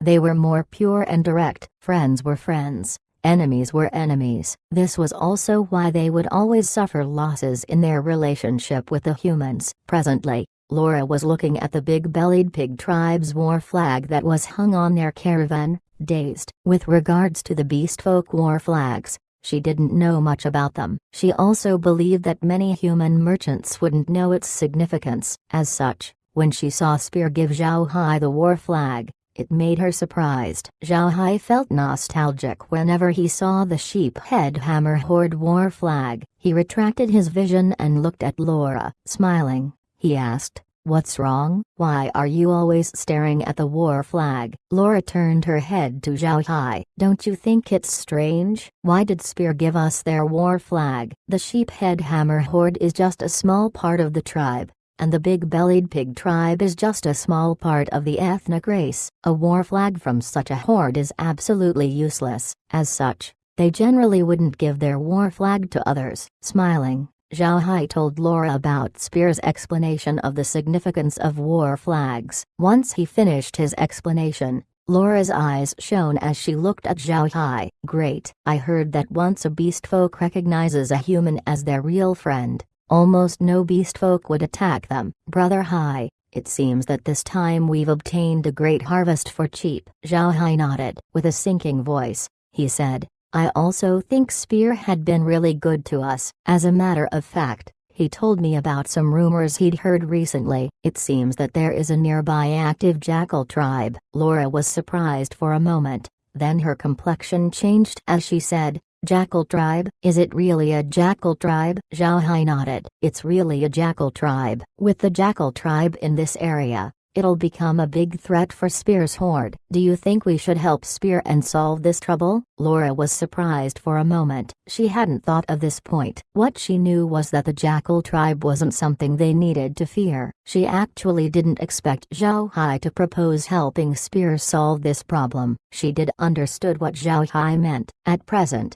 they had the blood-colored eagles that could survey a wide area. So long as they had the blood-colored eagles do a thorough search, they would certainly be able to find the jackal tribe. With their strength, destroying the jackal tribe was possible. So long as they eliminated the jackal tribe, they'd have helped Spear. The alternative was that Spear's horde of only a few hundred people would be attacked. After thinking about it for a while, Laura said, "That's fine. The jackal tribe is hated by all of the beast folk. If we eliminate them, then no one would go after us for it, and the beast folk might even be grateful to us." Zhao Hai smiled. Moreover, the jackal tribe may even have raised some magic beasts of their own that we haven't seen yet, something like these water-spurting pigs.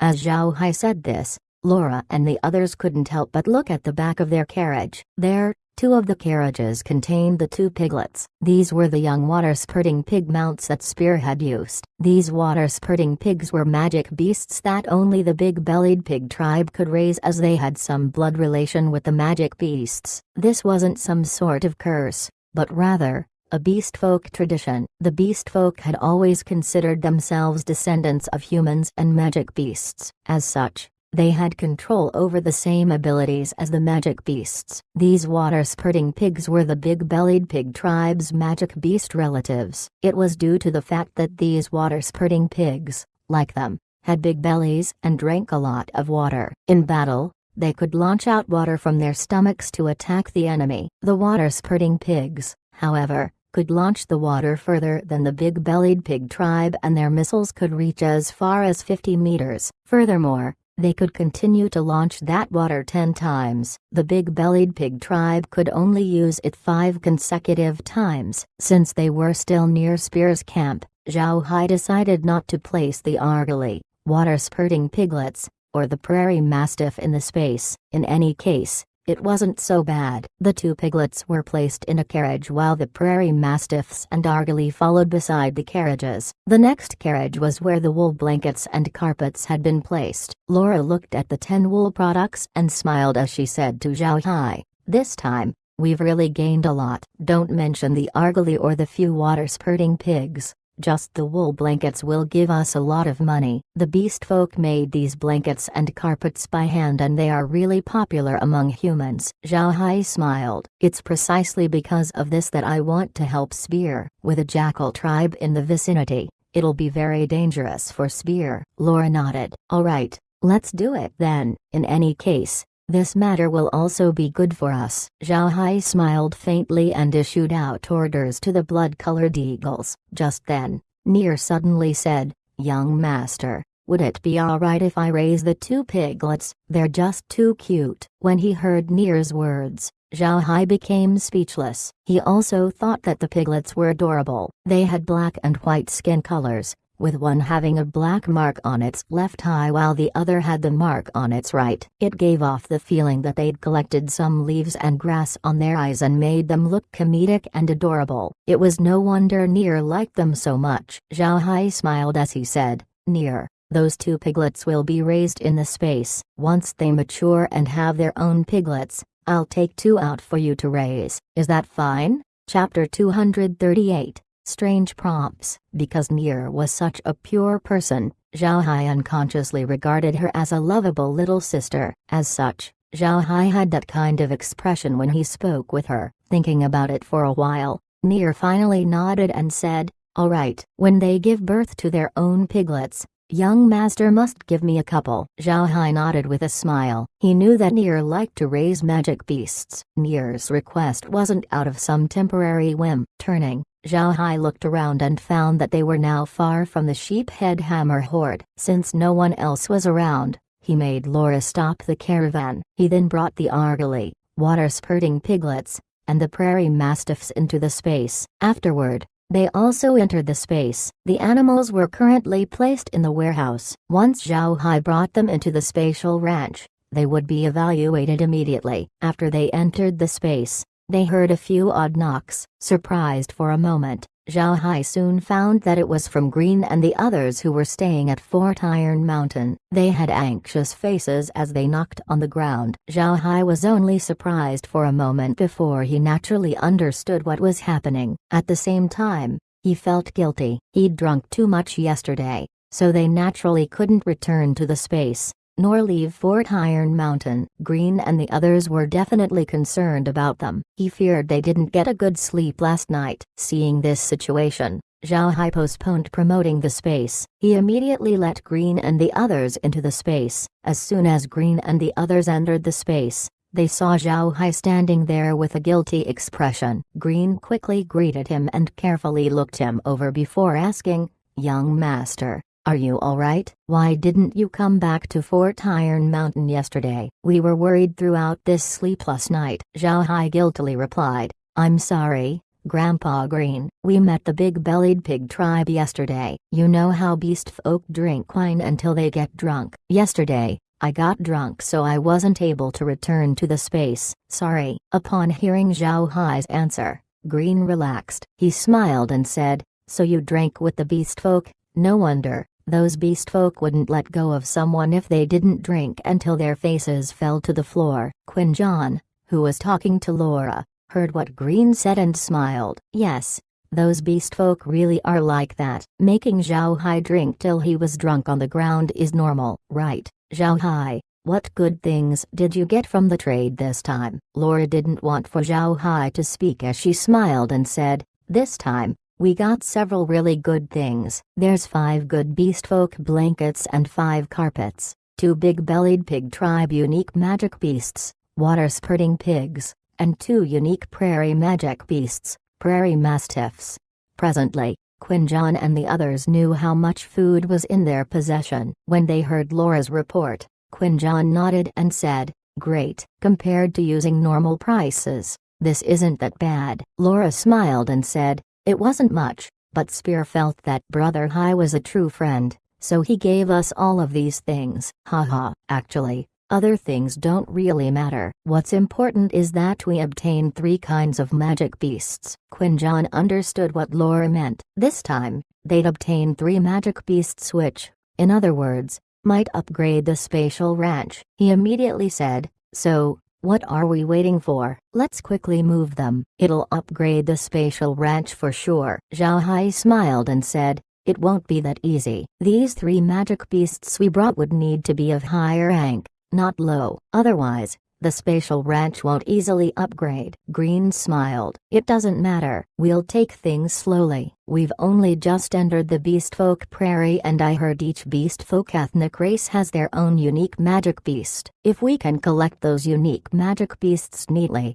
then I think the spatial ranch will upgrade. I want to see how it will look when it's at its highest level." Zhao Hai smiled and said, "I hope so. The problem is that these magic beasts aren't easy to get. If I didn't hit it off well with Spear, then it would have been impossible for him to give me those water-spurting pigs. Moreover, what he could only give me were water-spurting piglets and not adult pigs." From this, you can see that the beast folk really favor their own unique magic beasts. Quinn John forced a smile. "I almost forgot about this." To the beast folk, these unique magic beasts are, in their opinion, part of their family. "Would you just hand over your loved ones to someone if they asked?" Zhao Hai and the others were speechless after they heard Quinn John. With regards to humans, it would be difficult for them to think of magic beasts as family. For the beast folk, however, this was a normal matter. Zhao Hai suddenly thought of those pets being raised by lonely elders back on Earth.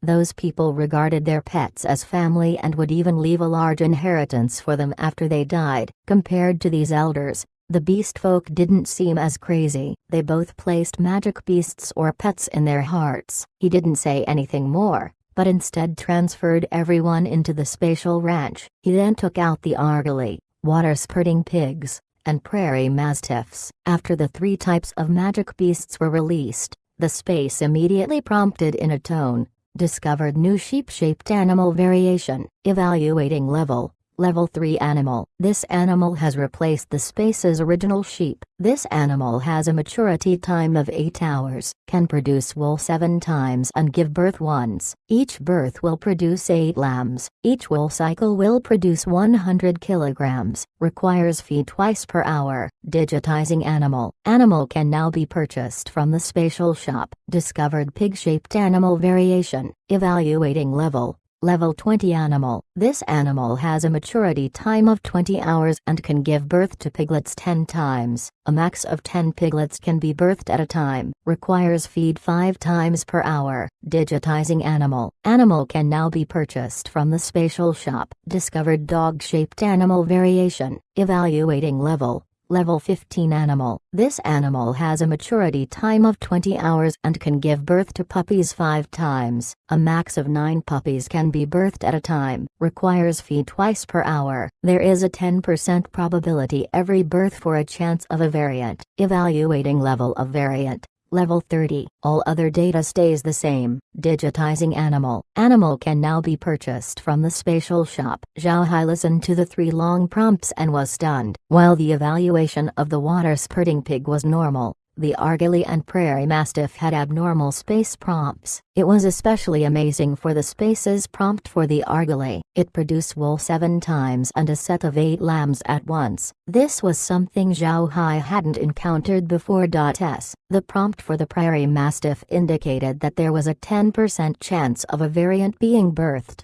and that the variant was a level 30 magic beast. In the end, how did this occur? Zhao Hai immediately examined the spatial ranch's storage and looked at the list. There really were 3 more magic beast pictures. The Argali occupied the original position of the sheep while there wasn't anything different about the other 2. He looked at the slot for the Prairie Mastiff and saw that there wasn't anything different about it. In the end, how would it work? Why did the Prairie Mastiff have a 10% chance of producing a variant? Zhao Hai stared at the picture of the Prairie Mastiff and carefully examined it. In his head, the number 9 kept flashing, along with the word variant. He was caught by them. The idea flashed on and off, so he couldn't grasp it. Laura arrived at Zhao Hai's side and said, "Brother Hai, what's the matter? Will the Prairie Mastiffs really have a variant one? Moreover, its battle prowess isn't that low." Listening to the prompts, it seemed that the strength of the variant would be equal to a rank 5 or rank 6 magic beast. Battle prowess. When Laura mentioned those words,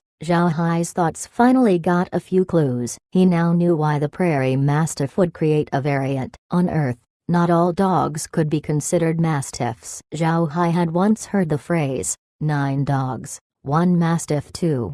In other words, even if all 9 were supposedly mastiffs, only 1 could be considered a true mastiff. That mastiff wasn't only a name or a species, but a symbol of its battle strength. This time, the Prairie Mastiff could give birth to 9 puppies. 9 dogs, 1 mastiff. This phrase may be pointing out the reason why the space had said there was a chance of a variant emerging. This variant, to put it bluntly, was the one out of the 9 that was a proper mastiff. After he figured it out, Zhao Hai laughed and turned to Laura. "It's nothing. The variant is just an ordinary Prairie Mastiff that undergoes a mutation. As such, its battle prowess is higher, that's all." Laura agreed but still said unhappily, "Even with the 3 different magic beasts here, the spatial ranch didn't upgrade. What a pity." Zhao Hai smiled. "It's not a pity. In the future, it'll become even harder to upgrade." "Alright, let's go out. First,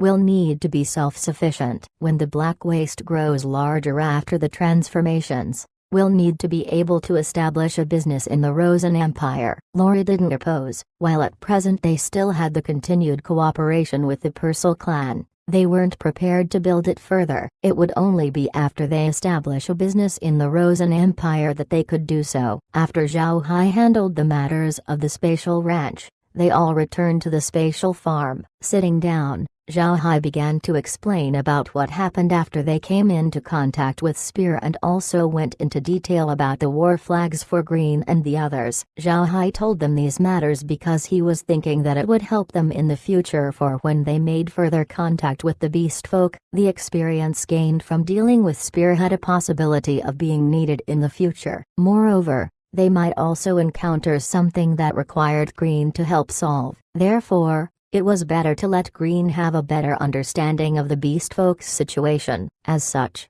Zhao Hai naturally discussed the war flag matters. He also told them that he wanted to help Spear by dealing with the Jackal tribe. Green and the others listened attentively. To be honest, if they went and had contact with the beast folk, then they wouldn't have been able to do what Zhao Hai did. They were like other humans on the continent. They wanted to find out how to gain more benefits from the beast folk. On the other hand, Zhao Hai had won the beast folk's friendship with sincerity and generosity. It could be said that this recent transaction didn't only give them materials, but also the treasured friendship of the beast folk. This was especially true when Spear gave them the friendship war flag. After Zhao Hai finished, Green grew a bit out of breath. 3. He looked at Zhao Hai with a complex expression. Young master, you did a wonderful job. It was better than what I could have done. Oh, young master has truly grown to be a person that can deal with all sorts of situations. With this,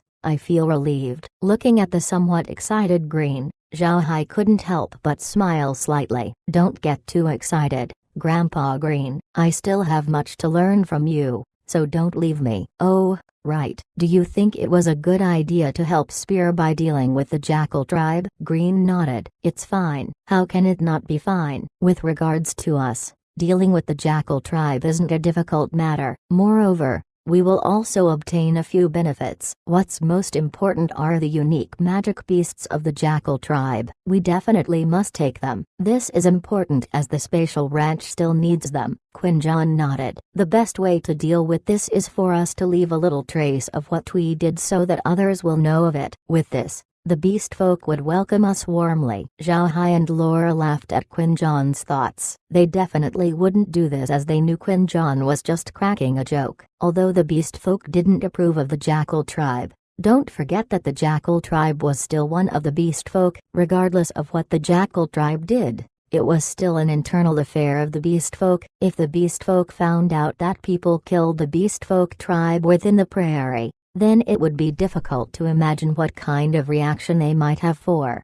After joking around for some time, Green and the others wanted to return to Fort Iron Mountain. Although there weren't many matters that needed to be addressed, there also weren't a few. Zhao Hai released 2 of the Argali and was looking for a place in Fort Iron Mountain to raise them. At the same time, he passed Green and the others the blankets and carpets. After doing all of this, Zhao Hai led Laura and the others back to the carriage. The caravan hadn't stopped, but had continued to move forward. Here in the prairies, however, they were surrounded by the same constant view. If it wasn't for the fact that they were looking for plants, then they wouldn't have wanted to stay here. After coming back to the caravan, Zhao Hai filled one carriage with food. If they met a beast folk tribe, then it would guarantee that they would be warmly welcomed. To be honest, just hurrying along was quite boring. Fortunately, Zhao Hai still collected plants and this relieved him of his boredom. There were many plants in the prairie,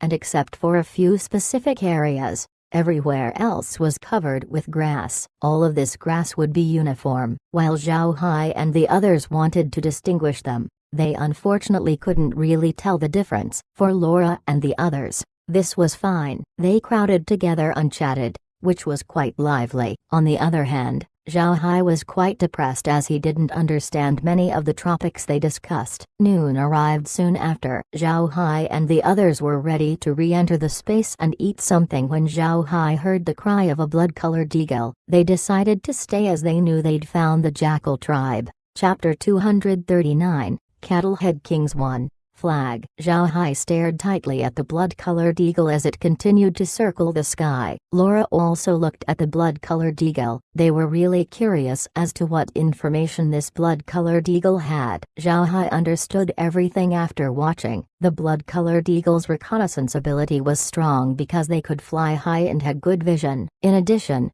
They could understand what Zhao Hai wanted. As such, they became very good aerial scouts. The report from the blood-colored eagles was very important for Zhao Hai. This was because the information they brought told that there were two beast folk tribes fighting one another. On one side was the cattle-head ethnic race while the other side was the jackal tribe too. Zhao Hai frowned. He didn't know if he should attack in this situation. If a human rashly interfered in a battle between the beast folk, then it wouldn't be good. Laura and the others also understood the information passed along by the blood-colored eagles. With regards to this situation, Laura also felt it was awkward. For the beast folk, a battle was honorable. If one intervened, then both sides might be offended. Even the side they helped wouldn't give their thanks. After thinking about it for a while, Laura turned to Zhao Hai and asked, "Brother Hai, what should we do?" Thinking, Zhao Hai said, "We'll first take a look and pretend to just be passing by. We won't make a move first." Laura nodded. Zhao Hai then immediately directed the caravan in a path that would pass by the battlefield. The battlefield wasn't near them, otherwise the blood-colored eagles wouldn't have taken all morning to pass along the information. In order to rush as fast as they could to the battlefield, Zhao Hai had taken back the rest of the caravan and placed them inside the space, leaving only Laura's carriage to move forward. They proceeded along at a faster pace this way. After 2 hours, they finally arrived at the battlefield the blood-colored eagles had reported. As they got there, several war cries could be heard. Zhao Hai didn't expect that the two tribes could fight for so long. It was currently noon, and since the time the blood-colored eagles had found the two tribes until now, it was already a little over 3 hours. This wasn't a short period. Zhao Hai slowed down and looked out the carriage once more. He then slowly moved toward the battlefield. There wasn't any worry since he knew that both sides were still in the midst of fighting. Everyone soon got closer to the battlefield. In the distance, there seemed to be a camp. The size of the camp wasn't that large, only as big the Sheephead Hammer Horde camp. This camp had a cattle-head war flag flying above the central tent. Laura looked at the war flag and her complexion changed. The Cattle-head King's war flag. How could it be the Cattle-head King's war flag? Zhao Hai was surprised for a moment. Cattle-head King's war flag? You're saying that's the Cattle-head King's war flag?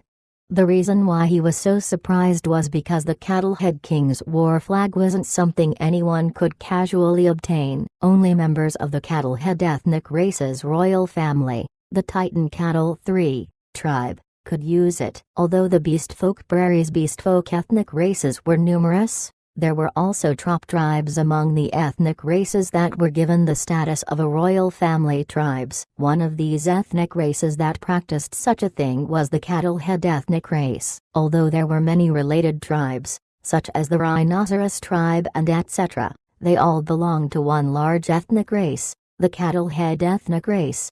The royal family of the cattle-head ethnic race was the Titan Cattle tribe. Everyone from the Titan Cattle tribe was a born warrior. They didn't have any wool over their bodies and their skin was golden yellow in color. This golden yellow skin had great defensive capabilities. With the addition of their bloodline's innate godly strength, it could be said that their battle prowess was comparable with the other famous war tribes. They wouldn't fare badly against them. If one weren't from the Titan Cattle tribe and were just a common cattle-head ethnic race tribe, then their battle prowess wouldn't be great. The cattle-head ethnic race could somewhat be regarded as a war tribe in the prairie, but the assessment of the race wasn't that of a war tribe. When one assessed an ethnic race, one would look at the overall battle strength. The cattle-head ethnic race had many low-strength tribes, so they pulled down the rest of the ethnic race. In the end, they were assessed as a regular ethnic race and not a war tribe. No matter if it were an ethnic race or a war tribe,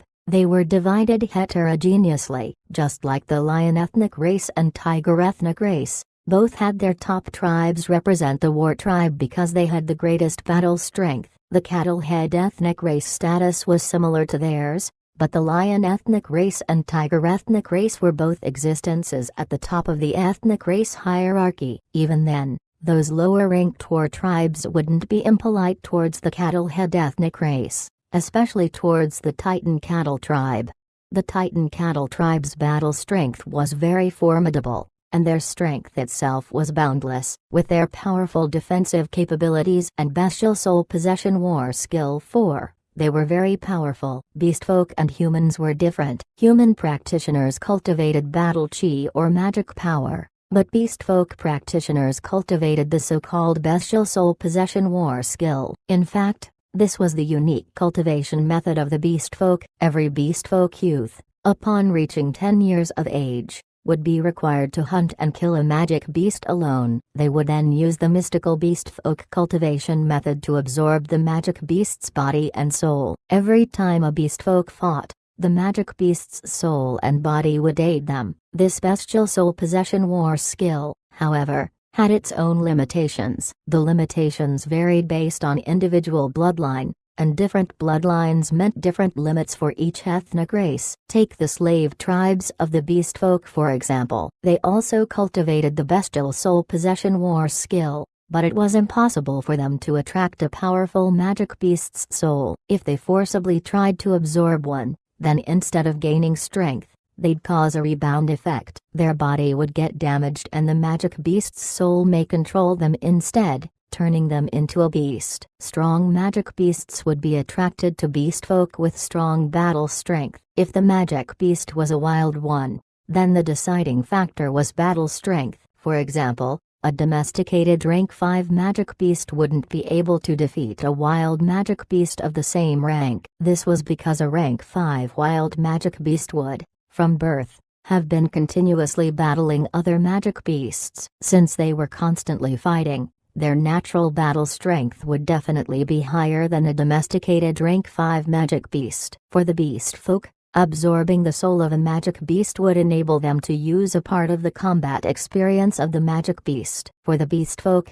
this was very important. Weaker beastfolk didn't have the ability to capture and kill magic beasts. This was the reason why they used domesticated magic beasts, and this naturally meant a lower battle strength. For war tribes and common ethnic races, the biggest difference between the two would be that the beast souls of the war tribes generally consisted of carnivorous magic beasts. Ethnic races would instead use beast souls from herbivorous magic beasts, those that were preyed upon. Beast soul absorption also wasn't very equal. For example, if one were of the cattle-head ethnic race and wanted to absorb a lion-type magic beast soul, then they would have a very low chance of success. Even if they did succeed, it wouldn't give them much strength. This was because there was a low degree of compatibility between them, resulting in negative effects. For the cattle-head ethnic race, the best magic beast soul they could absorb would be those related to the cattle-head ethnic race. If they couldn't attract a cattle-head ethnic race-related magic beast,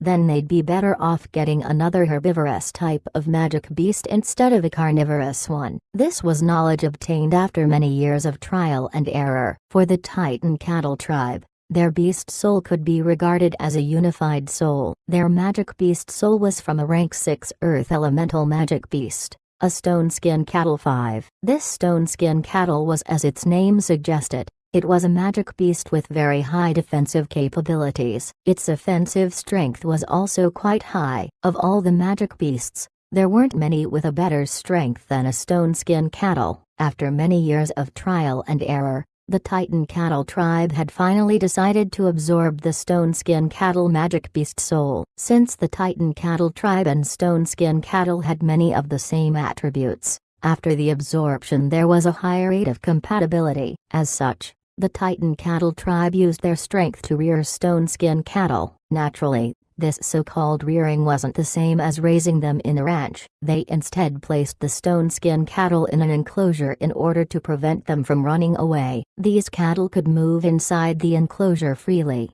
and if they encountered danger, the Titan cattle tribe wouldn't help. This allowed the stone skin cattle to become more wild. This was a common practice among the beastfolk war tribes. Long periods of trial and error was consumed to find out the best and most suitable magic beast for the tribe to absorb. They would need to only partly rear the magic beasts. When the time came that a tribe member was required to capture and absorb a beast soul, they could just enter the enclosure. They would then hunt and kill the magic beast, then absorb its soul. All of this guaranteed the battle strength of their ethnic race. After many years of development, The beast folk's renowned war tribes had created their own well-defined cultivation system. Compared to the beast folk of the past, it was more effective. Small tribes and weaker ethnic races didn't have the capability to rear magic beasts like the war tribes. As such, their battle strength didn't develop much. This eventually caused the current system among the beast folk. The war tribes were getting stronger and stronger while the smaller tribes and lower ethnic races became weaker and weaker. While the Titan cattle tribe was a part of a weaker ethnic race, they were a tribe that raised their own magic beasts. This reflected their strength, and even those war tribes didn't provoke them so casually. This was the reason why Laura was so surprised after seeing the Cattle Head King's war flag. The Jackal tribe would be like a soft persimmon being pinched. With a powerful tribe like the Titan cattle tribe, why did they try to provoke them and suddenly attack? Also, why was the Titan cattle tribe in this area? This was still quite close to Iron Wall Fortress. Within the Beastfolk Prairie, it could be considered the borderlands. The tribe shouldn't be here. Zhao Hai and Laura were both looking at the Cattle Head King's war flag and were both speechless. When they saw the war flag here, they feared the matter wouldn't be simple. Their simple passing this time around was a consequence unknown to them. The Titan cattle tribe was here, yet they had bravely rushed over. Once the Titan cattle tribe finished off the Jackal tribe, they feared they would turn to deal with them and silence the witnesses. Chapter 240, Prophet 1. Laura took a deep breath and carefully examined the war flag that was raised above the camp. It truly was the Cattle Head King's war flag. Laura turned to Zhao Hai and said, "Brother Hai, it truly is the Cattle Head King's war flag. What should we do?" Zhao Hai frowned. He had his suspicions about this. Why would the Jackal tribe unexpectedly attack the Titan cattle tribe? Zhao Hai felt that this was strange. The problem was that he couldn't say for sure what exactly was strange about it. He looked at the battlefield and sighed. Doing anything else is useless. Now that we're near the battlefield, they should have already seen us. All we can do now is move forward. Laura also examined the battlefield. Sure enough, she saw that they'd already been noticed. Turning back at this time would be far too late. They weren't really afraid of having problems with the other party. Don't forget that they had the big-bellied pig tribe's friendship war flag raised above their carriage. If they ran, Spear would receive no small amount of trouble. After all, there was no such thing as an airtight wall in this world. No matter if it was the Titan cattle tribe or the Jackal tribe, they were both tribes Spear couldn't contend with. Zhao Hai's caravan slowly moved toward the battlefield. Their reaction was contrary to the parties presently fighting. Currently, the Jackal clan was on the offensive while the Titan cattle tribe was on the defensive. The Jackal tribe had mobilized 2,000 tribe members while the Titan cattle tribe only had several hundred tribe members in their camp. While the defending Titan cattle tribe members only numbered 300, they were all elite warriors. Each of them wore leather armor and held double-edged heavy axes. They didn't ride any mounts as their mounts were stationed within the camp. The mounts were earthen yellow bulls of around 3 meters tall. These bulls had thin, fine fur growing around them and looked extremely strong. Their muscles were well built and they had a pair of angular horns about a meter long, with thick hooves that pawed the ground uneasily. They seemed to want to join in the fight. Beyond this, Zhao Hai understood why they were called the Titan cattle tribe. Titan cattle tribe members had a height around 2.5 meters with muscles comparable to a top bodybuilder. If they went to Earth and joined a bodybuilding competition, even Schwarzenegger too would have to step aside. Their skin was a golden yellow color and glossy as it flashed like metal. They were comparable to the actors who played in the 18 Bronzeman 3. They each had a giant cattle's head and a pair of half-meter-long horns. Their hands were large enough to handle a 3-meter-long huge double-edged war axe. Just looking at the axe's head, its weight definitely wasn't below 100 kilograms. Although their numbers were small, they had formed a circle formation and were defending the perimeter of the camp. They were like an impregnable bronze wall. Not even the Jackal tribe was able to pass through them. At the front were numerous Jackal tribe corpses. It was the opposite for the Jackal tribe. These Jackal tribe members rode their mounts. Their mounts were like wolves, a type of canine that was similar to jackals from Earth. Their build was a lot larger, around 2 meters in height. They had sharp claws and teeth and cold eyes. These jackals had already revealed an extraordinary ability for assault. The jackal tribe members didn't wear any leather armor, but instead wore the ordinary leather clothing that beast folk wore. They were around 1.7 meters tall and held a variety of weapons in their hands. Their eyes were like that of a jackal's as they exuded a flash of brutal light. Zhao Hai didn't really think of the jackal tribe as very tall. They were even shorter than average humans. It was a shock that they could become the most outstanding robbers in the prairie with such stature. This astonished him. At this time,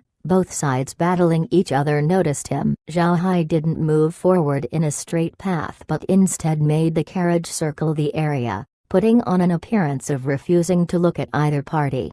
The reason why Zhao Hai did this was because he was testing them. He wanted to see if the Titan cattle tribe would move to ask him to reinforce them. If the Titan cattle tribe seeks his help, then he would help. If they didn't, then he would die here as well. For his performance, however, shocked both sides. They had seen many human merchants, but seeing Zhao Hai, a human merchant with such great courage, was their first time. Generally, the human merchants that venture out into the beast folk prairie would usually carry an understanding of the path they would take in advance and be aware of it. In this case where they were battling and a human merchant came upon them, the humans would certainly hide far away. They wouldn't act like Zhao Hai, who even went forward and put on an appearance of ignoring both parties. Their caravan didn't have many people, so how could they go up against both parties? It was no wonder the Titan cattle tribe and jackal tribe had such an idea. Presently,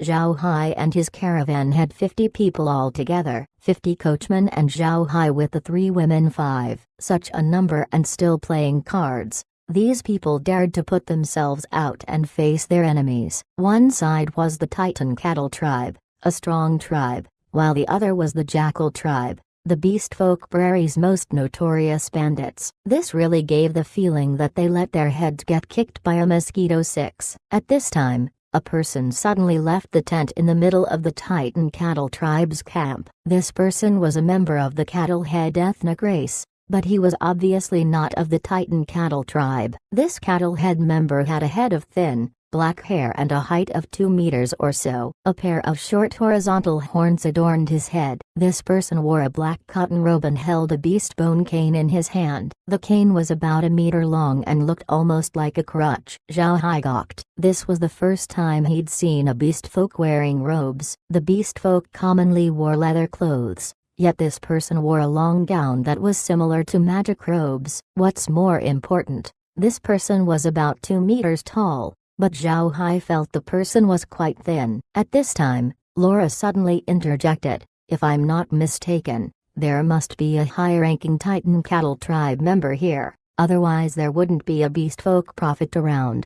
Zhao Hai stared for a while. He couldn't say that he hadn't heard of this beast folk profession before. On the contrary, he knew of it. A beast folk prophet was quite famous. Prophets were a respected profession among the beast folk. They couldn't cultivate the bestial soul possession war skill, but they could roast beast bones over a fire and predict the future from the cracks in the bones. They could also use bone tablets made of magic beast bones in order to use the soul summoning technique 7, which could summon magic beast souls to attack. As such, the position of prophets among the beast folk was comparable to human magicians and was quite high. Due to a prophet's status, only a war tribe could generally have one. Moreover, these prophets didn't only have special abilities, but were also very intelligent members. They played a role as a military strategist within war tribes. Zhao Hai turned to Laura and asked, "That's a beast folk prophet?" Laura nodded. "That prophet is from the water buffalo tribe 8. The water buffalo tribe is noted as the most intelligent tribe within the cattle head ethnic race. Most of the cattle head prophets come from the water buffalo tribe.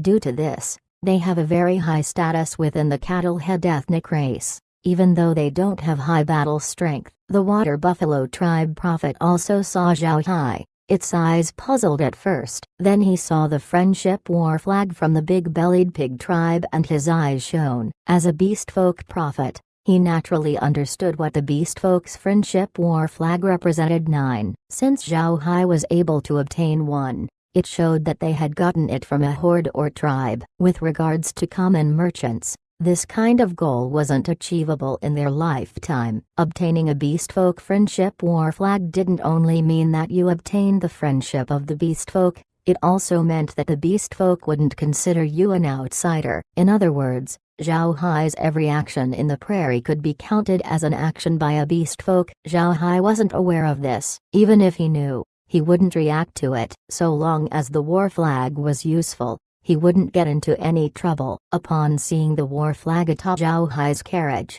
the prophet was stunned for a moment before heading back into the tent. Before long, a Titan cattle member came out. This Titan cattle member looked young and had a height of 2.3 meters. The muscles on him were overly exaggerated, and he didn't wear leather armor but black cotton garments. The style of the black cotton clothes were very simple, but one could see that the materials it was made from were of good quality. 10. One must understand that the beast folk couldn't produce clothes, so clothes were quite scarce in the beast folk prairie. Only a beast folk with status could wear cotton clothing, and for high quality clothes, only those of very high status could acquire them. Zhao Hai carefully observed this Titan cattle tribe member. He found that this person's horns had two golden hoops, reflecting the sun. They shone golden rays of light. Looking at the situation, Zhao Hai knew that those Titan cattle tribe members were continuously protecting this person. As the beast folk prophet stood behind him, it revealed that this person's status wasn't low. Zhao Hai looked at the Titan cattle people and they looked back at him. The black robe Zhao Hai wore was very conspicuous. It made it hard for others not to pay attention to him. At this time, a team of 200 Jackal tribe cavalrymen suddenly moved towards Zhao Hai. Zhao Hai didn't do anything in return as he wanted to see what these Jackal tribe cavalrymen would do. If they only threatened him with words, then he wouldn't fight back. If they tried to attack him, however, then he wouldn't be polite. Without waiting for those Jackal tribe cavalrymen to close in on Zhao Hai, the Titan cattle leader opened his mouth and shouted, "Human friend, please come towards our camp. I will guarantee your safety." Chapter 241, Waving a Hand to Exterminate the Enemy. 1. Zhao Hai was surprised for a moment, but then showed a faint smile. "Many thanks, beastfolk friends, but we don't need to do so. We can solve this problem ourselves." As he spoke, he turned to the oncoming Jackal tribe cavalry. These Jackal tribe members were armed with weapons didn't make them look very kind. They seemed ready to strike and kill everyone on the spot. Zhao Hai snorted coldly and brandished his ghost cane. Over 100 undead suddenly appeared around the caravan. These undead weren't human-shaped, but were instead beast-shaped. Moreover, they weren't zombies but skeletons. By doing so, Zhao Hai showed he had no intention of hiding his identity. They were going to wander through the beast folk prairie, so sooner or later they would be known by the other merchants. These merchants would then try to ascertain their identity. By revealing his identity as a black magician now, he would let them know that the black magician, Zhao Hai, had entered the beast folk prairie. Yesterday, Zhao Hai had taken back these undead and placed them in the space specifically for this situation. As long as a black magician doesn't use human-shaped undead, they wouldn't get annoyed for it, especially so when they were within the beast folk prairie. Even then, strength was the basis for one's right to speak within the beast folk prairie. If one were to use human undead, the beast folk wouldn't be so repugnant about it. As long as one was strong enough, they wouldn't act out of place so easily either. Currently, Zhao Hai had saved around 1,000 magic beast undead. 100 of these undead were enough to deal with the current problem. As such, he didn't release them all. Even with this much, those Jackal tribe members were surprised. The magic beast undead that Zhao Hai released were really big. In front of these undead, the Jackal tribe members looked like 10-year-olds standing in front of a large man. These undead had the strength of a rank 7 magic beast, so they were a lot stronger than those Jackal tribe members. Because of the gap between the sizes of their bodies, the 100 undead were able to surround those 200 Jackal tribe members. Since the Jackal tribe members weren't able to react quickly enough, They were attacked twice by the undead. The 200 Jackal tribe members were instantly defeated. In the Beastfolk Prairie, if a human kills a beastfolk, they would be chased down by all beastfolk. If a human did it in self-defense, however, then the situation would be different and the beastfolk wouldn't move. After Zhao Hai released his undead, the Titan cattle leader quickly understood that Zhao Hai could deal with the attack of the Jackal tribe. He never expected, however, that it could be solved so easily. As a Titan cattle prince, he had a greater understanding with regards to magicians than ordinary beastfolk. He had never seen such a magician fighting within the Beastfolk Prairie. However, after all, he lived in the Beastfolk Prairie and human magicians wouldn't normally kill at will within the Beastfolk Prairies. After dealing with the Jackal tribe, Zhao Hai turned his head to the young Titan cattle tribe leader and said, "Dear Beastfolk brother, we should collaborate with one another and deal with the enemies. Afterward, we can drink 2 cups together. How about it?" Zhao Hai's impression of this Titan cattle person was quite good. When they had been in danger earlier, he had offered his help. Zhao Hai was grateful for such thoughtfulness. As soon as the young Titan cattle member heard what Zhao Hai said, he became stunned for a short moment. He thought over what Zhao Hai meant. While Zhao Hai wanted to help him, he also didn't want to damage his face, so he offered his support to cooperate against the enemy, the Jackal tribe. Although he understood Zhao Hai's intent, the pride of the beastfolk wouldn't let him agree so easily. Instead, he loudly said, "My human brother, the Titan cattle tribe's whales too, will help you exterminate those hateful dogs." Zhao Hai was surprised for a moment, then laughed. He liked whales as he was very frank. Earlier, he feared whales wouldn't let him help, so he spoke of cooperation. He didn't expect for whales to be so proud that he would instead offer his help and refuse a weaker position. The dialogue between them was clearly heard by those of the Jackal tribe, who couldn't help but panic. They had seen the battle strength of the undead Zhao Hai had summoned and, to be honest, they weren't very confident they could go up against that. With the addition of the Titan cattle tribe's 300 warriors, they feared the situation wouldn't go well for them. They were about ready to make adjustments when a large number of undead suddenly appeared. These undead were just like the 100 undead that Zhao Hai had summoned previously. They were magic beasts and were 1,000 in number. Those undead easily surrounded the 2,000 Jackal tribe cavalry. What was a cavalry's most tragic situation? It would be when they were surrounded and lost the ability to charge out of the area. A rider that loses their ability to charge wouldn't even be as good as infantry. The reason why the Jackal tribe became the most notorious thieves in the prairie was due to their mounts. Their mounts were wind element magic beasts,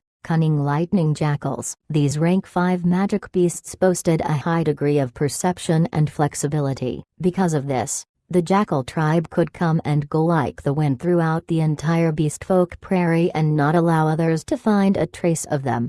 But now they were surrounded. The mobility they had been so proud of had been sealed. The slender Jackal tribe had now truly become furnishings on a tea table, completely disastrous. Soon enough, they found that they weren't even furnishings on a tea table. To describe their situation more accurately, they were better suited in the kitchen where they would be diced up. They were surrounded by numerous undead and were doomed to a tragic outcome. It was so miserable that a tragedy might not even be the right word for their situation. The Jackal tribe hurriedly tried to start a charge, but they didn't know how they would deal with this situation. Zhao Hai then issued the attack and the 1,000 large undead began to assault the Jackal tribe. Upon seeing the situation, Wales couldn't help but be surprised for a moment. He quickly recovered and naturally wouldn't miss such an opportunity to hit back against those dogs. Wales immediately issued the order to attack. The Titan cattle warriors had been surrounded and attacked by the Jackal tribe and their hearts had been continuously aggrieved to death. When they heard Wales' order to attack, they shouted loudly and bristled as though they'd taken stimulants. They called for their mounts and rode on the backs of the bulls, charging straight toward the Jackal tribe. A Titan cattle warrior's mount wasn't a stone skin cattle. While stone skin cattles were very powerful and had high defensive capabilities, they weren't quick, so they weren't the best mount to use as cavalry. As such, What they used as mounts were instead magic beasts called earth-traversing cattle. 3. Earth-traversing cattle were rank 5 magic beasts and weren't slow. They also had good defensive capabilities. In addition to their high strength, they became the most suitable mount for the Titan cattle warriors. Earth-traversing cattle were not related by blood to the Titan cattle tribe, but rather, it was the stone-skin cattle. The problem was that they killed stone-skin cattle and absorbed the magic beast soul from them. Herding blood-related magic beasts for such a task was an exceptional case within the Beastfolk Prairie. In the Beastfolk Prairie, the Beastfolk generally used their own blood-related magic beasts as mounts. There were, however, a few tribes like the Titan cattle tribe who used other magic beasts like earth-traversing cattle as mounts instead of blood-related magic beasts. Zhao Hai watched the charge of the Titan cattle warriors. He had to admit that Titan cattle warriors were truly a force to be reckoned with. Hands down, they did a great deal more damage than the heavy cavalry recorded from Earth. Imagine an army of massive warriors wielding 100-kilogram heavy war axes as they charged forth. This is what that concept was like. Chinese martial arts community had a saying, a genuine weapon is swung, and 1 tael 4 equals 1 jin 5. That is to say, a heavy weapon weighing 1 jin would increase the strength of the wielder and become 10 jin of strength when it's being swung. In ancient China, however, charging cavalry used swords that weren't for swinging, but were instead flat and thin. They instead borrowed the force of the horse while atop the saddle to kill the enemy. Along with this, warriors in the prairies of China would use sickles. 6, and the charge of a sickle-wielding cavalry was very lethal. 7. The Titan cattle tribe's charge, however, didn't just involve them swinging their weapons. These were 100-kilogram heavy weapons, along with the power given off from the cattle they rode. Just how much force could the tax possess? Zhao Hai really couldn't come up with an estimate. Zhao Hai was also a military otaku, so he knew of these things. The reason why ancient cavalry didn't swing their weapons was because it would dislocate their shoulders. As such,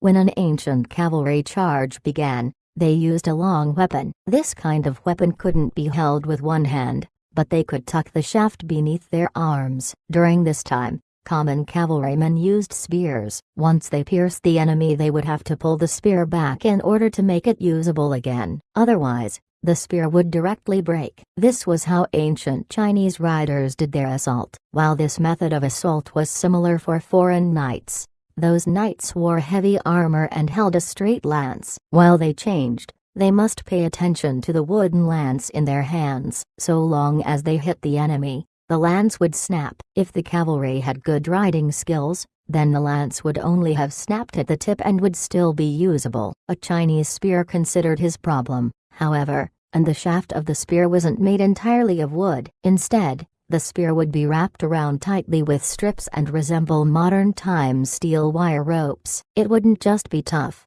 but incomparably hard. When used to attack an enemy, the cavalryman could just use a bit of force to shrug the enemy off the shaft. Like this, after impact, the horse could keep its balance and avoid having to back up and die. The spear's shaft in this case wouldn't break. It could be said that Earth's ancient cavalry didn't use the power of a human, but a horse's strength. This time, the assault of the Titan cattle cavalry used not only the earth-traversing cattle, but also their own strength, increasing their might greatly. Naturally, the humans on the Ark continent would have better bodies than those on Earth. Of course, the plants in the Ark continent had an abundance of magic elements. Along with the natural chi in the air, it was a lot better compared with Earth. Since this was the case, the people living on the Ark continent would have better physiques than those on Earth. They could achieve matters that the humans on Earth couldn't. The assault of the Titan cattle tribe cavalry could be called, if Zhao Hai were to put it to words, beautiful. A brutal beauty, the beauty of power, the beauty of slaughter. With the assault of the 300 earth-traversing cattle cavalry, the fight had basically finished. While the charge didn't exterminate the Jackal tribe completely, they did take down 400 of them. The remaining Jackal tribe members were killed by the undead Zhao Hai had summoned. After their assault, the 300 earth-traversing cattle cavalry returned to camp, eyeing the corpses of those Jackal tribe members outside.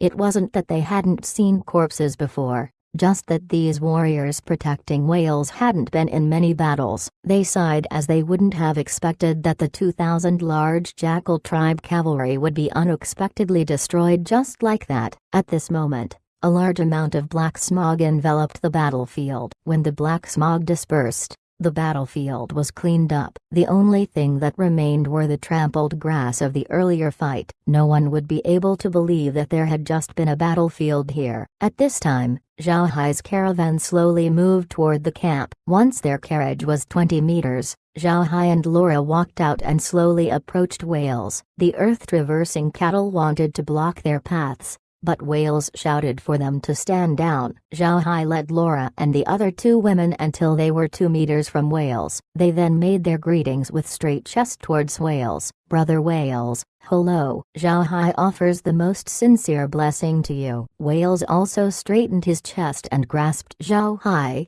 laughing as he said, Brother Zhao Hai, you are truly a great magician. You easily and unexpectedly defeated the jackal tribe with your magic. Starting today, you are a close friend of this whale's. Zhao Hai wasn't able to adapt easily to whale's enthusiasm. After he broke free of whale's hug with great difficulty, he panted for air as he said, Brother whales, you shouldn't hug me like that. I almost died by your hands. When Zhao Hai said those words, the beast folk around them began to laugh. They started to like Zhao Hai because he spoke sincerely, not like those other hypocritical humans. Laura and the other two also smiled. They were currently facing the beast folk. When compared to humans where they needed to act reserved, it was more comfortable around the beast folk. This wasn't something they'd have imagined happening. Chapter 242 - As many as you want. Whales led the way for Zhao Hai into the tent. Compared to Spiel's tent, Whale's tent was more gorgeous. There was a well-made goat rug spread open inside the tent, and top of it were tables and chairs. This was uncommon in Beastman Prairie. Most of the furniture inside the tent were made of silver. This showed the extraordinary nature of the owner's status. But what surprised Zhao Hai was that there wasn't a single female or child in the whole camp. In the several hundreds of people who were warriors, there was no one else other than whales and the prophet. When they sat down inside the tent, a Herculean bull tribe warrior brought them milk tea immediately. Whales raised the cup of milk tea and said, Brother Zhao Hai, I wish to thank you for your help. Otherwise, those mongrels would have been really hard to deal with. Ah, I forgot to introduce you to him. This is my teacher, Prophet Yale. Zhao Hai stood up and bowed down to Yale. One must maintain respect towards the prophets of Beastmen. This was a sentence that all humans who arrived on the prairie had to keep in mind. After bowing down to Yale, Zhao Hai said, Greetings, respected prophet. This is my fiancée Laura, and this is also my fiancée, Meg. This one is near. Zhao Hai introduced them to Whales and Yale. It was also his first time introducing that Meg was his fiancée in public. Laura was the one who let Zhao Hai do it. She thought that it would be fair to Meg. When Meg heard Zhao Hai introducing her, she blushed uncontrollably, yet she was happy in her heart that her status was finally confirmed. This also made the remaining bit of worry in her heart vanish completely. Regarding Zhao Hai's introduction, Whales didn't feel much of a surprise as not only human males could marry many wives. It was the same over in the Beastman tribes. In fact, this kind of situation over here was worse than humans. It was said that a horse tribe chief had more than 30 wives on his own. He was nicknamed Seating Horse. Whales bowed down to Laura and Meg courteously and then they sat down again. He drank a cup of milk tea and looked at Zhao Hai. How did you even get the battle flag of the Big Belly Pigs tribe, Brother Zhao Hai? Zhao Hai smiled. We just knew each other in some time before. I helped their Goathead Hammer tribe on a favor, and the tribe chief, Brother Spiel, gave me that friendship flag. Whales didn't say that the flag was a friendship flag because he wanted to see if Zhao Hai knew the meaning of the flag. Now that Zhao Hai said it, Whales understood that Zhao Hai knew what the flag was symbolizing. Whales nodded and said, Seems like you helped him in a great way, or else he wouldn't have given you the friendship flag. Hee hee. I see that you're a merchant, Brother Zhao Hai. Is your wagon full of grains? Zhao Hai nodded. Yes, Brother Whales. Actually, I cannot count as a legitimate merchant. I have a fief and it produces grains. Right now, I have a large quantity them that I want out of my hands. Bamboo rice most of all. Whale's eyes sparkled when he heard what Zhao Hai said. My brother, what's the price of your grains? Zhao Hai smiled slightly and said, 2,000 kilos for one argali. Whales did a double take and then spoke with shining eyes. My brother, did you just said 2,000 kilos of grains in exchange for one argali goat? Are you sure you didn't say it wrong? Zhao Hai smiled slightly. Actually, it's just a public price. If it's for friends, this price can be lowered. And I'm not lying to you. I have a senior who likes to research magic beasts a lot, so if they're prairie specialties, especially magic beasts, I can buy them with a great price. Of course, if you need grains, I can also exchange using grains, and I have the freshest vegetables on hand. They are as fresh as they've just been plucked. Meg, go get some fresh vegetables for Brother Whales as a meeting gift. Meg heeded with a sound and walked out of the tent. Whales and Yale both listened to Zhao Hai's words idly. They never thought that Zhao Hai would bring such terms. It was truly out of their expectations. Whales looked at Zhao Hai and said, My brother, how much can you provide? I mean, how many of the grains do you have in your hands? Zhao Hai looked at Whales. I have as many as you want. The words were so boastful they bordered on insanity. Yale and Whales felt that Zhao Hai's words were too conceited. One should know that Whales still had his position. If Whales really wanted to do business with Zhao Hai, the amount of crops required would be an astronomical sum. Whales stared at Zhao Hai. My brother, I think I forgot to introduce you to my identity just now. I'm Herculean Bull Tribe's seventh son of the chieftain. If I really want to do business with you, then the grains I need will be extremely numerous. Zhao Hai smiled a little. I don't mind, my brother. I know your identity isn't common. You have a prophet teacher and you wear gorgeous robes, so your identity is surely uncommon. But please relax, as I just said it. I have as many as you want. This isn't a bluff. You can calculate the amount that your entire Herculean Bull Tribe needs, and then we'll talk. Whales looked at Zhao Hai with incomprehension. He didn't understand where Zhao Hai's confidence came from. One should know that grains had always been the trading goods that were exported to the beastmen in the largest quantity of all trading goods. Likewise, it was also the most powerful weapon used by humans to strangle them. It was exactly because of this that the prices of grains in the beastmen parts were high on end. Even though there were many grains transported to the beastmen prairie by humans, compared to the massive population of beastmen, they were far from enough. Every year there were many beastmen who had to eat their goats sparingly in order to survive the famine. Long periods of goat eating wasn't something good for beastmen. If they ate up the goats, they would lose more compared to trading them for grains,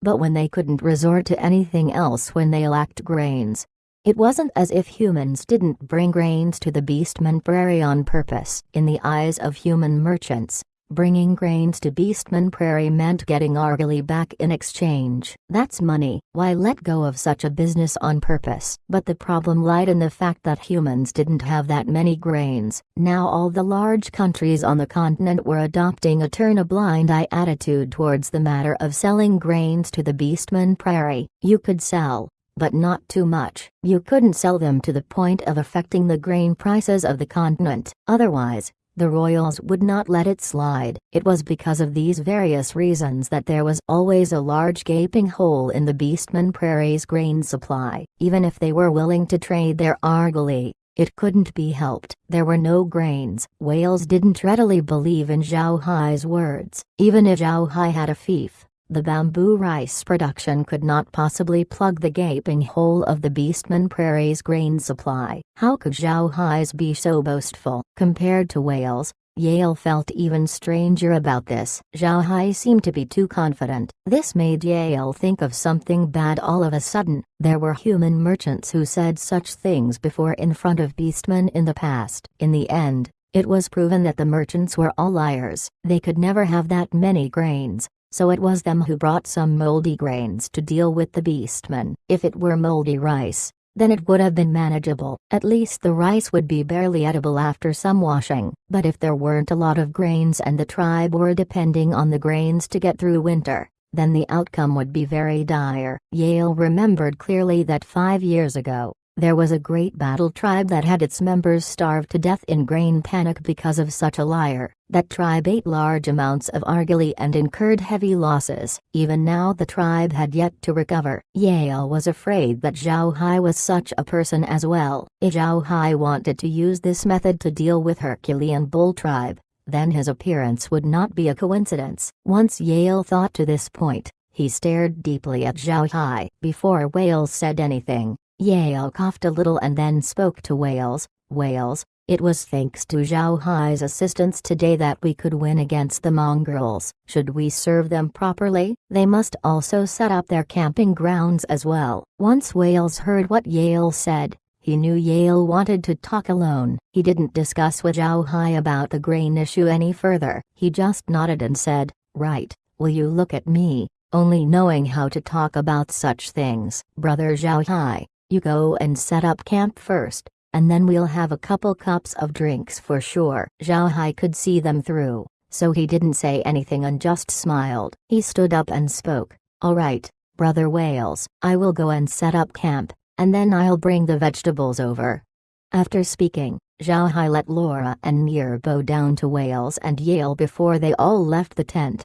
Just then, Meg was leading some undead creatures to bring some basketfuls of vegetables to outside the tent. These vegetables were just put into the wagon by Zhao Hai. After all, they couldn't be put outside for too long, otherwise, they wouldn't be fresh anymore. Zhao Hai didn't let Meg enter the tent again, and just let her bring the vegetables to the guards outside the tent. He led Meg back to the team of wagons. The camping grounds building today was very convenient. The wagons had already formed a circle formation. Just set up a tent within the formation, and presto, when they went back to camping grounds, the tent had been constructed. Zhao Hai and others went back into the tent. It was a very simple tent. The ground was adorned in rabbit fur and there weren't too many decorations, so it appeared to be spacious.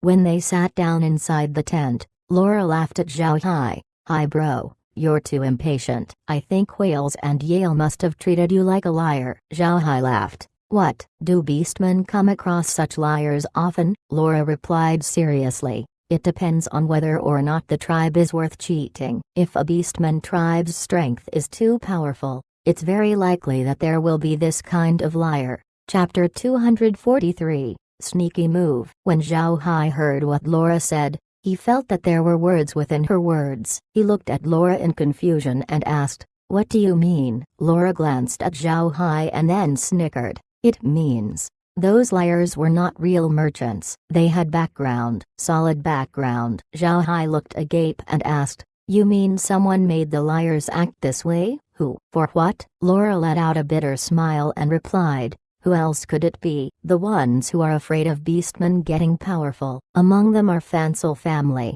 as well as Agzu Empire's royal members. There are many merchants on Beastman Prairie right now, and they are their spotters. If they find out which tribe is very powerful, they will both think of a way to weaken that tribe. In order to weaken a tribe, there's no move more vicious than cheating. This move doesn't need manpower and too much wealth, even less so for fighting, and it can let them fulfill their goal. That's why a lot of people use this move." Zhao Hai seriously never thought that it was because of this. He did a double take and said, "No wonder Yale just interrupted Wales. It seems like Yale treated us as those sort of liars as well." "Blame me, for I just spoke too surely." Laura laughed. "We can't blame you as well. What you said was the truth. It's just Yale doesn't believe you. Once we make more contact, they will believe it." "That's right. Hi bro, do you feel that Wales camp is a little strange?" Zhao Hai nodded. "It's a little strange, yes. This camp is full of combatants, and not a single woman. This is a little inexplicable." Laura nodded. "I can tell as well, but from the look of Wales, it's not like he had anything important to do. So why would he come all the way here?" Meg, who had never spoken just now, said, "Can it be that Wales is here for a trial?" Wales is the 7th son of the Herculean bull tribe's chieftain, which is basically a prince. Human nobles usually let their own children go out to brush up, and Whale's identity is also a noble one, so he might be here for a trial of combat, right? Laura and Zhao Hai both did a double take, and then Laura laughed softly. It seems like we've thought things to be more complicated than they really are. Yes, I also heard that the great tribe's princes would also come out for trials. It seems like Whales is part of it as well, but the matter of him being surrounded by jackals is also full of fishiness. Zhao Hai nodded. This matter is somewhat odd, but it's not what we need to concern ourselves with. We've arrived at our destination and we dealt with the jackal tribe, right? I even stored the jackal tribe's people, but none of them alive, unfortunately. Still, there are 2 mounts which are alive. They're now in storage. After the battle, Zhao Hai put the jackal tribesmen corpses into the space. In order to avoid Yale's suspicions, Zhao Hai personally used the black mist spell to cloud the battleground, and then collected the corpses. He didn't turn the jackal tribesmen into undead creatures in a hurry. He still wanted to get some information from their mouths, but he also couldn't let Whales and Yale know that, so he used the black mist spell to cloud the battleground. By the time it dissipated, the jackal tribesmen's corpses had disappeared. This would make Yale and others think that Zhao Hai had turned the corpses into undead creatures which he put into his summoning space. This was also the common method used by black mages on the continent. Usually after they killed their enemies, they would turn their enemies into undead creatures and then put them into their own summoning space. Not only would this deter enemies, it would also add to their own strength. That was why Zhao Hai did it earlier. Both Yale and Whales weren't the slightest bit suspicious. Laura nodded and said, "Let's wait until it's night to sort out those jackal tribesmen. We don't know when Whales will come look for us, so let's not enter the space." Zhao Hai nodded as well. He didn't intend to enter the space at this time. Zhao Hai and others didn't know that Whales and Yale were talking about them at the moment. When they saw Zhao Hai and others leave the tent, Whales spoke to Yale in confusion. "Teacher, why didn't you let me and Zhao Hai continue on? If he has a lot of grains and they're very cheap, then it's great news for our Herculean bull tribe." Yale glanced at Whales and shook his head. "I feel that Zhao Hai wasn't being truthful. Does he really have grains in his hands?" Do not forget Black Bear Tribe's lesson 5 years ago. The Black Bear Tribe lesson 5 years ago, which Yale meant, was that scamming incident, when a human merchant who had cooperated with Black Bear Tribe many times in the past promised to prepare the grains meant for lasting through winter. Because the Black Bear Tribe worked happily with the other party, they wouldn't expect that the other party would cheat them. As a result, the Black Bear tribesmen never bought any grains from other human merchants to pass the winter. Yet that human merchant had disappeared in the end, and never appeared on the prairie. By the time the Black Bear Tribe fell for it, it was already too late. They didn't stockpile grains for that winter, and the snowing was fierce. It was hard to mobilize the forces, and the entire Black Bear Tribe faced the danger of food depletion. Eventually, they had no choice but to eat Hargili and other magic beasts in order to overcome the danger. Even so, many of the Black Bear Tribe's slaves had starved to death. The once powerful Black Bear Tribe had weakened. If it weren't for their powerful fighting abilities, they would have already been terminated. Afterwards, this matter had caused a huge backlash on the Beastman Prairie. There was even a period of time when all the races on the prairie didn't do business with human merchants. Many of the merchants had unrecoupable losses because of this. When Whales heard what Yale said, he was startled and said, "It can't be. I don't think Zhao Hai is that sort of person, and he's holding a friendship flag. Aren't you worrying too much?" Yale shook his head. "It's always better to be a little more cautious. We must always remember the Black Bear Tribe's lesson. Regardless of whether or not Zhao Hai has the grains, we cannot put all the fortunes on him." Whales didn't object regarding this point. Putting all of one's fortunes on someone else is too risky. He wouldn't do it, so he didn't object to what Yale said. Yale looked at Whales as he said, "Don't you think it's very strange that we were under attack today? Whales, when did those mongrels get so gutsy and they dared to attack us?" Whales was startled. "Then teacher, what you mean is," Yale replied, There's something fishy about this. Even though the mongrels will rob anyone, when they do, their teams have elderly and women, and usually act in a whole group. But the ones who attacked us today were all strong and of age. No elderlies and women. Have you heard of any jackal tribes that mobilize 2,000 strong adults to conduct robbery before? Furthermore,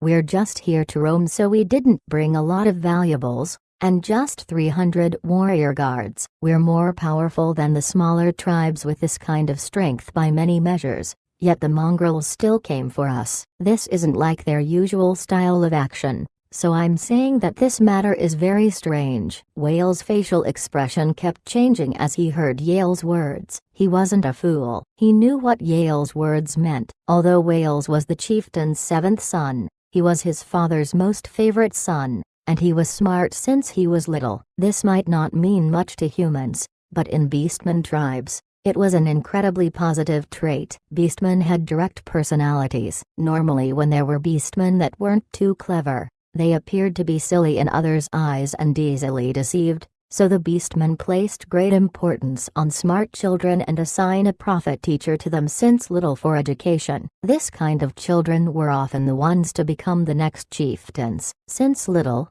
Wales proved to be very smart, so his father assigned Yale to him when he was 5 years old. This was almost like a hint to everyone that he was ready to raise Wales as a successor. If Wales' other brothers had ordinary strength, then it wouldn't be much. The Herculean bull tribe would complete the succession smoothly. But the problem was that his brothers were powerful as well. It would be problematic. Wales' eldest brother Gasol stayed at his father's side since little and always fought for Herculean bull tribe. In the beastman circles, he had a glorious nickname of bull-headed war god. His strength was enough to match against a human level 8 expert. Among beastmen who admired strength, Gasol's fame was quite large. His prestige was very great within Herculean bull tribe as well. Even though Gasol wasn't as smart as Wales, he helped their father manage the tribe's matters all these years, so his performance could be said to be commendable. That was why many people were supporting him in Herculean bull tribe and wanted him to be the next chieftain. Wales' second brother Paul wasn't too worth the attention, because Paul had always been a very short-tempered person. Even though he was powerful and eager to battle, he was obviously not chieftain material. But Paul had a very good relationship with Gasol, and he always supported Gasol in becoming a chieftain. Wales' third and fourth brothers were killed in action during their teenage years. The ones who could remember their names in the tribe were few. Wales' fifth brother Hales had a sickly body since little. He would get sick in half of every year, so he was a forgotten existence in the tribe who didn't pose any threat. Wales' sixth brother Mendez had a very good relationship with Wales. He took great care of Wales since little, but his current age wasn't very high, so he couldn't be of much help. Wales had two more younger brothers, but their age was still little. They didn't even have the right to engage in trials, not to mention helping out. Wales had another 4 older sisters, but they were married to another bull-headed race that wasn't weak, fighting bull tribe. Wales had a good relationship with his second and third sisters, while the eldest and fourth sisters were in good relationships with Gasol. To really count it up, Gasol had larger odds than Wales in becoming the chieftain of Herculean bull tribe. Chapter 244, Re-evaluation. Wales learned from Yale since he was little, while after becoming Wales' teacher, Yale became deeply imprinted. Yale felt that he must help Wales become the chieftain, so he educated very attentively. Other than being Wales' teacher, the reason why Yale taught Wales with dedication was because of the Buffalo tribe. Even though Buffalo tribe had a very high standing among bull-headed races due to many of their famous prophets, if Wales failed in this fight for succession, he would surely be oppressed by Gasol, and then Yale's days would not be any better. The Buffalo tribe which Yale hailed from would surely suffer. It was exactly because of this that Yale must help Wales succeed the position. Only then would he be able to guarantee Buffalo tribe's benefits. Buffalo tribe was the smartest of all the bull-headed races. With Yale being of high age, he had seen a lot of such family fights for succession, so he spoke of such things to Wales since little. With Wales being this smart, as soon as Yale spoke about the strangeness of being attacked, Wales immediately knew what Yale meant. Yales said nothing while he saw that Wales went speechless. He knew Wales never wanted to resort to full open hostility with Gasol. Even though Wales was young, his education made him understand that no matter who won between them, the greatest losers would be Herculean Bull Tribe, so he never wanted to fight against Gasol. Yet it was because of Wales being too smart since little, that Gasol always treated him like an opponent and made things hard for him. For the sake of his own safety as well as Yale and those around him, Wales had no choice but to strike back. With this, the fighting between him and Gasol had started with none the wiser. Gasol had long years of prestige and social connections, so he had an upper hand in the succession, but Wales had a stroke of genius since little, and with his father's support, he wasn't in the lower hand as well. The fighting between the two had always been behind the scenes instead of out in the open, and their fighting was within the lines, and never too far. Things like threatening the life of one another were something they never did. The matter this time was somewhat strange. Once Wales thought this, he frowned and spoke. "I feel that there's something weird about today's matter." "You're saying, teacher, that this was possibly caused by Gasol, but would he want my life at this point?" "He wouldn't. Right? Father is still alive and well. If tries to make a move against me, Father won't let him go, and that way, he'll have no hope of becoming the chieftain." Even though second brother isn't suitable and neither is fifth brother, but sixth brother's performance in these years is passable. Little eighth and ninth have yet to grow up, and it's not like there'll be no one to become the chieftain without the two of us. He won't have any benefit in removing me at this time, will he? Yale also felt very confused after hearing what Wales said. He frowned and said, "If he, Gasol, is really behind this, then unless he can immediately become the chieftain after removing you, the chieftain will not let them go unpunished." But now that the chieftain's still alive, it's impossible for him, Gasol, to be the chieftain. He wouldn't dare make a move against the chieftain, since the high elders will never agree to that. From the look of this whole thing is really not his handiwork. Can it be that other people want to deal with us? Wales was also frowning. The fishy parts of this matter were too many, so he couldn't comprehend it all at the time. Suddenly, Wales thought of something and he asked, "Teacher, do you think that this matter is related to Zhao Hai?" Yale thought for a bit and he shook his head. Zhao Hai is a human. Humans cannot possibly command the jackal tribe. You saw it too that the jackals had indeed perished. If Zhao Hai were in cahoots with them, he wouldn't have dealt such a lethal blow. Wales nodded. Then who can it be? We've never heard of which race would make contact with jackal tribe. Their name is too foul on the prairie. If it's discovered that someone is making contact with them, then that someone will also have a foul reputation. There is no one who would be so daring, is there? Yale nodded to the statement. The jackal tribe's attack this time was too eerie. On the prairie, the jackal tribe was always known for taking advantages instead of shortcomings. They wouldn't touch anything they found to be dicey. Yet this time they sent 2,000 of their stronger ones to kill them, Wales and others, which made Yale and Wales reach no conclusions in their minds. After the two of them discussed for a while, which proved to be inconclusive in the end, Wales shifted the topic to Zhao Hai. Wales looked at Yale and asked, "Teacher, if Zhao Hai really has a lot of grains in his hands that can be sold to us at that price, should we go for it immediately?"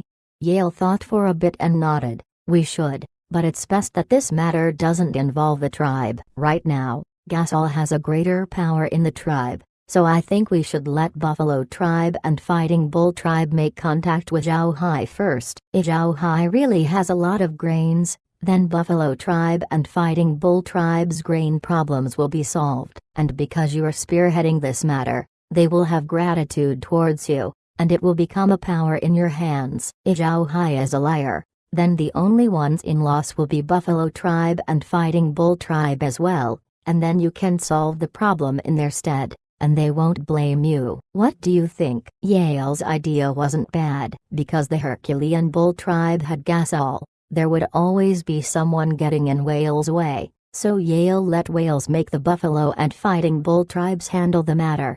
Fighting Bull tribe was also a branch of bull-headed races with powerful fighting strength, with frequent contact between them and Herculean Bull tribe. Whale's 4 older sisters consequently married into the Fighting Bull tribe in order to forge ties. For Whales, the benefit was large. If he got the Fighting Bull tribe's support, he would have great hope in becoming the chieftain of Herculean Bull tribe. Buffalo tribe had a special place among bull-headed races. Their fighting power wasn't bad, and with the reputation of being the smartest of all bull-headed races, the Buffalo tribe had a certain influence. If Whales got Buffalo tribe's support, then it would achieve a certain effect in his succession of the chieftain position. On Beastman Prairie, when any ruling tribe of a great race wanted to select its own chieftain, it wasn't a matter of that tribe alone. It was a matter of all the branch tribes. The words of these branch tribes would sometimes influence the positioning of the chieftain. For example,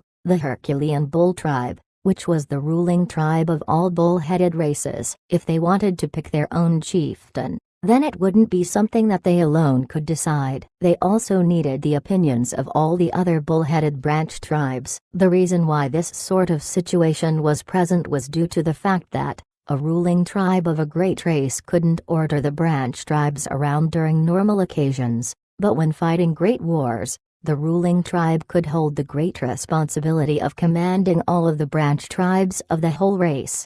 To make an example, if the Beastmen waged war against humans, the Beastmen would naturally address the battle tribes as lords. They would normally pick a marshal to command all the Beastmen. All the chieftains of the various great races would be the various generals, each in charge of their own race. All of the branch tribes would be the officers under the generals, who must listen to the chieftain during this time. That was why the position of chieftain of the ruling tribe was extremely important. Right now inside the Herculean Bull tribe, Gasol's fighting power was something deeply rooted in the minds. If Whales and Gasol kept fighting inside the tribe, then Whales would be the one to lose, which was why Yale already planned to let Whales make more contact with other bull-headed branch tribes. Zhao Hai's appearance happened to give them a good opportunity. Grains was something all of the Beastmen lacked. For Beastmen, there was no such thing as too many grains, so Whales using grains to forge ties with Fighting Bull and Buffalo tribes would be a right move. After thinking about this, Whales nodded. I think I can do it. My sisters are in the Fighting Bull tribe, so connections won't be a problem, and you are part of the Buffalo tribe, teacher, so there should also be no problems there. When we get out, I'll discuss this with Zhao Hai. Yale nodded. He looked at the sky and said, the outside should be ready by now, so let's get out. After a moment, oh right. Zhao Hai let his people send some vegetables. Let's go have a look. Whales nodded to that. For the Beastmen on the prairie, fresh vegetables were definitely luxurious goods. Even the ruling tribe like Herculean Bull tribe could not simply eat them. Whales assumed that what Zhao Hai gave them wouldn't be more than things like magic radishes which could be easily stored, and thus paid them no mind.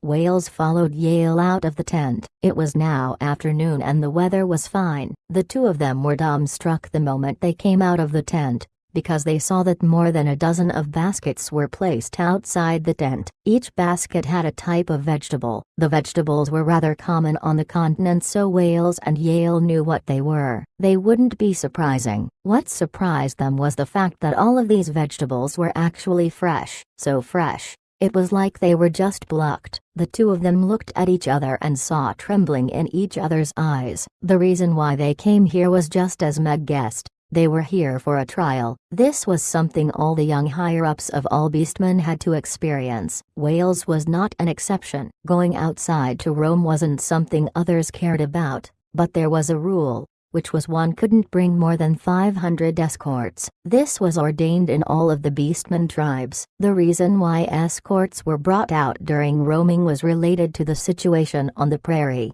Beastman Prairie was simply too large and there were too many dangers. It would be very hard to survive on the prairie alone. In order to ensure the safety of the young generation, They were allowed to bring escorts. Young beastmen who came out to roam were often ones with prince-like identities. Those whose status was insufficient would usually have to get busy with their own tribes every day with no time to spare. They started fighting battles with adults in the tribes since little. There was no need to take part in trials at all. In other words, the trial was actually something that allowed the next generation of the powerful people in the tribes to go out and see the world in order to shave off their noble attitudes.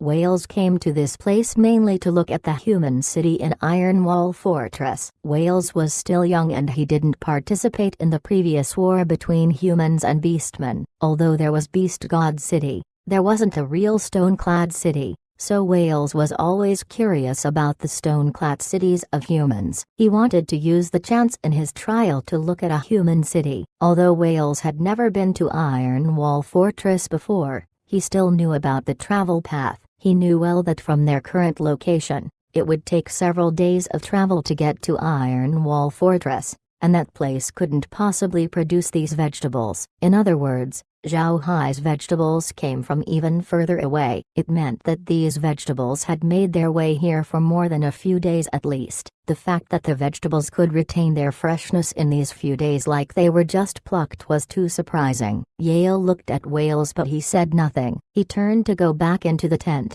and once inside, he spoke to Wales. "Wales, I think we will have to re-evaluate Zhao Hai's strength." Wales nodded and then looked at Yale with incomprehension. "Why are those vegetables fresh, teacher? How did they keep them so fresh?" Yale smiled slightly. "I'm guessing that he has a spatial equipment in his hands." Spatial equipments are things researched by human mages. This type of thing seals a subspace which can be used to store objects. Things stored inside the subspace can last much longer than outside. He probably has such a thing in his hands. I just never imagined that he actually used a spatial equipment to put vegetables. Wales too had heard of the scarcity of spatial equipments, but there were no such things in Beastman's possession, so everything about them was simply told to him. He didn't understand them enough, but he thought that spatial equipments should be very precious as well. Otherwise, with so many of the human merchants traveling to the prairie,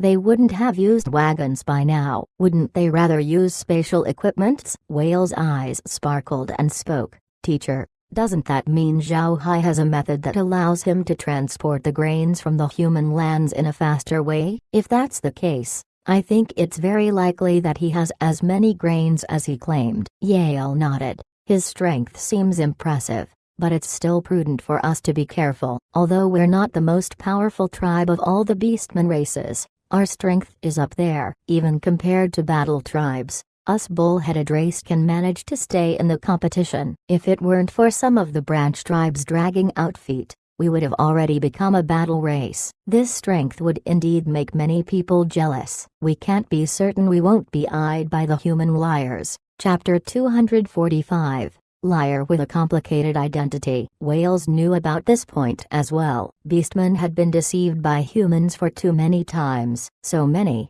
it was no longer something they could count on their own. That was why they harbored intense caution towards humans, and also why very few human merchants could get friendship flags. Beastmen would never give friendship flags to people they wouldn't trust, since they believed that it would be the greatest desecration to the flags themselves. In fact, other than Zhao Hai, there were no other human merchants who had ever gotten a friendship flag from the Beastmen for so many years, not even ones from smaller tribes like the Goat-Head Hammer tribe. It could be said that the friendship flag on Zhao Hai's wagon left Wales with a great impression towards Zhao Hai. It was also because of the flag that Wales wanted to cooperate with him. Wales exhaled and said, "I seriously hope that Zhao Hai is a good merchant. If he has a large amount of grains and is willing to sell them to us, then I will gladly give him our friendship flag." Yale knew what Wales meant. What the Beastmen lacked was grains. If he could really solve Herculean bull tribe's grain issues through Zhao Hai, then he would get closer to the chieftain position. Yale also hoped that it would be so, but he was also on high alert regarding Zhao Hai. With a long time in a large tribe and fighting against Gasol in secret for a period of time, Yale's heart was still very dark. A moment of silence in the tent took hold before Yale spoke. Let's go out and take a look. I am more and more curious about Zhao Hai right now. If he is really a liar, then he must have a complicated identity. A liar with a spatial equipment? He. I think he isn't be an ordinary person, is he? Wales also started to laugh. Indeed, if a liar had a spatial equipment, then he must have been an incredible liar. After looking at the time, Wales laughed. Let's go out, teacher. I promised Zhao Hai to give him a good toast. Yale chuckled as both of them walked out of the tent. Bonfires were made outside the tent and argali had been put to roast. The beastmen were like this. To them,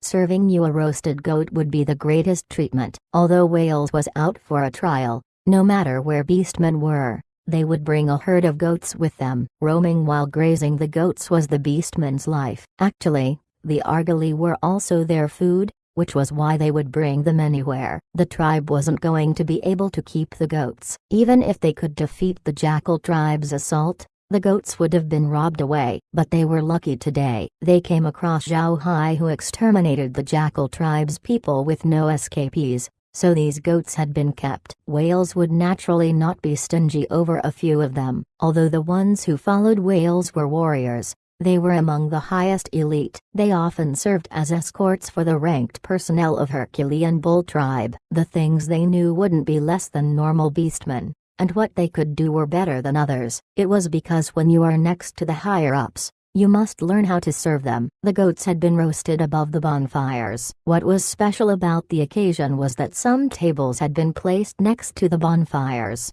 which wasn't a common sight. Next to every table were milk wines, and on each of the tables were 2 plates and a wine cup. The notable thing was that no matter the plates, the wine cup, or the wine pots, all of them were made of silver. All of this displayed the extraordinary nature of the owner's status. A common small-sized tribe would never have such things. Beastmen were nomadic. If they put these things in their wagons, they would have needed several more wagons, which would greatly inconvenience them when moving about. But some great races, in order to display their identities, would ready such things. Wales was a powerful contender for the chieftain of Herculean bull tribe, so it was a given that his identity was extraordinary. Bringing these things was not something to be wondered. After many years of development, many of the younger generation of the higher-ups were still maintaining the tradition of taking the trial of roaming, but with the protection of escorts and some of the smaller tribes' respect, the core of their trials had changed completely. Now it was not much different from traveling. Once Wales saw that it was about to be ready, he looked at Yale and said, "Teacher, you wait here. I'll go and invite Zhao Hai." Yale didn't object to that. In their view, putting the question of whether or not Zhao Hai was a liar aside, Zhao Hai was a mage with supreme strength, which alone could let him gain respect accordingly. Wales inviting Zhao Hai on his own was enough to explain the respect he had towards Zhao Hai. Wales walked towards Zhao Hai's camp with 2 guards behind him. These 2 guards didn't bring weapons. As to the beastmen, bringing weapons to meet one's friend was a very impolite behavior. There was a distance between Zhao Hai's camp and Wales, but Wales didn't ride his own mount. Instead, he walked to outside of Zhao Hai's campsite. Zhao Hai used his wagons to form a circle outside of his campsite because of the battle earlier. Inside the formation, undead creatures were standing there like statues. At first Wales assumed that those undead creatures were ordinary wagon drivers, but when he walked to the front of them, he realized he was mistaken. Those weren't people at all. No matter how excellent a fighter would be, there would be no way one could stand for such a long time without blinking. There was no breathing, even. Wales wouldn't feel uneasy when facing human fighters, but when facing the undead, Wales still felt insecure. After all, he had never seen humanoid undead for more than a few times. Just when Wales was deciding whether to shout out to Zhao Hai or speak to the animated corpses, Zhao Hai had already walked out of his tent with Laura and others. Zhao Hai already knew from the undead creatures that Wales had arrived, so of course he wouldn't be too keeping of his appearance. The other party was a prince, after all. Keeping up the appearance too much would make it look like was trying too hard. Once Zhao Hai was out, he laughed to Wales and said, "Brother Wales, have you been waiting for me with the goats roasted?" "Ha ha ha, I'm starving." Whales obviously liked how Zhao Hai was speaking like a beastman. He also laughed and said, "Brother Zhao Hai, the goats have been roasted and the milk wine has been poured, waiting for us to drink." Zhao Hai laughed his way with whales as they walked into the latter's camp. Once Zhao Hai saw the placements, he was stunned. He didn't expect that whales would be so prepared when going outside. If it weren't for the numerous large wagons around, he would have thought that whales had spatial equipment as well. Yale was sitting at a table while waiting for Zhao Hai and others. Next to the bonfires were many small tables, and each table could only accommodate one person. Notably, the tables weren't large and small rugs were put next to the tables. A person had to sit on a rug directly. Once Yale saw that Zhao Hai and others had come, Yale stood up to greet them. Zhao Hai and others immediately bowed down to Yale. After all, the prophet's status on Beastman Prairie was too special. They couldn't afford to have the slightest inadvertence. There was a saying on Beastman Prairie which went, "Offending a prophet means offending all of the beastmen." Of course, it was only good for the humans. For beastmen, it wasn't too effective. Yet even a chieftain of great tribe wouldn't easily offend a prophet. After the formalities, all of them sat down, and someone else brought Zhao Hai and others some roasted mutton. According to the beastmen's usual acts, they must first eat a mouthful of mutton before drinking wine. This showed their importance towards food. After eating a mouthful of roasted mutton, Wales raised his silver cup and extended it towards Zhao Hai. The two of them weren't far apart, but with the distance between the tables, the two of them were about 2 meters apart. Wales spoke with his cup raised. "Brother Zhao Hai, thank you for assisting me. Please have this toast representing my gratitude." Zhao Hai smiled and raised his cup as well. "You're too kind, Brother Wales. We are friends. There doesn't need to be too much of a gratitude when friends help each other." Wales nodded to Zhao Hai and appreciated and shook the wine up saying, "Please." Zhao Hai also did the same, and both of them drank the wine from their cups in a single shot.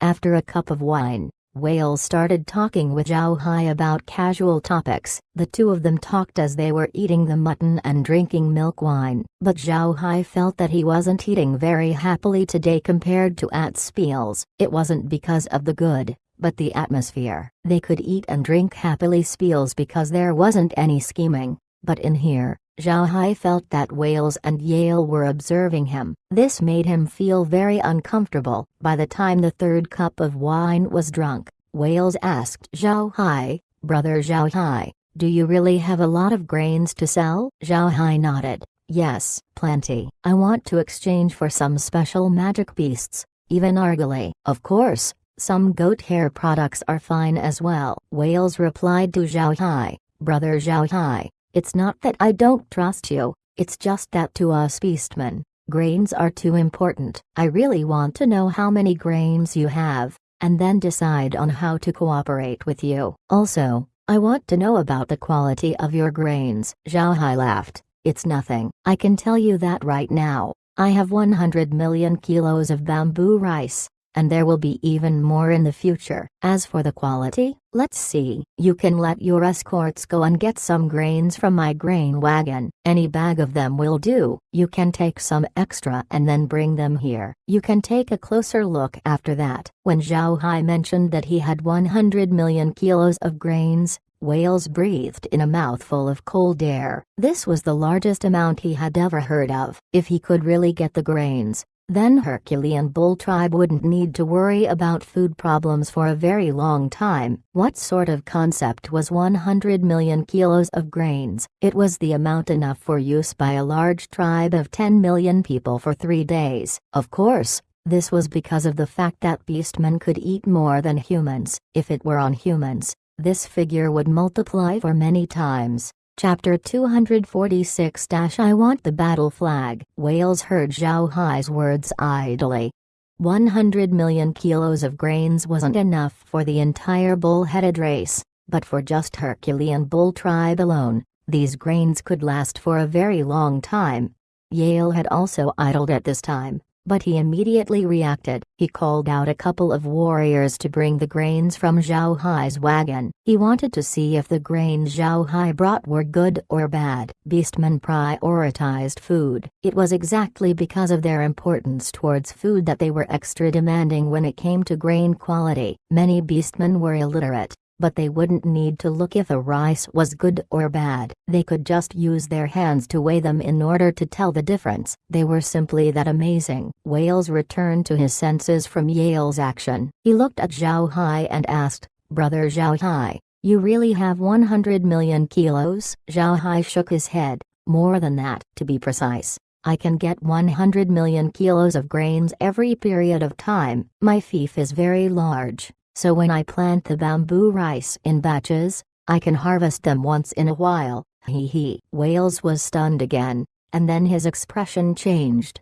"Brother Zhao Hai, I'm treating you as a sibling, so don't lie to me, okay? I don't know how about planting, but 100 million kilos would need a very large field, right? Can you really harvest 100 million kilos of grains in such a short time? How large is your fief?" Zhao Hai had a sudden feeling of sadness when he looked at Wales. He knew that food was precious in beastman territories, but it seemed like the merchants weren't being truthful when talking to Wales. The yield of bamboo rice was very high to begin with. Even outside of the space, the yield wouldn't be much lower than in the space, as long as there were no vandalizing. The yield of bamboo rice wouldn't be greatly affected. Bamboo rice on the continent could feed all of the races, including humans, elves, dwarves and even magic beasts. If humans really wished to trade with beastmen, then the beastmen wouldn't have to worry about food crisis and the prices of grains wouldn't be absurdly high.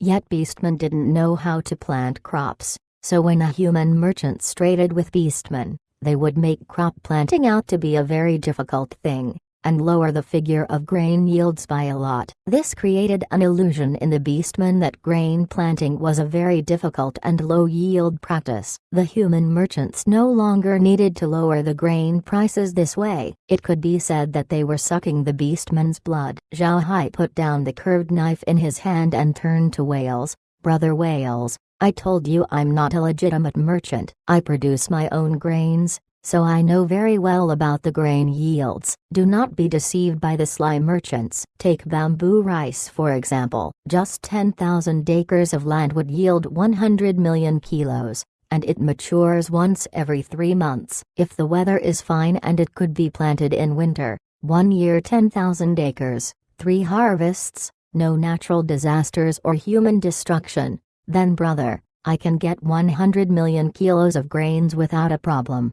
Wales and Yale both stared blankly at Zhao Hai. To be honest, they really didn't know about what Zhao Hai said. Beastmen didn't know how to plant crops, just like how humans didn't know how to graze herds. For humans, grazing was too hard. Why would the magic beasts get sick all the time? In relation to that, for beastmen, crop planting was too hard. Why would those crops always wilt? It was an unsolvable problem. It was exactly because of this that the human merchants would speak of grains like they were treasures, and the beastmen believed it, because in the latter's view, crop planting was truly a difficult matter.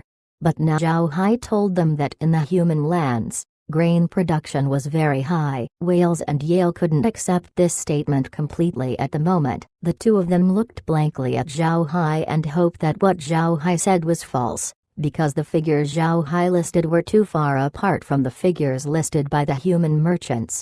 Wales stammered after a moment, Why you are telling the truth?" Zhao Hai nodded. "Of course, beastmen usually can't look at the crop production areas. Once they're there, they would know it's real. It's just most of the major production areas are planted with wheat instead of bamboo rice." Just then, the couple of guards that Yale sent out had returned. Each of them were carrying 4 sacks of rice between their arms and torsos. It should be noted that each sack had 100 kilos of rice. The fact that each of them could carry 400 kilos while running was enough to show that the strength of Herculean bull tribe members was as the legends said. The guards put the 8 sacks in front of Wales. Wales and Yale stood up almost at the same time, and walked to the sacks. Both of them opened up a sack each. Inside the sacks were bamboo rice. They were a little yellow, like someone coated them in a layer of oil, making it appear to have an oily sheen. It was the highest grade of bamboo rice. Yale almost instinctively poured out a sack of rice, and then the ground was full of rice pellets. Zhao Hai wasn't mad, as he knew why Yale would do that. It must be due to some human merchants who had cheated them in the past, by putting good rice on top, but put moldy ones at the bottom. That was why Yale did it. Yale looked at the pellets on the ground and scooped them up softly. He sniffed them with his nose and then chewed them in his mouth. He stood up slowly and turned to Zhao Hai. "Mr. Zhao Hai, are all of your rice of this quality?" Zhao Hai nodded. "All of them are as such. You can inspect them in any way you like." Wales didn't say anything. He just walked to his table and poured himself a large cup of milk wine. After drinking it all down, he put down the cup and looked at Zhao Hai. "Brother Zhao Hai, I want to have a proper talk with you." Zhao Hai looked at Wales and knew that what Wales was about to say would be the key to matters. He nodded and replied, "You can. Brother Wales, these three next to me are people who will absolutely not betray me." "What about the ones around you?" Wales looked at his escorts and replied, "They too can be completely trusted. Use people without suspicion. Don't use people when in suspicion." Wales had demonstrated his ruler's etiquette on an entry level. The reason why Wales was so sure that these people wouldn't betray him was because their families were under his control. If these people betrayed him, they and their families would be finished. Wales received a ruler's education since little, so he understood very clearly that, as a higher-up, just having a bright side isn't enough. Your subordinates cannot all be proper gentlemen. You can use a gentleman's methods against gentlemen. If you use a gentleman's methods against lesser people,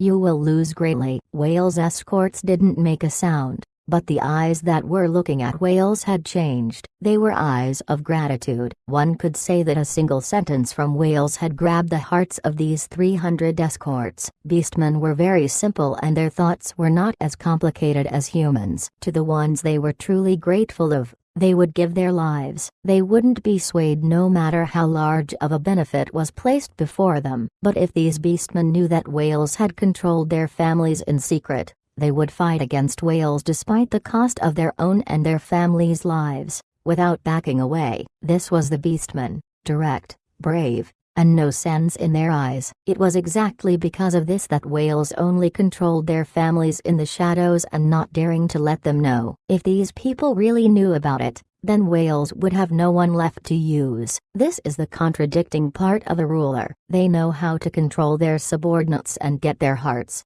but they always think that just having their subordinates' hearts isn't enough. They have to put a failsafe over their hearts. Zhao Hai glanced at the eyes of the escorts and knew what Wales meant. He didn't display anything and just smiled. "Then what are you waiting for? Brother Wales, speak." Wales looked at Zhao Hai and said, "Brother Zhao Hai, you should know that I'm the 7th prince of Herculean Bull tribe. In fact, I'm even one of the candidates of being the chieftain. The top competitor is my eldest brother Gasol. He has the most accomplishments in the tribe and has the most following. My seniority isn't enough, so I would like to cooperate with you." Zhao Hai listened to Wales' words silently. To be honest, he felt that what Wales said was seriously cliched. It's like the large kingdoms would always run into such things. Sibling conflicts seemed to be something all the families in high positions could not avoid. Wales noticed how Zhao Hai went silent, so he added,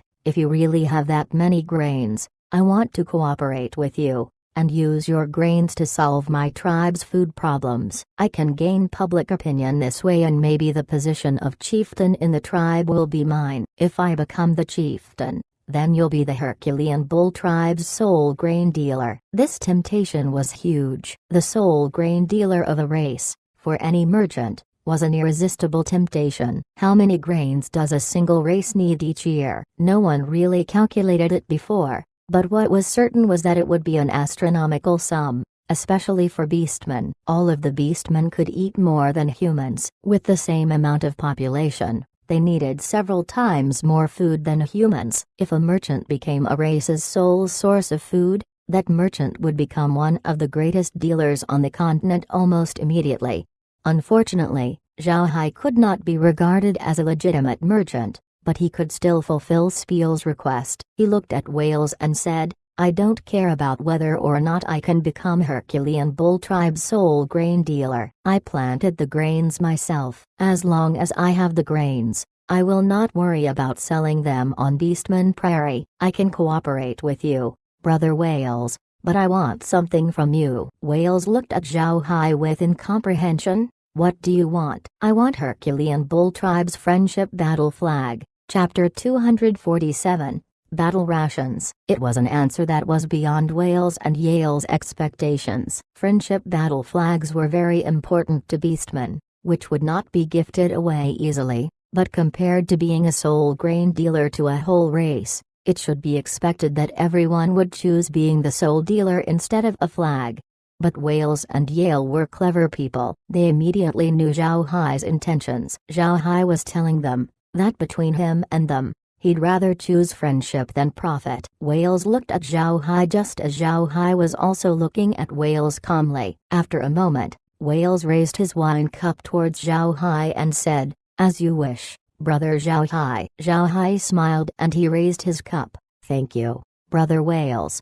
Both of them smiled and drank the wine in their cups in one shot. Sometimes, friendships between men are truly strange. There is no need to say a lot and there's also no need to do a lot. Perhaps it's just a drink, and they will become friends. Yet sometimes, this friendship needs to be tested. The two of them drank for 2 more cups before Zhao Hai spoke. Brother Wales, where are you headed now? If you still want to go forward, you might run into Iron Wall Fortress cavalry. One mistake and there'll be conflict. Wales smiled. The reason why I've come here is simply because I want to take a look at Iron Wall Fortress and nothing else special. Now that I've run into you, I can't possibly go to Iron Wall Fortress. Grains are more important than sceneries. Zhao Hai smiled. Seems like you're not letting us go. To tell you the truth, I want to set up shop in Beast God City. Hee. You should know that I not only have grains, but also plenty of vegetables. All fresh. Do you think opening up a vegetable shop in Beast God City will make a lot of people buy them? Wales looked at Zhao Hai with a bitter smile. My brother, are you joking with me? Do you know how expensive vegetables are to us beastmen? You can use vegetables to exchange an argali of equal weight to your vegetables, and without market price. Do you think people will buy your vegetables? Zhao Hai smiled. Seems like it's really a good thing. Oh yes. Brother Wales, you beastmen really like to eat mutton. Have you done a lot of research regarding the making of mutton products? Can you make canned mutton? Wales did a double take, and then shook his head. We can't, my brother. You know that things like cans could be stored for a long time, but there aren't that many cans, so we have no way to produce them. In fact, producing cans is too troublesome, and frankly, the flavor of the cans doesn't suit our tastes too well. Zhao Hai chuckled. Then is there any method here that can create long-term preservable mutton? Of course, the taste has to be good as well. Wales looked at Zhao Hai with incomprehension. My brother, what are you trying to pull? Why ask these questions? Zhao Hai laughed. My fief is too large, my brother. But my subordinates are few. I need people, lots of people. That's why I want to buy some slaves from here. My grains can exchange for a lot of argali from your place, but once they're in human lands, they won't survive for a long time. There's no argali-related business on the continent, so in such circumstances, the argali can only die when I bring them back. That's why I want to find a way to process them for long-term storage after killing them. This way, I can take my time to think of a way to sell the mutton. What do you think? Zhao Hai wasn't telling the truth. Of course, he could toss as much of the argali into the space as he wanted. But there was one thing Zhao Hai had to admit, and that was he wanted to earn even more money. If he could build a mutton processing factory,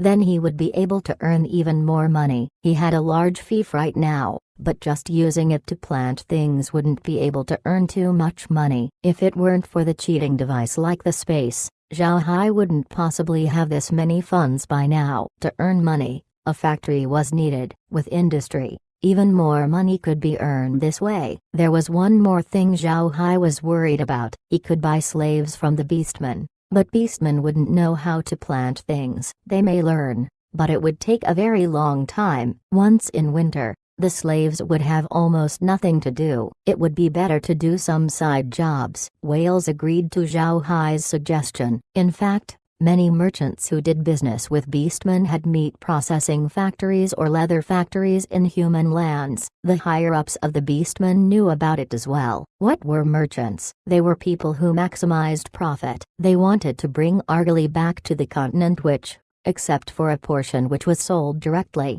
had to undergo thorough processing. Goat skins can be made into clothes, shoes, while cow skins and other magic beast skins can be made into leather armor or other leather products. How could the merchants be willing to leave such a big slice of the cake to others? So except for some merchants who didn't have a lot of strength, many large dealers who did business with beastmen had their own factories on the continent. Their fortune was very shocking, but the so-called thorough meat processing on the continent was seriously bad. Except for canned meat, which was ham and the like, there were no other ways. After they did it in such a way, the price of mutton on the continent had become high on end and a lot of civilians couldn't afford to eat them at all. Zhao Hai didn't think about changing such a situation, because that way, he would touch on a chain of profit too large to break. He had no way to withstand the backlash, but he could develop new foods, like specialties on the prairie, which was why he asked whales whether the prairie had mutton products that could be stored for a long time. Whales thought about it and replied, "There is a kind of mutton production method that's very in line with your conditions, but there is a catch. You humans might not like how it's made." Zhao Hai laughed. "Do tell." "It's totally better than wasting it." Whales laughed and replied, "Battle rations. They're the most common food beastmen bring during battles. To put it directly, this type of food is actually jerky. We kill the magic beasts and then cook them, air dry them, and after several times of processing, the meat will become jerky. The size of the jerky is very small. The meat of an argali can even fit into a grain sack in the end. But do not underestimate the jerkies, as the small size is also their greatest advantage. During battle, every beastman will bring a sack of them. Just bring a piece and cook with water. The meat will become large again. One small piece can feed an adult beastman for a meal. It's the best battle ration." Zhao Hai nodded. He had heard of this method before. Back on Earth, as a pretending military fan, he once saw a forum thread which detailed the method of creation for rations created during the times of Genghis Khan. It was similar to what Whales just said, although Zhao Hai didn't know if the thread was being truthful or falsifying. What Whales said should be true. The making of jerkies didn't seem to be of much use to Zhao Hai, because making them was too troublesome. Even if they're made, they might not be sold. People who could afford mutton wouldn't buy the jerkies. Selling them to human troops on the continent would also be impossible, because troops had their own provision system, so they wouldn't be having a rage over the jerkies. People who couldn't afford mutton would also not be able to afford the jerkies, because after processing, they would be more expensive than normal mutton. But then Zhao Hai thought about it. This type of jerky wasn't completely without a market. In opposite, the market wasn't small. He almost forgot that there was crowd of a very special occupation on the continent, mercenaries. On Earth, mercenaries only existed in legends, which a homebody like Zhao Hai couldn't possibly meet. Mercenaries on Earth wouldn't eat the jerkies as well, because they had their own provision lines. But on our continent, it's different. Those mercenaries would travel about in order to stay alive. Sometimes they would engage in rather special missions which would have a long duration. They would need to prepare a lot of edibles, and sometimes they had to hunt magic beasts in order to solve their hunger problems. But many special missions wouldn't let them receive additional provisions, so they could only count on themselves. The main ration of the mercenaries some time ago was normally a kind of large rough flat bread. This flat bread was very hard, and it had to be boiled in water before it could be eaten. It could be stored for a very long time, but the price wasn't cheap as well. As for the taste, don't count on it. If Zhao Hai could really make the jerkies, then it would definitely be a blessing for the mercenaries. The jerkies would not only guarantee the taste, they would also be easy to carry with even richer nutrients. This would definitely be the mercenaries' main selection. Laura obviously never thought of all these, and neither did whales. To be concise, the taste of this battle ration could only be said to be common. If it weren't for a need during battles, beastmen wouldn't make such jerkies. After thinking about the use of jerkies, Zhao Hai's face was full of smiles. Thank you, my brother. This suggestion of yours is too marvelous. Whales looked at Zhao Hai and replied, you must know, my brother, that the taste of jerky isn't too great. We beastmen also don't make them very much. We only make them when we have to fight battles, and ones that are long in time and in distance. Zhao Hai laughed. Of course I know, my brother, but these jerkies are very suitable for type of people, mercenaries. Beastmen have no mercenaries, but humans have many of them. Every time and every moment there are mercenaries fighting. My brother, this kind of battle ration is like the best of delicacy to them. Whales and Laura were both stunned as they never thought about this aspect. Laura never made a lot of contact with mercenaries before. Her main clientele was common folk, while mercenaries were of a lower level compared to them. It could be said that they were people of two different worlds. But you have to admit that on the continent, the amount of mercenaries were numerous. It was force that didn't attract attention, but it existed nonetheless. Once Laura heard what Zhao Hai said, her eyes sparkled. Her beyond ordinary business senses allowed her to discover the business opportunity immediately, but she thought that all of this still needed careful observation.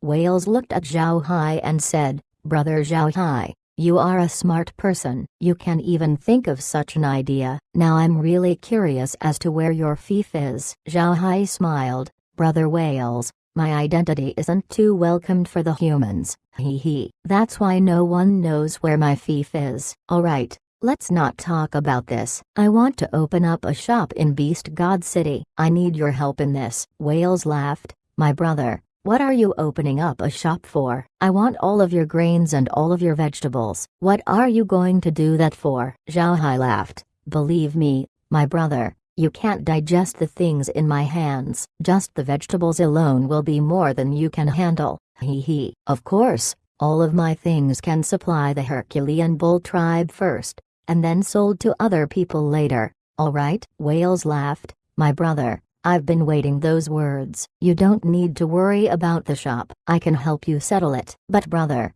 you must ready the grains for me. We're going to the Buffalo tribe and Fighting Bull tribe for a look. Buffalo tribe is my teacher's tribe, and Fighting Bull tribe has relative ties to me as well. 4 of my older sisters were married into there, so I want to solve their grain problems. Even though Whales spoke of his situation to Zhao Hai in order to cooperate with him, he still couldn't trust Zhao Hai completely. Besides, the things he told Zhao Hai could be heard from any tribe on the prairie. The fighting between him and Gasol had long been public knowledge. It wasn't a big deal, but grains were too important to Whales. If Zhao Hai really had a lot of grains, then he would have hope in defeating Gasol. But the pretext was that Zhao Hai really had the grains. Zhao Hai didn't object. To him, cooperating with Whales was just for the sake of getting the Herculean Bull tribe's friendship flag. It's just as Zhao Hai said, he had grains in his hand and didn't need to worry about selling them on Beastman Prairie. But if he could get the friendship flag, it would have a lot of benefits in later business on the prairie. He was simply selling the grains. What Whales would use them for and how to use them wouldn't be any of his business. To be honest, Zhao Hai really didn't want to be dragged into the conflict between Whales and Gasol. There was a great difference between the situation among the beastmen and the humans, and that was humans had already been treated with hostility on Beastman Prairie. If Zhao Hai were inadvertently dragged into this sort of inner conflict of the beastmen, he would have nothing to gain. This was something he didn't want. Chapter 248. Healing is costly. Zhao Hai didn't drink a lot today. He was friends with Whales, but this friend couldn't be compared to Spiel. Zhao Hai could get along with Spiel completely because of their personalities, so they truly became friends. With Whales, it was more or less mutual manipulation. Zhao Hai and others returned to the space that night and also brought Green and others into the space as well. Then, Zhao Hai spoke to them about wanting to make battle rations. Green and Kunjang trained outdoors when they were young, and they were also mercenaries for a period of time. The two of them knew well about the life of mercenaries, so they had a greater say about the matter of battle rations. When Zhao Hai finished, Green nodded. This is a good idea. Some business owners on the continent treat mercenaries with importance, but I've never heard about it when it comes to battle rations. Many mercenaries whine that the flatbread is too hard to eat, but they have no other choice, since mercenaries have to prepare foods that can be kept for a long time. To be honest, I ate that kind of flatbread back in the day, and it was really bad. Kunjing nodded. This can count as a low-end business as well. Actually, such a low-end business can bring in profit easier. I think we can turn blue-eyed rabbit meat into battle rations, so the price will be cheaper. But as for just the factory, it's too much of a waste. If we have the time, we can purchase a poultry processing factory. Whether long-haired boars, blue-eyed rabbits or argali, we will have a place to digest them later. Laura nodded. Purchasing the factory isn't hard, and neither is the production. The problem is the selling route. We can't do it if we want to sell it in Fansaldachi. Besides being too small, our names are too big over there. We have to change a venue this time. Zhao Hai nodded. We're going to Rosen Empire anyway, so we'll leave it to you when it comes to business matters. With a heavenly beauty like you, I don't need to worry about things being unslibble. Hee hee. Laura rolled her eyes at Zhao Hai and then said, there are many benefits when we form ties with whales this time, but there are also lots of troubles as well, so we have to be careful. I think we should make a foothold in Beast God City first before we think about something else. Zhao Hai nodded. Let's rest for today. We've been in a hurry since yesterday, so first we plant the roots in Beast God City, and then execute our plan. Laura and others nodded. The plan Zhao Hai spoke of was actually the collection of special magic beasts and plants. It's just they still knew too little about Beastman Prairie right now, so Zhao Hai wasn't in a hurry to collect those things. Green asked Zhao Hai suddenly,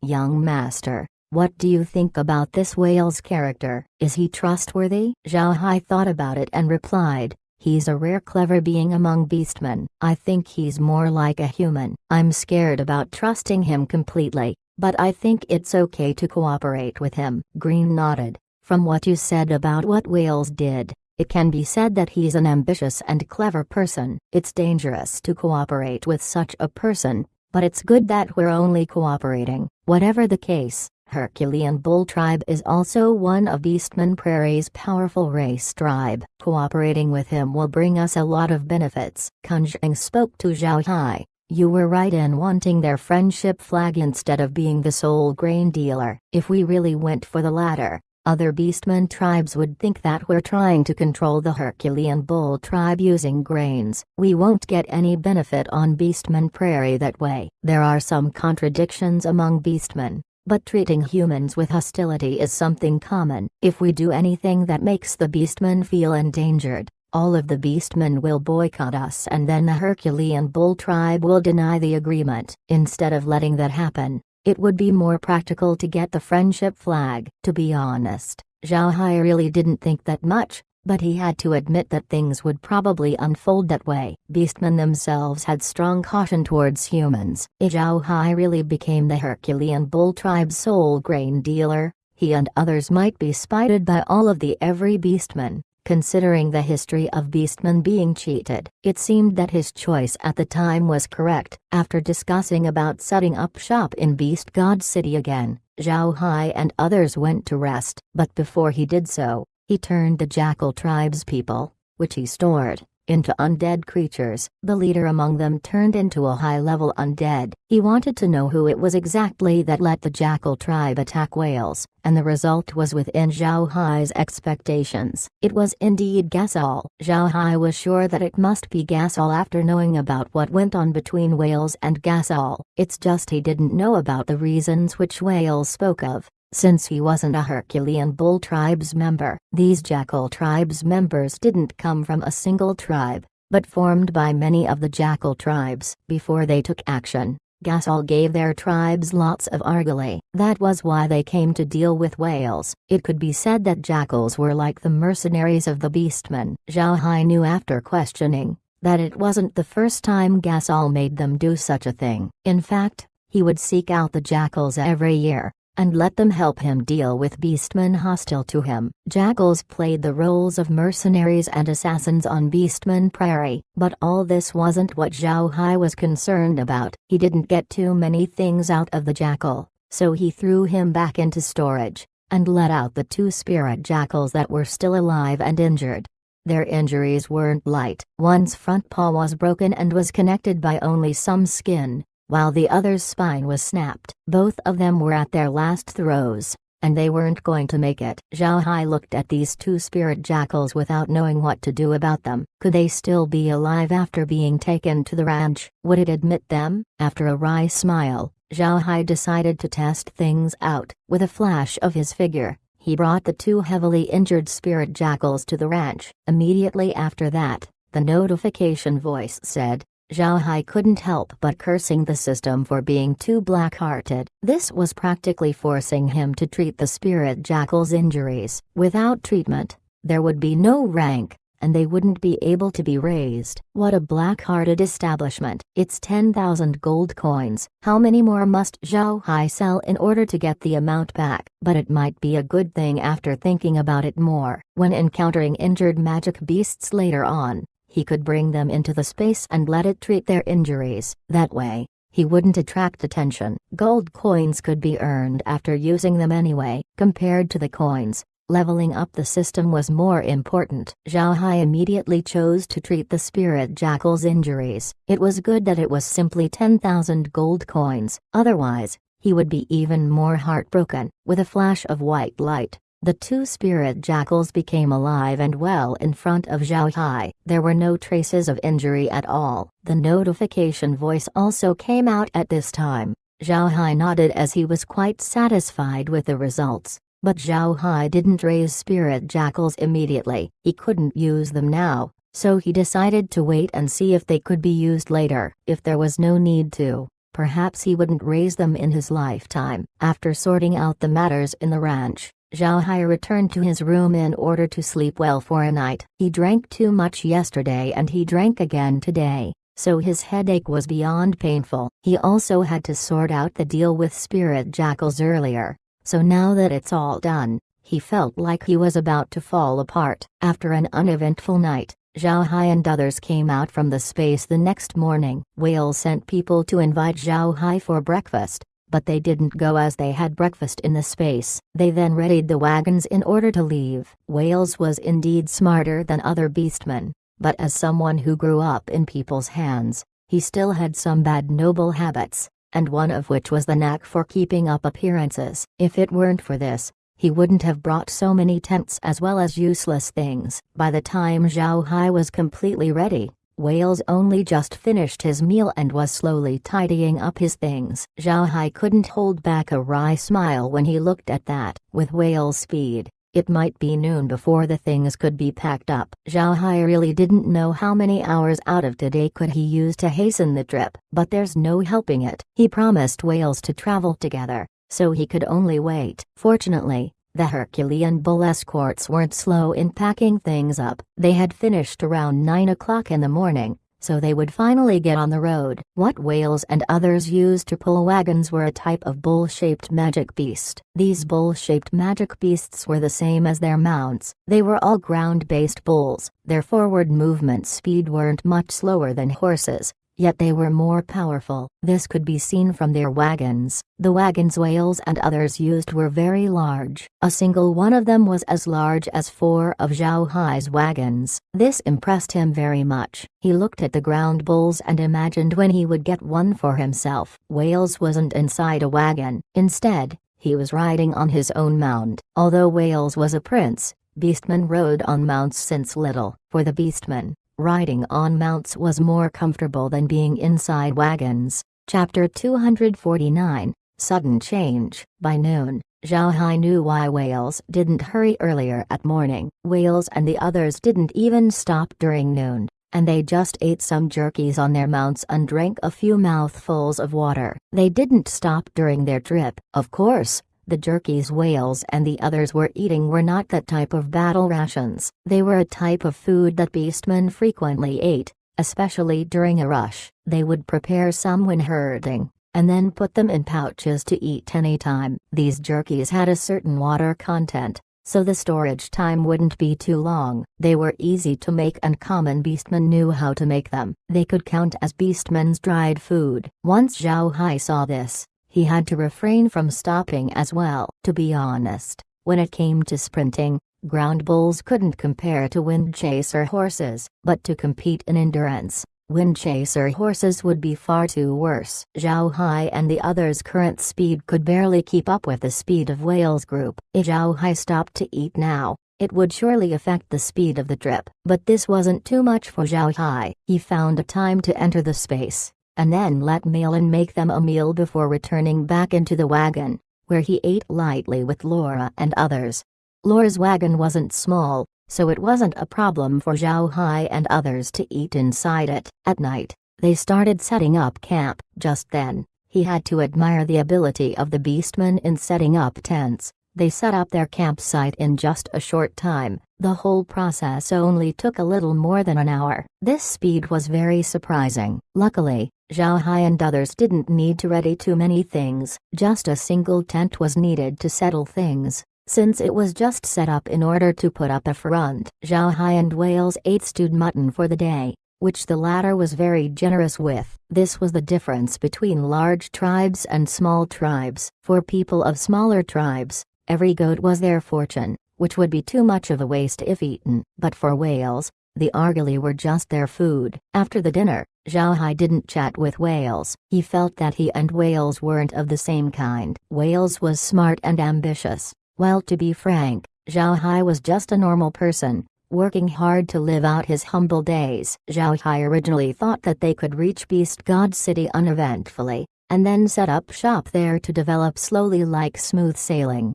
But he forgot about a saying, which goes, plans are never faster than changes. Right at the third day of their trip with Whales, a sudden change came. They were still rushing ahead like before. As the Beastman Prairie was too large, running into a small tribe in a few days' time would not be an easy matter. Zhao Hai would still let Bloodhawks conduct reconnaissance in the sky, albeit in a very reduced range. At noon of the third day, Zhao Hai and the others were still rushing without rest. In order to ensure that their speed could keep up with Whales, Zhao Hai turned the wind chaser horses that pulled the wagons into undead creatures during the first night when he returned to the space. With these undead that didn't know what fatigue was, Zhao Hai's group could easily keep up to Whales and others. Zhao Hai drank some coil while sitting next to Laura after they had dinner. He had to admit that the design of Laura's wagon was too ergonomic. If it weren't for size issues, they could just sleep inside it. Just then, a cry from the hawk in the sky grabbed Zhao Hai's attention. Zhao Hai raised his head to look at a single blood hawk going in circles in the sky. He looked at the hawk carefully and his expression changed. Laura and the others didn't pay it any mind, as the blood hawks would fly back to report in these days, so they guessed that it was probably due to having discovered magic beasts or some small tribes nearby. Perhaps Whales thought that the matter of grains was too important, so he didn't go to the smaller tribes for a spin like before. Instead, he just moved forward. Zhao Hai was somewhat disappointed at this, but in order to get to Beast God City as soon as possible, he moved along with Whales like he had for the past few days. Zhao Hai looked at the Bloodhawk for a while and then spoke to Laura. Get ready. There's a team of bull-headed cavalry coming our way, about 100 in number. Laura was startled and her expression changed. Should we notify Whales? Zhao Hai shook his head and said, let's not do so for now. Whales has the power to protect himself, since his escorts aren't vegetarians. But why have the bull-headed cavalry come here? There are no large tribes nearby. Mobilizing 100 cavalry in one go, this tribe's strength wouldn't be too bad. How could they be here? Laura had also frowned. Let's not think about it too much. We're still in the fringe areas of the prairie. The ones active here are small tribes, while the medium and large tribes are further inside. The other party is all cavalry and 100 isn't a large number. Unfortunately, we don't know which race they belong to. Zhao Hai nodded. We'll know it soon. The other party will be able to see us after an hour, so we'll just have to be more careful. Laura nodded. When it came to their safety, Laura didn't worry in the slightest. They just didn't want to expose themselves too much. They were being careful, but they weren't too worried. Now that they were next to Wales, anything could be settled by him. This was the logic of a large tree is good for staying under it. As expected, after an hour, a very loud galloping sound came from far away. The galloping was like rumbling thunder, which would let any listener know that whatever was running would be heavy. Wales and others also went on alert. With the galloping sounds, Zhao Hai and the others could see that a black line was slowly coming after them from their front left. Then the black line was followed by a layer of green stuff behind it. When they got closer, Zhao Hai and the others found out that the green stuff was actually broken grass raised up in hands. Very soon, the team of people got closer, and Zhao Hai could gradually look at them clearly. But when he did, he was shocked, because they were Herculean bulls as well. What differentiated them from Wales and others was that this team didn't raise battle flags. They had wounds,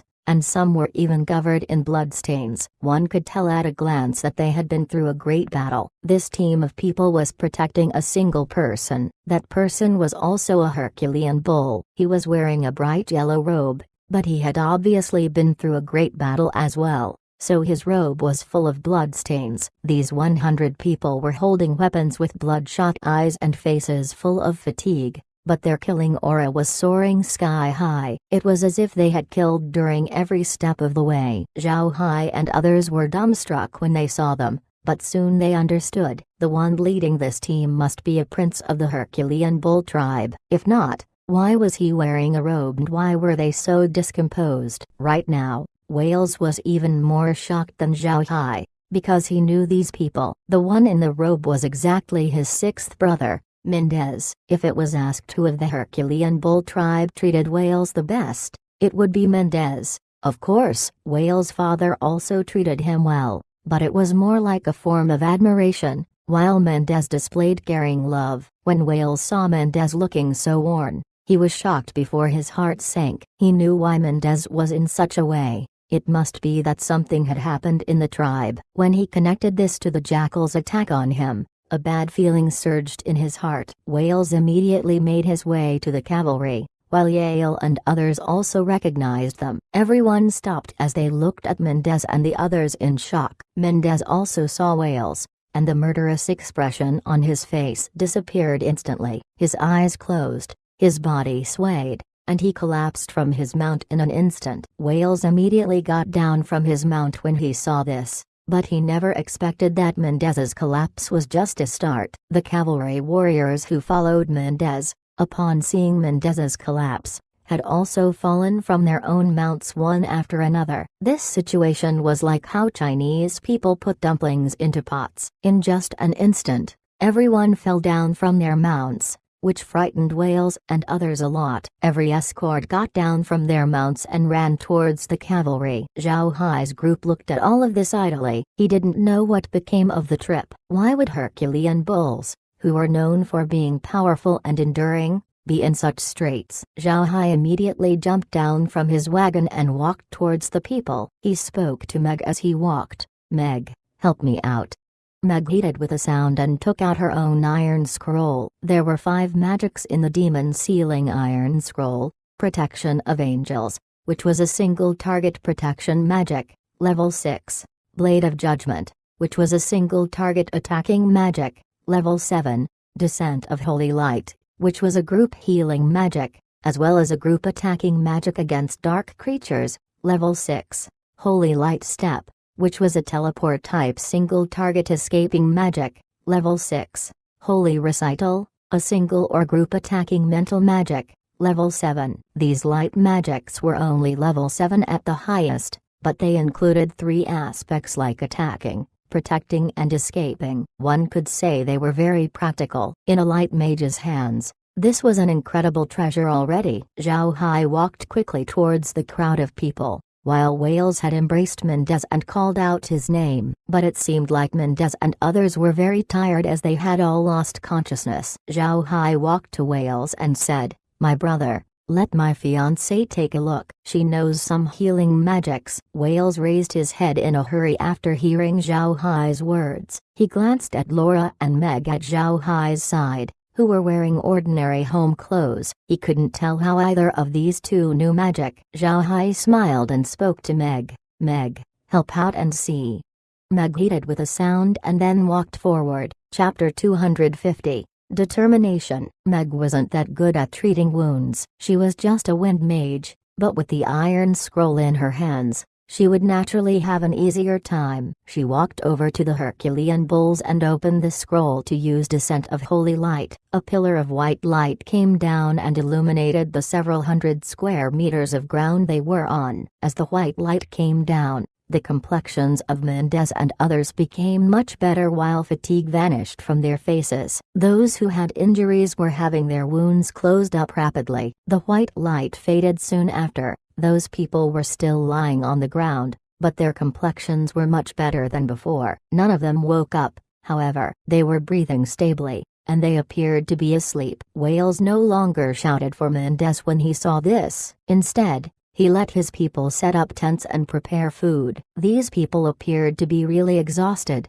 as no matter how Wales' escorts moved and hauled them, there was no response. They used more than 2 hours to put all of Mendez's group into the tents. The weapons in their hands made Wales' group even more surprised. They were all Herculean bull tribes people, and they commonly used double-sided heavy axes. These axes and their hafts were all forged of fine iron. As for people of Wales' status, their heavy axes were forged of fine steel, and were very rare among beastmen. Heavy axes like these had great killing power. The axe heads were thick and sturdy so they weren't easily damaged, which made them suitable weapons for Herculean bulls. On Beastman Prairie, other than the Herculean bull tribe, there were also many other powerful races whose weapons were this kind of heavy double-sided axe. But these weapons had now been broken, some of the hafts had been seriously warped, and some of the cutting edges showed large cracks. It was obvious that they had undergone a very brutal fight. Some of their mounts also bore wounds. One should know that ground bulls' defenses couldn't compare to stone-skin bulls, but only in a relative sense. The stone-skin bulls' defenses were very freakish, so compared to other magic beasts, the ground bulls' defenses were already high enough. Yet for them to have injuries, this explained the strength of their opponents. Yale was at a ground bull's side to examine the scars carefully. Even though Descent of Holy Light had healed the wounds, some who were too heavily injured would still leave scars behind. It was a very large scar, from the back to the rear waist, nearly 1 meter long. Yale looked clearly at it, as if the scar had grown flowers. Yale stood up after a while. Wales looked at Yale's darkened face and asked, "What's wrong, teacher?" "What kind of weapon did this?" Yales glanced at Wales and replied, "It's flying axes." Flying axes were heavy thrown-ranged weapons, normally much smaller than heavy double-sided axes, and weighing about 10 kilos each. But once thrown, the damage would be very large. Even a common iron shield could be shattered from a single strike by this kind of flying axe. Note, it's shatter, not penetrate. Normal people couldn't use these flying axes because they were too heavy and couldn't be thrown very far. Adding their special shape, their accuracy was difficult to grasp, so only very few people would use these flying axes as long-range weapons. But there was a race born to use flying axes. They had boundless strength and a natural grasp of flying axes usage. The axes they threw would be extremely accurate, which made the axes become known far and wide as one of the famous long-ranged weapons. This race was the Herculean bulls. Once Wales heard that the ground bulls were wounded by flying axes, Wales' expression changed. Even though it was a scar, it sent Wales a message. The ones who hurt Mendez and his group were very likely Herculean bulls. Mendez and the others were hurt by his own people. What did this mean? This meant that a change had taken place within the Herculean bull tribe, and one that was highly unfavorable to Wales. Wales' expression darkened. He looked at Yale and asked, "Teacher, how do you perceive this?" Yale replied with a darkened expression as well, "Something must have happened in the tribe. You and Mendez are on the best of terms, and he also knew you would be coming here. It looks like he was looking for you. I'm afraid that something in the tribe must have been incredible, and is likely tied to Ghazal." Wales replied, It can't be. Father and the High Elders are keeping watch. What tides can Gasol raise? Yale looked at Wales and said, "Do not forget that the 10,000 Beast Festival is approaching." The High Elders might have gone to Beast God City. If 2 of the High Elders had left, then Gasol would have a chance. Wales shook his head. "There's still my father." He stopped. His father was the chieftain, but his strength was only at level 8. There was no way to compare a level 8 with a level 9. Level 9 meant invincible, while level 8 meant vulnerable. One couldn't possibly use any kind of scheming attacks to deal with level 9 powerhouses. Even poisoning would be very difficult to achieve. Unless it was a place filled with toxic air like rotten corpse swamp, poison wouldn't be a threat to a level 9 powerhouse. But the same couldn't be said for level 8. A level 8 could also be called a powerhouse, but level 8 powerhouses couldn't fare well against poisons. There were a lot of level 8 powerhouses who had died from poisons across history. Once Wales thought about this, his expression changed before he stared at Yale. "Teacher, you mean?" Yale nodded. "It's very likely that Gasol's lot used an unspeakable means to deal with the chieftain, and then made a sudden move to usurp the position, making it a factful succession. This way, even the High Elders won't be able to do anything if they return, since Gasol has now become chieftain." Wales' bull eyes glared and even became red. His 2 hands were balled into fists and his breathing became hoarse. Yale looked at Wales and said, "All of this is just our speculation at the moment. We will have to wait until the 6th prince wakes up to confirm it." "But Wales, right now you not only need to take care of the 6th prince and know the truth, but there's also him." Yales pointed towards Zhao Hai's direction. Zhao Hai's group had also set up their tent right now. They didn't come to Wales' camp because they knew Wales would be very busy right now. They did what they could, so it was up to Wales and the others. Wales glanced at Zhao Hai's campsite and then asked Yale with confusion, "What do you mean, teacher?" Yale replied, "If Gasol has now become chieftain, it is illegal. We can rally the other branch tribes and overthrow Gasol's rule. In order to do that, it won't happen just by using our lips. There has to be a benefit as well, and a sufficiently large one at that. If Zhao Hai hasn't lied to us, then he himself is a sufficiently large benefit." Wales knew what Yale meant. So what if Gasol became chieftain now? He had used an unspeakable means to become one. Even the High Elders would be dissatisfied with him. This was Wales' chance. If he joined with enough branch tribes, he could apply for the abolishment of Gasol's position with the High Elders. No matter how powerful Gasol would be,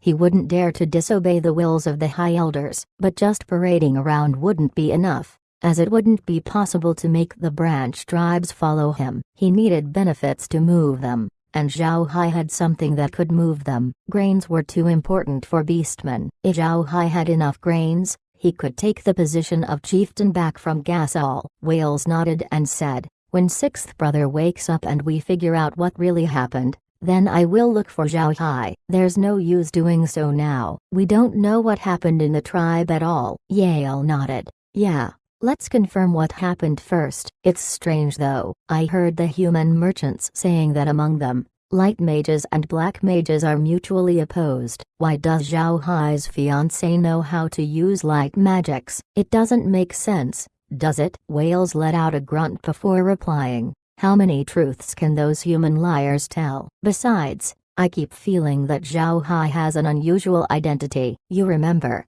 teacher?" He let it slip himself that his identity wasn't welcome over there in human lands. He must have gotten into trouble, or else he wouldn't be here on Beastman Prairie. "You saw his grains. Why would he bring them here if he didn't run into trouble? Those are the best grains I've seen in my life. I've never even seen such fine bamboo rice from lion tribes or tiger tribes." Yale nodded. "No matter what his identity is in the human lands, if he has the grains and can help us, it's enough." Wales nodded and looked into the distance at the prairie. "Whatever happened, I will become Herculean Bull Tribe's ruler. If Gasol really intends to harm our father, I will kill him myself." Yale was quiet as he just looked at Wales quietly. To be honest, he was worried, but more than that, he was happy. Wales was ambitious before, but he didn't want to fight against Gasol. Otherwise, with his father's affection, his force wouldn't be smaller than Gasol's. Although Wales looked like he was fighting before,